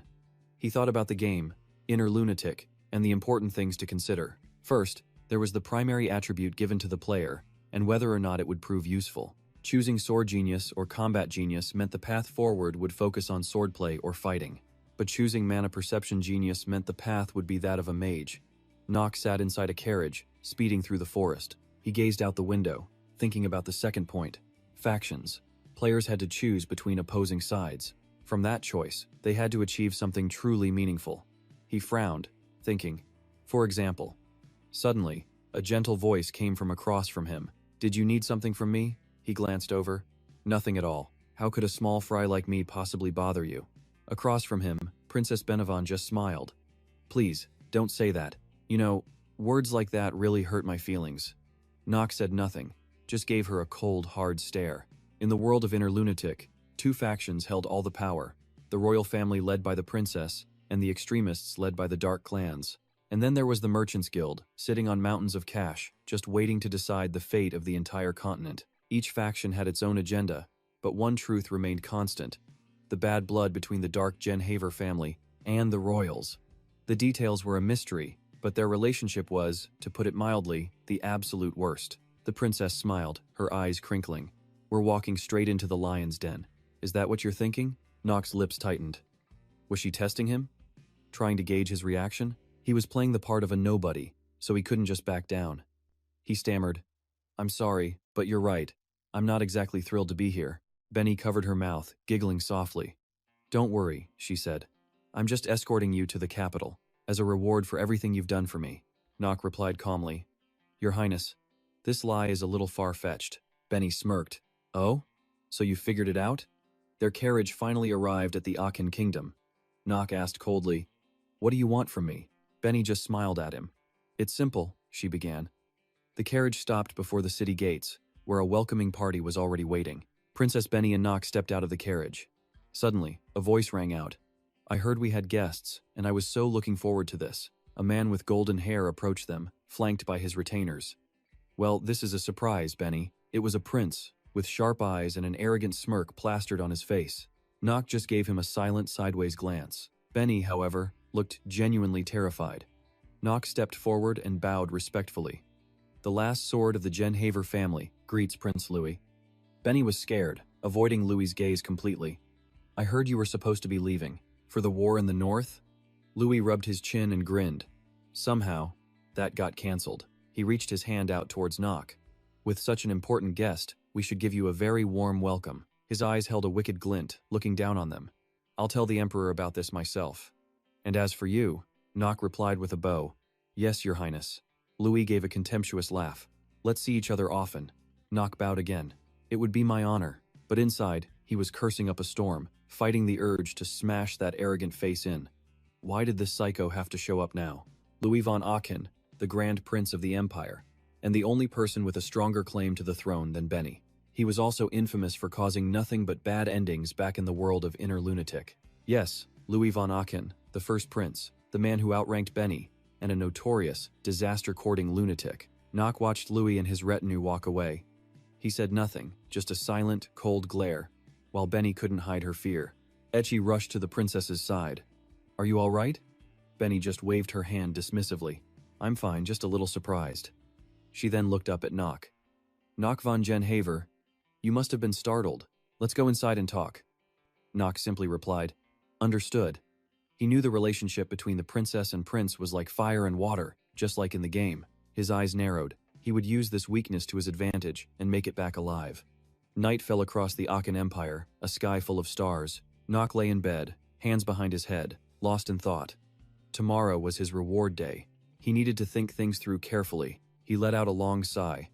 As long as no assassin was foolish enough to try and kill him here.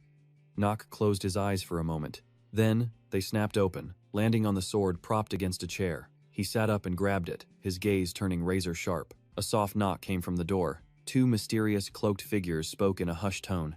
"It's us." "Could you open the door?" Nock sighed. He stood up and opened it, revealing Princess Benny outside. He spoke coldly. "Princess, what are you doing here at this hour?" Benny replied.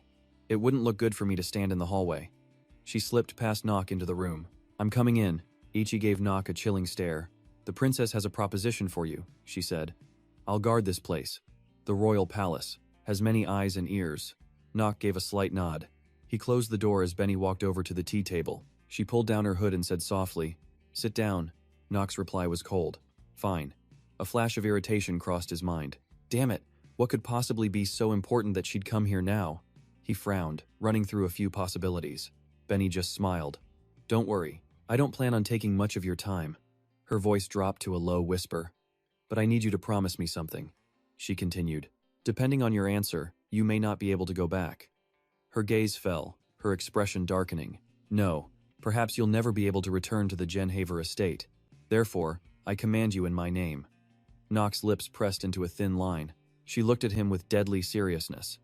"Please, be the one to pull the strings for me from the shadows," Nock said. "I knew you would say that. You need someone to deal with the first prince, and it's always easier to cut ties with a member of a dark family." He leaned back against the chair. "A useful tool," he stated. "You want me to be your pawn?" Benny replied. "That's right," Nock began. "But Benny," doubt lingered, but Nock sat with his legs crossed. "If you think I have no other options," he thought, "you are mistaken." A small smirk played on his lips. It was early morning in the grand hall of the imperial palace. On the throne sat the emperor with the crown prince beside him, and below them, Nock was paying his respects. The emperor slumped on his throne, breathing a tired sigh. Nock knelt, honoring the great son of the empire. The emperor's hand trembled. Nock glanced up at the man Edmund von Achim, the Knight of Light and Lightning, a name once famed throughout the land. He was a living legend of the Achem Empire, but now, Nock saw only a frail emperor swaying on his throne. He had lost his sharp mind, now disgracefully called Edban the Fool. Princess Bene then stepped forward to pay her respects, honoring the great son of the empire. The crown prince spoke up. "So, I hear you wish to ask my father for something?" He narrowed his eyes with a smirk, no doubt a worthy reward for saving a royal family member. Nock just bowed, saying he only did what was required. Nock knew that with Edban's weakening grip on power, Prince Louis had essentially become the head of the royal family. He watched the crown prince warily. He had to be incredibly careful. Louis continued, "The royal family will grant the Genha family's knight candidate a gift for saving my dear sister." He looked down at Nock. "Whatever you desire, just say the word." Nock replied respectfully, his gaze sharp. "If I may, let me enter the river of Apps." Louis was stunned by his words. "What?" The surrounding court officials were also shocked into silence. Seeing the absolute stillness, Nock figured their shock wasn't surprising in the slightest. The River of Apps was a mystical river that only the royal and sacred families could enter, because it possessed a magical stat-boosting effect. Louis's eyes curved into a fox-like smile. He must be quite useless, right? So impulsive. He gave Nock a cunning look. "All the bastards from the Black family are the same." The court erupted into chaos. "That's impossible. How could a member of the Black family ever be allowed into the River of Apps?" One man stood up, declaring, "Exactly. Even if he saved the princess, this is unacceptable." Others joined in. "Isn't that a river only the sacred families can enter?" "Precisely." Nock lowered his gaze, thinking this was the exact opposition he had anticipated. He closed his eyes. The entire point of this request was to avoid admitting he wanted no reward at all. That should be enough, he thought. But suddenly, Benny's voice cut in. "Insolence! How dare you raise your voices before His Majesty," she declared. Nock looked at her, stunned. "Huh?" Benny continued. "There's no law stating only sacred families can enter the river, is there?" A feeling of unease washed over Nock. This was not going according to plan. Why was Bene defending him? He had already told her he wouldn't follow her plan. He hoped she would just give up. A courtier tried to argue, but Bene cut him off. "I don't like disturbances, Lord Gojan." The entire hall fell silent. Nock stared at the smiling princess, her words from before ringing in his ears, making him grit his teeth with unease. Flashing back to the previous night, Bene put her teacup down. "Very well." She stood up. "I will leave now." She then walked closer to Nock. "But please remember," Nock glanced at her as Bene leaned in close. "At some point, you will have to make a choice." But Nock was already weighing the power of the two siblings. On one side was the princess, and on the other, the crown prince. He knew if the time came to choose, backing the princess over the crown prince was the only way to avoid a bad end. But even so, Nock continued to ponder while kneeling in the great hall. "I can't support the princess openly." He knelt on the rug under the prince's gaze and asked, "Will you approve my request?" Prince Louis's jaw clenched for a moment, but he quickly composed himself, forcing a slight smile. The Crown Prince then spoke. My dear sister has a point. There is no law that says the heir of the Black family cannot enter the River of Apps. Everyone in the hall was shocked into silence, anxiously murmuring, Your Highness. But then he looked at Nock and continued. However, from his high position, the Crown Prince declared, breaking the long-held traditions of the royal family and the great houses is not something we can do lightly. A calculating look appeared in his eyes as he told Nock. Therefore, I will propose a test. Hearing this, the princess became visibly agitated and worried. This means I will confirm whether Nock is worthy of receiving the blessings of the River of Apps. Nock was slightly taken aback. He never expected events to unfold in this direction. He thought about the similar test LN had given him. It seems everyone loves to test me, huh? Into the quiet hall, Nock spoke. May I ask what this test will be? The Crown Prince clenched his fist. He said softly, A duel with me. Nock asked again in disbelief. Excuse me? Louis looked at him and repeated, I've heard your swordsmanship has improved immensely. Therefore, demonstrating your sword skills in a one-on-one duel with me is the perfect way for you to prove it. What a ceremony, don't you think? Before all the dukes, the Crown Prince declared that the Empire's sacred river of evil should only welcome those who are truly worthy. Nock thought to himself, It seems this guy thinks picking a fight with me is a good idea. Lost in thought, he knew he didn't come here just to take a beating. He smirked and replied, All right. The Crown Prince's grin turned sinister, patiently waiting for his prey. He stood tall, speaking down to Nock. Then we'll meet at the training grounds in 1 hour. Feel free to choose any weapon you want. Nock answered respectfully. I understand. The princess bit her lip, worried, as Nock accepted the challenge. I will do my best. Nock walked calmly down the long carpeted hall of the palace. Princess Bene hurried after him, calling his name. She quickly lifted her skirt to catch up, saying, Are you trying to get yourself killed? Bene frowned, her face etched with worry. Don't you understand my brother's intentions? Nock listened quietly to Bene's words. Whether he won or lost didn't matter to the prince, he was just trying to show off. He wants to crush you and bring shame to your entire family. Nock rolled his eyes slightly. I know that. As if he'd already seen the outcome, he added, If I win, they'll accuse me, the bastard son, of harming the prince. And if he lost, a miserable fate would be waiting for him on that dueling platform. The Crown Prince's reputation would only grow. They'd all gossip about how he defeated a rising star from the academy. He closed his eyes, mocking himself. They'll probably spread that news to every corner of the kingdoms. Hearing this, the princess clenched her fists. You know all this, and you still agreed? Nock only seemed calmer. But what if there's another option? The princess gritted her teeth in surprise. Another option? He held out his hand calmly and said, What if I can win without committing a capital crime? He looked at her, asking directly, When that happens, will you back me up, Your Highness? In another room, servants were fitting the Crown Prince with exquisite armor. They meticulously adjusted the brilliant gold plates on Prince Luok. He suddenly glanced at the maid beside him. Hey. The Crown Prince's voice alone made her flinch. Tell me, who am I? The girl trembled from head to toe, bowing respectfully. You are Luok, the second son of the Empire, Your Highness. Satisfied, he smirked. That's right. I am the rightful prince of Talon Fader. No one dares to ignore me. Suddenly, the prince grit his teeth, his face darkening. But that kid is different. He muttered the name, Nock. The servant beside him bowed. It is nothing for Your Highness to worry about. She bowed even lower. Please, do not be concerned. A sudden slap sent her reeling, her face stinging red. He watched the maid fall. Concerned? What did you just say? The prince's face was a mask of fury. You think I'm worried about some worthless brat from the Black family? The servant, terrified, knew she had made a fatal mistake. I have committed a crime worthy of death. The Crown Prince patted his own head. If you know what's good for you, you won't ever defy me. He glanced over. Now, how long do you think Esteban, the son of the Empire, has been gone? The maid could only clutch her swelling cheek in terror. Then the prince turned his back, speaking with pure arrogance. Soon, the Empire and all its power will be in my hands. That's why certain actions, like the ones taken today, are necessary. Do all of you understand? The trembling maid replied. We will never make such a mistake again. The prince simply said, Of course you won't. He quickly barked an order to the butler. You, butler. The prince pointed at her. Get her out of here. Another servant immediately seized the girl. The maid screamed in panic. Your Highness, please, just one more chance. He smirked at her. You see, chances are only given to people like me. The arrogant prince simply ignored the struggling girl. Besides, Even if you were born a noble, the blood in your veins isn't royal blood, is it? A maid, held back by 2 male servants, tried to cry out, "Your Highness! Your Highness!" Crown Prince Luok spoke again. "Knock. No matter how promising they say you are, you can't win a fight where your failure is already guaranteed."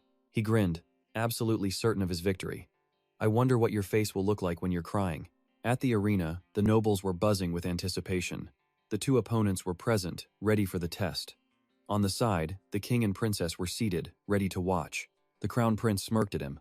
Nock's face remained a mask, his gaze serious. The crown prince spoke first. "Let's both do our best, shall we?" Half his face was hidden in shadow as he thought, "In the end, you'll play along in this little performance of mine." Nock replied calmly, "Yes, I understand." Just then, the referee's voice boomed. "All right, both sides, prepare." The announcement echoed across the arena. With swords in hand, the duel between the Crown Prince of the Luke Empire and Nox officially begins. The prince charges forward, his blade humming with power, certain that no amount of skill can overcome royal blood. His noble prestige is everything. To the Crown Prince, no matter how talented Nox is, he's nothing more than an insect from the Black family. And with royalty and the church watching, he's sure Nox won't dare to truly fight back. He brings his sword down in a mighty golden arc, but Nox swiftly raises his own blade and blocks it cold. For a moment, the prince is completely stunned. What? His face darkens as he snarls. "You dare point your sword at royalty?" Without missing a beat, Nox powerfully swings his own sword. The prince grits his teeth as Nox calmly says, "Your Highness." Nox grips his sword tight and swings down, a purple aura flaring to life. "Weren't you the one who told me to go all out?" Louis fumes that Nox would dare challenge a royal family member, as a dark, ominous energy begins to swirl around Nox. With total confidence, Nox holds his ground. "Your Highness, didn't you yourself tell me to use my full power?" Nox then swings his blade in a decisive arc, kicking up a thick cloud of dust and smoke from the arena floor. Louis stumbles backward, staring, furious. Inside his head, he's raging. He actually dared to point his sword at me, the #1 candidate for the throne. Louis's expression turns ugly as he starts hurling sharp insults at Nox. "How dare an insect from the Black family challenge my authority?" Nox simply replies that he doesn't understand what he means. He's just following orders. Louis grinds his teeth and hisses, "Fine, if that's how you want to play this." As he speaks, he swings his sword back, generating a brilliant arc of light crackling with golden electricity. He declares he won't be holding back. Louis thinks with a smirk, even if he has a good reputation in Eldon, he's still just a little brat. A sinister smile spreads across his face. He's sure there's no way Nox can beat him. The referee notices the prince's expression, then calmly announces that the match ends when one of them falls or surrenders. The moment the words leave the referee's mouth, Louis unleashes his power. His feet move so fast they spark with golden lightning, and he rushes toward Nox like a howling wind. Louis leaps, bringing his sword down for the finishing blow, but Nox parries the attack with a piercing shriek of steel on steel. Nox is already bored. The prince can make a big scene, sure, but his actual fighting ability is nothing special. He redirects the blade. Still, he thinks, his talent isn't completely terrible. Seeing how easily Nox handles him, Louis gets even more annoyed. "But it's not even close to my level," Nox thinks. In a flash, his sword is at Louis's throat. The prince freezes. Damn it. Louis squeezes his eyes shut in fear, but when nothing happens, he peeks one open, only to be completely stunned. Nox is sheathing his sword. "What are you doing?" Louis demands. Nox calmly replies that he has no problem with the rules. He continues, saying the fight is just a little boring with nothing on the line. Louis growls, "What do you want? How about we make a little wager on the outcome?"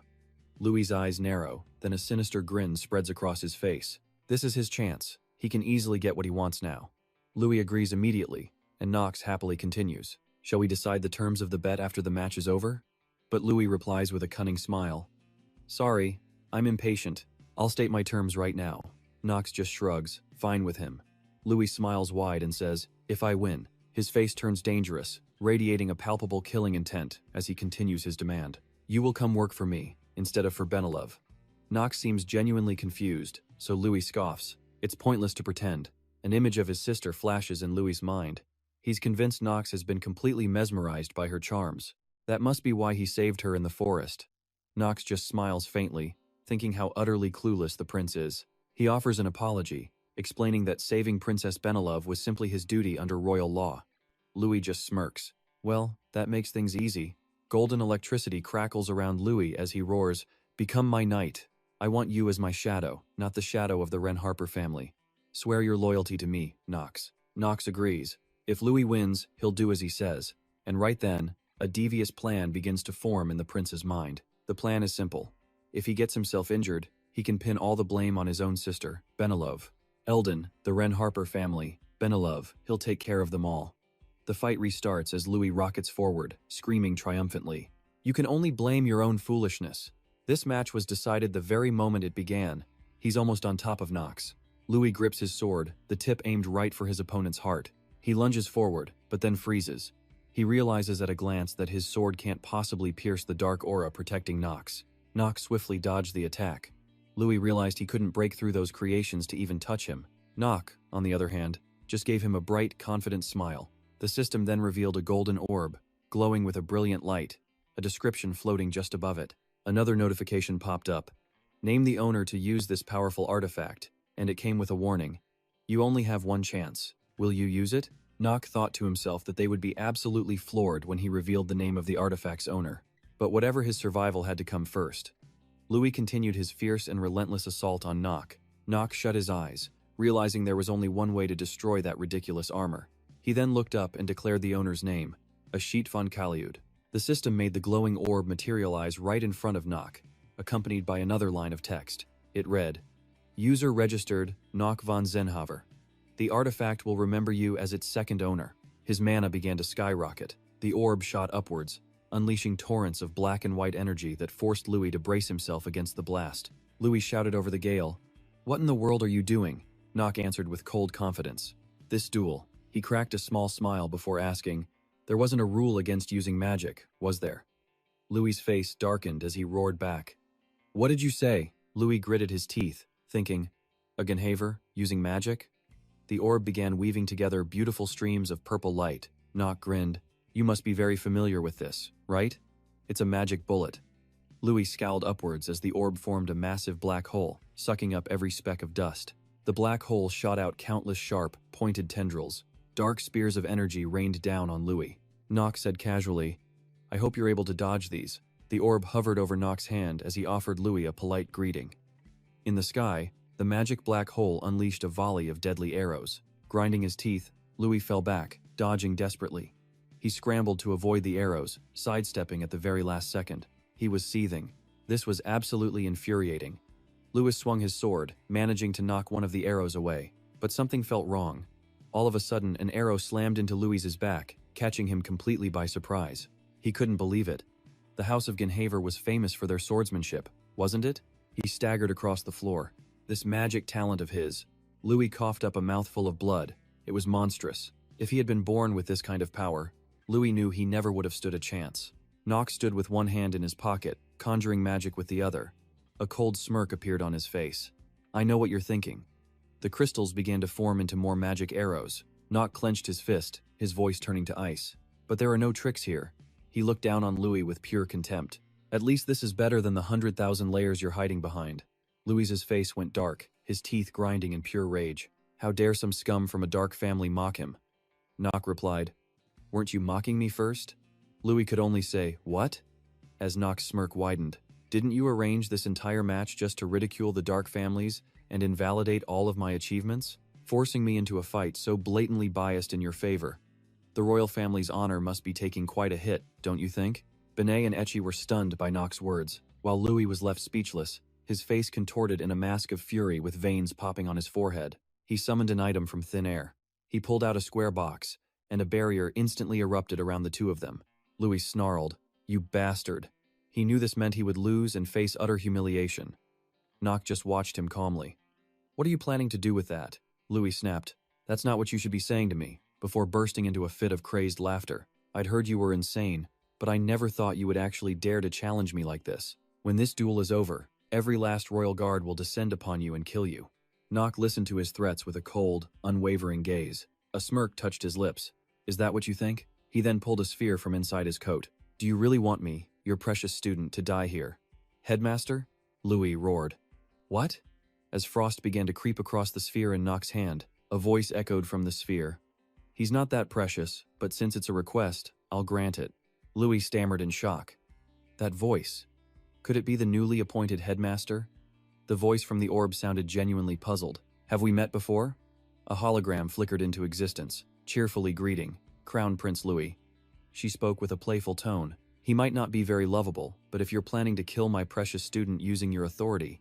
Her eyes widened, her expression turning menacing. Then, as one of the four saints, I will stake my entire honor on killing you. Louis broke out in a cold sweat, paralyzed by her threat. Nox simply listened to their exchange, a slight smirk playing on his lips. The scene then flashes back to the headmaster's office. Loa had told him, I heard the royal family wants to reward you. Nox, sitting opposite her, replied, for saving the royal family, or so I've heard. Loa chirped, that's right. Nox immediately said, this is bad. If I go there, I'll be killed, as you well know, headmaster. Loa just kept munching on her cookies happily while Nox let out an exasperated sigh. Almost no one from the Black family ever comes back alive, Noah says, mid-chew. You're right. Nox snatches the pastry right out of her hand, holding it up high. How can you still be eating at a time like this? Noah jumps up and down, trying to get her snack back. What's the big deal? Defeated. He just gives it back to her. Would you please just listen to me? He pleads. If the headmaster steps in, the prince will stop messing with me, right? Noah happily grabs the pastry again, looking at him, but then I wouldn't get my reward. I have to get my reward when I do a good job. He crosses his arms. That's still better than getting a reward and coming back as just a head. I don't get how this all got so complicated. Noah grins. You know, modern magic can reattach limbs in a flash. Yeah, but what about a head? Nock forces a bitter smile. Are you seriously saying that to your own student? She sinks into the sofa. So, what if there's a safe way to get that reward? She summons a frost-covered orb. There's no such thing. Nock just stares at his own reflection in its surface. Back in the present, he gazes at the crystal Noah gave him, her face shimmering inside it. It's a type of long-range communication tool. But unlike normal artifacts, this one can transfer magic to the other side. Nock glances at the breathless Louis. The first prince, completely wrecked. Nock thinks to himself, no matter how strong the prince is, he can't touch the Black Hawk leader or one of the four saints. A small smirk plays on his lips. How strange. The headmaster isn't usually so selfish. Noah's voice cuts in. Nock, they can hear you. Her eyes flash. If you don't need my help, then I'm leaving. Nock panics. Wait, I was just saying. Of course I still need your help. Louis is still catching his breath. The prince's eyes are filled with pure terror. It was just a misunderstanding.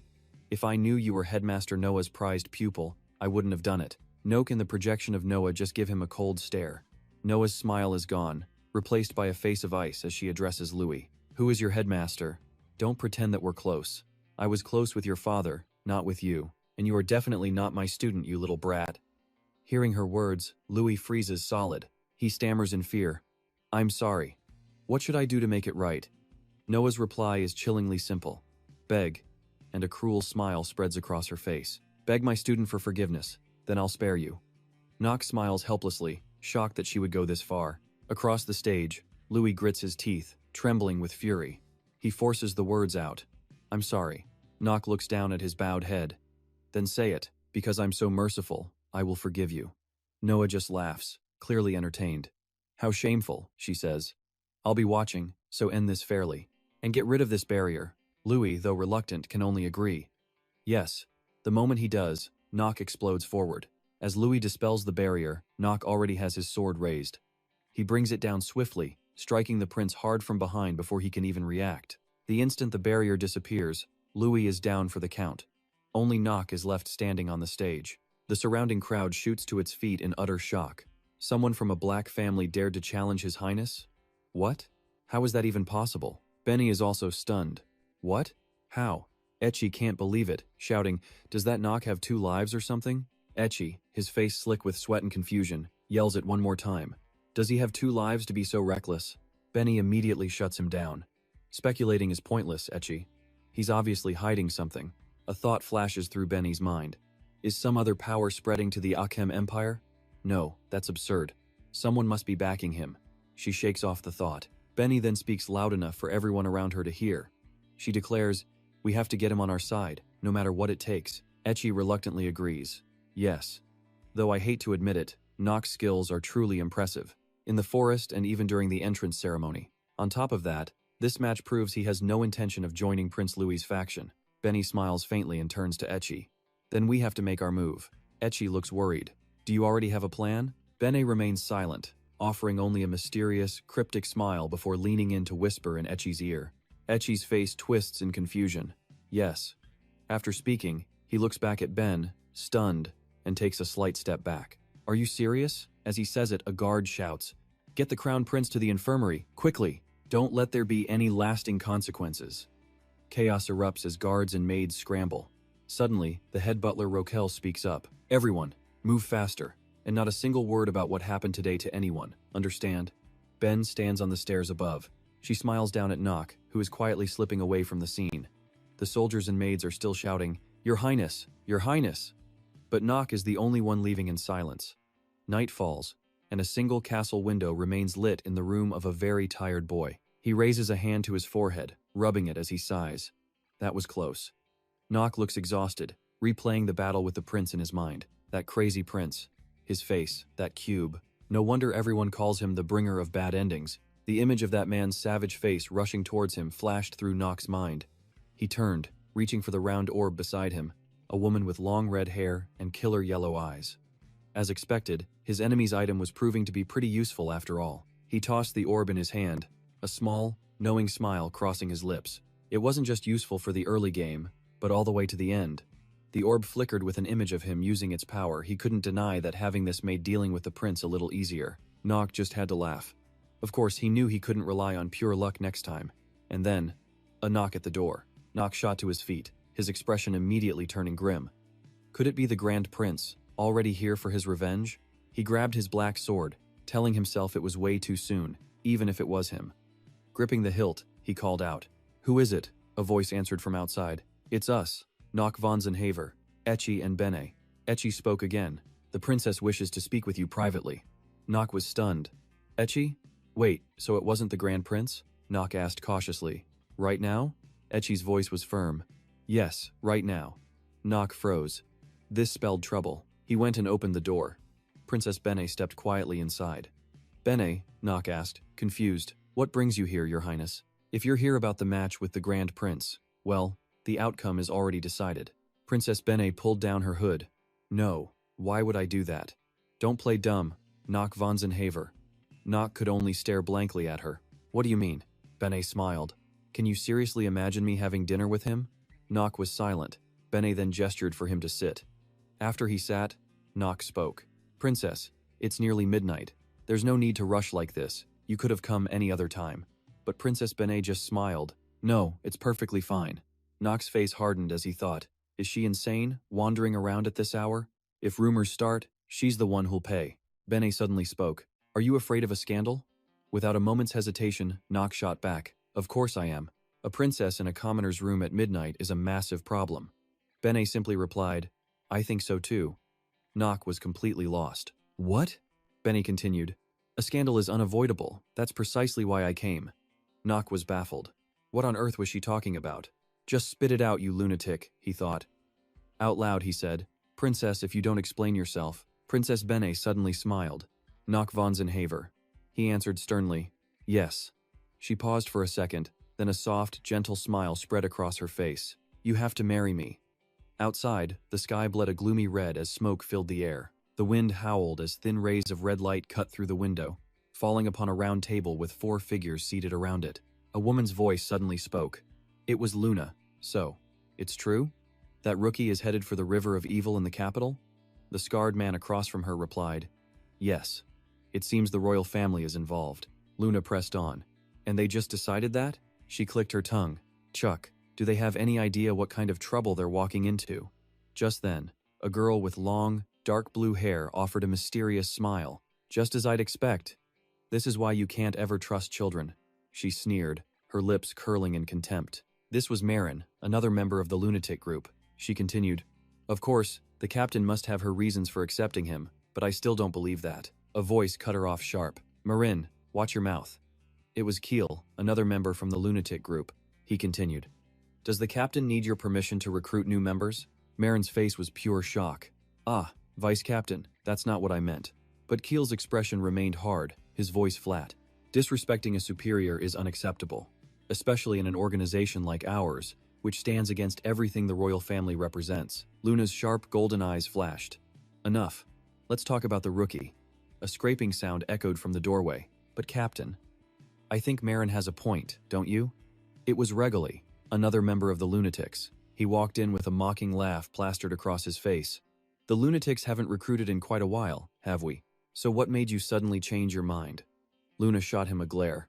Huh, he just seemed interesting. Keel sneered again. No way our captain would be interested in a mere rookie. Or could it be about his family? Luna's expression tightened. No, it has nothing to do with the Jehafer family. She remembered watching his back. Nock definitely had a connection with her, but the kid really seemed to despise his own family. The vice captain spoke up. Well now, that is surprising. Ma Jin hesitated. Shouldn't we be the ones to verify that?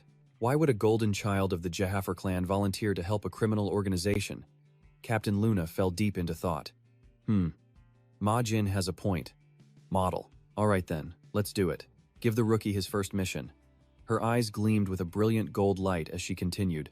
We'll see exactly what he's made of, and whether or not he'll betray us.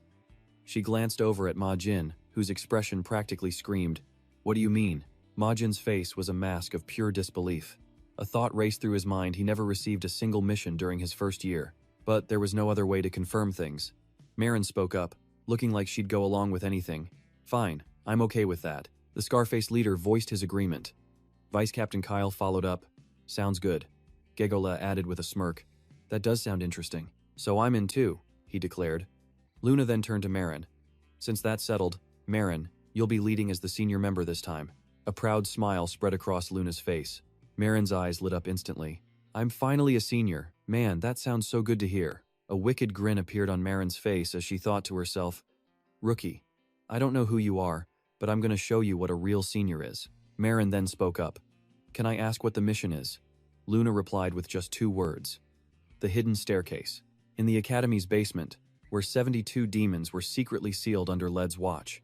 The scene shifted, bathed in a dark red glow and howling winds. The wind shrieked menacingly. There were reports that the demon Paimon's magic stone was located there, a glowing red stone, surrounded by swirling dark crimson energy. While the rookie buys us time, we'll steal it, Luna explained to Marin with a smile. Marin, you'll support the rookie.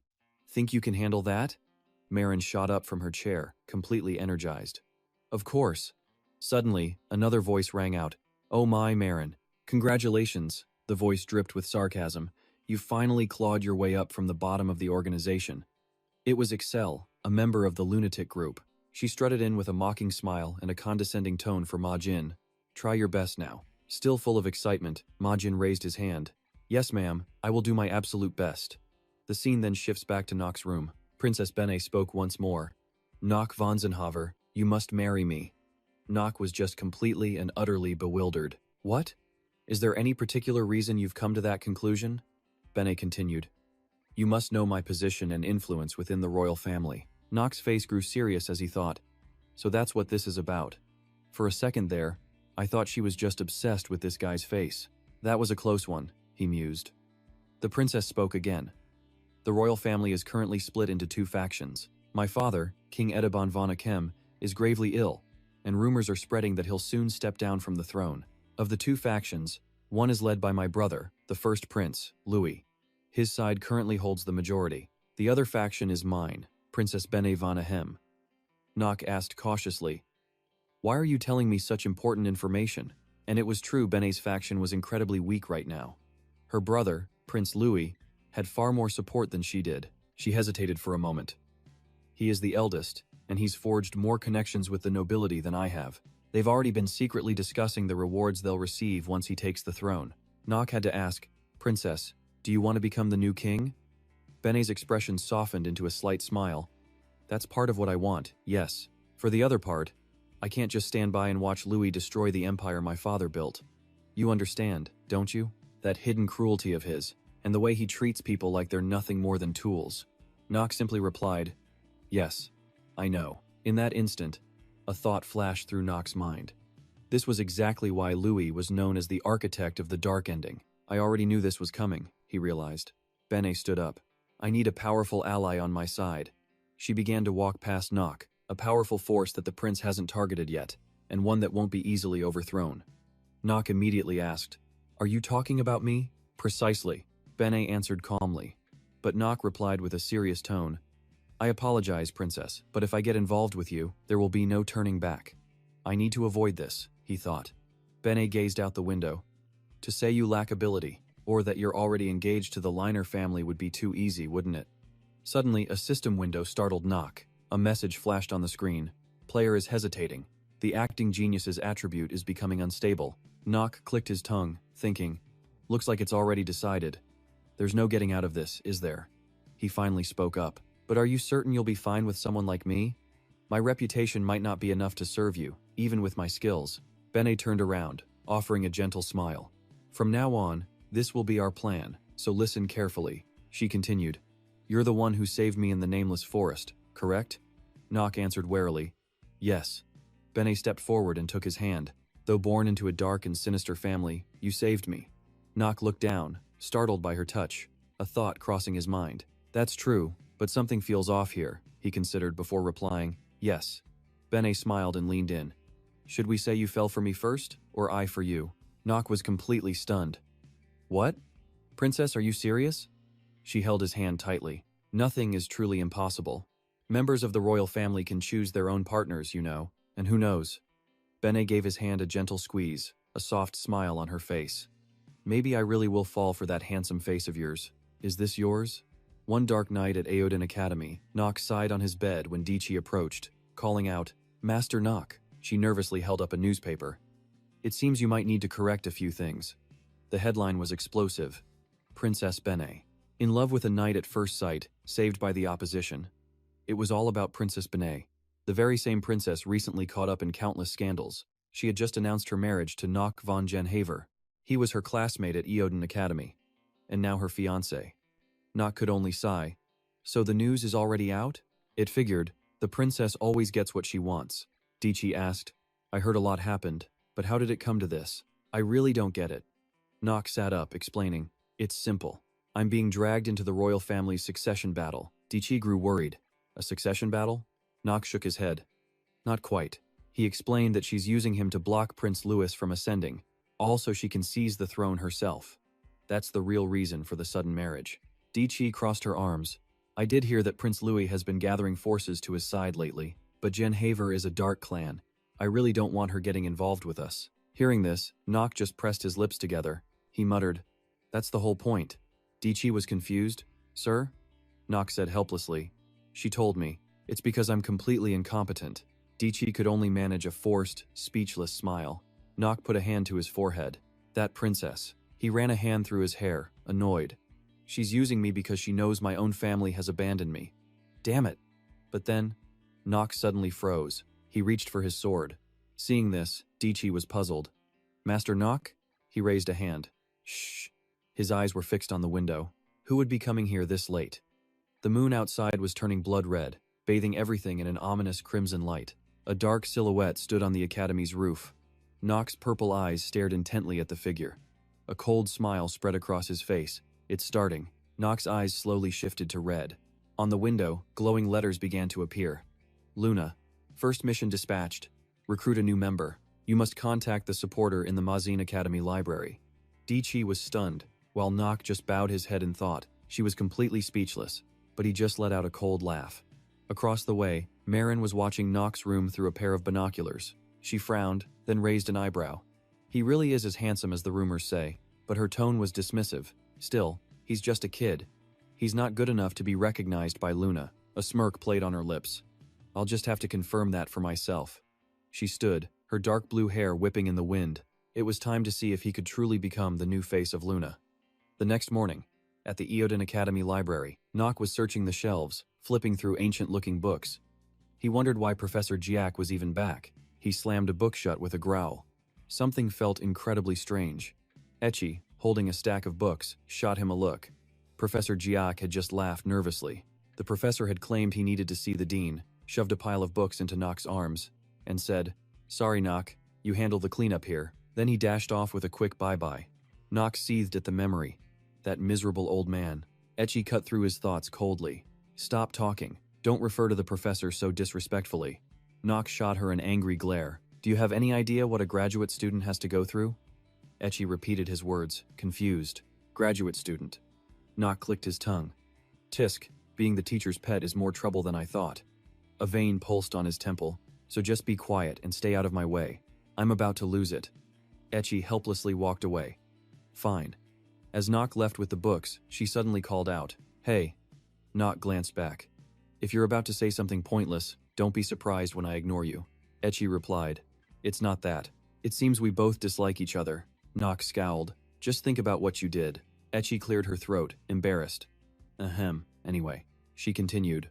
I'm sorry for what happened with the princess. I don't expect you to understand my position. Nock eyed her suspiciously. Why is she doing this? He asked her. What do you want? Ecchi replied. I heard you have a marriage partner now. I suspect Princess Bene only announced the marriage to make your life even more miserable. Nock was a little stunned. You mean the marriage proposal? Honestly, I was a bit surprised myself. But why are you the one apologizing? Ecchi stated. It's simple. I'm not asking you, a member of the Dark Clan, to support our side. She leaned against a shelf, looking at him. I just want to say that the princess isn't that kind of person. His eyes widened in surprise before he turned away. So loyal to the princess, he thought? Again, another character was acting completely different from how he remembered them in the game. He stared down at his own hands, feeling trapped. Was this feeling excitement? Or was it sympathy, speaking as a player? Or perhaps, Nock clenched his hand into a tight fist. Forget it, he said aloud. I assume she has her reasons for doing it. Ecchi was shocked by his response. Nock looked at her coldly. The only thing I can do right now is clean up this damn mess of books, so just leave me alone. Ecchi stared, wide-eyed and silent. Then, she placed a hand over her chest and gave a slight bow. Jen Haver, I sincerely thank you. Nock just offered a small smile as he put a book away. Just act normal. Never mind the pleasantries.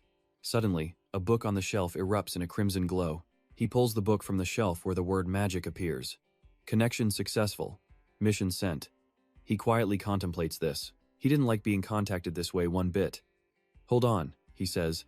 I need to check something, before walking off. Noah steps out of the library, book in hand. He opens it to find magical text glowing, telling of a demon sealed during a night of slaughter. That was Baimon's demonic essence, hidden deep beneath the academy. To get it, he'd have to steal the building's schematics. He needed to infiltrate the academy's inner circle and deceive as many people as he could. He thinks of Luna, and his eyes glow red with a sinister grin. It's finally starting. Inner Lunatic. This is the first real chapter of this brutal game. Let the fun begin. He clenches his fist, thinking to himself that it was finally happening. Inner Lunatic. He smiles, his eyes flashing with a crimson glint. Outside, the moon hangs high in a blood-red sky. Act 1 of this hellish game. Inside a magnificent mansion, the lights are still burning bright. A maid stands with a look of deep unease. She nervously bites her lip, wringing her hands as she watches the girl who's been hiding under a blanket. My lady, are you all right? Ima pleads, a bead of sweat rolling down her anxious face. You've been like this for 2 days. What if you're sick? The girl under the covers doesn't move. Her hand just tightens its grip. The maid watches helplessly from behind, lost in her thoughts. How could Master Noah possibly know the princess? She recalls a newspaper article, thinking that no matter how handsome he was, choosing a partner from a dark family was a terrible idea. Her anxiety grows thinking about the clan head, who adores his daughter. If he were to find out about this, sweat beads on the maid's face. He would kill Master Noah without a second thought. Her brow furrows as she thinks it over. This could ignite a war between the two families. She reaches out, pleading, My lady, please stop this. Just then, the girl throws off the blanket, revealing a dark expression that completely startles Ima. Ima reaches out, stammering, My lady? Tali puts her feet on the floor. She stares at the terrified Ima, her own face an emotionless mask. Ima. The maid quickly answers, Yes, while thinking to herself how absolutely terrifying this was. Tali looks on, placing a hand to her chest. She says, Today, I have finally grown up. The trembling maid asks, What do you mean by that? Tali lowers her head, a self-mocking look on her face. I've realized someone has stolen what belongs to me. Now, I have finally learned. Tali's face darkens into a bitter smile. What my father said was right. She silently recalls his words. If you don't want to lose anything, you must become strong. Seeing her lady like this, Ima is completely at a loss. Tali looks up at Ima, a smile playing on her lips as she asks, Isn't that right, Ima? The maid freezes, utterly unsure how to answer. Tali's eyes are completely empty, devoid of all emotion. Ima looks at her, pure fear and worry on her sweat-drenched face. She thinks only one name, Master Noah. Save yourself. An image of a terrifying demon flashes in her mind. Duke Baimon, his oppressive red eyes staring back. Those demonic eyes were the cause of every disaster, the demon behind the night of slaughter, and the one who killed Noah's mother. It was also the one who turned the wheels of time itself, reversing Noah's life and turning him back into a child. The very one who killed him in the original storyline. Noah broods over these facts as he walks down a long path. Under his cloak, Noah's mind raced. He knew with his current power, killing him was impossible. As he sank into the water, he realized his one lucky break. He revels in the power flowing through him in the cool water, as system notifications begin to chime non-stop. You have discovered a hidden piece. You have bathed in the river of evil. Noah's slender hand glides through the water, a smile on his lips. The system messages keep coming. A random stat increase of plus or minus 2. The alerts continue, this time for his mana, plus or minus 1. Another mana stat increase. Outside, the scene is deceptively peaceful, but that's not all. He murmurs a series of water spells, his expression one of deep satisfaction. He was absorbing power from the hidden pieces. The hidden piece is activated. The player has learned the ancient dragoness language. He smiles, thinking to himself that if not for the marriage with the princess, this would have been an incredible discovery. Suddenly, a voice rings out from behind him. Looks like you weren't late. I thought you'd get lost on such a difficult path. Noah turns to see a purple-haired girl perched atop a fountain. Noah looks over and asks, "Are you Majin?" The girl smiles back. "That's right. I'm the one with the nickname Majin." Majin closes her eyes. "You're a bit disrespectful, so listen closely." She aggressively points a finger right at him. "I am your senior and your guide. Plus, I'm 2 years older than you. Got it?" Noah seems to understand completely. So that's how it is. He thinks to himself that Majin is actually the most annoying person in Lunatic, just as a notification panel appears. Basic intel on the girl in front of him.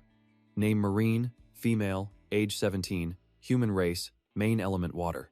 Her title was an official member of Lunatic. He stared at her, a sense of injustice brewing in his mind. There was one thing about her he truly despised.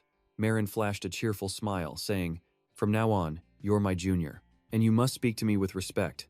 Nock scowled and clicked his tongue. "Who says, old hag?" he thought bitterly. "What the hell?" Marin's hands clenched in anger as she yelled. "Did you just call me a cheerleader?" She gritted her teeth, her brow furrowed. "No way." Furious, she pointed a finger right at him. "This whole world is trash." Nock gloomily watched her grandstanding from above. "You seem to enjoy the sound of your own voice, huh?" Marin landed, then faced him. She crossed her arms with an arrogant smile. "So, you need to show me some respect." Marin just kept on talking. "I joined Lunatic years before you, and I'm 2 years older." Nock held up a hand, cutting her off. "I already heard that part. So what are you going to do if you get respect from someone like me?" Marin frowned, looking a bit flustered. But there are rules in Lunatic." Seeing someone approaching behind her, Nock signaled for silence. "Hold on. Someone's coming. Let's get back to the base first." Marin was visibly frustrated, her hands balling into tight fists. "We're just leaving it like this?" She closed her eyes to focus, snapped her fingers, and a white light surrounded them.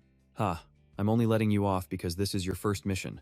A scroll then appeared, much to Nock's surprise. She waved a hand at him and said, "I'll head back to the base like you wanted. First, tear that scroll." Nock smirked at the glowing paper in his hand, recognizing it as a low-level spatial teleportation scroll. He ripped the paper. It really wasn't all that different from how it worked in the game. A powerful light instantly enveloped Nock, and they both vanished, leaving silence. At the base, 2 purple lights appeared. A noise echoed from inside. Marin looked pale, clearly feeling the after effects of the teleport. She could never get used to those magic scrolls. She watched Nock tap the table and ordered, "Sit down. Even though I've already briefed you on the first mission, I'm going to explain it again. So listen carefully." Marin's expression turned serious as her piercing blue eyes focused on Nock. "You've obviously heard about the Night of Slaughter, right?" A demon's hand pulled all the strings using that crimson soul stone. Nock quietly replied, "Of course." He remembered how everyone joined forces to defeat the sealed archdemon Paimon. Thanks to the combined efforts of Principal Loa, the swordsman Cello, and Lord Theo, the day he was defeated earned its name. Marin looked down slightly. "That's right, Paimon is incredibly dangerous.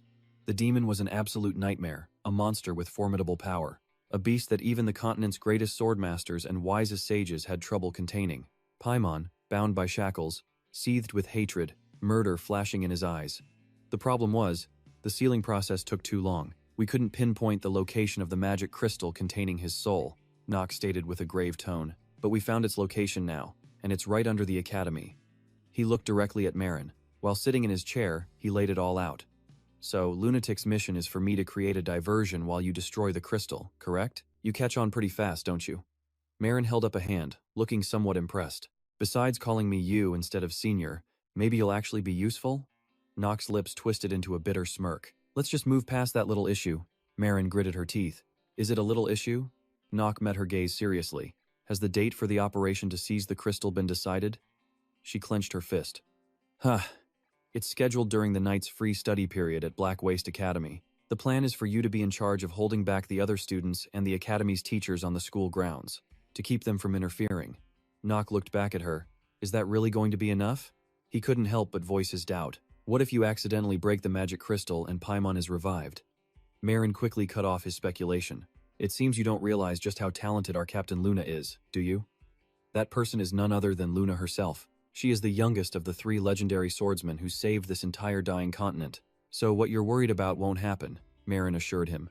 But Nock knew better, despite all of Marin's confidence. It'd be great if things went as smoothly as she thinks, but he knew for a fact that wasn't going to happen. He thought about the demon again.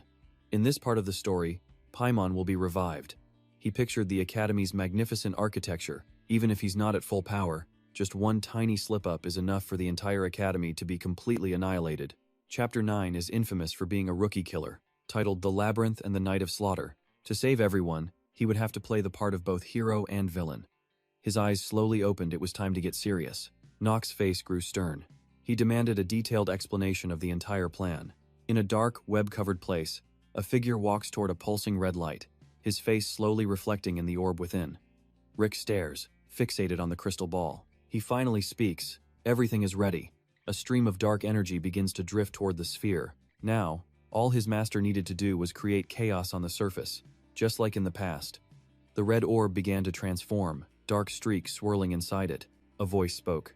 Well done. A full resurrection is impossible since those bastards stole so much of my mana, but this will suffice for now. The voice then asked, Your name is Rick, isn't it? He bowed deeply, placing a hand on his chest in reverence. Yes. Inside the orb, a single eye started to form. Succeed in this, and you will become a true demon, no longer a mere half-blood. A wicked smile spread across his face upon hearing those words. Don't disappoint me. Rick looked up, his face twisted into a cunning grin. Back at the academy hall, a group of female students was crowding around Nock. He glanced around nervously, a bead of sweat running down his face. Ellen turned away with her arms crossed. Princess Benny offered him a smile, while Tali simply stared at the floor, revealing nothing. Princess Benny spoke first. I'm sorry, Tali, I hope you'll understand. She placed a hand over her heart, trying to convey her true feelings. You can't just control a person's feelings whenever you want. Nock looked over, a bit surprised and worried. The princess cautiously called her name, Tali, but Tali remained silent, her face a blank mask as the whole space went dark. Then, out of nowhere, she let out a self-mocking laugh. Heh. The sound sent a chill down Nock's spine. He gritted his teeth, thinking this was madness. He looked at Tali, who was laughing to herself with completely vacant eyes. He'd completely forgotten to keep an eye on Tali, and now the real trouble was starting. Tali's smile was just pure mockery. Heh. Her eyes turned hollow, utterly devoid of emotion. As Nock watched in distress, Tali smirked right at the princess. He frowned, torn and unsure what to do. He closed his eyes, a cold sweat breaking out. How did things get this bad? Elsewhere in the academy, students were buzzing with excitement, all running toward the announcement board. Hey, have you heard the news? A boy with glasses clenched his fist. The school is choosing the top 7 students for special night training. Another student asked, Night training? You mean if we're chosen, we'll get extra credit and special privileges? The boy next to him sighed in defeat. If I had done better, I might have made it. The student with glasses just scoffed. Keep dreaming. You can't even get past the intermediate rank. Someone else muttered. Besides, those spots always go to the nobles. The boy with glasses added, Commoners like us could never get in, no matter how high our scores are. His friend snapped. You think I don't know that? I'm already well aware. The boy with the glasses looked annoyed. Those nobles only ever think of themselves, always preaching about fairness, but just look at them. He glared at a group of them arguing, how is this academy any different from the world outside? A student watched them, a hint of longing in his eyes. How are we supposed to know what the elites are thinking? A girl asked quietly. But who are the 7 chosen? What are the requirements? A boy scratched his head and sighed. It's probably based on scores. The student beside him began to cry with regret. I have to get a high score, no matter what. Just then, every head in the hall turned toward the entrance, but the biggest shock was who walked in. It was Nock. Everyone was staring at him, but Nock's face was calm as he walked in, completely unfazed by the attention. No one in the academy could take their eyes off him. A student whispered, "Is that the troublemaker from the Genha family?" Nock looked down, uncomfortable. He thought to himself, I knew it. People gossip about me everywhere I go. He never wanted this kind of attention. But what can I do? Nock's brow furrowed as his gaze hardened. Murderer. The new head. Nock. He thought of the vision of that demon appearing and destroying the academy. He knew he had to fight with everything he had.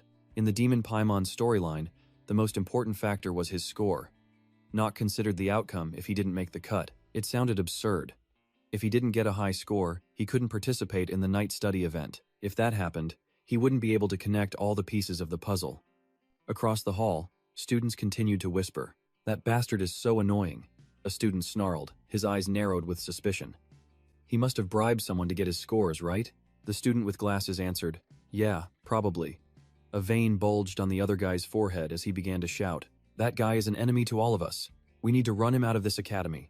A friend immediately shot him a wary look. "Don't say that, you idiot. Haven't you heard the latest news?" His friend leaned in, and his words left the loudmouth completely frozen. A wave of panic washed over him.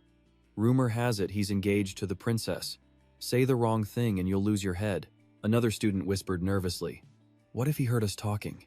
Through all of it, Nock's expression remained perfectly blank. He heard everything. Fools. Nock closed his eyes, steadying his nerves as he realized he had his own calculations to make. He couldn't risk destroying his future relationship with the lunatic organization over some petty academy drama. Nock glanced up at the notice board, his mind still on the one person trying to leave the Genheavy family. For someone like him, that organization was a resource to be exploited. And at the top of the rankings, his own name, Nock. The critical 7 nights were about to begin. He turned to leave, his steps quickening as a thought consumed him. The demon Paimon would be revived, and he had to stop it. Meanwhile, in the grand hall, 2 girls were locked in a tense standoff. Nock could only think one thing. Damn it. He had absolutely no idea how to handle this. He'd forgotten to even check who ranked below him. On the board were Leon, Princess Benet, Tali, and Echi. For a moment, he couldn't bring himself to face the situation. Is this what real-life drama between girls actually looked like? Seriously? The 2 were battling it out with their eyes, neither giving an inch. It was like watching a war between an ex and the current girlfriend. He clenched his fists, gritting his teeth. This was bad. He hadn't even done anything yet, and everything was already a complete mess. Tali flashed a smile, her eyes curving like crescent moons. "I understand, Princess." The words sounded bitter, but she looked to Nock. "He's a very kind man." Her thin lips parted. "So I think it's perfectly normal that you feel that way about him." The princess smiled in response. "Oh my, thank you for your concern." But Tali pressed on. However, Benet, her eyes widened with a wild intensity as she declared, "I don't think I can just stay quiet and let this slide." The princess's companion gasped in shock, but Benet herself remained silent. She just watched Tali, her expression unmoving, and stated coldly, "The Steeken family places great value on victory. What's mine is mine, and I won't let anyone take it." Tali's eyes held a deep, chilling glare. "That applies to anyone. Do you understand?" The princess simply smiled at her. "Well then, good luck with that." Benet then walked past Nock, pausing to say one last thing. "I hear this is a marriage arranged by your families." Her words were heavy with insinuation.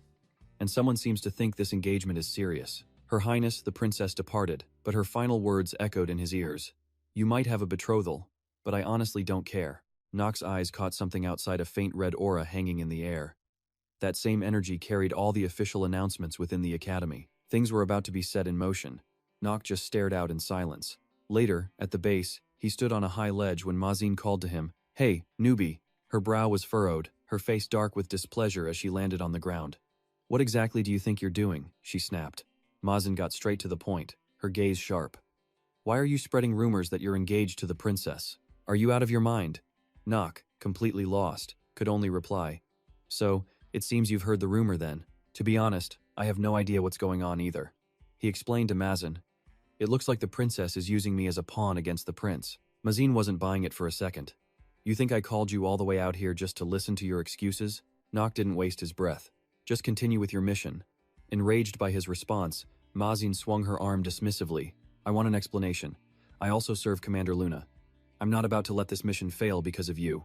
She pointed a finger right at Nock. We can't accept someone with a background as mysterious as yours. Nock challenged her. Was that decision from the higher-ups? Mazin puffed out her chest. Evaluating new recruits is my job.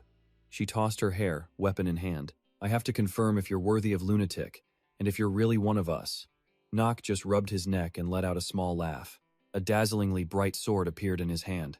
Nock faced her, raising the blade as a swirling blue and purple aura erupted around him. Mazin grinned, smoothly drawing an arrow. Nock's brow tightened, his eyes wary as he gripped his sword. She fired. The shot flew straight for him. You're the one who should be worried. In a flash, he blocked the arrow, unleashing a massive shockwave from the impact. Nock zipped right past her. The two clashed violently, trading blows and skills in a flurry of motion. He watched Mazin, his expression grim. She poured her power into a single arrow, surrounding it with blue light. I'm going all out. Try not to die on me. Mazin drew her bowstring taut, locking eyes with him. I'll hold back a bit. It would be a real pain if you died. The arrow, pulsing with power, shot toward him. Nock calmly observed the energy. Mazin wasn't lying. His thoughts drifted to the sea, and to a tribe hidden beneath the waves. She was a descendant of a legendary bloodline that had long since vanished the merfolk. Based on the incredible power he'd seen in her last attack, it wasn't hard to confirm she had inherited their lineage. The power contained in her hydrocore technique was immense, something not even Luna could take lightly. The captain of the lunatic squad herself would struggle to completely block an attack of that caliber. A system notification popped up. The master actor trait was activating at full strength. Nock, however, remained lost in his analysis. He watched her keep her arrows aimed right at him. It was probably best not to provoke her any further. This was Mazin's true power on display. He charges forward, but Nock intercepts the arrow with his sword, throwing the scene into chaos.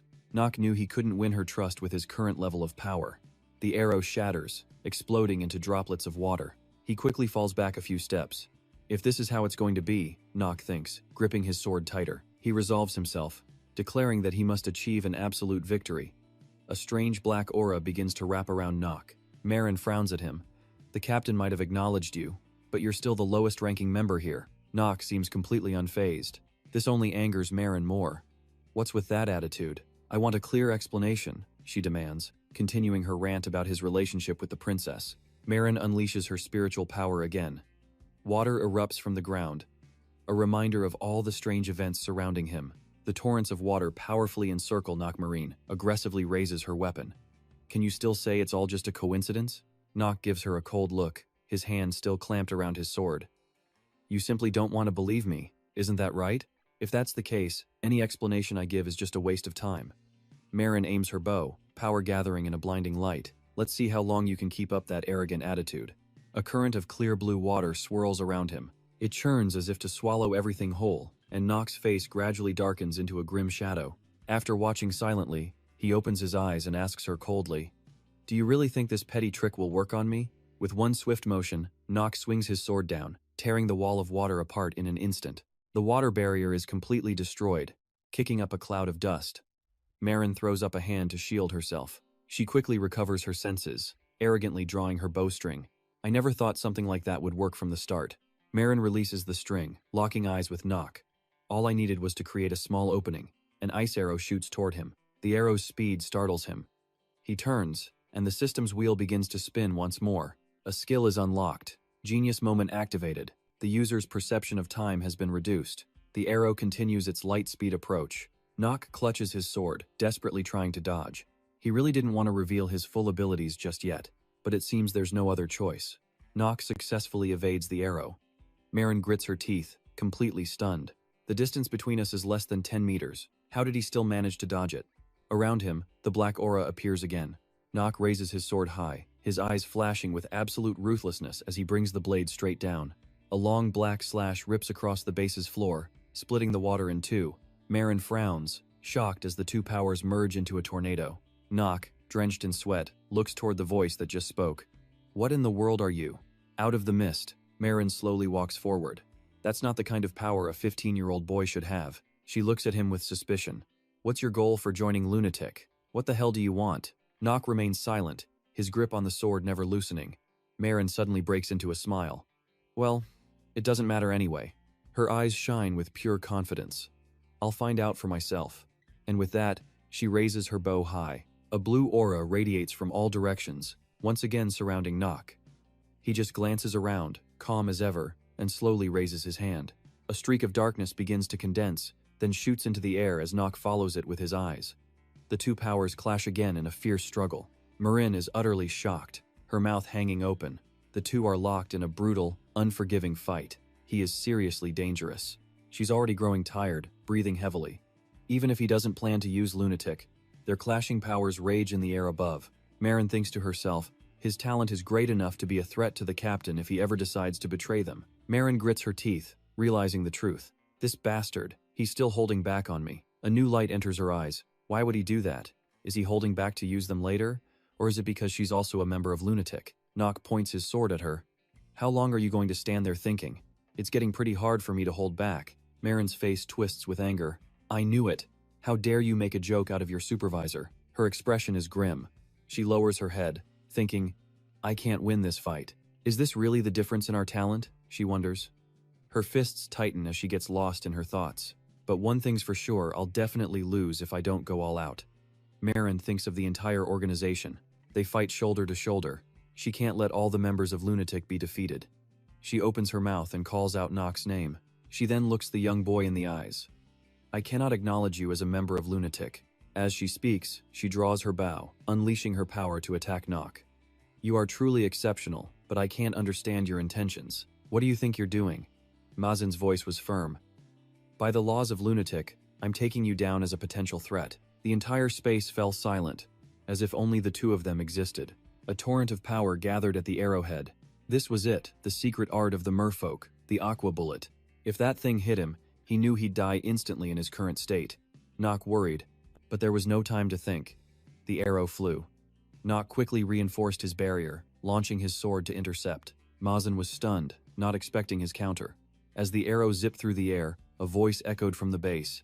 Mazin, what do you think you're doing? From high above, a blonde-haired woman pointed down, her voice sharp and commanding. I assigned you a mission with the rookie. Luna approached, her steps measured. So why does that involve trying to kill him? The two of them instinctively looked toward Captain Luna. Mazin's face darkened, utterly speechless. Nock looked at her and spoke quietly. Hello, Captain Luna. From above, Luna's voice boomed. You too, rookie. She glared at them both. If you two don't explain this situation clearly, I will punish you both. Captain Luna's voice was ice, her sharp eyes glaring down at them. What exactly were you supposed to be doing? Mazin asked as she leaped down, her feet landing silently on the ground. Your mission was to draw the attention of the professors and students, alongside the rookie. Her golden pupils flashed a fiery red. This wasn't part of the plan, was it? Mazin was terrified by her gaze, her expression turning grim. I'm sorry, I just wanted to confirm his loyalty to the organization, she stammered, as Luna watched her, unimpressed. That's my job as the leader, not yours. With that, Luna drew her own sword. One more thing.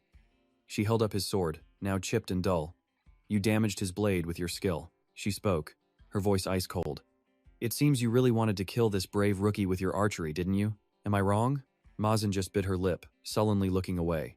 Luna glanced at Nock behind her. I understand. I realize he hasn't done anything to prove himself yet. Her furious gaze snapped back to Mazin. But you went way too far this time. There is only one reason to eliminate a member of Lunatic.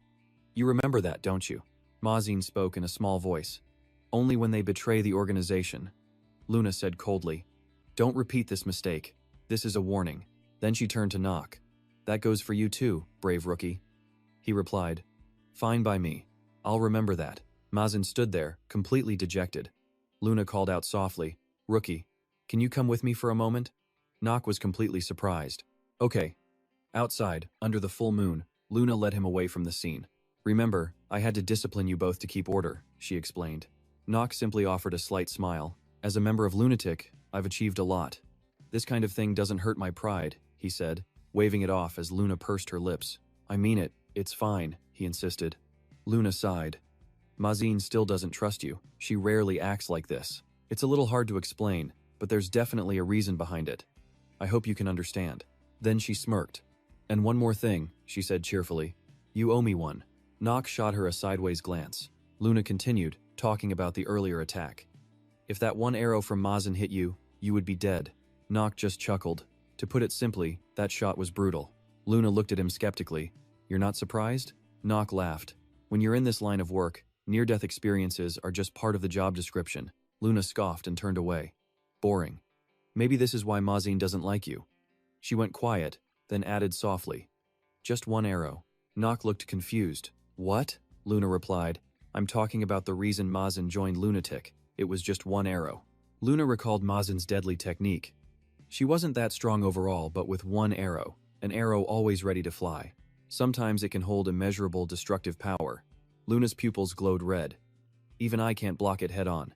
Nock quietly listened, thinking to himself. So that's what cracked his sword. But something was still strange. He thought, if Mazin is that powerful, why didn't she appear in the main storyline? He recalled the legends of the merfolk, the sea tribe. Mazin is the last descendant of a clan that mastered water and archery, Luna explained. That's how she can release that power. She suddenly fell silent. Nock glanced at her, putting the pieces together. The sea tribe, one of the races that went extinct over time, they were said to be unusual. They were mentioned in the lore of Lunatic, but never actually appeared in the story. Nock rubbed his chin. Next time I face her, I definitely won't give her time to fire that arrow. Luna just laughed. You sly kid. She poked Nock on the forehead. Don't even think about confronting her. Then she pulled her hand back. Do you have any idea how dangerous Mazin can get when she goes crazy? As I said before, you almost lost your life. Nock rubs his forehead, letting out a weary smile. He looks around and remarks, this place is bigger than I thought. Hearing that, Marin just puts her hands on her hips and sighs. Nock thinks to himself, a destructive arrow, huh? It seems he has a new ace up his sleeve now. He starts to walk off, but when he feels Luna isn't following, Nock glances back. Rookie, he says, you're strong. Luna gives Nock a serious look. You could have defeated magic even before she went berserk. A small smile touches her lips. Not only that, you're cold and rational enough to eliminate an enemy without a moment's hesitation. Nock just smirks at her. You're giving me too much credit. But her expression suddenly turns to ice. Which is why I have a request. The two of them stand on the bridge, the wind gently blowing Luna's long hair. If you sense that magic is about to lose control on this mission, kill her. You're the only one who can do it. Nock's eyes fly open in shock, completely stunned by Luna's words. Back at Eden Academy, a professor is lecturing from the podium, explaining that only those who've opened their upper, middle, and lower dantian can become a knight. Or a complete mage, he adds. While innate talent is important, ultimately, only those who work hard can unlock their full potential. Nock sits with his arms crossed in the lecture hall, glancing over at Tali, who is staring daggers at him. He worries to himself, what is it? Did I do something wrong? They should have at least explained the situation to his fiancée, Tali. Princess Bene, seated next to him, smiles as she looks over at him. Her gaze is pretty intense, don't you think? Nock shoots her an unhappy look. How can you say that? He thinks back he never even planned to sit next to her. Before class, Bene had stopped him. We're engaged, after all, she'd said with a little smile. If we don't sit together, it'll make people suspicious. Nock looked at her with concern. Shouldn't you separate your public duties from your private life? As the princess of this nation? Bene covered her mouth and giggled. At least one good thing came out of this situation. Because you're engaged to me, Crown Prince Louis can't get rid of you so easily. Back in the present, Nock feels completely helpless. If she can't say something reasonable, she should just keep quiet. Bene then turns her head, meeting Tali's gaze head-on. Tali immediately looks away, refusing to engage. The lecture ends, and Nock senses someone walking toward him. He turns, confused. Huh? A girl with long, dark purple hair and a patch over one eye stammers, Ayanna von Zyder. The name rings a bell. Ayanna von Zyder, the next head of House Zyder. She's a famous sorcerer known for her enchantment abilities. She can drain a man's life force to enhance her own power and that of others. Nock just turns away and says, I see. Ayanna stares at him, her face turning red with surprise. In front of Nock, a student begins to pack up his books. He complains, man, these evening lectures are exhausting, right? Morning classes followed by more at night is just too much. Eli chimes in, as I see it, we still have at least 3 more classes today. Are you sure you're going to be okay? Nock replies nonchalantly, no, I don't think I'll be attending any more classes. The other student whips his head around, shocked. What do you mean? Suddenly, a powerful tremor shakes the entire building. Students leap to their feet, screaming in fear. Ah! What's happening? The huge chandelier breaks free and smashes onto the floor. Everyone screams in terror. Len shouts, "What was that?" Nock remains perfectly calm, his posture ramrod straight. It seems the main plot has finally started. His sharp gaze shows he's ready. The showdown with the great demon Baimon has begun.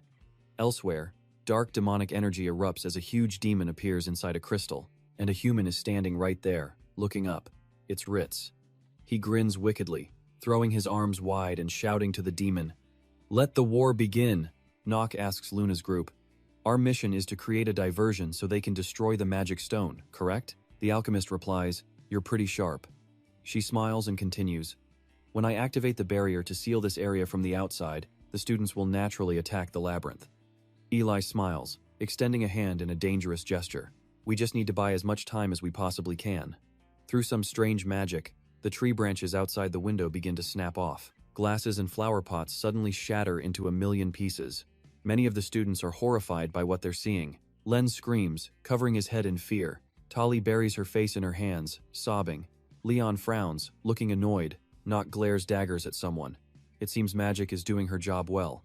His eyes begin to glow a menacing pink, radiating killing intent. The goal is clear stall for as long as possible. Leon turns to the princess and Len, saying, "It's dangerous to stay here." Leon's expression is grim. They've activated 2 spells. He turns to walk away, explaining, "The first spell is a spatial barrier. It cuts us off from the outside world, trapping us in here." Leon points to a large board. "The second spell is an alteration charm that randomly changes the structure of this building. So, in order to escape." Nock glances at Leon, finishing his sentence for him. "We need to defeat the alteration spell first." Benet's eyes sparkle with admiration. "Quick thinking," she says. Yenna stammers, agreeing with the others. In their current state, she knows there's no way they can break that barrier. She goes on, explaining that this refinement spell is the same kind used to magically reinforce entire buildings. Nox turns to her, completely stunned. "What?" He frowns to himself. Yenna wasn't supposed to do anything in this part of the story, so why is she so chatty? Has the original plot changed? With all eyes fixed on him, Nox lays out their next move. "Listen up, we need to dispel the refinement spell first." "Just like what Leon said?" Tali asks. Nox confirms it. "That's right," he says. "Every single bit of magic has its own purpose." As he speaks, he thinks to himself, of course she wouldn't know that. Tali's innocent expression just proves she hates using her brain. The entire house is surrounded by some kind of reinforcement magic, bound tight by glowing chains. Leon explains their only way out, scratching his head. "Once we either achieve the objective or manage to dispel the spell, we'll be free." Nox adds on with his hands in his pockets. "Simply put, if we can endure the strain of this magic, it will probably just disappear on its own. First things first, we need to assess the building's condition." Taking charge, Nox gives the order. "Let's split into 2 teams to check it out." With a stone-cold expression, Nox gives them a time limit. "Be back here in 1 hour." A cloaked figure armed with a bow dashes down the stairs. Even they have to admit, Nox might actually be strong enough to defeat them. From a high vantage point, the mysterious figure watches Nox as he walks down the long hallway. Large-scale magic couldn't beat him, and he's even managed to earn the trust of the others. The figure pushes off a wall, leaping down with impressive skill. Landing silently on top of a statue, a sinister thought crosses their mind. Well then, it's time to deal with this maze first. They call this place the Dream Labyrinth, right? She asks herself while pulling on a mask and pouring a red, blood-like liquid onto the floor. Her plan is to cast a powerful illusion spell that will drive the adventurers mad by showing them their sweetest dreams. As the goblin blood spreads, she uses her own hands to draw a complex magic circle on the ground. She works so intensely that she doesn't even notice the blood splattering onto her face and clothes. No matter how strong Eli's students are, they won't be able to withstand this. The blood expands, becoming a red mist that envelops the knights. She's used a massive amount of goblin blood. It should hold them for at least an hour. That rookie, though, he should be able to handle it. But her eyes widen in shock at an unexpected sight. The red mist is causing the knights to tremble uncontrollably, and then they all collapse. Nox is shaking, tears streaming down his face. The cloaked woman can't believe it. "Impossible. I set this up so that Rookie could endure it. Something's not right here." Grabbing her bow, she decides she has to press on. The scene shifts. A bright full moon shines down from the night sky, casting a soft glow on everything. 2 cloaked figures fly through the air. They look down towards a city below. One of the masked figures is revealed to be Luna. Luna turns to her companion. "Let's begin." The other masked figure nods. "Let's do it." A vortex of red energy swirls down into a room. They land on the ground below. The masked figure asks Luna, "What's wrong? You okay?" Noah Vaughn is a difficult opponent. "I'm well aware of that," she replies. A moment later, they've already slipped inside the building. As quick as a flash of lightning, the final door swings open. Her companion announces, "We're here." They stand before a massive chamber, sealed by a strange sigil. This is the final resting place for warriors. Luna steps forward, passing right through the magical barrier with ease. The place is enormous and beautiful. Everything is bathed in a green glow. They slowly walk towards a secluded area where a massive stone rests. A voice suddenly rings out. "I knew you would come." Noah appears with a wicked smile, walking towards them. "Someone like you is truly fascinating." Luna's leader is one of the three-sword emperors. Power surges through Luna in a rage, her eyes glowing red, the last heir of the Moonlight Sword. "Get out of the way," Luna orders Noah Vaughn, drawing her sword. "That magic stone will only bring destruction to this world." Noah just smiles back. "You already know my answer." Luna's sword begins to radiate a brilliant red light. Without another word, Luna charges straight for Noah. She brings her sword down in a powerful strike, but Noah has already vanished, and Luna's blade smashes into the steps. Her eyes widen in shock when she realizes he's gone. Where could he have disappeared to? The two of them scan the area, searching for Noah. You know something? A blast of blue energy suddenly rockets towards them. As the attack closes in, Luna swings her blade, slicing right through the energy blast. Noah appears directly behind Luna, and at the sound of his voice, she glances back. "Luna, I do so enjoy facing strong opponents," the headmaster says with a sinister smile, toying with a glittering necklace. "And Baimon was the strongest demon I ever fought." Luna raises her sword, pointing it directly at Headmaster Noah. The long, sharp blade gleams under the light. "So, you're going to resurrect him?" Luna asks. "To fight him and prove that you're stronger?" Principal Loa just chuckled, a provocative smile on her face. "Oh? And what if I am?" Luna's face hardened, her eyes and sword glowing with pure, crimson hatred. "I'll kill you." Hearing that, Principal Loa just burst out laughing. "You? Kill me? Ha! For that reason?" Luna replied, "No, for myself." And then, a spike appeared. The battle between Luna and Principal Loa was on. Two waves of red and blue light clashed like fire and water before the scene cut away. A red gem began to pulse with a magical crimson aura. It shone, its surface like a mirror, reflecting the face of a smiling man, absolutely thrilled. The man's hand touched the gem, and its shape warped into that of a beating heart. Deep, blood-red energy flooded the entire crystal. In a flash, a towering monster appeared with terrifyingly sharp teeth. It seems he'd used some kind of dark magic to bring this horrifying monster back to life. On days like this, the sea was a beautiful emerald green, its waves clear and cool. Nock stood staring at the horizon where the dawn was breaking. The air was fresh. Then he spotted something off to his right. His eyes widened in absolute shock. A girl with long, golden hair was gliding across the water's surface. But the strange thing was, she had swan wings. Nock couldn't take his eyes off her, shouting out, "Ah!" He reached a hand towards her, trying to keep her there. "Don't go." But she didn't seem to hear him, so he started running after her. He reached the water's edge. "Don't go." His feet hit the cold water. He had to bring her back, no matter what. The vast ocean and its endless waves made his hope feel so small. He'd lost her. She was gone. He reached out his hand in pure desperation. He stood alone in the surf, completely silent as the waves seemed to calm, understanding his sorrow. Nock stared into the distance, tears streaming down his face. Crying, he looked down at his own hand. Then he looked up at the blinding sun, thinking he heard someone call his name. The scene changes. He opened his eyes as someone called to him. "Nock, stop it. Wake up." He looked around, dazed. It had all been a dream. Nock quickly wiped the tears from his cheek. "Was I crying?" Tali knelt before him, her own eyes glistening as she said, "Yes, you were, but I have no idea what happened to you before." Nock stared at his hand, thinking, "What was that? What did I see? Was it really a dream?" Nock remembered the image of the girl, her wings shimmering beautifully in the morning sun. His memory was hazy, but he could still see her face. He felt like she had been trying to tell him something important. Nock glanced over at Tina and Leon. The two of them were just staring back at him, clearly having no idea what was going on. Nock stood up and said, "This is embarrassing. Forget it. Let's get moving." He told himself this was no time to worry about that. Not with tall, grotesque monsters with razor-sharp teeth and claws closing in on the knights. Now was the time to worry. Everyone gathered, watching as the second labyrinth opened.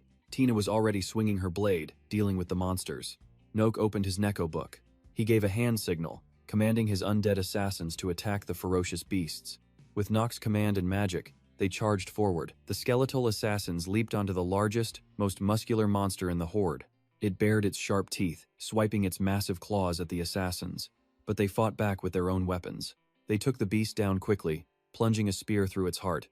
And just like that, the undead assassins had defeated the giant monster. It fell to the ground, motionless. Nock had officially taken one down. Next up was Eli. She used her magic to blast another monster back. Nock just smiled.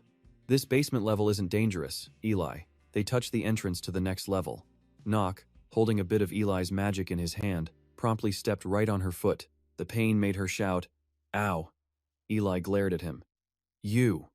Nock just looked at her and said, "Sorry, didn't mean to do that." He thought to himself that he needed to stall for a bit more time. All around them, monsters lay scattered, their limbs torn from their bodies. Leon sat down, letting out a sigh of relief. He looked at his hands and said, "Somehow, we managed to get through the second labyrinth." Eli saw how tired Leon looked and asked, "Leon, are you okay? You seem exhausted."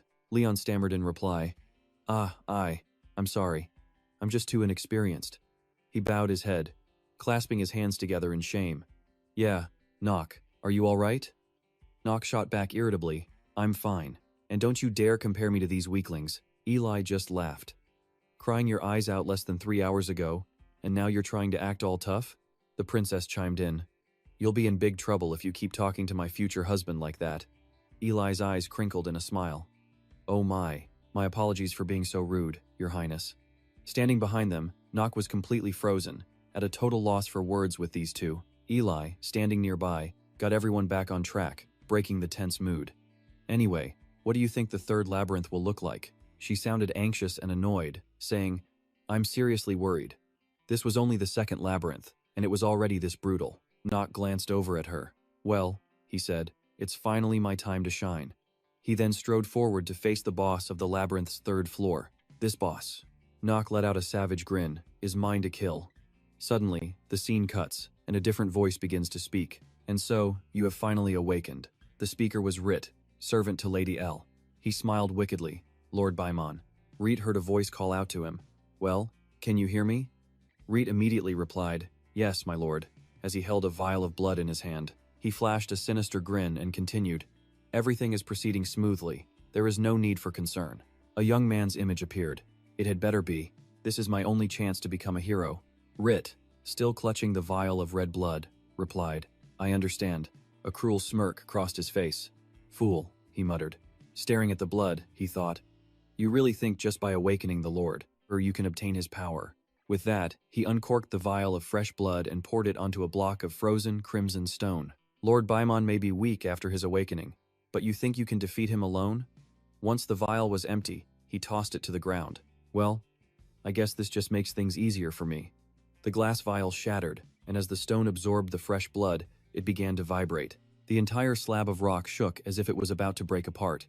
Rit stood there, arms outstretched, savoring the moment he had created as the stone shattered into pieces. A massive hand with razor-sharp claws emerged.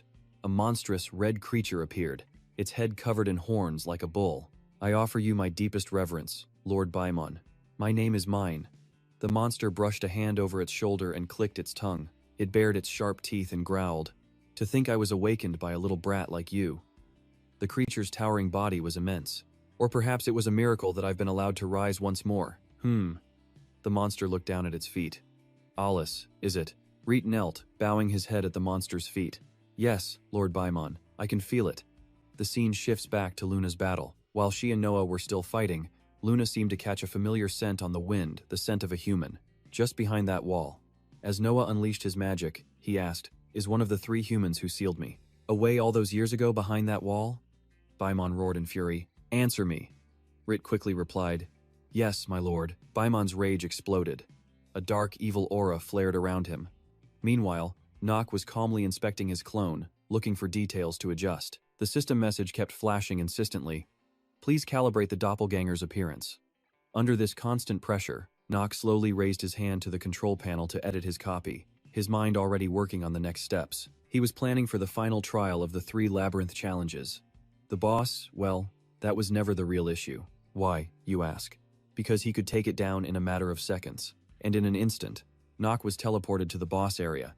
With a single, light swing of his sword, he annihilated the beast, already thinking about the reward. Taking down the boss offered a seriously tempting prize. Nock walked up to the monster's corpse, waiting for the item drop. The system signal came through. The game quickly identified the target and sent the reward.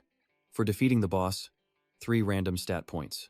After a quick calculation, the system boosted his strength, magic, and, most importantly, his limited lifespan attribute. The system even generously extended Nock's remaining time to 147 days.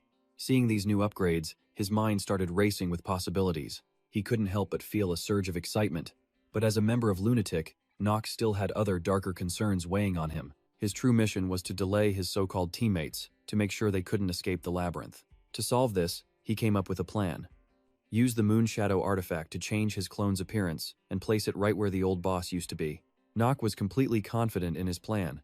This was his own clone, after all. It was obviously way stronger than the original boss, perfect for stalling for time. With that settled, Nock returned to his group. Tali immediately rushed over, asking where he'd been. His only response was a cold brush-off. Mind your own business. He let the team move into the boss chamber ahead of him. As the team entered the previous boss room, he followed silently behind, sinister thoughts of delaying them filling his mind. When the group finally stood before the clone Nock had set up, it strode forward with a cold expression. It raised a hand, ordering everyone to halt. The Moonshadow clone's face darkened, as if ready to devour anyone who dared disobey. Its voice was low and menacing. "You will not pass." The atmosphere in the room instantly became suffocating. A confused and nervous Tali asked who the figure was. Nock, despite orchestrating this whole thing, feigned caution while his mind raced. He was worried they might notice something was off. Right on cue, Leon stepped forward to warn the others, offering his own opinion.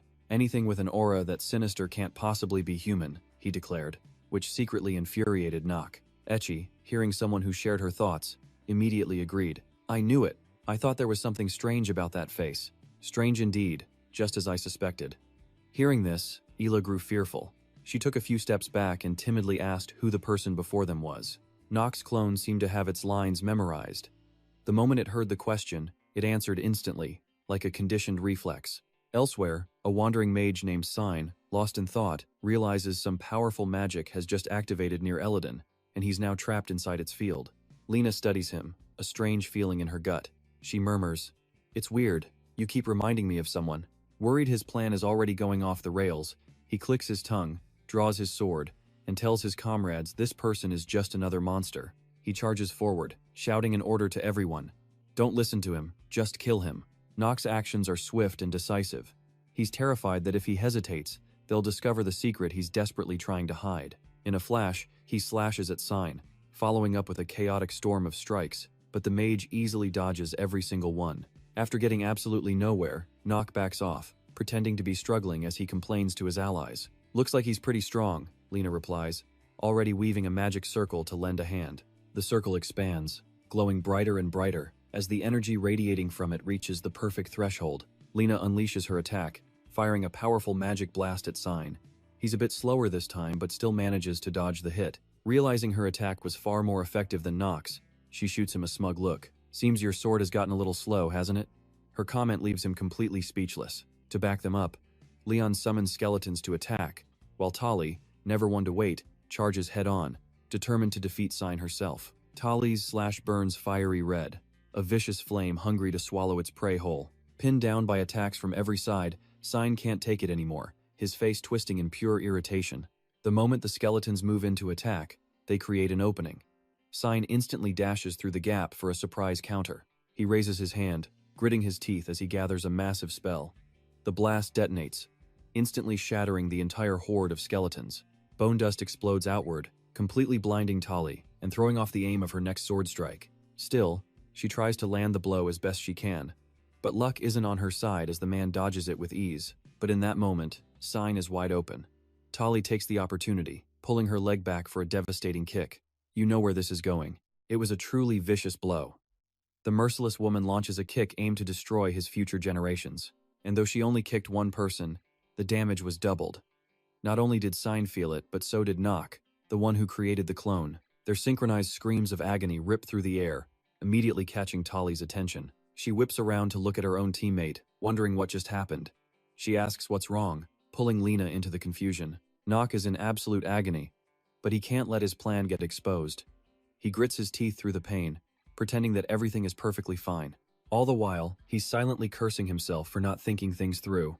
He overlooked two huge problems. First, the clone takes 50% of the caster's stats, meaning he's only at half strength. Second, even if the clone gets hit, he feels all the pain. The more he thinks, the more Nock despairs. This situation has spun completely out of his control. He doesn't know if he can endure this until time runs out. On another battlefield, the fight between Noah and Luna is reaching a fever pitch. A massive crash suddenly interrupts their duel. Both women instinctively stop and turn toward the sound of approaching footsteps. Through the haze and dust, a ferocious and terrifying red demon slowly comes into view. At the sight of it, Luna flies into a rage. She grinds her teeth and immediately turns on Noah, blaming her for everything. She screams that this is all Noah's fault, that she doesn't care about saving humanity. Luna raises her sword, unleashing her own terrifying power. Seeing her true strength, Noah is intrigued. So, she thinks, you weren't even serious when you were fighting me, were you? What a kid. She gets lost in her own memories. It wasn't that Noah didn't want to save humanity, she had already tried. She destroyed that exact demon countless times, but it was never enough. There's only one way to destroy a Demon Duke's magic stone. You have to kill it the very instant it revives.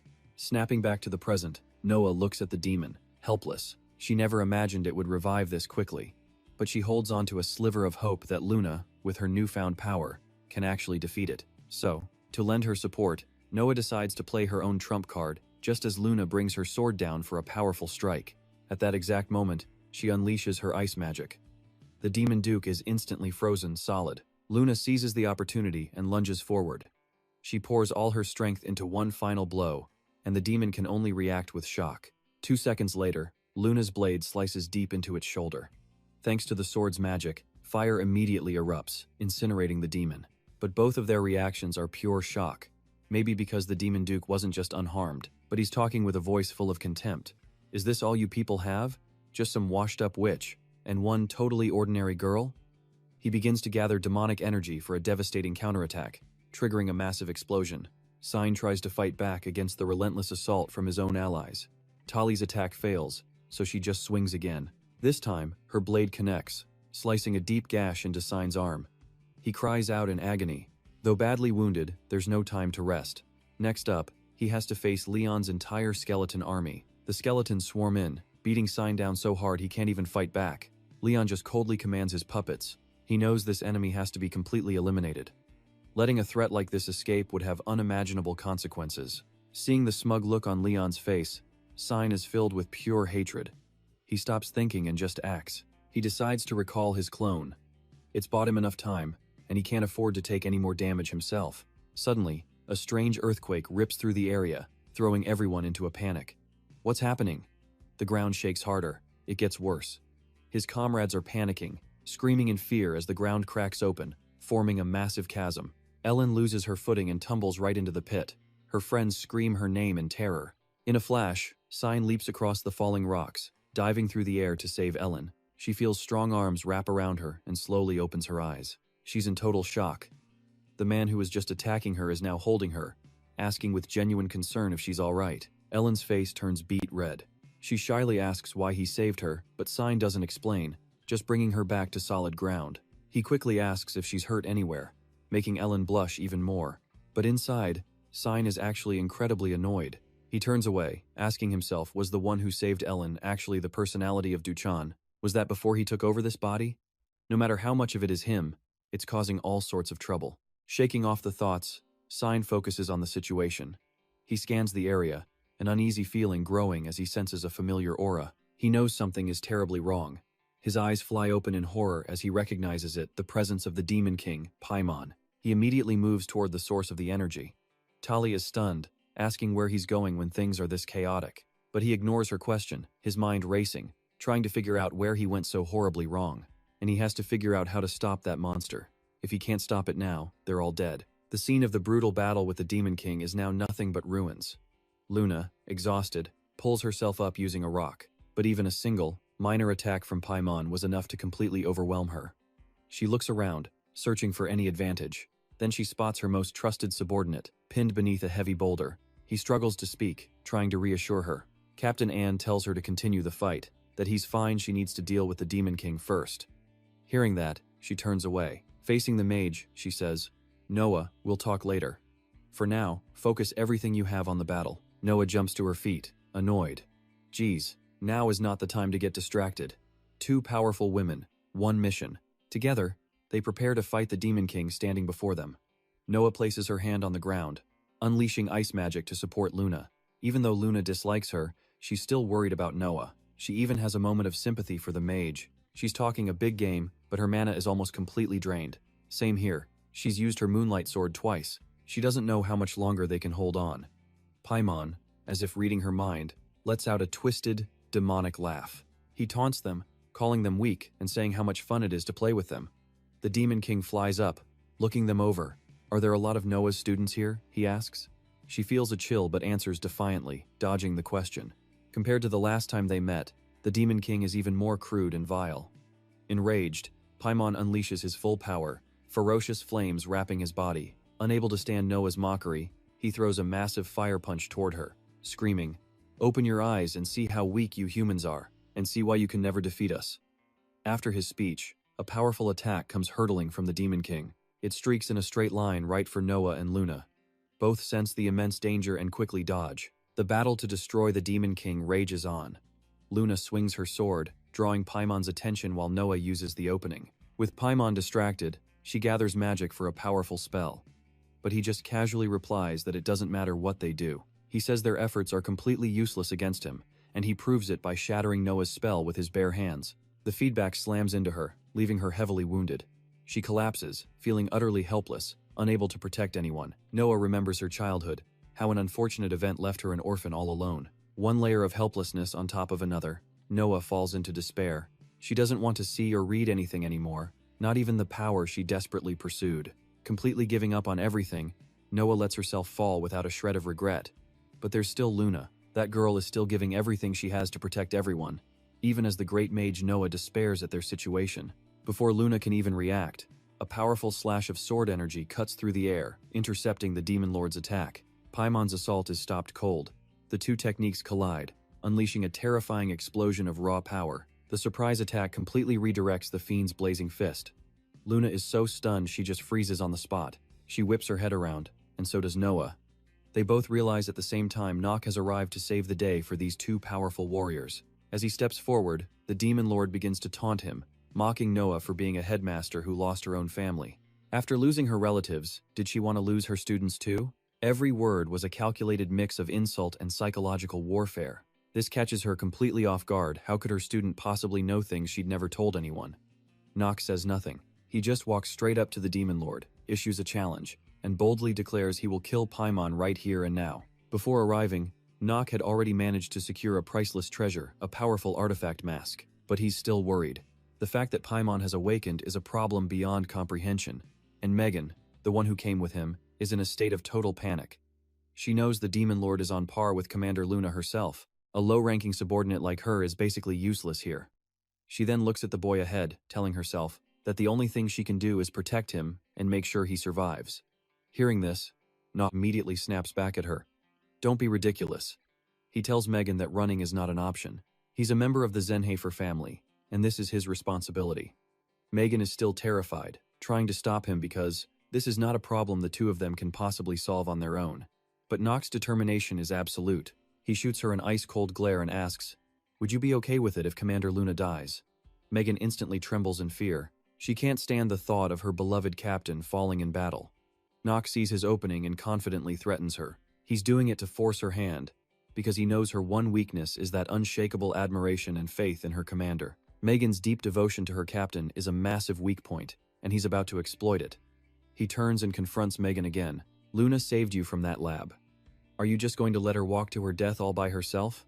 His words tear her apart, but she's still forced to answer hopelessly, thinking that the two of them are nowhere near strong enough to fight Paimon, an enemy that even the world's sages and master swordsmen struggle against. Nock quickly comes up with a plan. He tells her to use her bow. As they talk, a wave of dark power floods the area, shocking them both. This is Paimon's true power. If they don't join forces immediately, humanity has absolutely no chance of stopping him. In the middle of all this tension, Megan quietly asks him if Luna was the one who told him about her archery skills. Nock can see she's hesitating. He just tells her the situation is critical, she needs to act right now, but Megan insists on getting the words out. Her water archery is so powerful that using it can drive the wielder completely insane, and anyone standing nearby could die as well. He knows she's the true heir to the sea tribe's full power, but his mind is already made up. Nock just tells her, "You overestimate yourself. I'm not going to die by the hands of someone like you." Then he pushes again. "Get ready." He knows it's an incredibly dangerous gambit, because no one can block one of Megan's arrows, but it has to be done. If they don't put a stop to this damned game, the consequences ahead will be unimaginable. Megan still hesitates, and he frowns in annoyance. Finally, Nock resorts to playing dirty, provoking her until she finally becomes more decisive. Megan draws her bow, gets into her stance, and gives Nock a final warning. "Don't you regret this decision?" He just calmly asks back, "You think I'm the type of person who has regrets?" Hearing that response, Megan becomes even more certain. Now she finally gets why Luna called him a cocky rookie. With the conversation over, they both get into position to launch their full-scale assault. As the Demon Lord's fire fist descends, Megan draws her bow, and Nock swings his sword to unleash a counterattack. The blade is one that drains its user's mana to the absolute limit, and right now, the mana of Nock, the one wielding it, is dropping fast, temporarily dulling his mana perception. Together, they count down in unison 1, 2, 3 to time their attacks perfectly. The moment 3 hits, their attacks, and fly straight forward, aiming right for the Demon Lord's fire fist to shatter the technique. Nock's sword aura collides with the fist first, followed an instant later by Megan's water arrow. This combination knocks the fiend's attack completely off course. After that move, Nock is left in a state of total exhaustion. And as for Megan, she goes berserk. A second arrow is fired, but this time, it's not a conscious choice. It's a completely uncontrolled, wild reaction. The arrow flies right at Nock's back, but luckily, he dodges. Before he can even recover, a third ice arrow is already on its way. The model. From that blast, however, Nock senses a familiar presence, and he decides to call out to her. "Iana, stop hiding. Why don't you show yourself?" When he gets no response, Nock's anger grows, and he starts taunting. Or maybe the descendants of the 3 great dark families are all just a bunch of perverts now? That insult hits home, and a woman finally steps out from the trees. Nock has to dodge arrows from Messen while trying to come up with a plan. He makes Iana a proposition. He knows she's on the same level as Pazar, Selo, and Zion, so she has the power to stop the out-of-control Mason. Nock asks her to use illusion magic to stop her. Iana quickly agrees, since she doesn't want to die either. However, she has one condition: if she helps him, he has to help her replenish her dark magic. After thinking for a moment, Nock agrees. He decides to let Iana handle this mess. Meanwhile, he makes a break for the battlefield, where the Demon Lord is fighting Principal Noah and Luna. Seeing the Principal, he's reminded of what he read in her official biography. Noah may act completely unhinged, but she has endured the worst kinds of suffering. Nock understands just how much pain she's been through, so right now, his #1 job is to protect her. He says something to her, part scolding, part comfort to get her head back in the game. He then turns around, his gaze absolutely determined, declaring that he will end Paimon right here, right now. He just needs to borrow her ducal power. Paimon remains eerily calm, gathering fire in his hand, speaking without a hint of surprise. He asks if Nock was the one who deflected his attack. Hearing this, Nock's guard goes up even higher. The power pouring from the black sword grows even stronger, and the Demon Lord recognizes the familiar presence within it. A dark power hidden within the shadows and that sword. It seems the creature is starting to put 2 and 2 together. Its eyes sharpen, and a monstrous aura erupts from its body, completely overwhelming everything around it. The system immediately flashes a warning. The opponent has applied the negative trait, Terror, to the user. Its power has completely skyrocketed from a few minutes ago. The power gap now is just too massive. Both Noah and Luna feel it, and can only tremble in absolute fear. After flexing, Paimon narrows his eyes at Nock. He asks if he happens to be the son of Theo. A brutal, intense battle then erupts between Nock and the Monster Duke, Paimon. The system now announces the opponent is applying the fear debuff. Noah is completely stunned, frozen by the display. Even Luna can't hide her shock. The monster lets out a growl, then says, "So you're Theo's son." But Nock's gaze remains firm and unwavering. The system announces that the Iron Will trait has nullified the fear debuff. Nock grips his sword tightly in his hand and unleashes a powerful swing directly at the monster. But this monster isn't some pushover. It casually bats his attack away with a single strike. Nock glares at the laughing monster. "What are you going to do?" He smirks. lifting his enchanted sword to mock him. Now face to face with Grand Duke Baimon, Nock speaks plainly. I heard you were a weak little demon my father sealed away. His words make Baimon burst into a bitter, furious laugh. Nock adds that he doesn't even deserve the title of Grand Duke. The monster roars. This little brat has a sharp tongue. Nock looks at him, thinking to himself, just as described, far too emotional. A light flashes in his eyes. He knows he has to exploit this weakness. The system then displays a full panel with all of the monster's information. Basic information. Name, Baimon. Gender, male. Age, unknown. Race, demon. And his primary element is fire. Achievements. Grand Duke of the 70. 2 demon legions. Advantages. Mana. Sensitive genius. And strong suppression. Strength. Strong. And his alignment? Pure evil. Disadvantages. Malicious, insane, massacre, and supreme authority. And then his stats, including strength, mana, and luck, all pop up. The system even analyzes his skills. Passive skill, Art of Fire. Active skills, Fire Wrath, Calamity Flame, and Judgment. Nock narrows his eyes, thinking, this guy is stronger than anyone I've ever faced. That Fire Wrath I just blocked was a critical hit. And the others still burning? Calamity Flame must be a continuous damage skill. It's incredibly dangerous because it has a chance to set your weapon ablaze. And Judgment is an attack using a fire sword. Nock frowns, running the numbers. All of his skills are absurdly powerful. Suddenly, a voice cuts in. What are you doing? It's Luna, asking coldly as she draws her sword. Do you have any idea where it came from? Nock glances back, thinking, actually, with Luna's help, defeating Baimon wouldn't be a problem. But thinking about the others, he figures, but only if we had a few key items. A cold sweat drips down his back as he calculates. For now, I have to beat him with what I've got. Luna offers a suggestion. I have a way to take Baimon down. Please cooperate with me. Suddenly, another voice startles him. Messin? Luna sends a message to Nock. Is she still alive? He sends one back. Of course, I made a promise. And just then, the monster Baimon grabs its fiery axe, absolutely enraged. How dare he? He lunges at Nock again, ignoring the other warrior standing right in front of him. Nock desperately blocks the scorching flames, struggling to hold back Baimon's fireblade. A system notification confirms a massive blow just rocked the Smoke Master. Against this pressure, Nock is being crushed. Nock wondered, was that its adjudication skill? A sudden voice made Nock struggle to his feet. My plan needs Mazin, Luna reminded him. I'm confident she can overcome this barrier and control her power. Just then, Luna charged the monster from behind, forcing its head to whip around.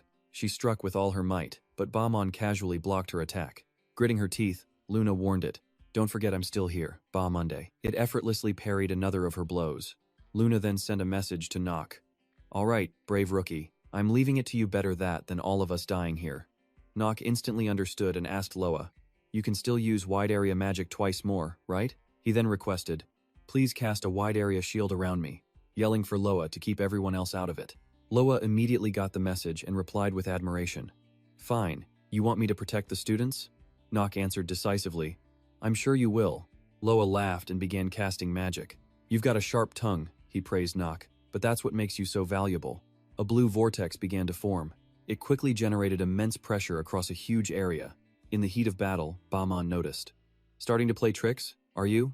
It leaped into the air as the ground crumbled below. The enraged monster roared. You think stalling for time can help you defeat me? The monster slammed its weapon down on Nock. It was a brutal fight, and Nock was clearly on the defensive. He struggled to hold his ground as the creature laughed. Is this the extent of the Grand Duke's power? You're nothing but a brat. Baimon continued to mock Nock. You block a few attacks, and now you think you're him? Just then, the system screen flashed. Opponent has applied the fear disadvantage. The two opposing powers violently clashed. Nonsense. Your father was 100 times stronger than this. The monster Baimon sneered contemptuously. Even so, he couldn't kill me. He could only seal me away. Baimon swung its sword again, crushing Nock. Nock was pushed to his absolute limit just trying to defend. A new system notification appeared. The Iron Will attribute has nullified the fear disadvantage. Nock gave a cold smile. We'll just have to see. The system then activated the Tempest item, which had absorbed the player's maximum mana. This time, Nock actually managed to counter, knocking the monster back, but the force of the blow made him cough up blood. From above, Loa cast his ice magic, forming a powerful barrier.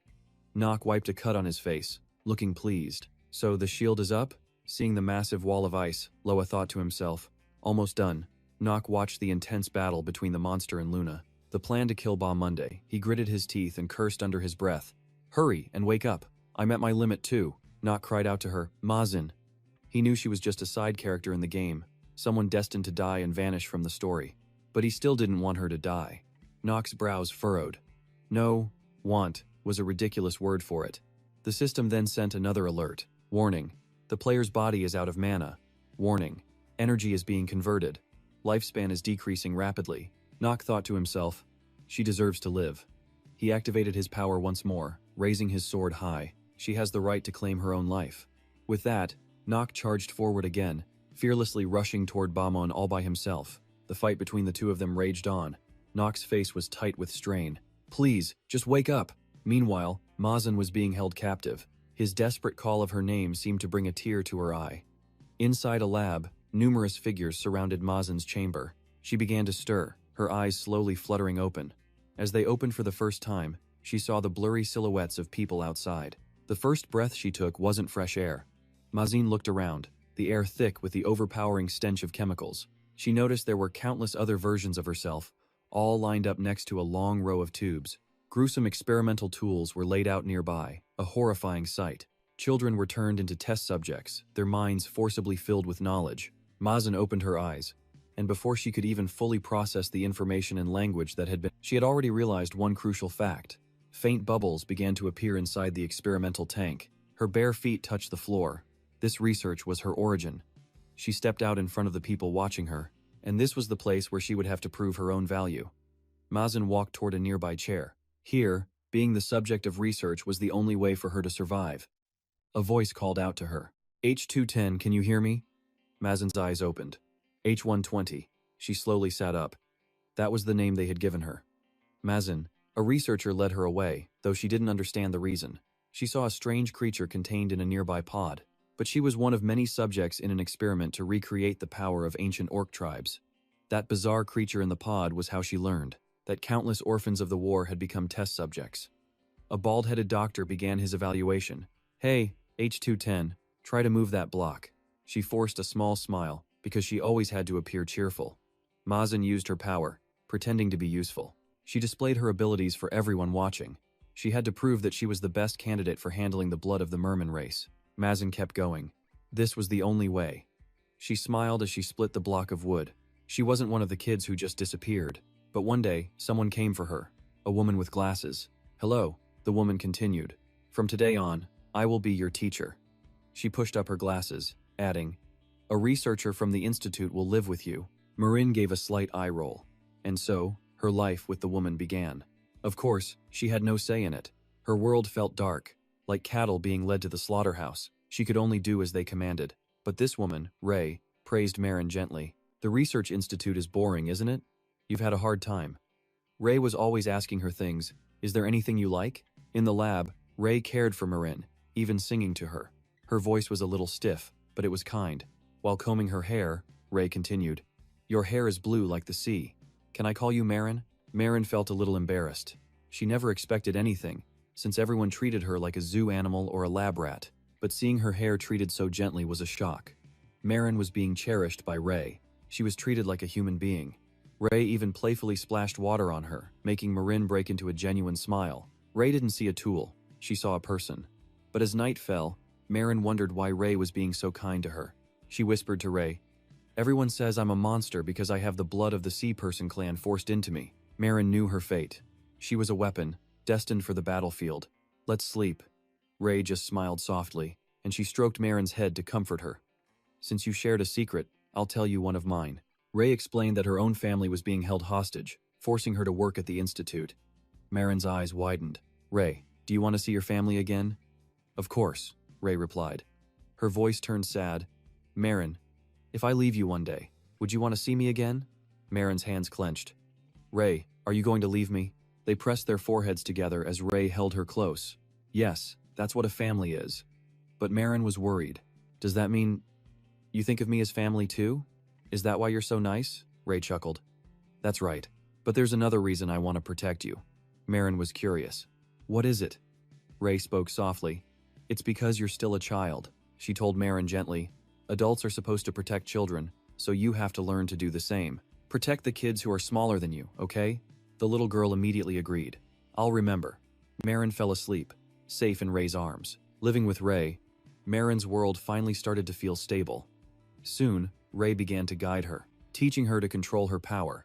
The strength of the Sea Person clan slowly began to awaken. They spent their days in simple, childhood happiness. Would there ever be a time happier than this? Reading books? Laughing together? No, definitely not. Night fell on a home torn apart. And just like that, those precious moments were shattered, the furniture thrown everywhere. That peace was broken for the most trivial of reasons. A group of men surrounded them, demanding, "How much longer do we have to wait?" I already told you. The men gave Ray her orders. To increase the power of the royals, we must have the strength of the Sea Person clan. Under pressure, Ray pulled Marin close. Don't call her that. This child's name is Marin. Ray's words brought tears to her eyes. She is a human being. The men just sneered back. No, that thing is just a weapon. And weapons are meant to be used in times of war. Just as they said it, one of them shoved Marin. Wake up, tool. Ray struggled, pleading. Don't do this. But a sharp slap cut her off. Be quiet. The leader ordered his men to get rid of Ray. He declared her guilty of violating royal military law, telling them to deal with her immediately. Drag her away, he commanded. Ray fought back, but it was useless. Let go. That's when Marin tore her arm away from her captor. Stop, she commanded with surprising force. The man, enraged, drew his sword, a weapon letting personal feelings. Get in the way? He laughed mockingly. Well then, how about this? The image of him cutting Ray down burned into her eyes. The leader issued a warning. If you're a tool, then act like one. He pointed his bloodied sword at Ray. Remember this, or next time it'll be your right arm. Marin begged weakly. Maybe I'm not. But what about her? She tried to scream at the men. We're all human, so why would you treat each other this way? He just roared back at her. A weapon like you has no right to question me. Now come along quietly. A shadow fell over Marin's eyes. Her gaze turned to steel. No, power erupted from her. You're the real weapons. A vortex of water instantly surrounded her. Ray tried to call out to her, Marin, don't. But Marin had already lost control, summoning a bow made of water. One after another, arrows of water flew from her bow. But amidst the wreckage of a dying afternoon, Marin slowly opened her eyes. She sat up, confused. Where is this? A voice echoed in her ear, H210. A woman named Luna appeared.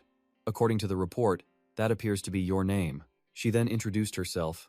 I am Luna, captain of the lunatic squad. The name stuck in Marin's mind. Who was this woman? Where was the lab? More importantly, Marin anxiously asked Luna, what about Ray? How is she?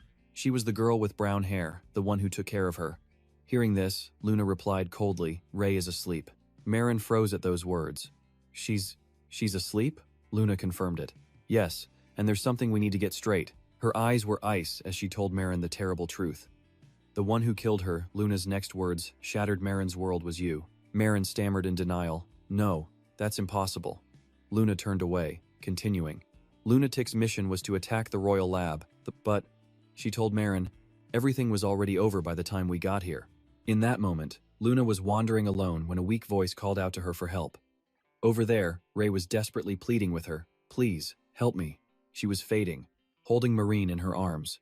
With her last bit of strength, Ray gave her final request. Take her with you.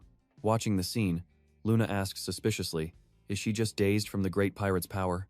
But Ray weakly explained, it wasn't her fault. She held the unconscious Marin close, urging Luna, she's just a child, a victim of adult experiments.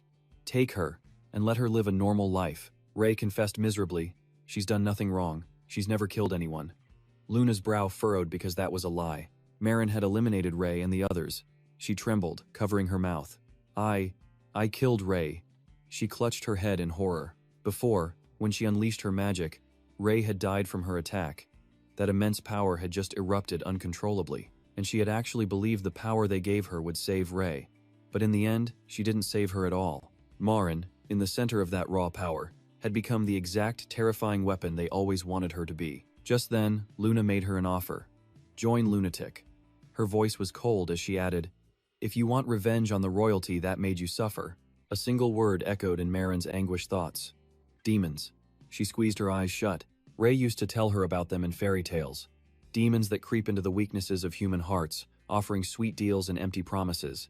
The night was deep, and she had nowhere else to go. Marin made her choice. I'll go with you. In her heart, she knew a path of hatred would only drag her down further. Marin looked at Luna seriously and said, "Let me join Lunatic." The agony over what she did to Ray had pushed her down this path. Taking a step forward, Marin solidified her resolve. So what Luna said felt like salvation. Luna met her serious gaze. "From now on, call me Captain." Luna continued, "Your skills are important to Lunatic. You're incredibly talented." Marin thought to herself that the power and talent weren't truly hers. Luna patted her shoulder. "If you learn to control even a little of that power, I'll promote you immediately." Marin frowned. She felt like a moth drawn to a flame, compelled to rush to Luna's side and support her.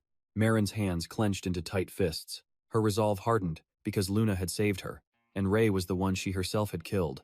As the wind blew through the forest, Marin finally came to her senses. The girl in front of her stammered a greeting. "Hello." Marin wondered, who is this person? A moment later, recognition dawned. It was Iana von Satter. A thought struck Marin. I just used a water arrow. She was certain she had just gone completely berserk. Looking at Iana, she had to ask herself, then why is she still alive? Iana awkwardly explained it to Marin. I understand if you're a little confused. I used my ability to restrain you, Iana reassured her, so you don't have to worry about losing control again. Marin's mind raced, thinking about Iana. She calculated that the Satter family's signature trait was charm. With that ability, Marin thought, she could have stopped my rampage. She guessed that's why Luke had trusted Iana with her. Marin asked, "Where's Luke?" Iana bit her lip and answered, He's fighting right now." Marin was stunned. What? Without a second's hesitation, she started to leave. "I have to go now." Iana quickly tried to stop her. "Wait, hold on, it's too dangerous." Just then, a voice echoed in Marin's mind. "So you're finally awake?" It was Luke, speaking to her from Luna's side. "Luna is still alive," he continued, "and so is Commander Luke." Hearing this, Marin hurried toward them. "That person is your Captain Luna." "Here's the report, Marin. You must still be alive," Luke acknowledged. "That's right. The monster Bayman is still here." He relayed the situation. "You understand what's happening, right? You're under the effect of Iana von Satter's charm." As Marin rushed forward, she heard Luke's voice again, fighting alongside Luna against Bayman, give a startling order. "Aim your arrow at me." She was shocked. "What?" While fighting, he continued to command her. "Bayman moves incredibly fast. No matter how well you aim, he'll just dodge the attack." Luke strained to block Bayman's assault while getting the words out. "So when I get him into the position I want, you fire your arrow at me. If you do that." But before he could finish, Marin interrupted. She frowned. "Why would you sacrifice yourself like that?" Luke blocked Bayman's strike with his sword and replied, "I'm not sacrificing myself, Marin." She questions him again after all. Who in their right mind asks someone to shoot them in the back? He sends a message back, telling her to trust him. Nock smirks, adding, "Don't worry, Marin, I'm not going to die." Marin, however, is still a nervous wreck, huddled in a corner. She sends one last message, final confirmation. "I can trust you, right?" Nock just grits his teeth and takes it. Hearing his resolve, a small smile spreads across Marin's face as she begins casting her magic. His words bring her a sense of relief. She tightens her grip on her bow. "Just you wait." Marin pours every ounce of her strength into the arrow. "This arrow will definitely tear you to shreds." Meanwhile, the Demon King, wreathed in roaring flames, arrogantly boasts, "If I had my original power, you lot couldn't even touch my toes." He then launches a torrent of fire straight at Nock. "What a total mess," Nock scowls. He swiftly dodges the attack, and the flames slam into a shield, the impact sending shockwaves and debris flying everywhere. Though cracked, the barrier still stands tall. Nock pants, exhausted. Luna turns to him. "You'd know that already if you weren't a complete fool. Arrogant rookie." She turns away, looking up at the barrier. But even Luna's own shield is now reaching its absolute limit. Noah, inside the barrier, is drenched in sweat, struggling to speak. "It's not just the shield. Our mana is almost completely drained. A hole has now appeared in the shield. At this rate, it can only block that fire maybe 1 or 2 more times, max." Luna shoots Nock a sideways glance. "So that grand plan you were so proud of, when exactly are you going to use it?" Nock's hand tightens on his sword hilt, his eyes filled with resolve. Just one chance. He watches the flame-wreathed Demon King slowly advance. As the demon steps forward, Nock analyzes the situation, thinking, 3 layers of high-level magic barriers. His lips pursed in thought. That's why his attacks aren't overwhelming, I can withstand them. But a barrier this strong is another story. If I can't break it, the whole plan is meaningless. Luna, meanwhile, draws her blade, her gaze ice cold as she starts to cast. please. Let this plan work. A sharp glint flashes from her sword. The Demon King just scoffs, a contemptuous sneer on his face. He summons a fireball into his hand. You foolish, inexperienced brat. Then he launches himself forward, speeding right toward Luna. The Demon King roars, "Know your place, you arrogant pest." But Luna coldly replies, "Light sword, third form, moon sever." A flash of moonlight erupts from her blade, the force launching her backward. The Demon King seems to realize something and whips his head around. A blinding light stuns him for a moment. That light then smashes into his barrier, sending a violent shockwave through the air. His barrier begins to flicker and waver. Suddenly, Luna appears directly above the Demon King, bringing her sword down with all her might. Her sword is deflected by the barrier, the force sending her flying back as well. The Demon King laughs, shouting, "Not bad, but you still can't touch me." He then glances over his shoulder, spotting Nock, who has appeared behind him. "You've only broken the first layer." He swings his arm, bringing a fireball down. "You lower races are nothing but insects." The two attacks collide, knocking Nock backward. The Demon King says contemptuously, "Are you trying to get yourself killed?" Nock struggles, then screams, "Now, right now." "Fire, Marin." Raising her ice bow high, magic swirls around the arrowhead. She yells, "I know!" Marin takes dead aim at the enemy. Layer after layer of magic releases as the arrow flies from the string, streaking through the air like lightning. And Noxiri smirks. "Die?" His pupils glow a brilliant gold, a distinct cogwheel pattern appearing within them. "Who said anything about me dying?" A system notification chimes. Active skill. Moment of Geniuses has been activated. His handsome face turns ice, cold. First, he watches the incoming frost arrow. According to the stats, a Sea Tribe arrow travels at a minimum of 400 kilometers per hour. When she fired from the roof, the distance was roughly 0.3 kilometers. Second, it'll take at least 3 seconds to reach its target. The arrow closes in. Of course, I'm no mathematician. And this isn't an exact calculation. His face, haggard, is illuminated by the magical glow. I'll just have to bet on it. On the intuition that's kept me alive in this damn world. He quickly turns away, gritting his teeth. 3 seconds. The ice arrow punches right through the raging flames. The Demon King freezes, staring at the arrow now right before him. The arrow slams directly into the Demon King's chest, and he coughs up blood. Nock looks over, frowning. Just as I thought. He's exhausted. Sword in hand, he peers at the silhouette in the smoke. It makes sense, after he used so many high-cost mana skills back to back. The Demon King's massive maw is stained with black blood. He lets out a low chuckle. A final, red barrier still protects him. He says arrogantly, "In the end, you couldn't break the final barrier. The victory is mine." But Nock just smirks. Who says it wasn't destroyed? Right then, a system notification chimes. Equipping. Member Lunatic's Conquest creation. A dark aura begins to swirl around Nock. The system window explains. The Tomberger creation will drain the user's life force to its absolute limit. The special effect of Member Lunatic's Conquest has been activated. The player's attack power is now massively increased. A sphere of deep purple energy materializes in Nock's palm. And as he focuses, yet another system notification appears. Activating active skill. Limit break. Immense magic erupts from him in all directions. This is one insanely powerful enemy to take down. To take him down in a single blow would cost a huge amount of life force. And a warning. An enemy killed with this limit break cannot have its life absorbed by the black flame ring. A prompt asks, "Activate the skill?" Nock smirks, his eyes turning to ice as he softly says, "Activate." He raises his sword, a deep purple light erupting from the tip. The Demon King just scoffs, pathetic scum. He swings his own blazing holy sword, sneering. No matter how much you struggle, you can't change a thing. The fiery blade crashes down on Nock's sword, and their magic collides, sending shockwaves blasting out in every direction. With one powerful swing, Nock shatters the Demon King's flaming sword. The Demon King is in total shock. What? Nock sees his chance and lunges forward. His eyes, now a different color, begin to glow. He speaks coldly, black sword style. First form, dark severance. He brings the blade down, cleaving the Demon King completely in two. The monster's shield and its entire enormous body are split by that one devastating strike. As his body begins to fade away, the Demon King's eyes widen in utter disbelief. No, impossible. I've only just reawakened, to be defeated by someone like you. The sun shines down on the quiet battlefield, but Nock has no strength left. His sword hand trembles as the system flashes a red alert. The player's life force has dropped critically. He collapses to the ground, that same eerie red system light flashing before his eyes. A new warning. The player's remaining lifespan is less than 30 days. Marin's eyes fly open, her lips trembling. Is this the power of an ordinary student? Down on the field, a massive, brilliant red crystal has appeared. Marin can't believe it, thinking, Commander Luna herself commented on my arrow's speed, yet he dodged them at that range. Is that even possible for human reflexes? A huge crater now mars the field below. She looks down at the collapsed Nock with awe. A rookie. Huh? Looks like an unbelievable talent is now my junior. She slings her bow over her shoulder, her mind racing as she walks. She thinks, maybe not even Commander Luna could match that. He might even surpass his own father, Theogen Haver. Then, she leaps down. Why would a talent that immense hide himself?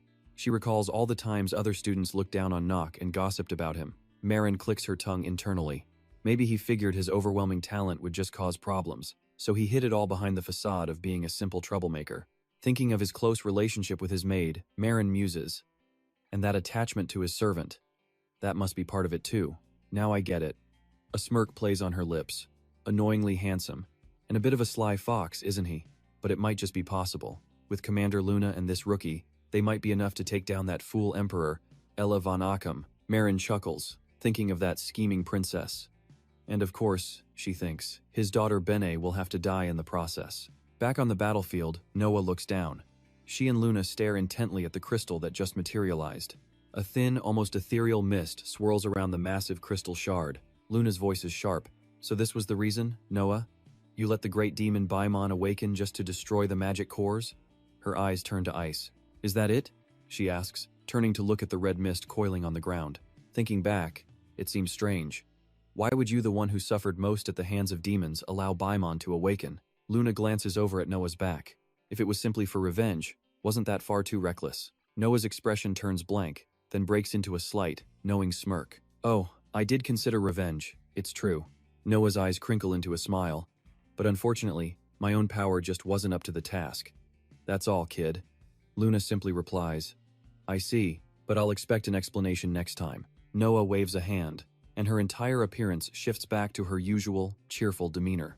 Haha, well that's great. Luna looks back at her. Noah von Chanidi, the next time we meet, you'd better be at your full strength. You know as well as I do that stronger enemies are coming. Noah just waves a playful hand. Don't worry. Then she squats down beside Nock. I'll take good care of this child. Luna turns away coldly. I'll leave him to you. I'm leaving. With her chin in her hand, Noah watches Luna leave. She turns back to the unconscious Nock on the ground, smiling softly. Thank you, my student. High above, the barrier begins to crack, then shatters completely, raining down like glittering dust. The professors rush onto the scene, asking with concern, Headmistress Noah, are you all right? One professor with a goatee rushes right up to Noah. The sealed mana stone beneath the museum has been shattered. What happened? Noah just laughs cheerfully. Oh, just a coincidence. Hee hee. The professor is stunned. A coincidence? How is that even possible? Suddenly, another professor cries out, Ah! He lets out a desperate scream. My student. Nock, wake up. Sometime later, all the professors are helping with the recovery. The goateed professor asks Noah, but even if it was weakened, who exactly defeated Baimon? Seeing the confident look in Noah's eyes, he answers his own question. It seems you dealt with it yourself, headmistress. Nock lets out a faint smirk. Don't know? The professor breaks out in a sweat, thinking, this is bad, that expression. It means she's never going to tell them anything. The professor hangs his head in defeat. How was he supposed to report this to the royal family?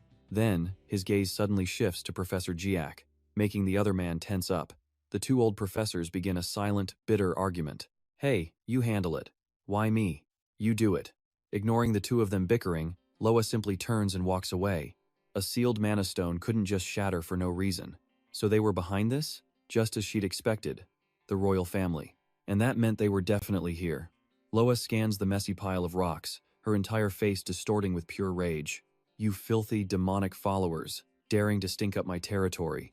In the medical bay, a worried Tali grabs Chi. He's not gonna die, is he? He's been unconscious for 3 days. This is no good. I have to contact my father and get the elixir. Chi gets flustered too. Wait, Lady Tali. For now, let's just observe him. Ellen stands nearby with her arms crossed.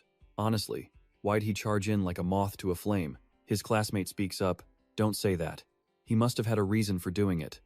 And just like that, they started getting noisy again. This is useless. I'll go myself.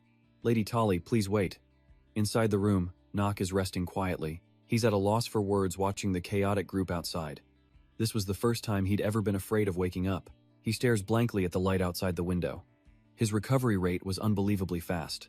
A system notification appeared. The blessing of the moonlight is infused into the player's body.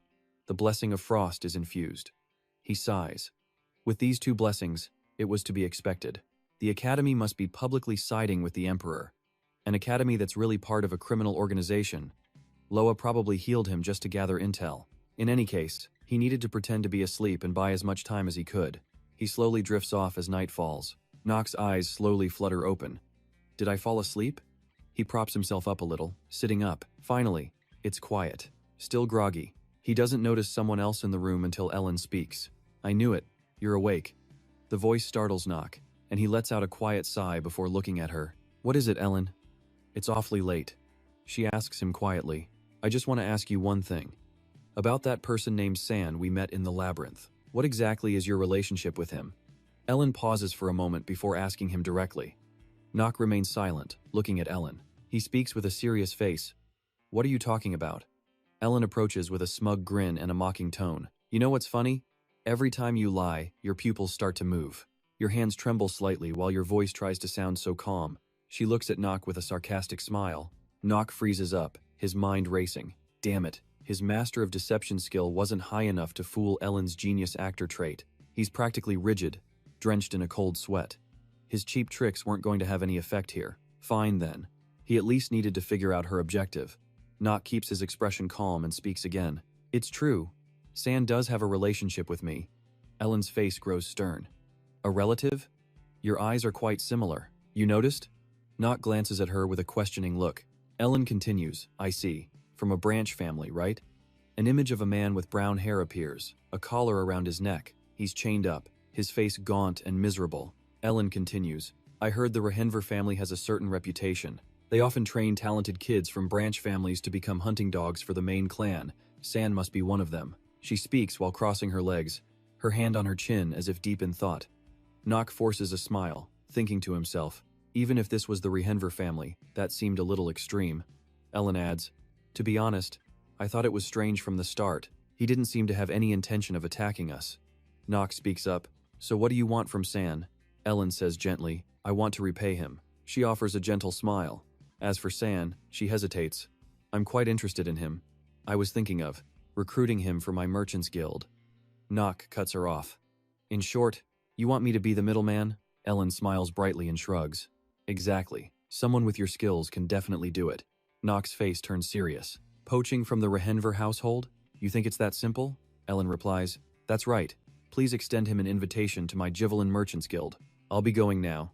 Get well soon. She winks, flashes a bright smile, and walks out the door. Young master, you were too reckless. I've told you so many times, but this time you went too far. A maid by his side gently scolds Nock, her face full of concern. I'm sure the Duke will have plenty to say. Nock cuts her off, his face stern. Don't you dare gossip about this. I don't want to cause any unnecessary trouble. The maid's voice softens. I've already sent a letter. At this point, I had no other choice. As a maid, it is my responsibility to report the actions of the young master. After she leaves, Nock closes the door and sighs, thinking to himself, I should have stayed asleep for a lot longer. About that. A woman's voice suddenly rang out, making Nock pause and turn around. I think you already know, but because I'm half-blooded, I need to replenish my dark mana. The girl with silky purple hair hesitated, then looked at Nock and continued. So, could you, help me? She asked, blushing deeply. Nock thought to himself, so, it's finally come to this. They were dream demons, infamous for draining a man's life force, but things weren't exactly as they seemed. After all, In a Lunatic was a story meant for all ages. Those kinds of scenes were strictly forbidden. Well, that's a relief, Nock said aloud, feeling more at ease. So what do I need to do to help you? Hearing this, the purple-haired girl blushed, nervously clasping her hands. Could you just hold my hand? For about 10 minutes. Nock looked at her and replied, That's no problem. Is that all you need, Yana? She quickly answered, Yes, that should be enough. He then asked her coldly, Let me ask you something. Is there a reason you followed me that day? She looked flustered. Ah, that's because you're also from a dark clan. There were a few things I wanted to know. Her face turned bright red. And you've changed a lot recently, Sir Nock. Maybe in the past. Nock took off his outer coat, eyeing her. What do you mean? Are you saying I wasn't like this before? She jumped, startled. Ah, about that, I'm sorry. Nock sat on the bed. Go ahead, restore your magic. She scrambled. Yes, yes. She sat next to him, staring at his outstretched hand. He closed his eyes, thinking, Yana von Zyder, she seems so innocent and pure, not like a succubus. He knew this because he'd played the game countless times before. This was another side of Yana she hadn't revealed yet. As they held hands, Nock spoke up. Exactly 10 minutes, no more. Yana blushed as she shyly took his hand. Dark mana swirled around her, but Nock pursed his lips, thinking, huh? Her expression was becoming dazed. He immediately jumped up. Is time up already? Then let's stop here. She instantly grabbed his sleeve. Where are you going? I don't think it was enough. A character window appeared. Name: Yana. Female. Age 15. A demon of the dark element. Lots of strengths, but her only weaknesses were shyness and loneliness. Her stats were a bit low, but her magic power was a solid 26. Her skills were Alluring Pheromone, Bloodsuck, and Beat. Suddenly, a danger warning popped up. The character was in an abnormal state with two personalities, a complete 180 flip. A bewildered Nock was suddenly pushed down onto the bed. Abnormal status, Yana's second personality. He watched in horror as she climbed on top of him. Damn it, and right when I can't recover my own magic, too. He quickly tried to reason with her. Calm down, Yana. You're going to regret this. She pulled at her collar. Hey, do you hate me? That's strange. I've never met a man who hated me. So, let me show you a dream. What's your ideal type? Nock snapped. I told you to stop. She leaned close to his face. Just one kiss. Come here and hold me, and you'll feel much better. Suddenly, the door burst open. Marin stormed in, shouting, You little brat, she yelled, annoyed. Our senior is still busy handling that incident, and you're here secretly trying to flirt? Yana was startled. Who are you? Without warning, Marin summoned a sphere of water. Yana was drenched, screaming in shock. Ah, and instantly collapsed like a wet noodle. Nock sat bolt upright. What the hell was that? Marin explained. I just transferred a little magic into her. She won't be hurt. Nock looked skeptically at Marin, who was covering her mouth, giggling. Her eyes sparkled as she stared at him. I didn't expect to meet you again under these circumstances. Nock turned away, annoyed. Yeah, well, I hate to admit it, but this is a misunderstanding. She chuckled, watching him put his coat back on. Is your body okay now? He replied. As you saw, I shared a little magic with her, but I'm still fine. She was silent for a moment before turning away, embarrassed. What's with that attitude? You saved my life last time, so, Nock sighed. All right, I only did it to save myself. You don't need to thank me. Marin was ticked off, gritting her teeth as he walked away. She smirked slightly and shouted after Nock. Your attitude really is a problem, you know. You think a senior is that easy to push around? I'm 2 years older than you. Meanwhile, at the Genhaver family estate, the family head, Tio, questioned Luna. So, according to you, Nock defeated the demon? He frowned. Is that really true? Luna replied. Yes, it is. A butler standing by was sweating bullets. Young Master Nock did that? This is. Lord Teo sat with his legs crossed, a cold smile on his face. A dense aura of magic surrounded him, worrying the old butler. What kind of storm will this bring to the family? Lord Teo thought to himself, one hand on his chin.